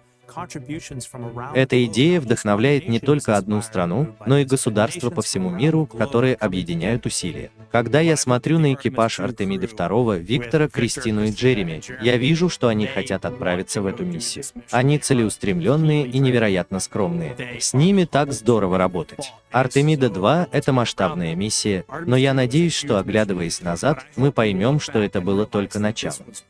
Первый шаг к постоянному присутствию человека на Марсе и Луне. До начала строительства космической станции Артемида-2 станет первым испытательным полетом с экипажем на ракете, система космических запусков и космическом корабле «Орион» вокруг Луны, который позволит проверить возможности современной техники для пилотируемых полетов. Это нужно, чтобы исследовать дальний космос и подготовить почву для долгосрочного присутствия людей и научных исследований на поверхности Луны. Мы готовы. Мы отправляемся на Луну ради всего человечества.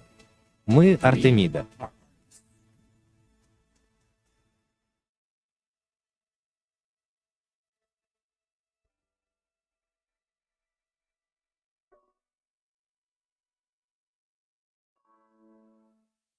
Чтобы увидеть больше видео от НАСА, подписывайтесь на наш канал.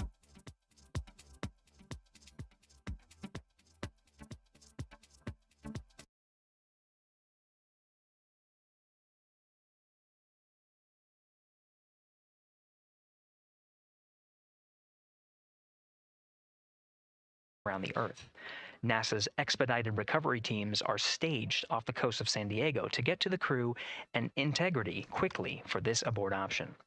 An AOA option continues to be available module a little more than 30 minutes into the mission. At this point, an abort to orbit or ATO option becomes available until separation from the upper stage around 3 hours and 23 minutes. Mission profiles can vary depending on when an ATO is executed in that window, but with power being drawn from solar arrays, it buys more time for astronauts and flight control teams to make decisions and stay in Earth orbit, return for a splashdown, or continue to the moon. The Artemis 2 crew and flight control teams are well trained on all of these scenarios, and the calls you hear to the crew on Orion to Earth may help them be in a ready state for whatever challenge may come their way. At this time, we're not tracking any significant issues here in mission control in Houston, Texas. That would be showstoppers for today's launch. We're continuing to, of course, monitor the countdown along the way and make sure all systems are go for when we reach T0. With that, I'll send it back to you, Megan, at the Kennedy Space Center. All right, we are ready for another reading if you are ready over there. Yes, sir. CBA is steady at 2,600 PSI. All right, copy that. And you know, the more times we ask you to do that, the closer we get to launch. As we speak. With regards to the weather, we did get some good news there. Launch Weather Officer Mark Berger reporting to the launch director that the weather chances have now improved for the window. We are up to 90% go, which is great news. Again, 90% go. That is up from the 80% that we started when we had the first weather forecast come out officially 3 days ago. And so that is great. And for anybody who's here in the launch area knows that is certainly viewable. They can see that by just looking up. So we're getting some good clearing as forecast. Just a reminder for those people who are watching the launch from the nearby area that if you're watching on an internet-enabled device, just remember that there may be a little bit of a delay. Can't tell you how much of a delay, but since it's on an internet device, you know, sometimes this broadcast might be a little behind what you're actually seeing. So just keep that in mind as you are watching. Don't wait till the last second to run outside if you're inside your RV or your camper or your house. That's the latest here from the firing room. Of course, we'll keep track of that last battery issue. We'll send it back now to Megan and Nicole at the host desk. Two of them there had to be tethered to the inside of the white room, because obviously now we have detached the white room from the Orion spacecraft. Yes, that view is quite something. Yeah, spectacular. Yep. Oh no, I'm sorry, I forgot. Nicole's scared of heights. An astronaut afraid of heights is actually not uncommon, as we've learned today. But yes, so obviously, again, things proceeding as we march closer to the opening of our 2-hour. И я напоминаю то, что мы смотрим прямую трансляцию запуска ракеты NASA Space Launch System и космического корабля Orion с миссией Artemis-2 в пилотируемый облет Луны, который запланирован на сегодня 1 апреля в 22:24 по UTC и до которого остается 50 минут. И продолжаем далее по программе Артемида. Мы полностью прошли про миссию Артемида-1, которая состоялась 16 ноября 2022 года. Далее, собственно, миссия Artemis-2. Это запланированная миссия по облету Луны в рамках программы Артемида, запуск который запланирован на через 50 минут. 10-дневная миссия доставит астронавтов НАСА Рида Вайзмана, Виктора Гровера и Кристину Кох, а также астронавта Канадского Космического Агентства Джереми Хансена по траектории свободного возвращения вокруг Луны на Землю. Это будет второй полет ракеты Space Launch System и первая пилотируемая миссия космического корабля Орион. И первая пилотируемая миссия за пределы Низкой Околоземной Орбиты со времен Аполлона 17 в 1972 году. Ожидается, что эта миссия установит несколько рекордов пилотируемых космических полетов, а именно Гловер станет первым человеком не белой расы, Кох первой женщиной, а Уэйзман первым пожилым человеком, покинувшим Низкую Околоземную... Чего? Чё за бред? Он же... Разве он пожилой? 50 лет. Что за бред вы пишете? Нет, не пожилой. Хансен станет также первым гражданином не США, совершившим полет за пределы Низкой Околоземной Орбиты в окрестности Луны на расстоянии приблизительно 7600 км от Луны и со скоростью входа в атмосферу около 40 тысяч км в час. Миссия превзойдет предыдущие полеты по дальности и скорости входа в атмосферу. Artemis-2 — это летные испытания, призванные поддержать последующие миссии программы Артемида, цель которых вернуть людей на поверхность Луны в 2028 году, впервые со времен программы Аполлон. Первоначально миссия называлась исследовательская миссия 2 и М2 и предполагалась для поддержки ныне отмененной миссии по перенаправлению астероидов, предложенной в 2013 году. Ее цель были пересмотрены после создания программы Артемида в 2017 году. Цели схожи с миссией Аполлон 8 в 1968 году, первого пилотируемого полета на Луну в рамках программы Аполло. Однако ее запланированная траектория свободного возвращения больше напоминает траекторию полета Аполлона-13. Впрочем, используется космический корабль Орион. Что он из себя, собственно, представляет? Мы же еще это не прошли. Многоцелевой пилотируемый космический корабль Орион MPCV. Это частично многоразовый пилотируемый космический корабль, используемый в программе НАСА Артемида. Космический корабль состоит из космического модуля экипажа CM, то есть командный модуль, разработанного компанией Lockheed Martin, который соединен с европейским служебным модулем IoSpace, изготовленным компанией Airbus Defence and Space. Способный поддерживать экипаж из 4 человек за пределами Низкой Околоземной Орбиты. Орион может находиться в несостыкованном состоянии до 21 дня и в состыкованном состоянии до 6 месяцев. Он оснащен солнечными батареями, автоматизированной системой стыковки и интерфейсами стеклянной кабины. Орион запускается на ракете носитель Space Sound System, система аварийного спасения. Орион был задуман в начале 2000-х годов в компании Lockheed Martin как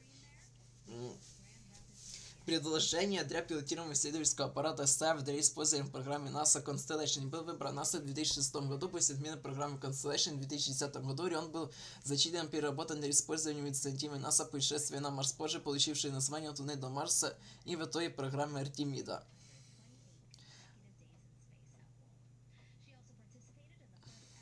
По состоянию 2020... Так, это все мы в курсе уже.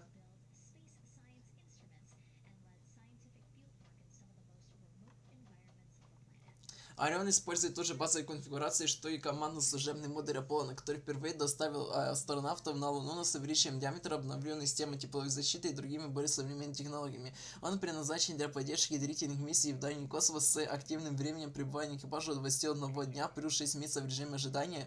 В период ожидания жизнеобеспечения экипажа будет обеспечиваться другим модулем, таким как предполагаемый станция Гитвей, хотя она уже списана. При запуске космического корабля он включает в себя как пилотируемый, так и служебный модуль, адаптер для стыковки космического корабля и систему время прекращения полета. Пилотируемый модуль Ориона больше, чем Аполлон, и может вместить больше членов экипажа для коротких и длительных миссий. Европейский служебный модуль приводит в движение и обеспечивает энергией космический корабль, а также хранит кислород и воду для астронавтов. Орион использует солнечную энергию, а не топливные элементы, позволяющие совершать более длительные миссии. Модули... Так, нет. Сначала про вот это. Стоимость проекта на 2022 еще год именно только корабля Орион составила $26,3 миллиарда. Стартовая масса у пилотируемого капсулы 23 тонны вместе со служебным модулем.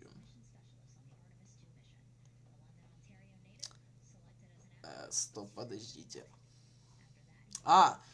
Вот, пилотируемой капсулы вес 10,4 тонны, служебного модуля 15,4 тонны, а общий стартовый вес 26 520 кг, а система аварийного спасения 33 446 кг. Посадочный вес у служебного модуля 9300 кг, сухая масса у служебного модуля 6185 кг. Возвращаемая полезная загрузка 100 кг, очень полезная функция, конечно. Вмещает 4 члена экипажа, имеет объем под давлением 19,5 кубических метров, жилую площадь 8,9 кубических метров.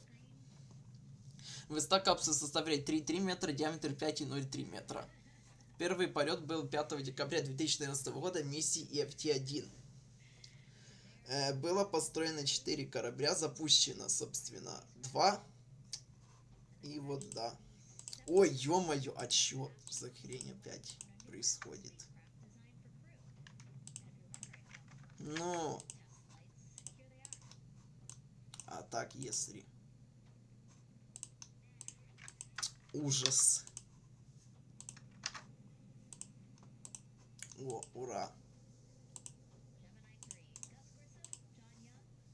March 23, 1965.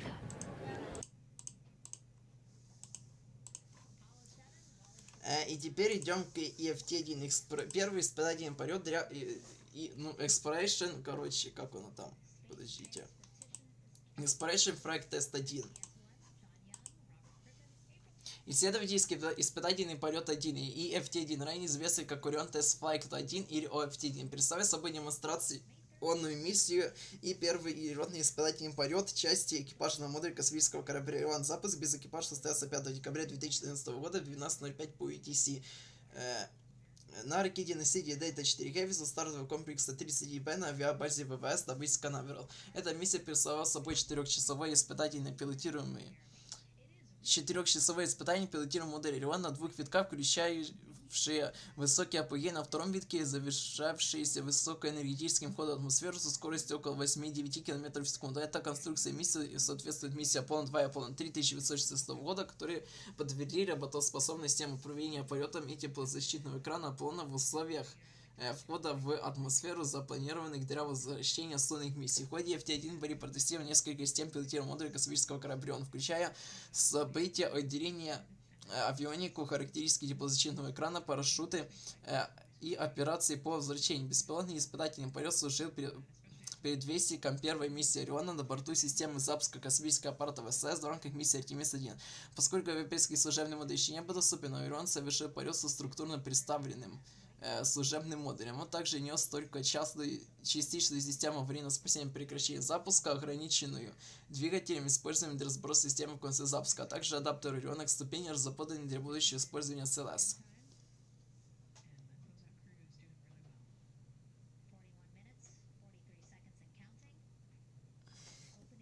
Продолжительность миссии составила 4 часа 24 минуты. Завершение миссии было 5 декабря 2014 года в 16:29 по EDC. Место посадки в Тихом океане в 1030 километрах к юго-востоку от Сан-Диего. Максимальная высота апогея составила 5800 километров на гелиоцентрической орбите.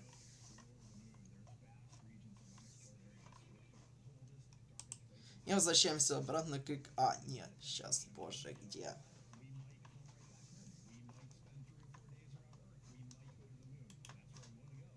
Вот, фотки с этого первого полета Ориона. Вот на ракете Delta 4 Heavy.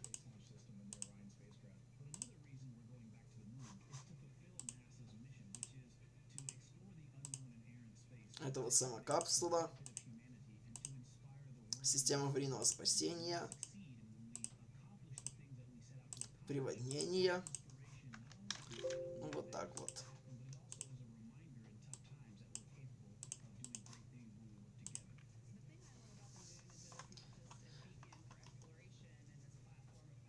Вот, модуль экипажа Ориона Всем. Это многоразовая транспортная капсула, которая включала которая обеспечивает обитаемую среду для экипажа, хранения расходных материалов и исследовательских приборов. Также содержит такого порты для пересадки экипажа. Модуль экипажа — единственная часть космического корабля, который возвращается на Землю после каждой миссии. Он имеет форму усеченного конуса с углом 57,5 градусов и тупым сферическим концом диаметром 5,02 метра и длиной 3,3 метра, массой около 5,8 метрических тонн. Он производится корпорацией Lockheed Martin на заблоченном заводе Мичкот в Новом Орлеане, штате Луизиана. Он имеет на 50% больше объем, чем капсула Аполлона, и будет перевозить 4 астронавтов. После тщательного изучения она собрала систему абляции АВКОД для обеспечения тепловой защиты, возникающей при входе в атмосферу для модуля экипажа Орион. АВКОД, состоящий из кремниевых волокон с смолой в сотовой инфраструктуре из стекловолокна и фенольной смолы, ранее использовался в миссиях Аполлон и на орбитальном аппарате космического челнока в ходе ранних полетов. В космическом модуле используется, в пилотируемом космическом модуле используется цифровая система управления стеклянной кабины, заимствованную Boeing 787. Он включает в себя функцию автоматической стыковки, подобной тому, что используется в Progress, Automatic Transfer Vehicles ATV и Dragon 2 с возможностью передачи управления экипажа в случае чрезвычайной ситуации. Он имеет средства утилизации отходов, включая миниатюрный турет кемпингового типа и универсальную трубку для слива, используемую на космическом шаттле. Он оснащен азотной кислотной системой N2O2, смешанная атмосфера при давлении на уровне моря 101,3 кПа или 1469 PSI и при пониженном давлении от 55,2 до 73 кПа килопаскаля. Командный модуль изготовлен из алюминиевого рифлевого сплава. Многоразовые спасательные парашюты, основанные на парашютах, использующиеся как на космических кораблях Аполлон, так и на твердотопливных ракетных скоростях космического челнока, изготовлены из ткани Номекс. Посадка на воду является единственным способом спасения командного модуля Ориона. Для обеспечения возможности стыковки Ориона с другими космическими аппаратами он будет оснащен стыковочной системой НАСА. Космический аппарат использует систему аварийного прекращения запуска вместе с защитным кожухом для разгона изготовленными из стекловолокна, чтобы защитить командный модуль Ориона от аэродинамических и ударных нагрузок в течение первых двух циклов. В течение первых двух летных циклов. Вот. Орион спроектирован таким образом, чтобы быть в 10 раз безопаснее время подъема и входа в атмосферу, чем космический челнок. Модуль спроектирован таким образом, чтобы его можно было модернизировать и использовать повторно. Кроме того, все компоненты Ориона спроектированы максимально модульными, так что в период между первым испытательным полетом аппарата в 2014 году его запланированным... Так, ладно, это уже отменено. Далее, европейский космический модуль. Так, сейчас. Can follow the crew's journey, take peeks inside the spacecraft, and share the experience of a lunar flyby with astronauts looking down at the moon's surface. Teams here have been rehearsing tirelessly in simulations to throw every conceivable and inconceivable scenario their way. We are ready and eager to begin the Artemis-2 mission. Still milestones to come as we continue the countdown, but we'll be right back with you during the ascent phase of today's flight. With that, Megan, I will send it back over to you at the Space Coast. Thanks so much, Gary. Under 37 minutes until the opening of our 2-hour launch window, 6:24 p.m. Eastern. I've never been more excited for a time. But why don't we send it back over to Megan Carter with the moon board to learn more about what happens after ascent. Absolutely. I am definitely also getting excited. Things feel like they're starting to pick up a little pace here. Европейский служебный модуль космического корабля Орион. Это компонент служебного модуля космического корабля Орион, выполняющий функцию основного источника энергии двигательной установки до момента его утилизации по завершении каждой миссии. В январе 2012 года НАСА объявил, что Европейское космическое агентство ЕСА предоставит служебный модуль для миссии Артемида на основе автоматизированного транспортного средства ATV ЕСА. Он был поставлен НАСА космической компанией Airbus Defence and Space в Бремене на севере Германии в конце 2018 года. После утверждения первого модуля ЕСА будет поставлять модули ESM до миссии Артемида 4 как минимум. Ну и дальше, я думаю, Артемида 5-то уж точно. Артемида 6, если она вообще состоится.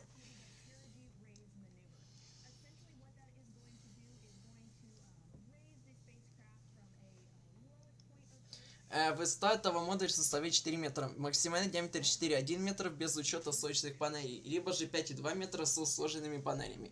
Либо же 19 метров с развернутыми сочными панелями. Масса топлива составляет 8600 кг. Том становится один двигатель AJ-10. Сразу же про этот двигатель. Это гипербарический ракетный двигатель, произведенный компанией Jet Rocketdyne.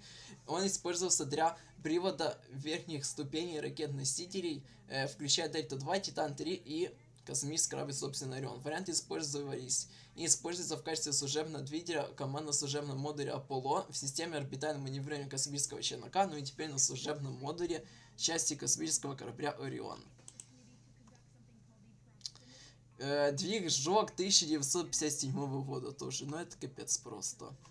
Вот, в качестве топлива используется азотная кислота и несимметричный метилгидрозин, либо же азотная кислота и анилин, либо же тетроксид азота и аэрозин 50, либо же тетроксид азота и монометилгидрозин. Максимальная тяга в вакууме 43,7 кН. Давление в камере сгорания от 7 до 9 бар и удельный пульс до 319 секунд в вакууме. Высота двигателя 0,84 метра. Точнее диаметр 0,84 метра и сухая масса 90-100 кг. Там куча версий вообще. И также 8 двигателей R4D устанавливается. Это небольшой гипербарический ракетный двигатель, первоначально разработанный корпорацией Marco Craft то есть марку ART, для использования в качестве реактивного двигателя системы управления ориентацией на аппаратах пилотируемой Луны и программы Apollo. Тоже древний капец, все. Разработанный, пожалуйста, в 1960-х годах как двигатель управления ориентацией для командного служебного модуля Apollo и лунного модуля. Каждый блок модуля состоит из 4 четверных кластеров. Впервые он был использован на SA-201 в феврале 1966 года. В рамках программы Apollo было произведено 800 таких двигателей. После программы Apollo модернизированная версия A4D используется для космических аппаратов, включая LEOSat, InSat-1, Intelsat-6, Eutelsat и Bulgaria-Sat-1 ВМС США. Он также использовался на японском транспортном аппарате H2 и европейском автоматизированном транспортном аппарате. Оба из них доставили груз на Международную космическую станцию. И теперь он используется на космическом корабле Орион. Максимальная его тяга в вакууме 490 ньютон, отношение тяги к весу 13,74. Давление в камере сгорания до 7 атмосфер, день импульс 312 секунд. Длина 12, то есть длина 30 см, диаметр 15,2 см, сухая масса всего 3,63 кг. Вот, в качестве топлива на космическом корабле Орион используется смешанный оксид азота и монометилгидрозин.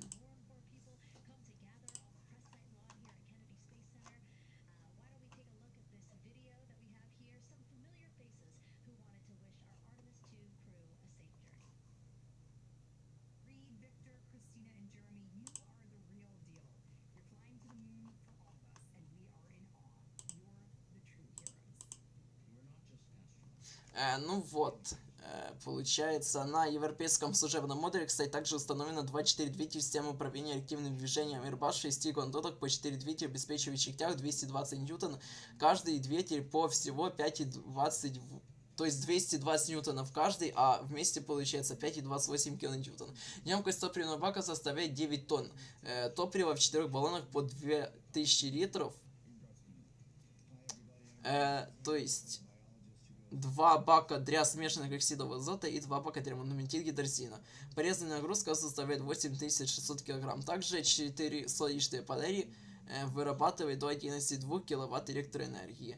Суммарная стартовая масса 13,5 тонн для лунной миссии, включая 240 кг воды в 4 баках и 90 кг кислорода в 3 баках, а также 30 кг азота в одном баке. Материалы: алюминий, сплав, нержавеющая сталь, титаны для баков, также каптон для изоляции и медь в электрических схемах. И возвращаемся к космическому кораблю Орион. Система аварийного прекращения полета, то есть система аварийного спасения. Многоцелевой пилотируемый космический корабль Орион оснащен системой аварийного спасения при запуске, также известной как система прерывания запуска ЛАС. Орион имеет либо же САС, если на русском. Орион имеет несколько режимов временного спасения. В некоторых из них он может использовать не саму систему ЛАС, а вторую ступень ракетной сети SLS и даже собственный двигатель установку космического корабля Орион. Способ прерывания полета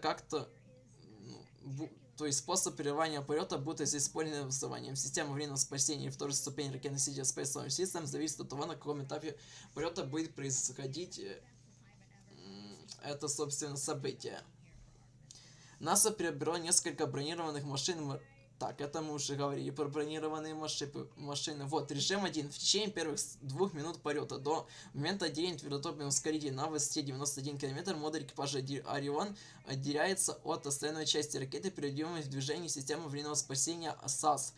В отличие от системы аварийного спасения Аполлон, который использовал пару передних горизонтальных стабилизаторов и вес космического корабля для переворачивания аппарата для посадки, система аварийного спасения Орион имеет набор управляющих ракетных двигателей, которые будут направлять космический корабль в сторону неисправной ракетной сети SLS, а также подготавливать космический корабль к отделению приводнения. Затем через 14 секунд башня будет отделена и гипербарическое топливо в модуле экипажа Орион будет автоматически стравлено на заранее определенной высоте. Режим 2.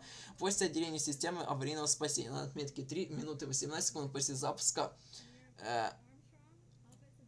Орион будет использовать либо свой двигатель AJ-10, либо меньше по размеру правящий двигатель для маневрирования вне ракеты. Подобная схема время прекращения полета космического челнока через Атлантику ТЭЛ. Орион будет использовать двигатель AJ-10 для разгона космического аппарата до желаемой точки отделения, в котором командный модуль Орион совершит посадку либо в Западной Испании или Марокко при полетах точно на восток, то есть на Луну, либо в Ирландии и Великобритании при полетах к МКС.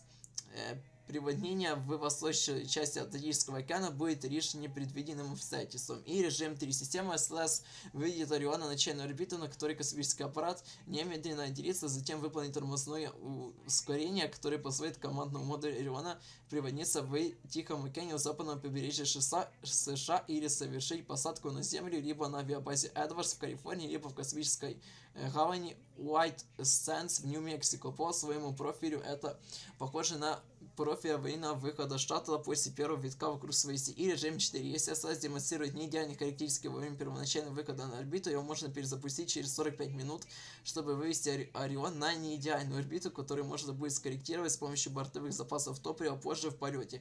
Это похоже на систему аварийного выхода на орбиту АТО шаттла, но в зависимости от достигнутой стабильной орбиты НАСА может потребовать завершить миссию посадкой на авиабазе Эдвардс или White Sands в течение 24 часов.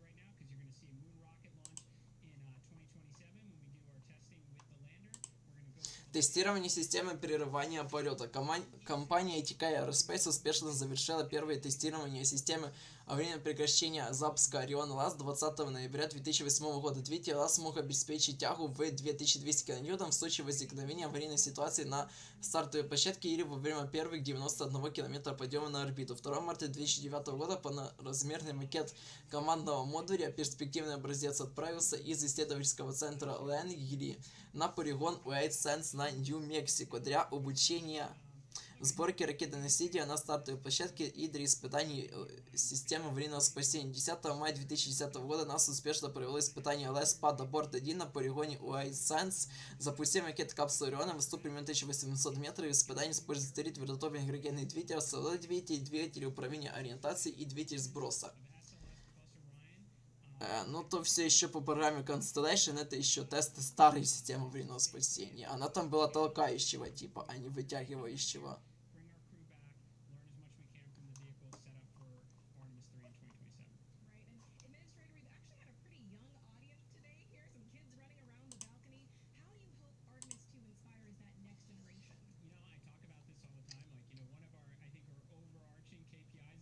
Вот, Ascent Abort 2. 2 июля 2019 года в 11:00 по UTC стартовала миссия Ascent Abort 2 с мыса Канавера на площадке SLS-36.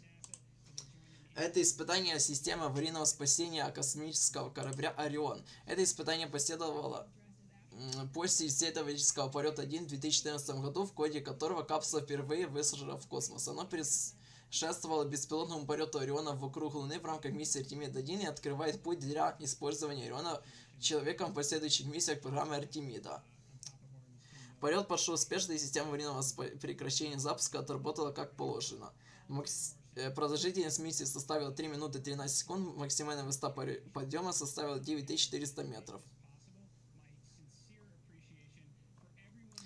Испытательный образец космического корабля Орион, аэродинамически схожий с испытанной в космосе капсулой, но не обладающий всеми ее характеристиками, был запущен со стартовой площадки SLS-46 на мысе Канавер с помощью специально разработанного испытательного ускорителя системы аварийного спасения Orion ATB. Ускоритель представлял собой перепрофилированную первую ступень ракеты «Миротворец» СР-118, приобретенную в ВВС США и модифицированную для этой миссии компанией Orbital ATK и Northrop Grumman, аналогично первой ступени ракеты «Миротворец» Минотавр-4. Цель миссии заключалась в демонстрации и проверке системы аварийного спасения Орона, которая позволит экипажу астронавтов безопасно покинуть космический корабль в случае чрезвычайной ситуации во время работы на стартовой площадке или на этапе подъема космического корабля Орион. Система ЛАС должна была активироваться примерно через 55 секунд после начала подъема на высоте 9400 метров, близко к точке максимального адиамического сопротивления, пока ускоритель еще работал.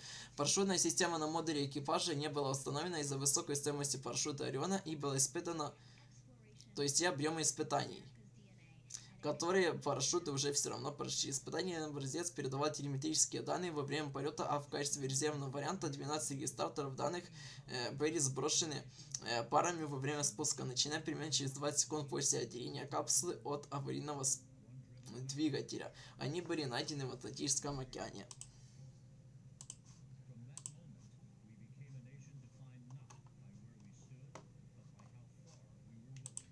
Ну и в целом по космическому кораблю Орион это вся информация, собственно, вот он. Вот, то есть наверху система аварийного спасения, тарий, пилотируемый модуль, сервисный модуль и адаптер к ступени ракеты.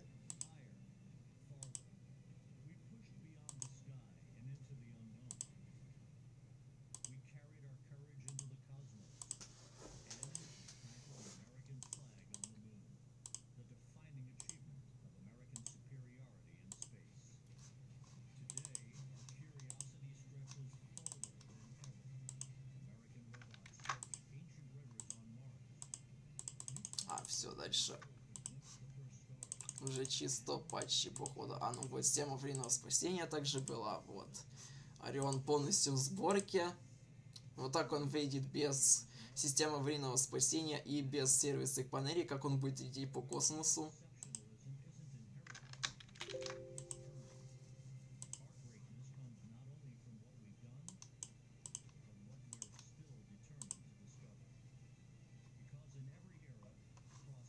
И возвращаемся к миссии Artemis-2. В общем, вот, миссия Artemis-2 будет использовать, это миссия космический корабль Орион CM-003. Собственно, экипажем, как уже говорилось, является Reid Wiseman, Виктор Ровер, Christina Koch, то есть и Jeremy Hansen. Reid Wiseman родился 11 ноября 1975 года. Американский астронавт и военно-морской летчик. Он является командиром миссии Artemis-2, которая должна стать, собственно, первым пилотируемым полетом вокруг Луны после Аполлона-17. Wiseman был выбран в июне 2009 года в качестве члена 20-й группы астронавтов НАСА и получил квалификацию астронавта. В 2011 году Wiseman принял участие в своем первом космическом полете в составе экипажа экспедиции 4041, которая стартовала на Международную космическую станцию 28 мая 2014 года и вернулась 10 ноября 2014 года, собственно, на корабле «Союз». До прихода НАСА Wiseman был военно-морским летчиком-испытателем и летчиком-испытателем. С июня 2017 года Wiseman занимал должность заместителя начальника отдела астронавтов, работая под руководителем главного астронавта в марте 2023 года. Wiseman был выбран командиром экипажа для миссии Artemida-2.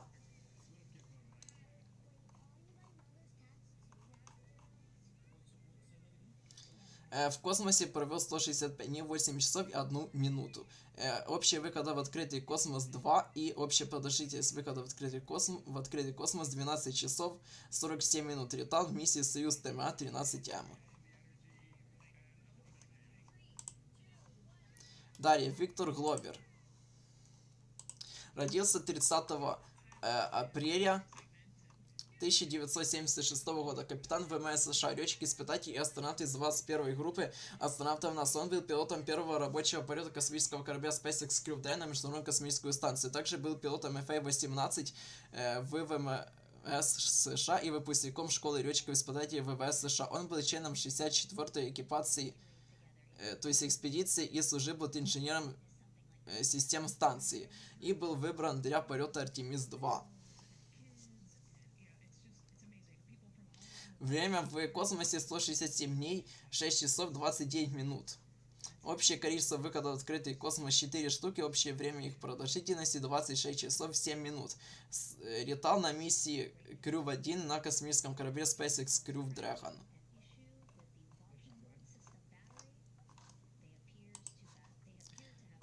Christina Koch.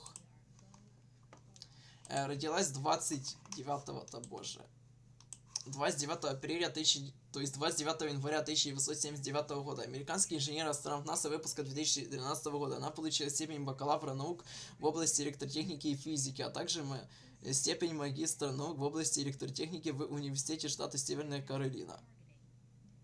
Она также проходила углубленное обучение, работая в Центре космических полетов имени Годдарда. Незадолго до того, как стать астронавтом, она работала в Национальном управлении океанических и атмосферных исследований НОАА в качестве начальника станции в американском Самоа. 14 марта 2009 года отправилась на Международную космическую станцию в качестве борт-инженера в составе экспедиции 59, 60 и 61. 18 октября 2019 года она и Джессика Мейер стали первыми женщинами, принявшими участие в полностью женском выходе в открытый космос для замены блока управления питанием, расположенного за пределами космической станции. 28 декабря 2019 года Кох побил рекорд по продолжительности непрерывного пребывания в космосе среди женщин и вернулась из космоса 6 февраля 2020 года.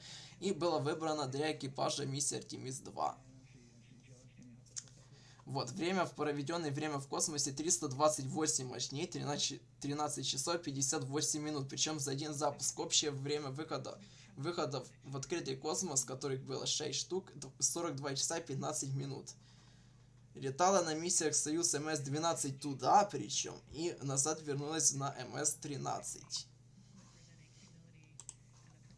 И Джереми Хансен. Родился 27 января 1976 года. Канадский астронавт, пилот-истребитель физики, бывший акванавт. Он был выбран в состав Канадского Космического Агентства в 2009 году вместе с Дэвидом Сен-Жаком. До того, как стать одним из канадских астронавтов, Хансен был капитаном Королевских ВВС Канады, пилотируя истребитель СФ-18 на базе Cold Lake, Альберта. С тех пор он был произведен в полковнике и был выбран в миссию Artemis-2. Собственно, для него это будет первый космический полет.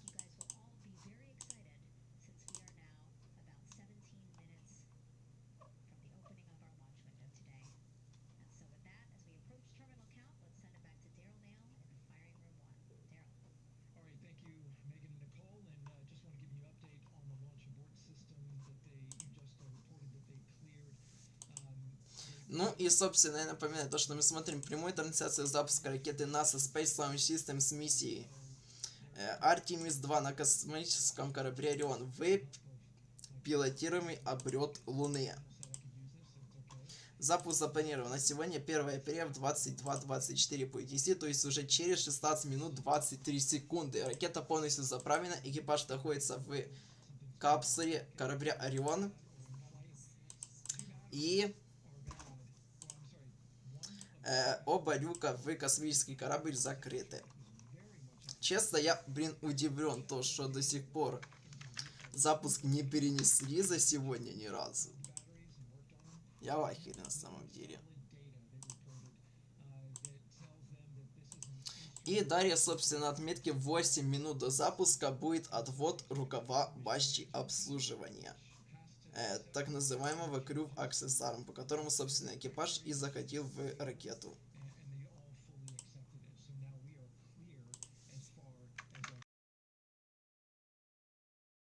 Countdown now.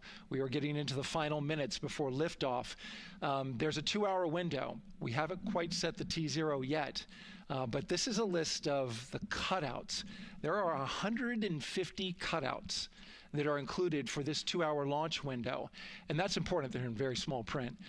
That's important because there's basically 16 minutes inside this window that they cannot launch, and these are because of small things flying in orbit. There's a lot more things in orbit than there were back in Artemis-1 when we had 35 to 40 cutouts. For that reason, because of these 156 cutouts, they're going to be managing the launch window as we go forward. So they may have to wait out one of these cutouts. They range in time between 2 seconds to 23 seconds, but you'll hear the NASA test director talk through that. We're getting ready to merge that loop from NASA test director Jeff Spaulding.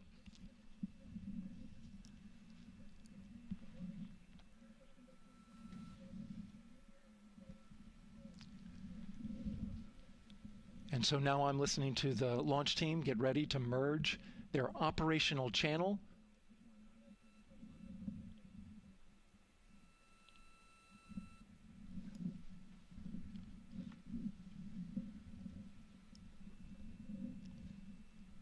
We're now entering one of the most consequential phases of launch day, and that's terminal count, the final 10 minutes. And OTC, NTD on 212 for comm check? Good, comm. How me? I hear you the same. STC? GTC? GTC is on 212. All right, copy that. NASA Test Director Jeff Spaulding confirming communications with his team.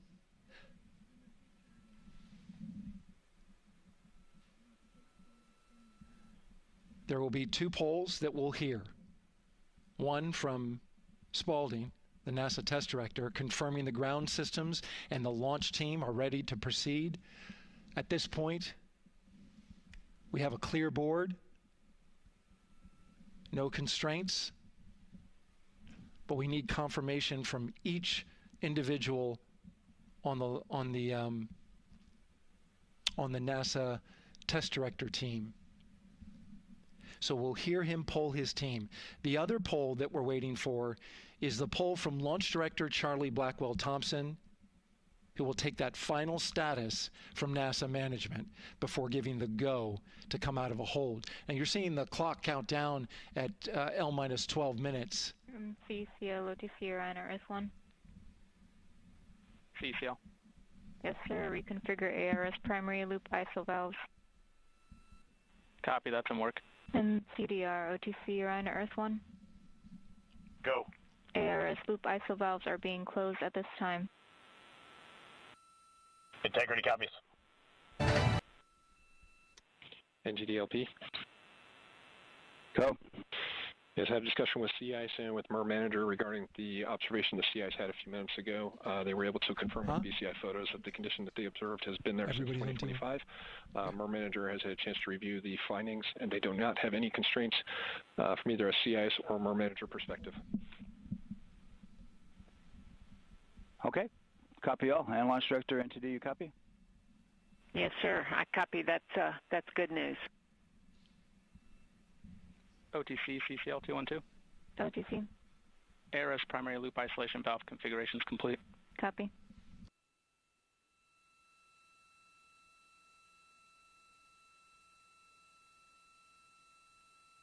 And CGLS NTD, cancel pending, please. GLS copies, and that's complete. All right, and for all personnel, we got a little bit more work to do before we pick up the clock, and we're about a little over a minute from getting to T-minus 10 minutes, but we've canceled the resume time there, and then we'll pick it up after we get through all of our work and anything else that we need to do to get through the remainder of count. So we'll continue working that to get to our T0 today. So when we get to about 50 seconds from now, we'll extend that hold. CVSE OTC. CVSE. 400-290, looking to verify that we are configured for ascent. Yep, give me about 2 more minutes. I'm going to start CMA2 streaming. Copy.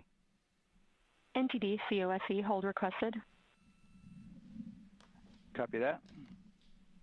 I have an LCC violation of O-CT-004. S-band transponder anomaly. This was a transient LCC violation, so transponder 1 had a demodulated SNR estimate that went down to 2 dBm when it should have been between 10 and 13. It is now back up to 12, but we did lose that for just a moment. It does not appear that we lost our bit sync or carrier lock, which would be indicative that we lost our lock with the vehicle. So at this point, recommendation would still be go. However, we do have a pre-planned contingency procedure if we want to look at that. But again, this is transient, so we're back in a nominal range. All right, let's see, LPE NTD. Yeah, we're not seeing that hit. So I guess the question for COSE, was that less than 3 samples? Was that below our persistence? stand by. Let me look. It did look like it did persist for several seconds on mine, but let me take a look at the number of samples. Could I get a repeat on the affected LCC, please? Yes, ma'am. That's going to be O-CT-004. Thank you.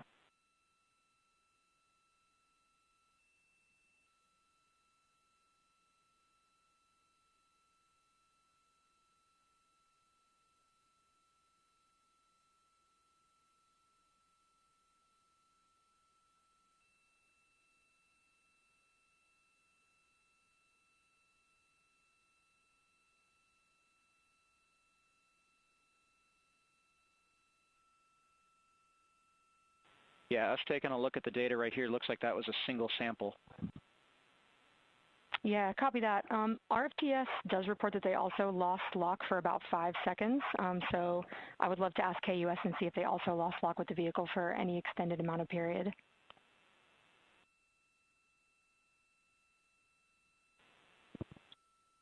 And COSE, while we're doing that, these are 1/10 hertz measurements, correct? So we would have had to lose it for over 10 seconds to get a second sample? Yes, sir, that's correct. It is 1/10 hertz.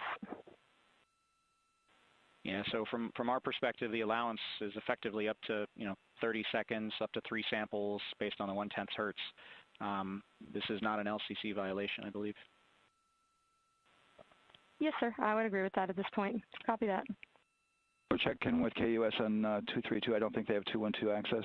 We're trying to verify, but it sounds like they have a loss of lock as well. About 2 seconds. Okay. And I guess for both KUS and COSE, do we have lock now? That's affirmed. We do have lock for COSE.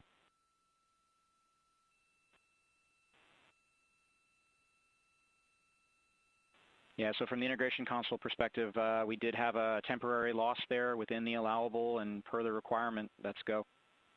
And this is Houston Flight. We have lock and we have good telemetry here in GSE. And KUS is reported to they have good lock now. Короче, весельчак, блин, у нас ход на 10 минутах. Говорят, что есть какие-то работы.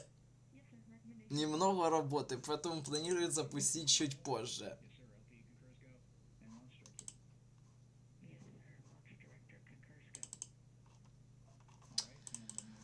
Короче, пока ждем. Все-таки не запустили с первого раза. Инвалиды. Я ждал, что хрен с первого раза эту корыту куда улетит, потому что не может такого быть. Короче, ждем пока. Yeah, OTC, this is CVSC. That 400 step 290 is complete. Copy. Okay, so OTC, you're complete with all of your work? Точнее, не ждем, а будем дальше говорить. Кстати, ура, сайт расписания запусков починили. Там в моменте, походу, нагрузка на него была так, что даже зайти нельзя было.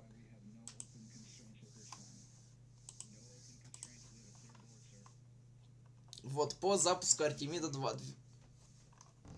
11 февраля 2023 года НАСА повернула двигательную секцию основной ступени Артемида-2 в горизонтальное положение, что стало последним важным этапом перед интеграцией с остальной частью ракеты. 20 марта двигательная секция была соединена с основной ступенью в здании 103 сборочного завода НАСА в Новом Орлеане, в штате Луизиана. Первоначально НАСА рассчитывала доставить готовый ступень в космический центр Кеннеди летом 2023 года, но к маю сроки изменились на конец осени 2023 года. Двигатель РС-25, серийные номера двигателей на этом запуске на первой ступени Е-2047, Е-2059, Е-2062 и Е-2063 были установлены на основной ступени в Новом Орлеане к 25 сентября 2023 года. Однако после обнаружения течки в гидравлике кислородного клапана двигатель Е-2063 был заменен на двигатель Е-2061 в апреле 2025 года. Полностью укомплектованная основная ступень была доставлена в космический центр имени Кеннеди 25 июля 2025 года. Адаптеры, необходимые для интеграции все ракеты-носители, а также были в значительной степени завершены в июне 2024 года и прибыли в космический центр имени Кеннеди в сентябре 2024 года. Первоначально НАСА планировало начать операции по сборке ракеты в сентябре 2024 года, однако график был отложен на более чем 2 месяца из-за расследования проблем с системой жизнеобеспечения космического корабля и неожиданного повреждения теплозащитного экрана космического корабля «Орион», обнаруженного после миссии Артемида-1. Сборка ракеты наконец-то началась 20 ноября 2024 года и была завершена 20 октября 2025 года установкой полностью интегрированного «Ориона» на ракету Space Launch System. В ходе предварительных обзоров 2011 года дата запуска была назначена на период между 2019 и 2021 годами, но впоследствии дата запуска была перенесена сначала на 2023 год, затем на 2025 год, однако в октябре 2024 года управление генерального инспектора НАСА определило, что команда наземных систем исследования исчерпала введенное ей время для решения любых непредвиденных проблем, что привело к выводу о вероятной задержке запуска в сентябре 2025 года, а затем и запуск перенесли на апрель 2026 года. В марте 2025 года Америка Skynes сообщила, что дата запуска может быть перенесена на 2 месяца на февраль 2026 года. НАСА ответила заявлением, в котором говорилось, что они не могут подтвердить информацию, пересмотренную дату, но сообщили: мы ищем способ, позволяющий, если это возможно, осуществить более ранний запуск, потенциально уже в феврале 2026 года. Целевой февраль позволит агентству использовать преимущество повышения эффективности операций по интеграции ракет SLS космического корабля и вспомогательных наземных систем, сохраняя при этом безопасность экипажа в качестве главного приоритета. И в итоге в сентябре 2025 года представители Космического агентства объявили, что они стремятся к запуску в стартовое окно, которое откроется 5 февраля 2026 года. И началось. Для запуска лунных миссий существует как ежемесячные окна продолжительностью в несколько дней в каждом лунном месяце, так и ежедневные окна, длящиеся 2 часа в дни внутри ежемесячного окна. Пересмотренный план Артемида-2, который предусматривает более короткий вход в атмосферу с откосом от спутника Орион, дополнительно ограничивает количество дней внутри ежемесячного окна, в течение которых может быть осуществлен запуск. Самое раннее стартовое окно для миссии Артемида-2 было назначено в начало февраля 2026 года. Зимний шторм в Северной Америке в январе 2026 года содержал подготовку к запуску. 2 февраля состоялась репетиция обратного отчета, полный VDR-тест. Первый полный VDR-тест был 2 февраля 2026 года. Его запись в том числе есть на моем канале. Запись стрима этого теста. После испытаний НАСА объявило, что запуск будет отложен до марта из-за утечки водорода, произошедшей во время имитации обратного отсчета. Помимо утечки, клапан, связанный с герметизацией люка модуля экипажа Орион, потребовал повторной затяжки и операции по закрытию заняли больше времени, чем планировалось. Вторая репетиция с использованием полного VDR-теста состоялась 19 февраля и прошла полностью успешно. Во время первого VDR-теста были огромнейшие утечки водорода и также проблемы с закрытием люка космического корабля Орион и его герметизацией, и они уже не укладывались в 4-часовое окно для испытания. И они просто не успели провести полный обратный отсчет во время того тестового стартового окна. А стартовое окно для запуска вообще не 4 часа, а 2 запуска. То есть они бы тем более не успели, если бы это было... эти проблемы произошли во время запуска, поэтому VDR-тест не был успешным. Но в итоге после полностью успешного VDR-теста 19 февраля, 21 февраля была обнаружена проблема с потоком гиря, что привело к возвращению в здание вертикальной сборки и задержало миссию как минимум до апреля. Возвращение началось 25 февраля и завершилось в 20:00 по местному времени. Администратор НАСА Джаред Айзекман заявил, что фактическая дата запуска будет подтверждена только после успешного проведения генеральной репетиции и анализа результатов. 12 марта, после проверки готовности к полету FRR, было объявлено 7 двухчасовых стартовых окон с 1 по 6 апреля и также 30 апреля. Первый из них в 22:24 по EDC. Сегодня, собственно, 22:24 по EDC прошло, корыто стоит. Да, даже тут перенос.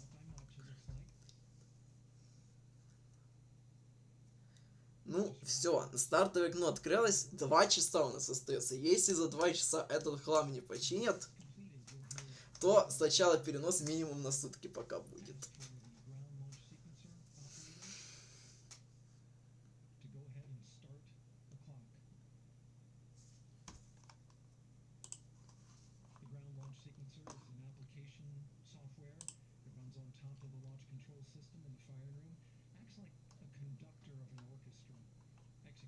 Траекторию миссии Артемида-2 можно разделить на несколько ключевых этапов примерно на 10 дней. Запуск миссии состоится на ракете Space Launch System со стартового комплекса 39Б космического центра имени Кеннеди во Флориде. Ну, тут уже чисто по таймлайну все идет. Давайте его пропустим. Вот, вторичная перезагрузка CubeSat. Инициатива НАСА по запуску CubeSat CLI первоначально в 2019 году принимала предложение от американских учреждений и компаний о запуске CubeSat в качестве вторичных перезагрузок на борту SLS в рамках миссии Артемида-2. НАСА планировало принять 6-секционные 12-килограммовые и 12-секционные 20-килограммовые CubeSat, которые должны были быть установлены внутри переходного кольца ступени между верхней ступенью SLS и космическим кораблем Орион, развертываясь после отделения Орион на высокую околоземную орбиту. Хотя первоначально ожидалось, что отбор состоится к февралю 2020 года, все вторичные перезагрузки пересяты с миссии в октябре 2021 года. В сентябре 2024 года НАСА объявила, что отправит 5 кубсатов от международных партнеров в рамках миссии Артемида-2.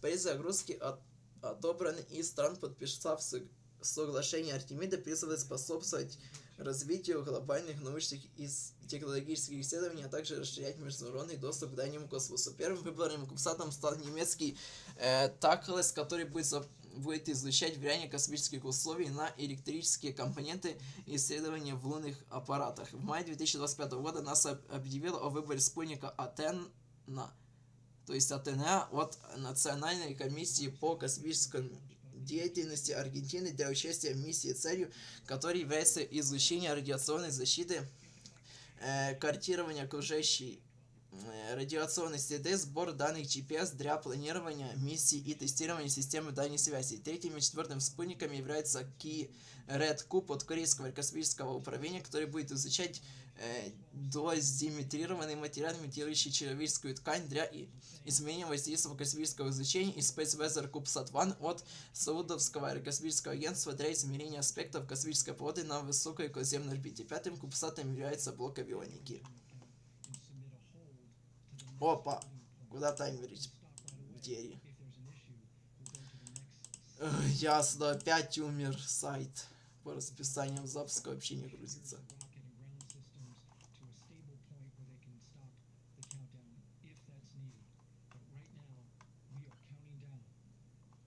Так, говорят, что возобновили отчет. 8 минут до запуска. Так, сейчас будет отвод рукава бающего обслуживания того самого Crew Access Arm, по которому экипаж попадал в... Вот, начался отвод рукава, по которому экипаж, собственно, попадал в космический корабль Орион. Так, и далее до отметки 4 минуты там что-то будет, но до этого момента я верну. Сейчас, подождите. 2 минуты.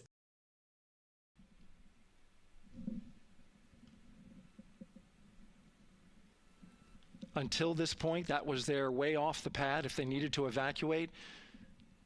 But now with that arm retracting, the backup transitions to a launch abort system. And they'll begin arming that shortly.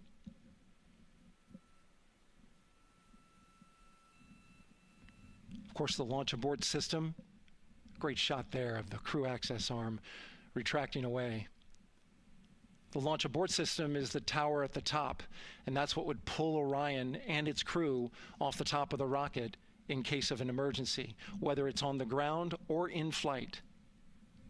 This is critical safety hardware that protects the lives of the astronauts.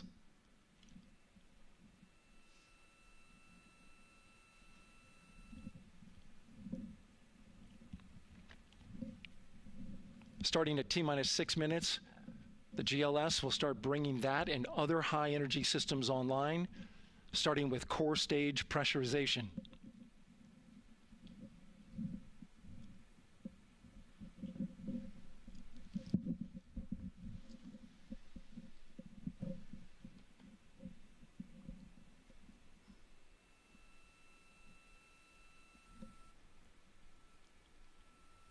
Weather is 90% go, the range is go,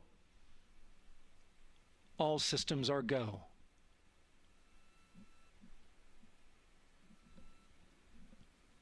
GLS is go for core stage tank pressurization. That means the replenish valve for the liquid hydrogen tank has now closed, and that tank is beginning to pressurize to flight levels because that hydrogen is naturally boiling inside the tank. We'll get the liquid oxygen tank a little later in the count. Now the team is waiting for verification that, if needed, the Artemis-2 crew could use the launch abort system to pull Orion safely off the top of the rocket in an emergency. Let's listen in for that call. GLS verifies last capability available. And CDR, do you copy? CDR copies, last available.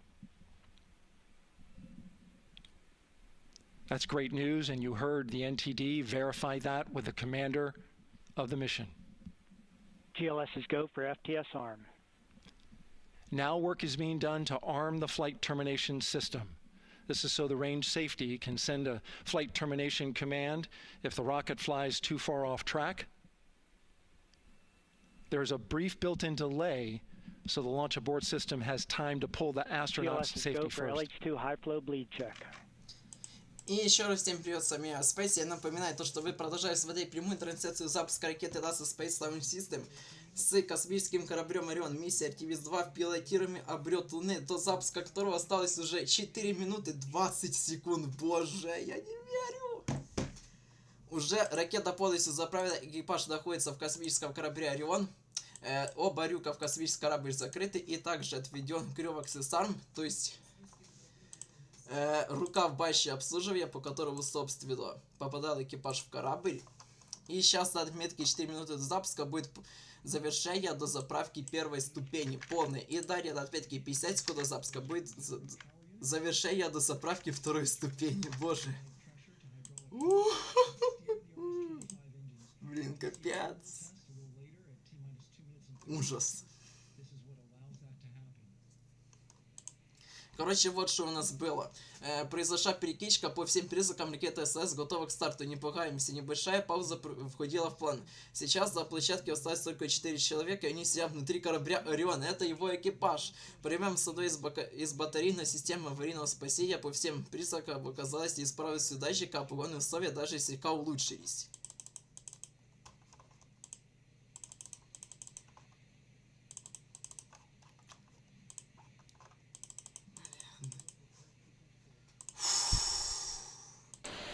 Moving through the milestones. All is looking good. 3 минуты до старта. Coming up in just a few seconds, we're going to get that thrust vector control actuator test. This is a gimbaling of the engines.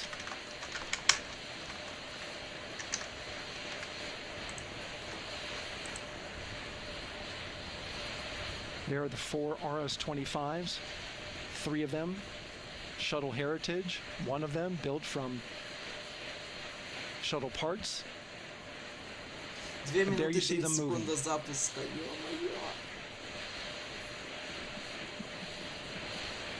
Так, проверяется вектор тяги на двигателях RS-25. Now we're going to start moving the power from both the upper stage and the lower stage of the rocket to internal, taking ground power away and now going to battery power. Второй ступени. Я напоминаю, что дозаправка нужна в связи с тем, что в качестве топлива используется сверхохлажденный жидкий водород и жидкий кислород, которые испаряются. Поэтому нужна постоянная дозаправка вплоть до самого запуска. Дозаправка первой ступени была совершена за 4 минуты до запуска.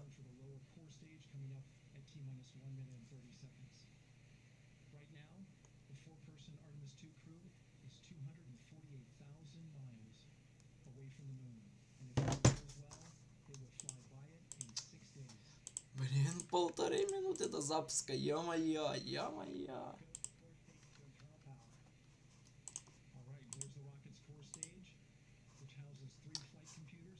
Сайт расписания запусков тупо лежит просто.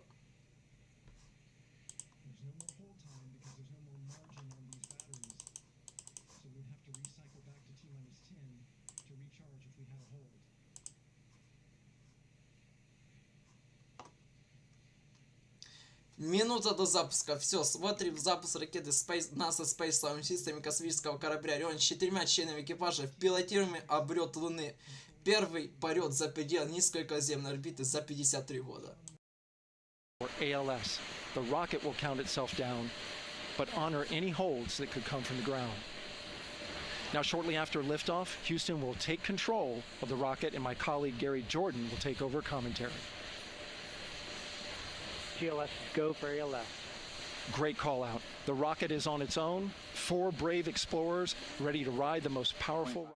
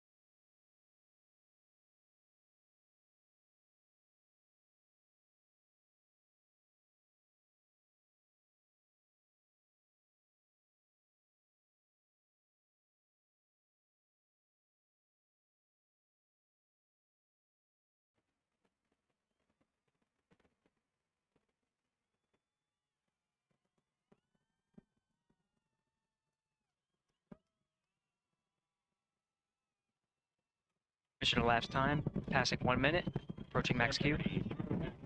On, pumps fully on. Stan, we have you loud and clear on pumps fully on. Do the same. Communication signal transfer confirmed as Integrity and its crew go supersonic. Approaching 90 seconds into the Artemis-2 mission. Integrity is 14 miles in altitude, 8 miles downrange, traveling more than 2,600 miles per hour.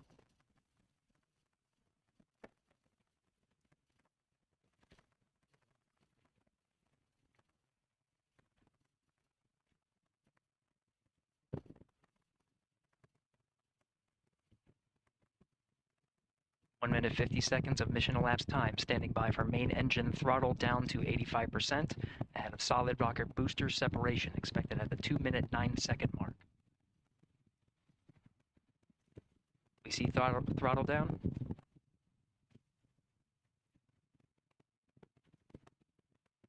Confirmed separation. Main engine's throttling up, guidance converged.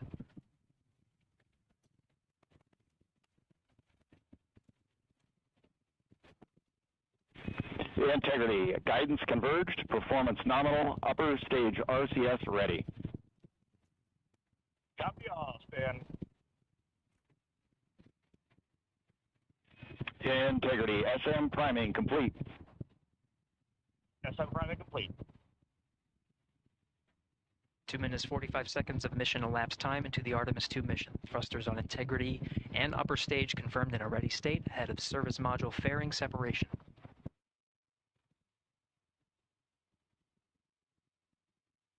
Three minutes into the flight, Integrity 49 miles in altitude, 78 miles downrange, now passing 5,000 miles per hour.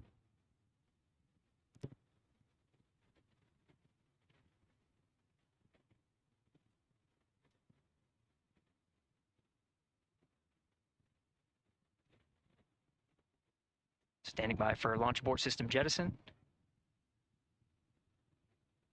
Houston Integrity, good last jettison, great view. Copy jettison, Team Eco 8+02. We see the same on board, Stan. And Houston has you loud and clear on TDRS at the Carmen line. Outstanding, Stan, we have you the same.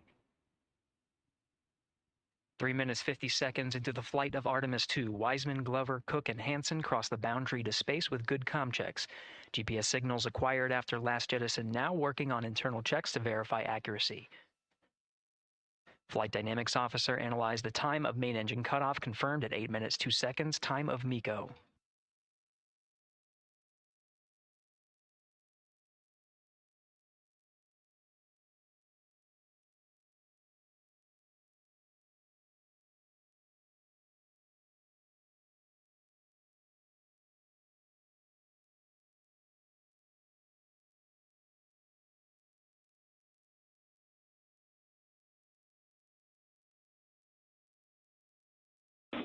Integrity, GPS processing. Outstanding, Stan. We see the same, and we have a beautiful moonrise. We're headed right at it.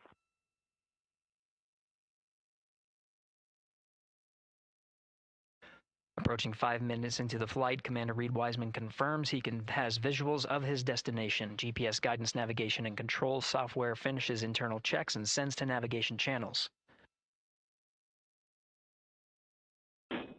Integrity, 3 engine press. 3 engine press. Ё-моё, я не знаю, сказать, что я в ахере, это не сказать просто реально ничего. Почти без ходов в течение 10 минут стартового окна, чтобы этот хлам полетел. Ё-моё. Блин. Не знаю, реально ощущения сравнимы с первым полетом звездолета. И хоть его 3 звездолета тут на 100% известно, что будет происходить, потому что ракета абсолютно предсказуема и безопасна. Ну, как минимум в моментах таких запусков. 3 звездолета, которые реально в каждом полете ведет себя по-разному. Ну ё-моё, это я просто в ахере.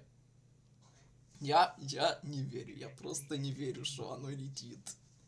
Что оно с людьми, блин, летит на Луну. Ё-моё.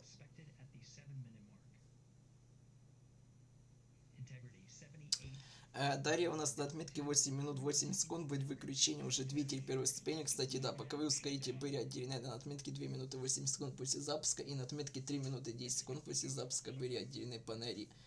3 боковые панели космического корабля Орион. И через 8 секунд система аварийного спасения сброшена.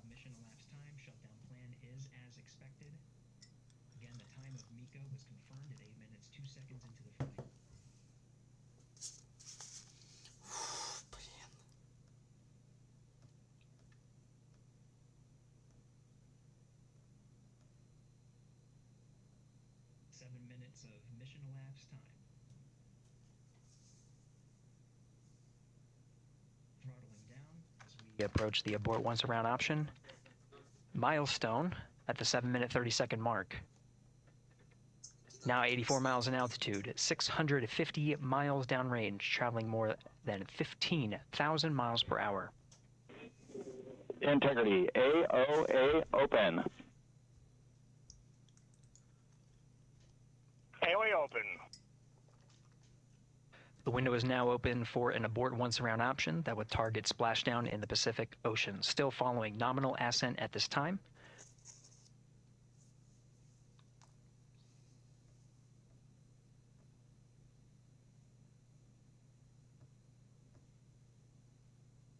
About 10 seconds remaining until the main engine cutoff of the Space Launch System core stage.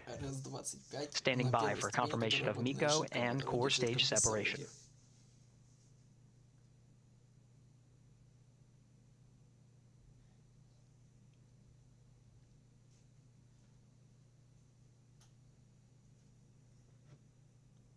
И есть выключение 4 двигателя РС-25 первой ступени и разделение первой и второй. Integrity and nominal MECO core stage separated.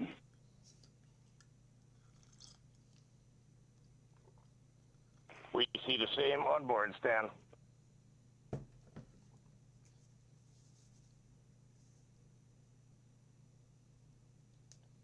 8 minutes 40 seconds into the flight, we have a nominal main engine cutoff heading in the right trajectory on the way to swing around the moon. Core stage has separated, done its job. The Space Launch System upper stage, the interim cryogenic propulsion stage, or ICPS, still attached to the Orion spacecraft. Итак, скорость у нас 18514 9 minutes of миль в mission час, elapsed высота time. Integrity порядка crew 200 of Reid километров, Wiseman, и Victor скорость Glover, полета Christina порядка Koch, and Jeremy 270 Hansen now in километров в orbit час. around the Earth at the beginning of their journey to the moon. И сразу расстояние до Луны, блин, пишет даже, а не до Земли. Кайф. Integrity Houston, looking ahead to PRM numbers so far per the pad. Будет раскрытие солнечных панелей.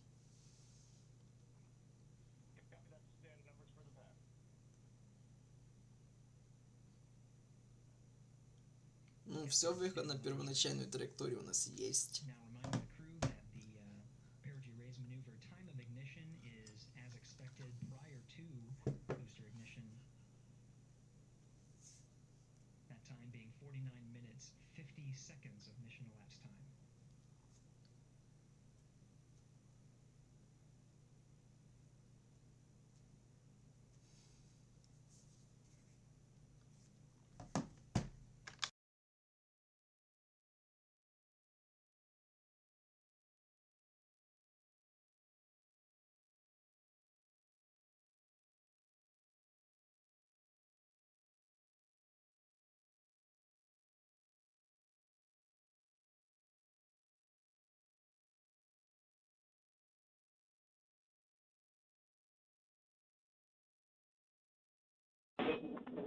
Integrity, good. Neds deploy.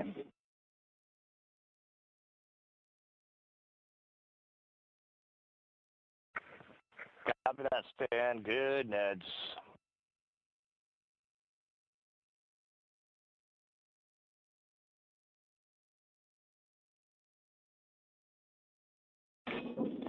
And Integrity Houston for PWD setup. Just a reminder, halfway open on the secondary.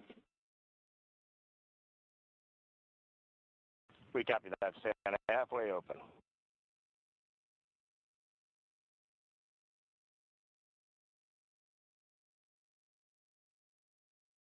Passing 11 minutes of mission elapsed time. Here, overhearing the conversation between Capcom Stan Love and Commander Reid Wiseman, already passing some milestones. We have a good nozzle extension deployment system. That is confirmed. Complete. We also have the visors are confirmed up. Now past the dynamic phase of flight, that is ascent. Their launch and entry suits that provided them an extra layer of protection. Now not as needed. They're going to raise those visors. And later in today's mission, they will begin to egress or get out of the suits to begin some of their initial tasks of activating some of the systems aboard in the Integrity spacecraft. Кстати, вот что я еще хочу сказать. Вот мне даже вот чисто, вот мне просто, как бы, обычному рандомному человеку уже было по среднюю эту ночь перед запуском, как бы, тяжело спать довольно с этими мыслями про то, что вот сейчас происходит. Про то, что сегодня будет. Я не представляю, как экипаж запуска может, а им же нужно, скорее всего, они просыпаются там буквально за, там, может, 8 часов до запуска, потому что и так процедура запуска очень долгая. Вот. И, ну, типа, как можно спать с мыслями о том, что ты меньше, чем через сутки станешь человеком, который впервые за 53 года полетит за пределы Низкой Околоземной Орбиты. Я не представляю просто.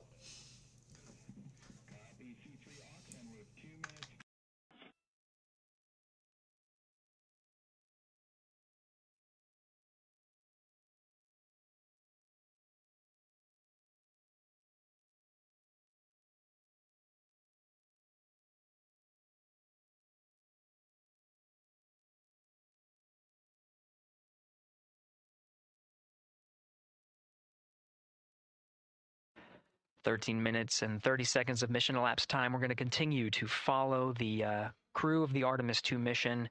They are beginning their journey around the moon to verify. Отвечаю, будет ли эфир приземления, смотря про какое вы приземление, потому что посадка на Луну в этой миссии не планируется. а приводнение на Землю через 9 дней будет. Там, конечно, эфир будет, а посадки на Луну не будет. Только облет. Посадка на Луну, дай бог, в конце 2028 года, скорее в конце 2029.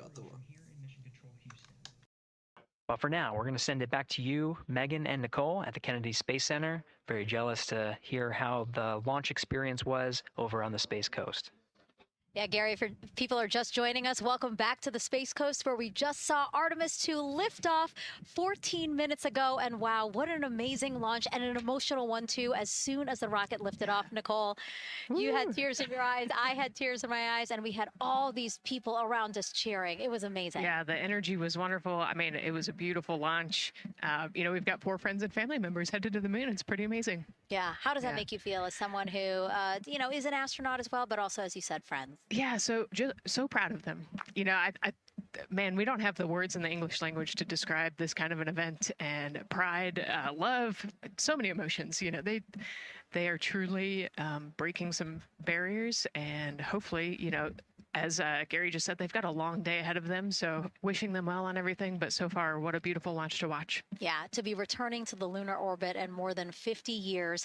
Maybe they go farther from Earth than any other humans before them. Maybe they see parts of the moon that we've never seen before. I mean, what a great start to what could be all of these milestones that we break in just a 10-day mission. Yes, what a way to welcome in the Artemis generation. Yeah, how do you feel? I mean, we saw some beautiful shots we were covering of course, the rocket, of course, the Earth falling away as we continued up into our ascents, but also some of those crowd shots where we saw young and old, just emotional, overcome by this history-making moment. Man, we are going back to the moon for all, and we saw that today. We saw that in all the crowds. And yeah, you guys just saw that view, the sunrise or sunset, I guess. They just made it over the crest of the Earth, and you could see the sun peeking over. One of my favorite views from space, and I can't imagine what they're looking at now, and I can't wait to see what they're looking at in about 5 or 6 days. Yeah, and you know, I know a lot of people are like, you know what, I'm surprised this launched on the first try, because we know, like any little thing, we have to be keeping safety in mind, and we want to make sure we're ready to go. But we were ready to go, and I think it surprised a lot of people. What a wonderful surprise on this Wednesday evening. It did, you know, and it kind of surprised me as well. But you know, it's just a testament to the team here that has been working so hard on Artemis. You know, Artemis 1, we learned a ton of lessons. We learned a ton from the wet dress for Artemis 2. We were able to go in, fix those things. We even had a couple mishaps today, not mishaps, but a couple, you know, anomalies today that the team creatively came up with solutions for. It's just a testament to the teamwork that gets us to the moon. And so we can continue to watch Christina, Reid, Victor, and Jeremy on their way now to the moon in Earth's orbit and awaiting the next in-flight milestones, deploying Orion's solar arrays. So why don't we get back in with Mission Control and Gary. Hey, thank you, Megan. Again, we're following along in the action. It is a long day. They have a number of procedures they need to get to immediately in their timeline. And Integrity Houston, cross-tie is on board per the ETSI-DEM. We copy, Houston. Thank you.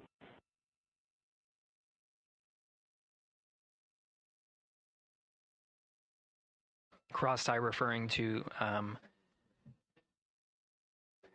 flight controllers here initiating a connection between some of the batteries aboard the Orion spacecraft, allowing for an even distribution of power. This is the flight control teams that took us through ascent of the Artemis 2 mission today. Right now we're, as you see, passing 18 minutes of mission elapsed time. The Orion spacecraft integrity and the interim cryogenic propulsion system are maneuvering tail to sun. It is in this orientation, this attitude. Integrity, any words on that momentary prop caution?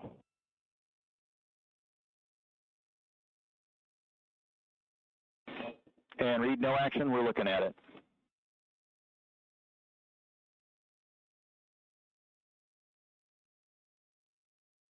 Commander Reid Wiseman verifying what is being routed to his displays aboard integrity. propulsion engineer confirming that no action is needed at this time. They're pressing through with their nominal procedures to prepare for the perigee raise maneuver. And of course, the solar array wing deploy ahead of that. The solar wing deploy is a critical milestone. We'll continue to have our coverage follow the mission until that deployment. Successful launch is just the beginning. The deployment of the solar arrays and successful confirmation that those solar array wings are drawing power is a significant milestone and says to the flight control teams that we will continue on today's mission. Power needs to be drawn to continue through some of the next milestones. Until then, the AOA open option that was called up upon ascent, the abort once around, is the current option, and abort to orbit option ATO will be switched to a preferred mode at the time that the solar array wings are deployed and latched. It gives the flight control teams a little bit more flexibility. Integrity Houston, update on TDRS handover for your pad.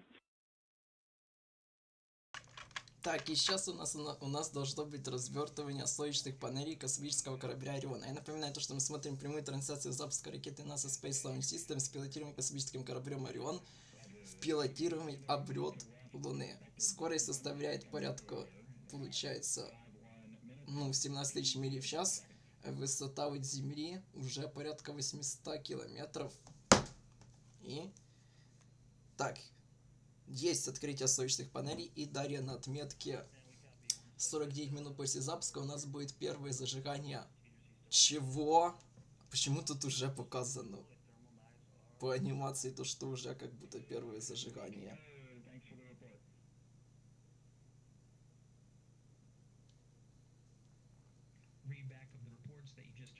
Чё за...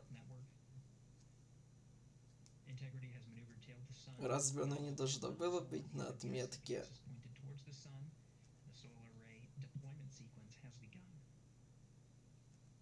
На отметке 49 минут после запуска, что происходит? Но тем не менее, как минимум, хотя при том скорости повышается. Что за фигня? Что за хрень?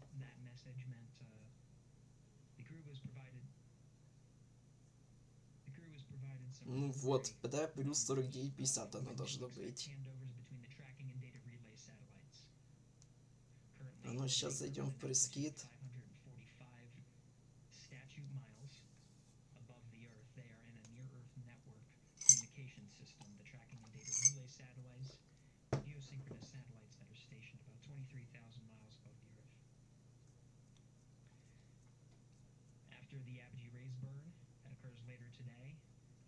Ну вот, да, на 49 минутах после запуска. Ладно, допустим, покажем. The tracking and data relay satellites, and they will transition to the deep space network today. And integrity for prop messages, we see two temperature measurements right near the line. It's that momentary message you saw earlier. We're going to suppress those. It's CM helium heater 2 T1 and heater 1 T1. They're going suppressed. Integrity, thank you. We see the same.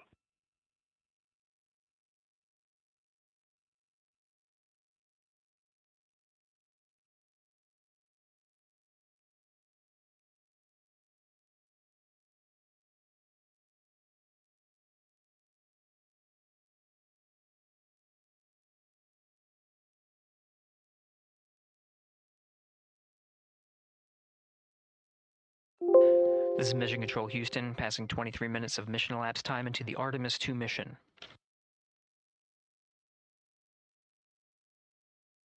This is after a launch that began at 5:35 and 12 seconds Central Time, 6:35 and 12 seconds p.m. Eastern Time. Right now, the orientation you're seeing from our aero visualization that translates some of the telemetry that we're getting from the spacecraft and puts it into a model so you can follow along on some of the milestones that we are following here. Right now, the orientation you're seeing, nozzle that you see at the left end of your screen Though it is currently not firing, that nozzle is pointed end of your screen. Though it is currently not firing, that nozzle is pointed towards the sun, and the solar arrays are currently deploying. From this visualization, they look fully stowed in a position. Integrity, we are happy to report that Jeremy has the O2 sensors on. Copy O2 sensors.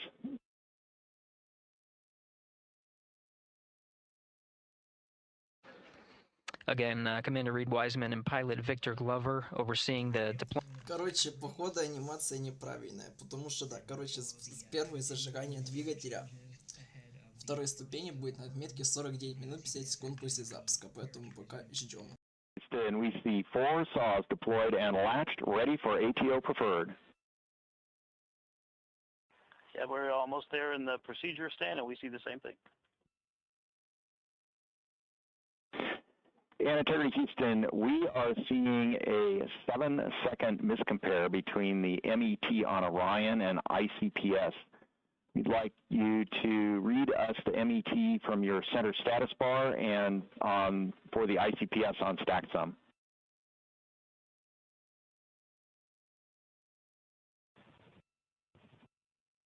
And Stan, we see a absolutely precise alignment. MET 25, 14, 15, 16, precisely aligned with ICPS MET.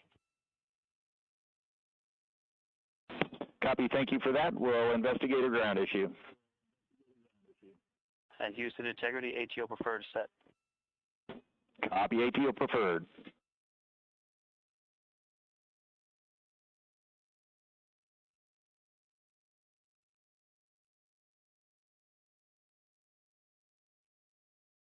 This is Mission Control Houston, 25 minutes, 45 seconds into the flight of Artemis-2.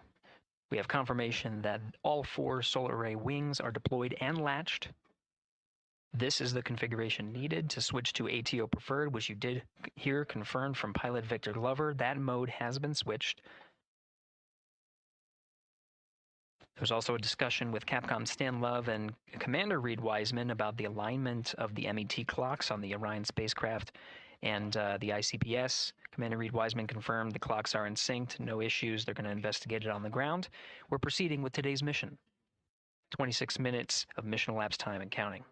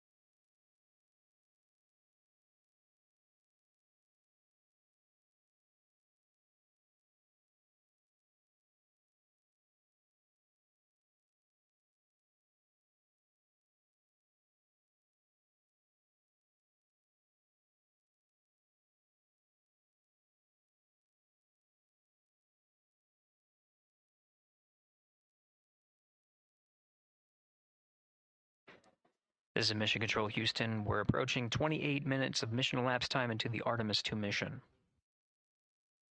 At this point, we've had a successful liftoff from the pad at 5:35 p.m. and 12 seconds p.m. Central Time, 6:35 and 12 seconds p.m. Eastern Time. We've had a good main engine cutoff, core stage separation, and a good trajectory to begin today's mission. Right now, the spacecraft has maneuvered tail to sun. We're standing by for another maneuver to maneuver into the burn attitude. This is where the RL-10 engine of the ICPS is pointed in the correct orientation for the perigee raise maneuver. We did hear confirmation that the perigee raise maneuver time of ignition has been confirmed per the pad, which means it was the predicted time prior to liftoff. Integrity for GNC, we're taking channel 1 to unfiltered and... Ладно, допустим, я уже чуть-чуть отошел от запуска. Я напоминаю, что мы смотрим прямую трансляцию запуска ракеты NASA Space Launch System с космическим кораблем Орион в пилотируемой миссии Artemis-2 в пилотируемый облет Луны. Миссия стартовала 29 минут назад со стартовой площадки LC-39P в космическом центре имени Кеннеди во Флориде. Сегодня, 1 апреля в 22:35 по UTC.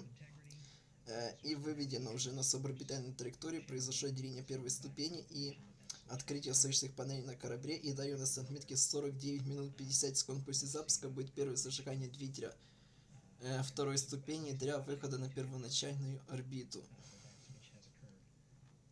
Низкую орбиту, а именно на орбиту высотой в 2222 на 185 километров. Так, попробую почитать чат.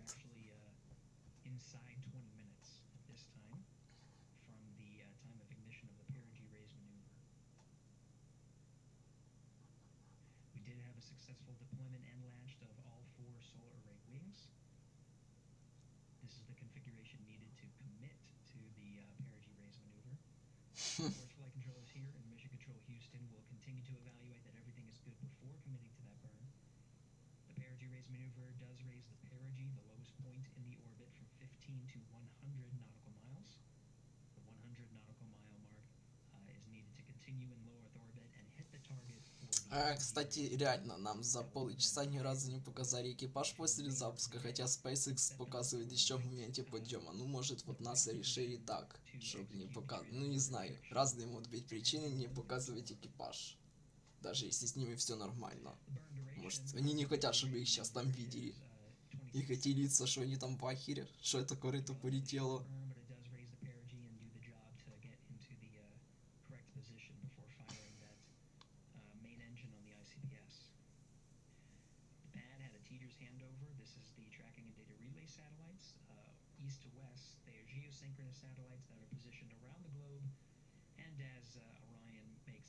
Да боже, у SpaceX понятно, что трансляции лучше тоже, блин, сравнили SpaceX с NASA. У них тут технологии 60-х годов на этом чертолете. Что уж про стримы говорить.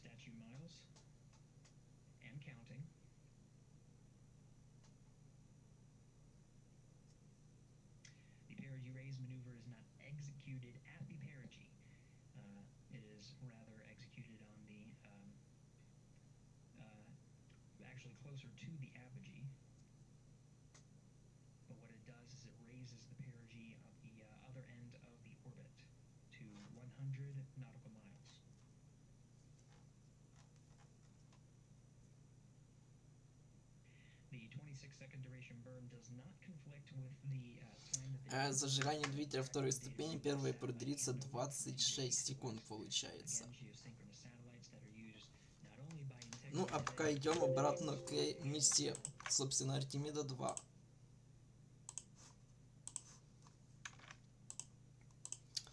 Сейчас.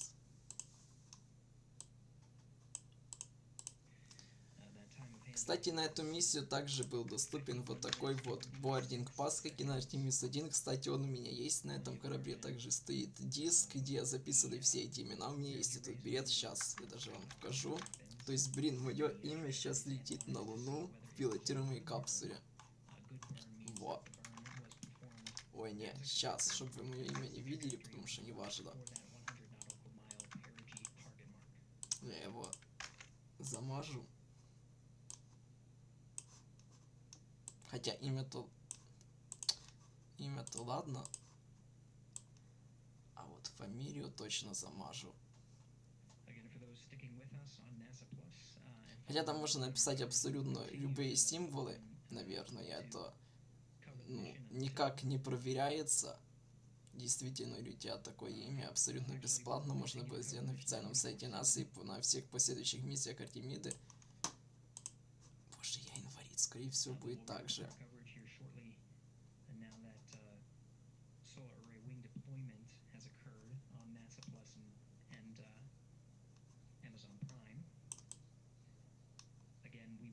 continue coverage 24/7 at the NASA YouTube channel. For those that want to see all of the upcoming milestones, there are select times where we will be coming back to NASA Plus and other streaming platforms. You can go to nasa.gov to find the latest on when to find those activities. Вот вам оно. Ну типа да.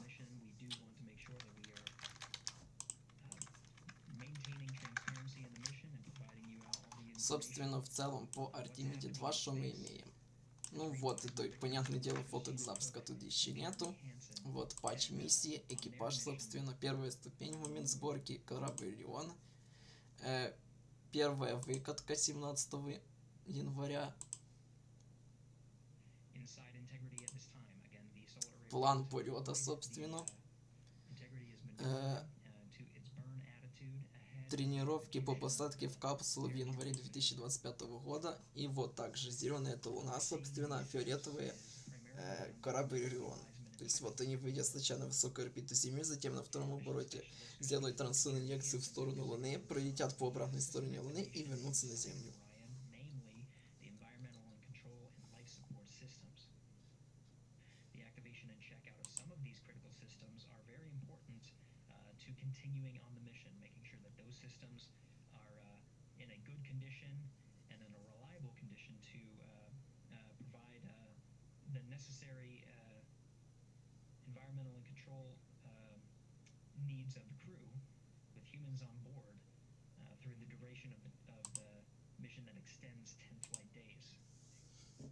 Вот, собственно, те 5 кубсатов. Ну и вот так вот.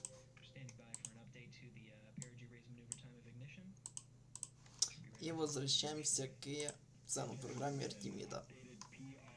Ну, далее Артемиды 3-4 это все. Потом уже, вот, в рамках вспомогательных миссий осуществляется доставка роботизированных перезагрузок модулей Gateway. Ну, Gateway уже списали. Вот, в рамках программы Commercial Lunar Payload Services. Commercial Lunar Payload Services теперь.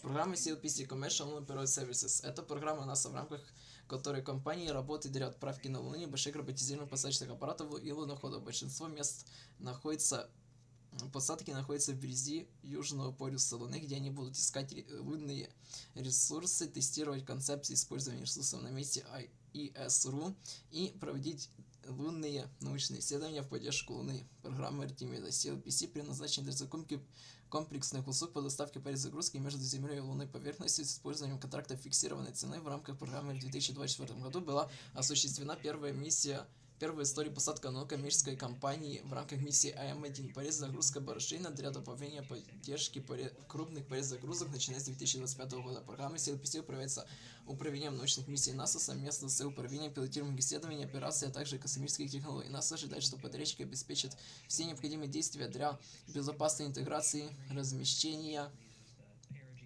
транспортировки и эксплуатации перезагрузок. НАСА включает носители, лунные посадочные аппараты, системы лунной поверхности, аппараты для входа в атмосферу и связанные с ними ресурсы. В рамках программы было заключено 8 контрактов на выполнение миссии, за исключением контракта на миссию, который был расторгнут после его заключения, контракта на миссию, который был аннулирован после банкротства компании-подрядчика.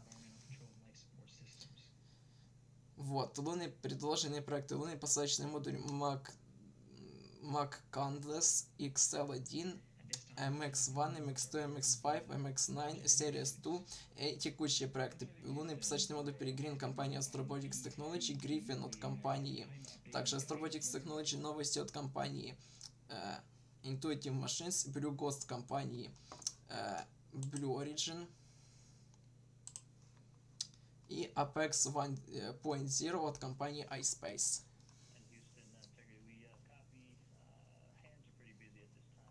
НАСА уже много лет планирует исследования, используя природных лунных ресурсов. НАСА оперирует множество исследовательских, научных и технологических целей, которые можно было бы достичь путем регулярной отправки на Луну приборов, экспериментов и других небольших перезагрузок. Когда в апреле 2017 года было отменено концептуальное исследование лунохода Research Prospector, представители НАСА объяснили, что исследование лунной поверхности продолжится в будущем, но с использованием коммерческих услуг по посадке на Луну в рамках новой программы CLPC. Позже в этом же апреле НАСА объявили о программе Commercial Lunar Period Service CLPC, как о первом шаге в конкурсе на полеты на Луну. В апреле 2017 года CLPC выпустила проект запроса приложений, а в сентябре 2018 года был выпущен официальный запрос приложения CLPC.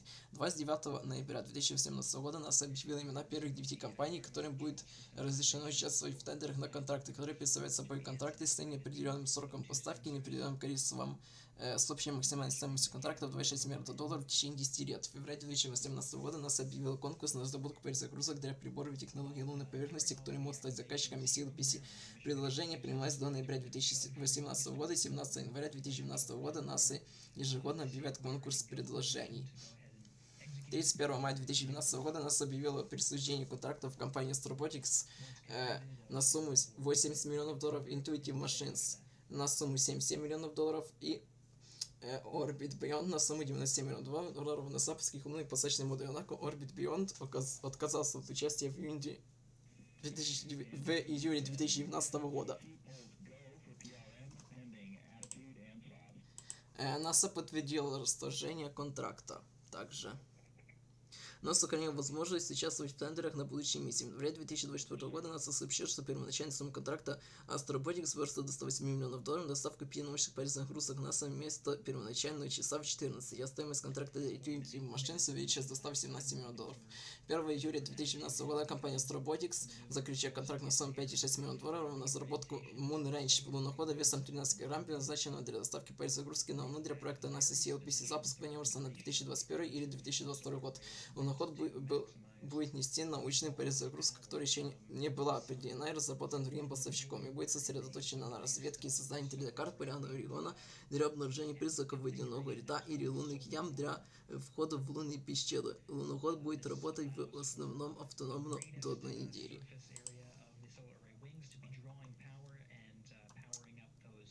18 ноября 2019 года НАСА объявил 5 подрядчиков в группу компаний, имеющих право участвовать в тендере на доставку перезагрузок грузов на лунной поверхности в рамках программы CLPC, а именно Virgin, SLS Robotics, Sierra Nevada Corporation, SpaceX и Taiwan Nano Satellite System. 8 апреля 2020 года НАСА объявила заключение 4-го контракта с компанией Mustang Space System на $76 миллионов. 11 июня 2020 года заключили контракт с Astrobotics Technology, второй контракт CLPC. Миссия должна была стать первым полетом более крупного посадочного модуля Griffin компании Astrobotics, который составил бы, вес модуля составил бы 450 кг, сумма контрактов составила $200 миллионов.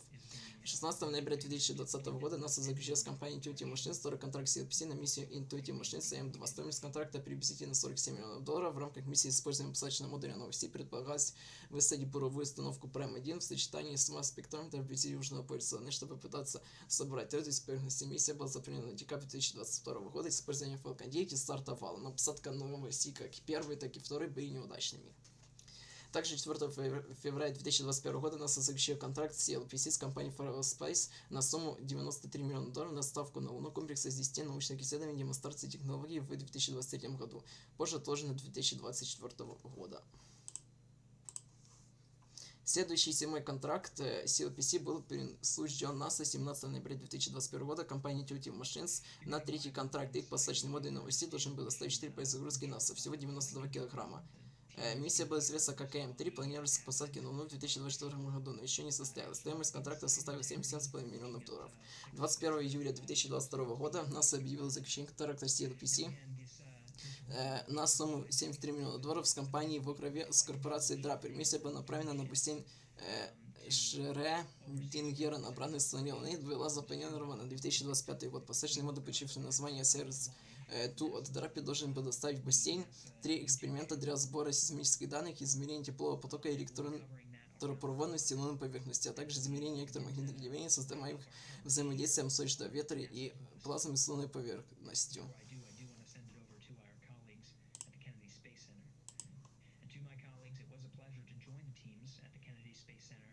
14 марта 2023 года НАСА заключила контракт на сумму $112 миллионов с Firefly, также опять IoSpace, на миссию на обратную сторону Луны с использованием второго посадочного модуля Blue Ghost. Запуск ожидается в этом году. 2 марта 2025 года посадочный модуль Blue Ghost совершил посадку на Луну около 3:30 утра по восточному времени. Космический аппарат, построен компанией IoSpace, на него здесь прибор для нас в рамках программы CLP-7, но из них будут сосредоточены на лунной пыли, который может быть угловатый, липкий и острый, с которой трудно работать оборудование, которое может предоставить опасность для здоровья будущих астронавтов.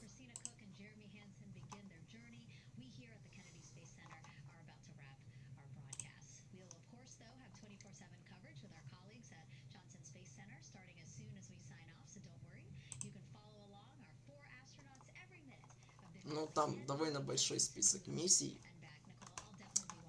Ну вот, миссия TO2AB. Миссия Peregrine номер 1 стартовала 8 января 2024 года в первом запуске ракеты Vulcan Centaur версии VT2S. На борту находилось 5 перезагрузок, но из-за утечки топлива он не смог приземлиться на Луну. Далее, миссия М1 стартовала 15 февраля 2024 года от компании Intuitive Machines на ракете Falcon 9. У него 6 перезагрузок CLPC. Первая посадка. После посадки значительно накренился, что ограничивает продолжительность миссии, но все же смог выполнить большинство научных миссий. Он, короче, упал на бок. Далее. Blue Ghost 1 от IoSpace также запускался на Falcon 9 15 января 2025 года вместе, собственно, с IM-2, кстати. Это точка. Ну, короче, несло 10 перезагрузок CLPC. Миссия полностью успешная. Первая полностью успешная посадка на Луну в рамках программы CLPC. Далее, IM-2, также от Intuitive Machines, 27 февраля 2025 года на ракете Falcon 9 блок 5, посадочный модуль новости. Также на борту находилось 4 перезагрузки, включая Prime 1. При посадке аппарат перевернулся, что помешало проведению нескольких значимых научных экспериментов. Далее, миссия Blue Moon Pathfinder Mission 1 от компании Blue Origin запланирована на первый квартал, была 2026 года, но пока перенесена на неизвестное время. Запуск планируется на ракете New Green. Испытание полет посадочного модуля Prямую Mark 1, испытание технологий для посадки системы посадки человека, вынести перезагрузку CLPC DAI IM-3 от компании Intuitive Machines. Планируется запуск на Falcon 9 блок 5, посадочный модуль также новости в второй половине этого года. Вынести перезагрузку, включая Moonlight Европейского космического агентства. Миссия Griffin 1 от компании Astrobotics Technologies на посадочном модуле Griffin. Запуск на Falcon Heavy планируется в июле этого года. Будет доставить марсоход Фрип из астролабского аппарата в Вентуре. Чё, стрим все? Ладно, идем тогда на следующий стрим. Они же начали, я надеюсь, следующий стрим. Нет, не начали. Он должен был начаться еще, черт знает сколько. Вот есть. Стоп. Это тоже другой стрим. Это не тот, что должен был начаться. Тут рекап уже показывает. Ладно, давайте пока это.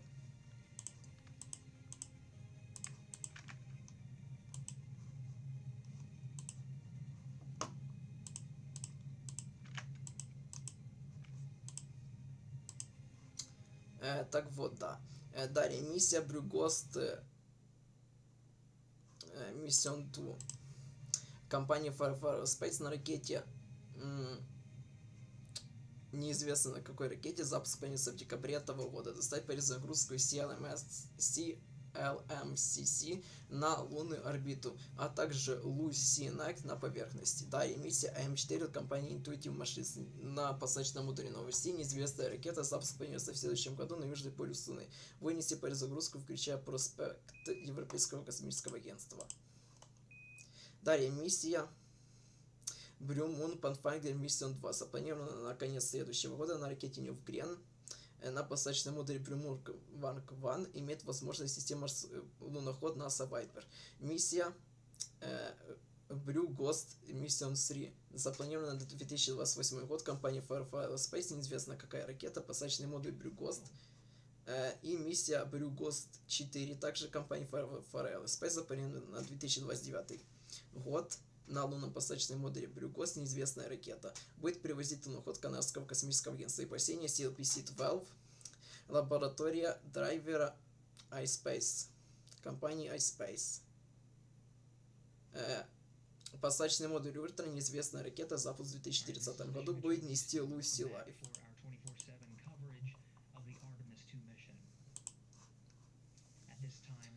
Вот.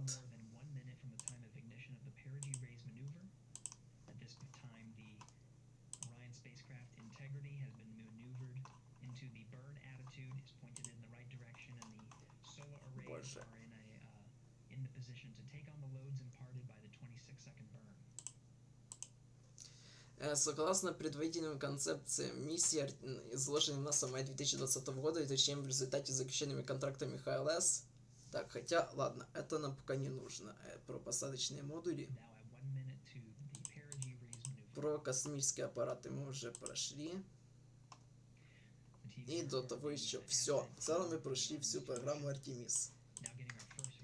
Собственно, главный флаг, патч программы Artemis.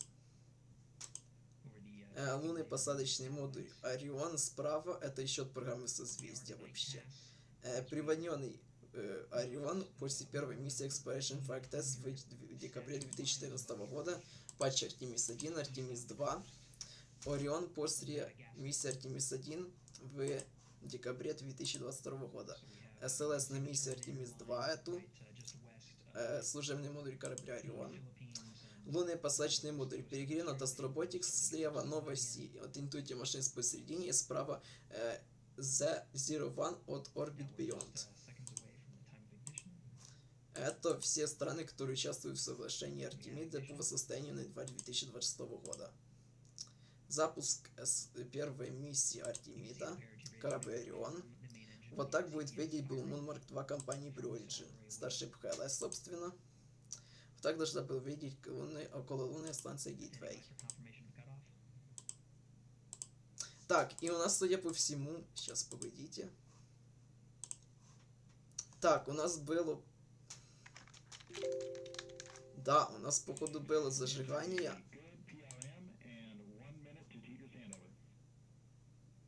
Так, сейчас, погодите. The sun is rising on integrity.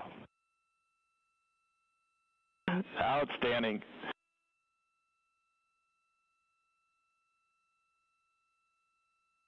And with that, the first burn of the interim cryogenic propulsion system has been completed and put the crew on the right trajectory to get them to the moon. Houston, There are integrity for toilet setup, step 2.5.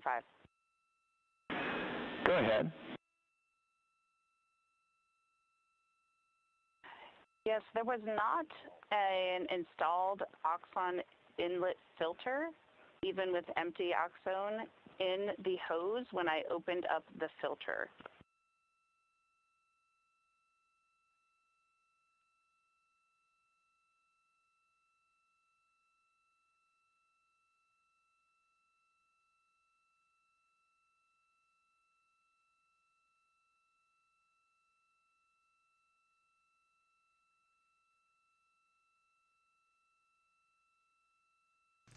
Кстати, боже, надо же посмотреть, сколько у меня этот стрим идет, потому что если он будет идти больше 12 часов, он же не сохранится просто. Нужно вовремя, как говорится, его закончить. 11:28, то есть в течение получаса надо стрим закончить будет. Ну, в общем, все, получается, я вам рассказал всю нужную, даже углубленную базовую информацию по всей программе Артемида, которая нужна на данный момент знать. Я потом, когда стрим закончится, уже поставлю, тайм-коды, где я там что рассказываю.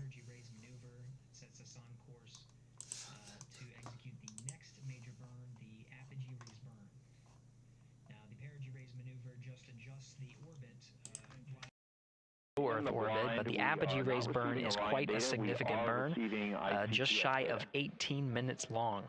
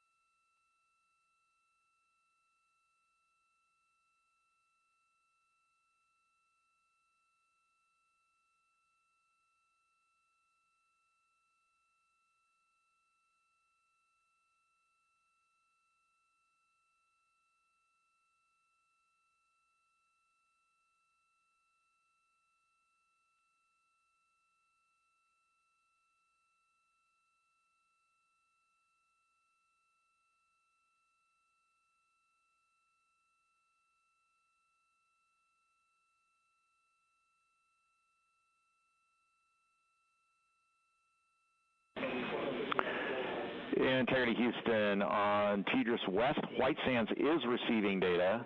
Houston is not. We're still troubleshooting.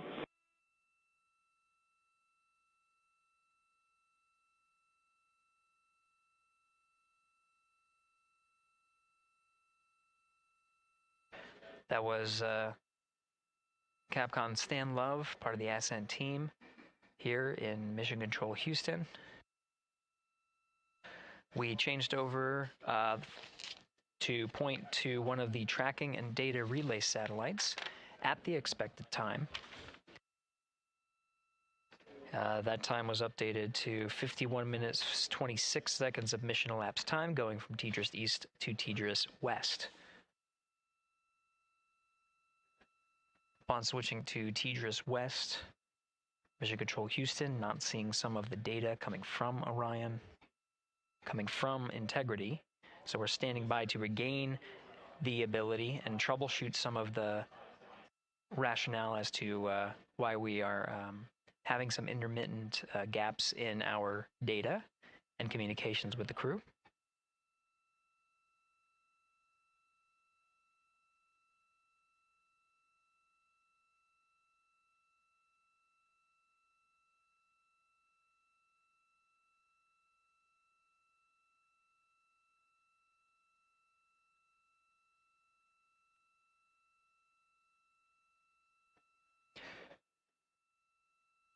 Now again, as the teams are troubleshooting. Integrity Houston in the blind. We see good solar normal maneuver. ARB TIG is expected to be 45 seconds earlier than the pad. That's 1 hour, 46 minutes, 0 9 seconds. No update to TIGO yet.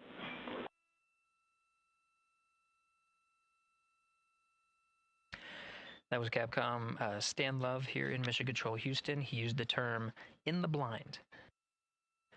That refers to as part of the data that we are not getting from the TDRS West satellite, noting that we understand that we may not be receiving communications from the crew, though they may be able to hear us.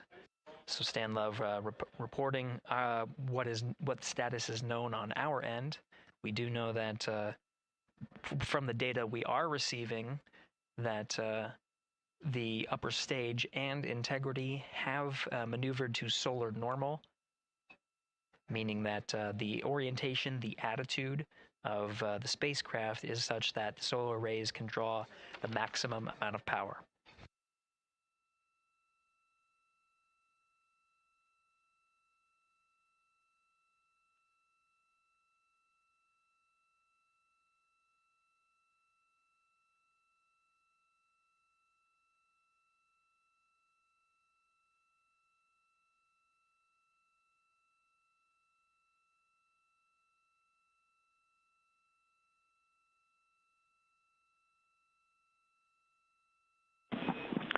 Integrity Houston in the blind for Christina.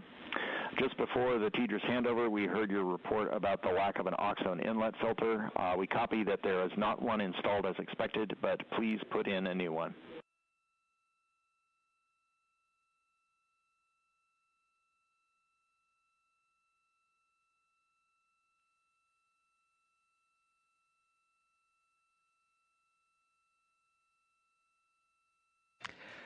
Team here you see in this row at the Capcom console is NASA astronaut Stan Love, the voice that you're hearing from the teams here in Mission Control Houston up to the crew of Integrity.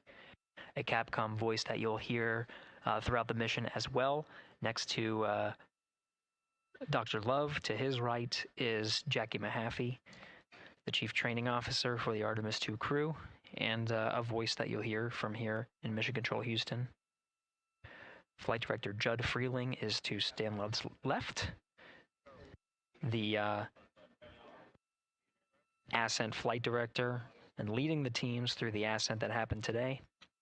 And to the left of Judd Freeling is Flight Director Rick Henfling, part of the entry teams here on console to oversee the ascent portion. He'll be returning to console on Flight Day 9 to prepare for the splashdown on a nominal timeline for flight day 10. Houston, in the blind, we're rebooting some ground equipment to try to recover the link. Expect 10 minutes.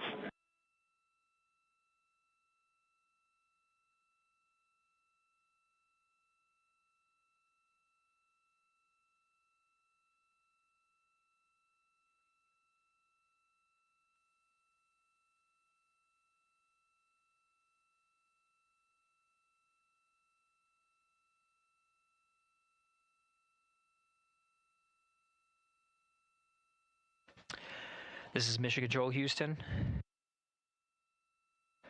Again, the teams here are troubleshooting the lack of a forward link, the inability to communicate with the crew aboard Orion. Teams are troubleshooting and planning to reset some ground equipment as the forward link was dropped at the time that we switched from TDRS East to TDRS West. That happened, that handover period started at mission elapsed time of 51 minutes, 26 seconds. Capcom Stan Love reporting some updates, what is called in the blind, meaning that though we... Integrity Houston in the blind, expecting an imminent automated swap to string 2 on board. Also, reminder, we are still receiving good ICPS data.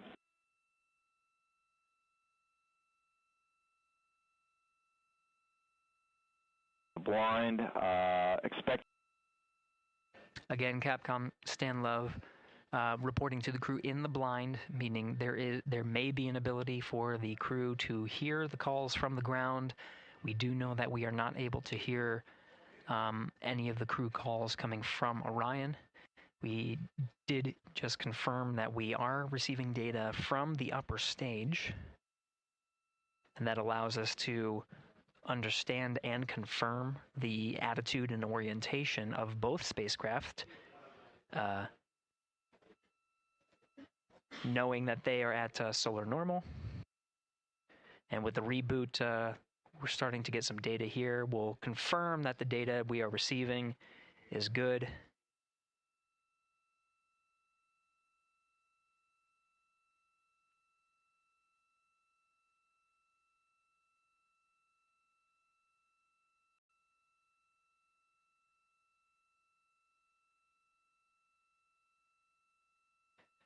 And with the regain of comm, we're starting to get some views aboard the Orion spacecraft. Integrity Houston, voice check on TDRS.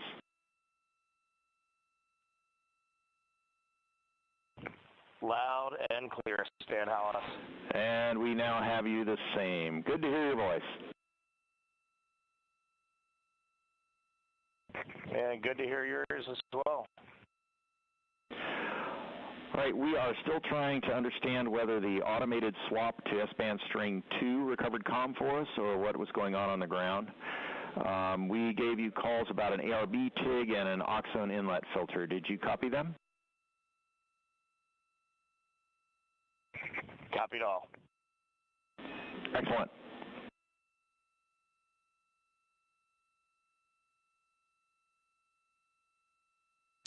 This is Mission Control Houston, though the solutions that were applied to regain the communications from Integrity is not known which one worked. We do know that we are receiving data. We're getting confirmation that is updating some of our telemetry that shows that the solar array wings have been reconfigured to the solar normal. Again, drawing as much power as possible. While Integrity is in flight and awaiting the next burn, the apogee raise burn.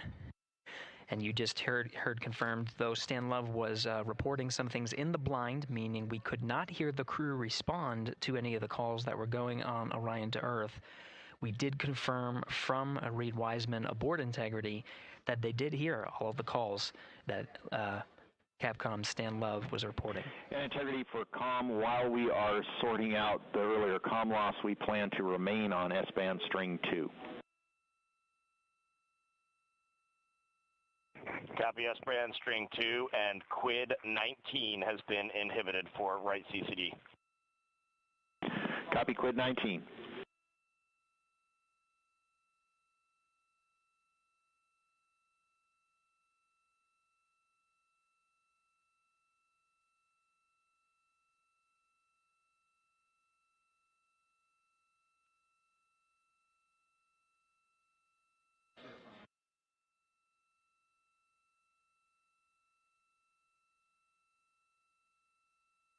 This is Mission Control Houston.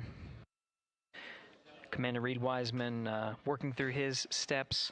At this time in the timeline, mission specialists Christina Koch and Jeremy Hansen should be closing out some of the procedures that were activating some of the environmental control and life support systems. And again, those steps relayed from Capcom Stan Lev were received by the crew, so they did copy them and address any of the feedback that was provided by Capcom Stan Lev. The launch and entry suits for Mission Specialists 1 and 2, that's Christina Koch and Jeremy Hansen, per the timeline, they are in the period of time to doff or take off the suits. The launch and entry suits for Commander Reid Wiseman and pilot Victor Glover will remain on until after a successful apogee raise burn. Their role is to oversee the successful burn there. In the meantime, they're configuring some of their equipment and configuration that's needed ahead of the day's activities, starting with covering a CCD cursor control device. And they're well on their way to a nominal timeline, of course, addressing the communication link by resetting some ground equipment and changing the string of communications, which addressed the issue, and now we're getting full data from the ICPS as well as the Orion spacecraft.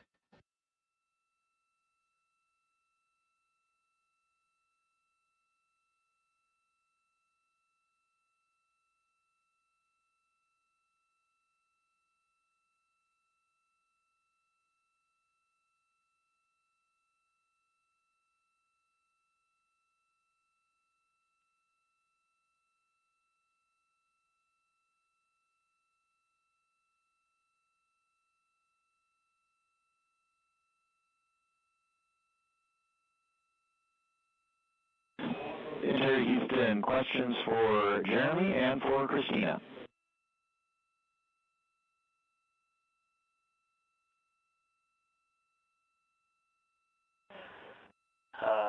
Stan, can you power on the toilets, and then we're... Houston, questions for Jeremy and for Christina. Toilet power is in work. Questions are, can you confirm the HHP cam has been powered down? And then the question for Christina is whether the urine filter, that's the rubber part, was installed, but just no beads connected.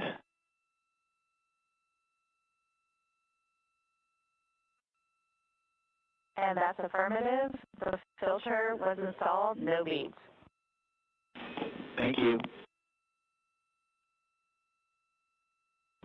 And Stan, we are wrapping up PWD right now. Jeremy will get the HHP cameras after that. There was a tremendous amount of back pressure on all those settings, so it's taking a little bit of all the connectors, so it's taking a little bit of time.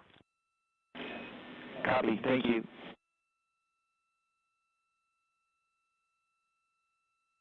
Commander Reid Wiseman aware of the steps, the initial steps for mission specialists Christina Koch and Jeremy Hansen, working on some of the systems inside, while the commander and pilot monitor the flight of integrity. Houston, toilet is powered, waste tank purged.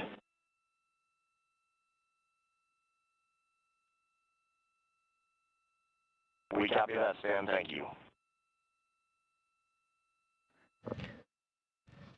Some of the equipment inside needs to be activated by flight controllers here in Mission Control Houston. The activation of some of these necessary for their trip on their first day in orbit as part of the Artemis 2 mission. while Christina Koch addressed the waste systems that are on board now that they're activated and purged. Jeremy Hansen working on the potable water dispenser, rather. One of his initial steps is to activate the equipment and start filling some bags as a reserve.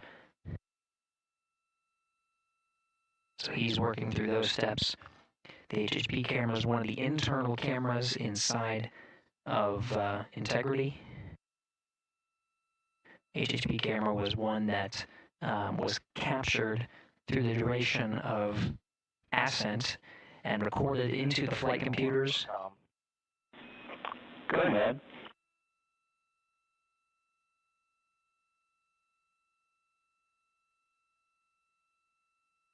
Yeah, that helps you out, Sam. But that whole time that you all had, seemed like you had a good forward link, we just had no return.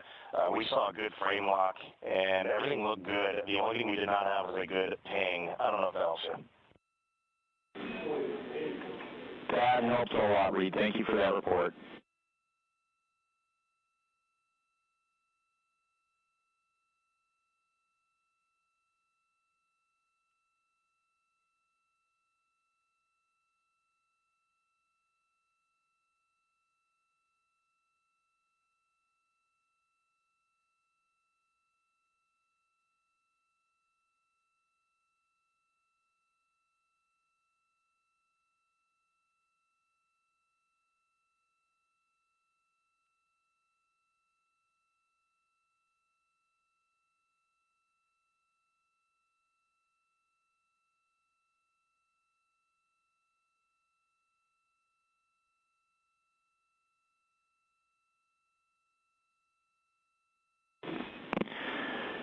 Jeremy Houston for SLAWs.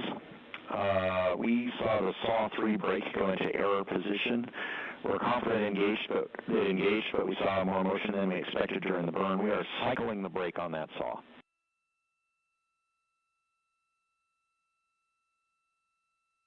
Okay, Stan, we copy that.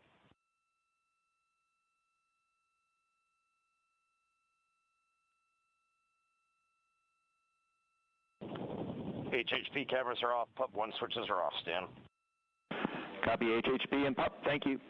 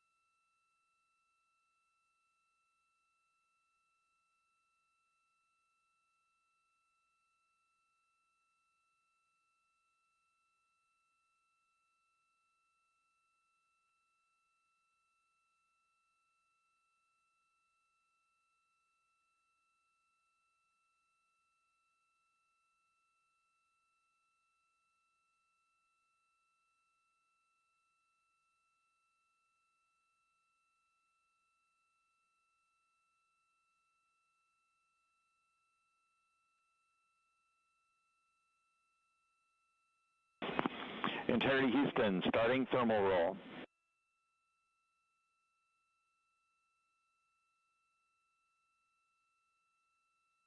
Houston Integrity on toilet, step 6.7.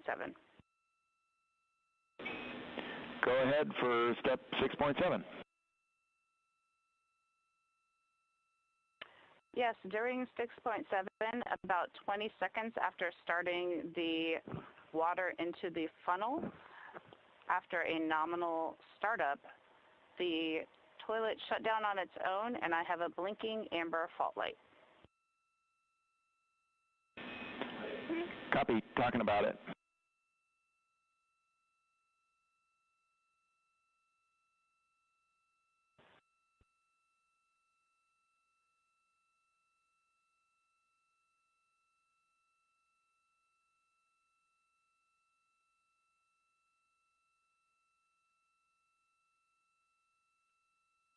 And integrity for toilet, we're going to have to think about that for a while. In the meantime, CCUs are available in Alpha 2.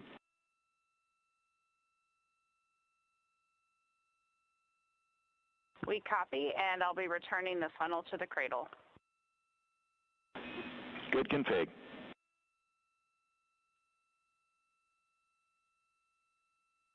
This is Mission Control Houston, a readback of some of the communications that occurred on Orion to Earth.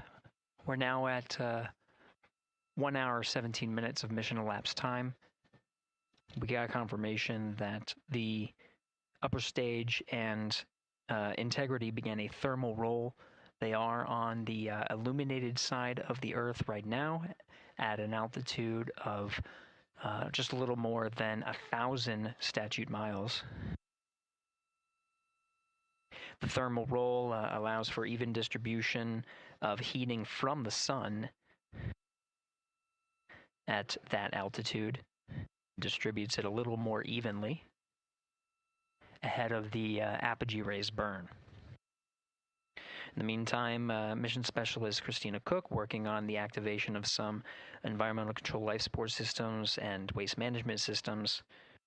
Currently, as teams on the ground analyze some troubleshooting of the activation steps that she was going through, she'll gather some of the backup waste management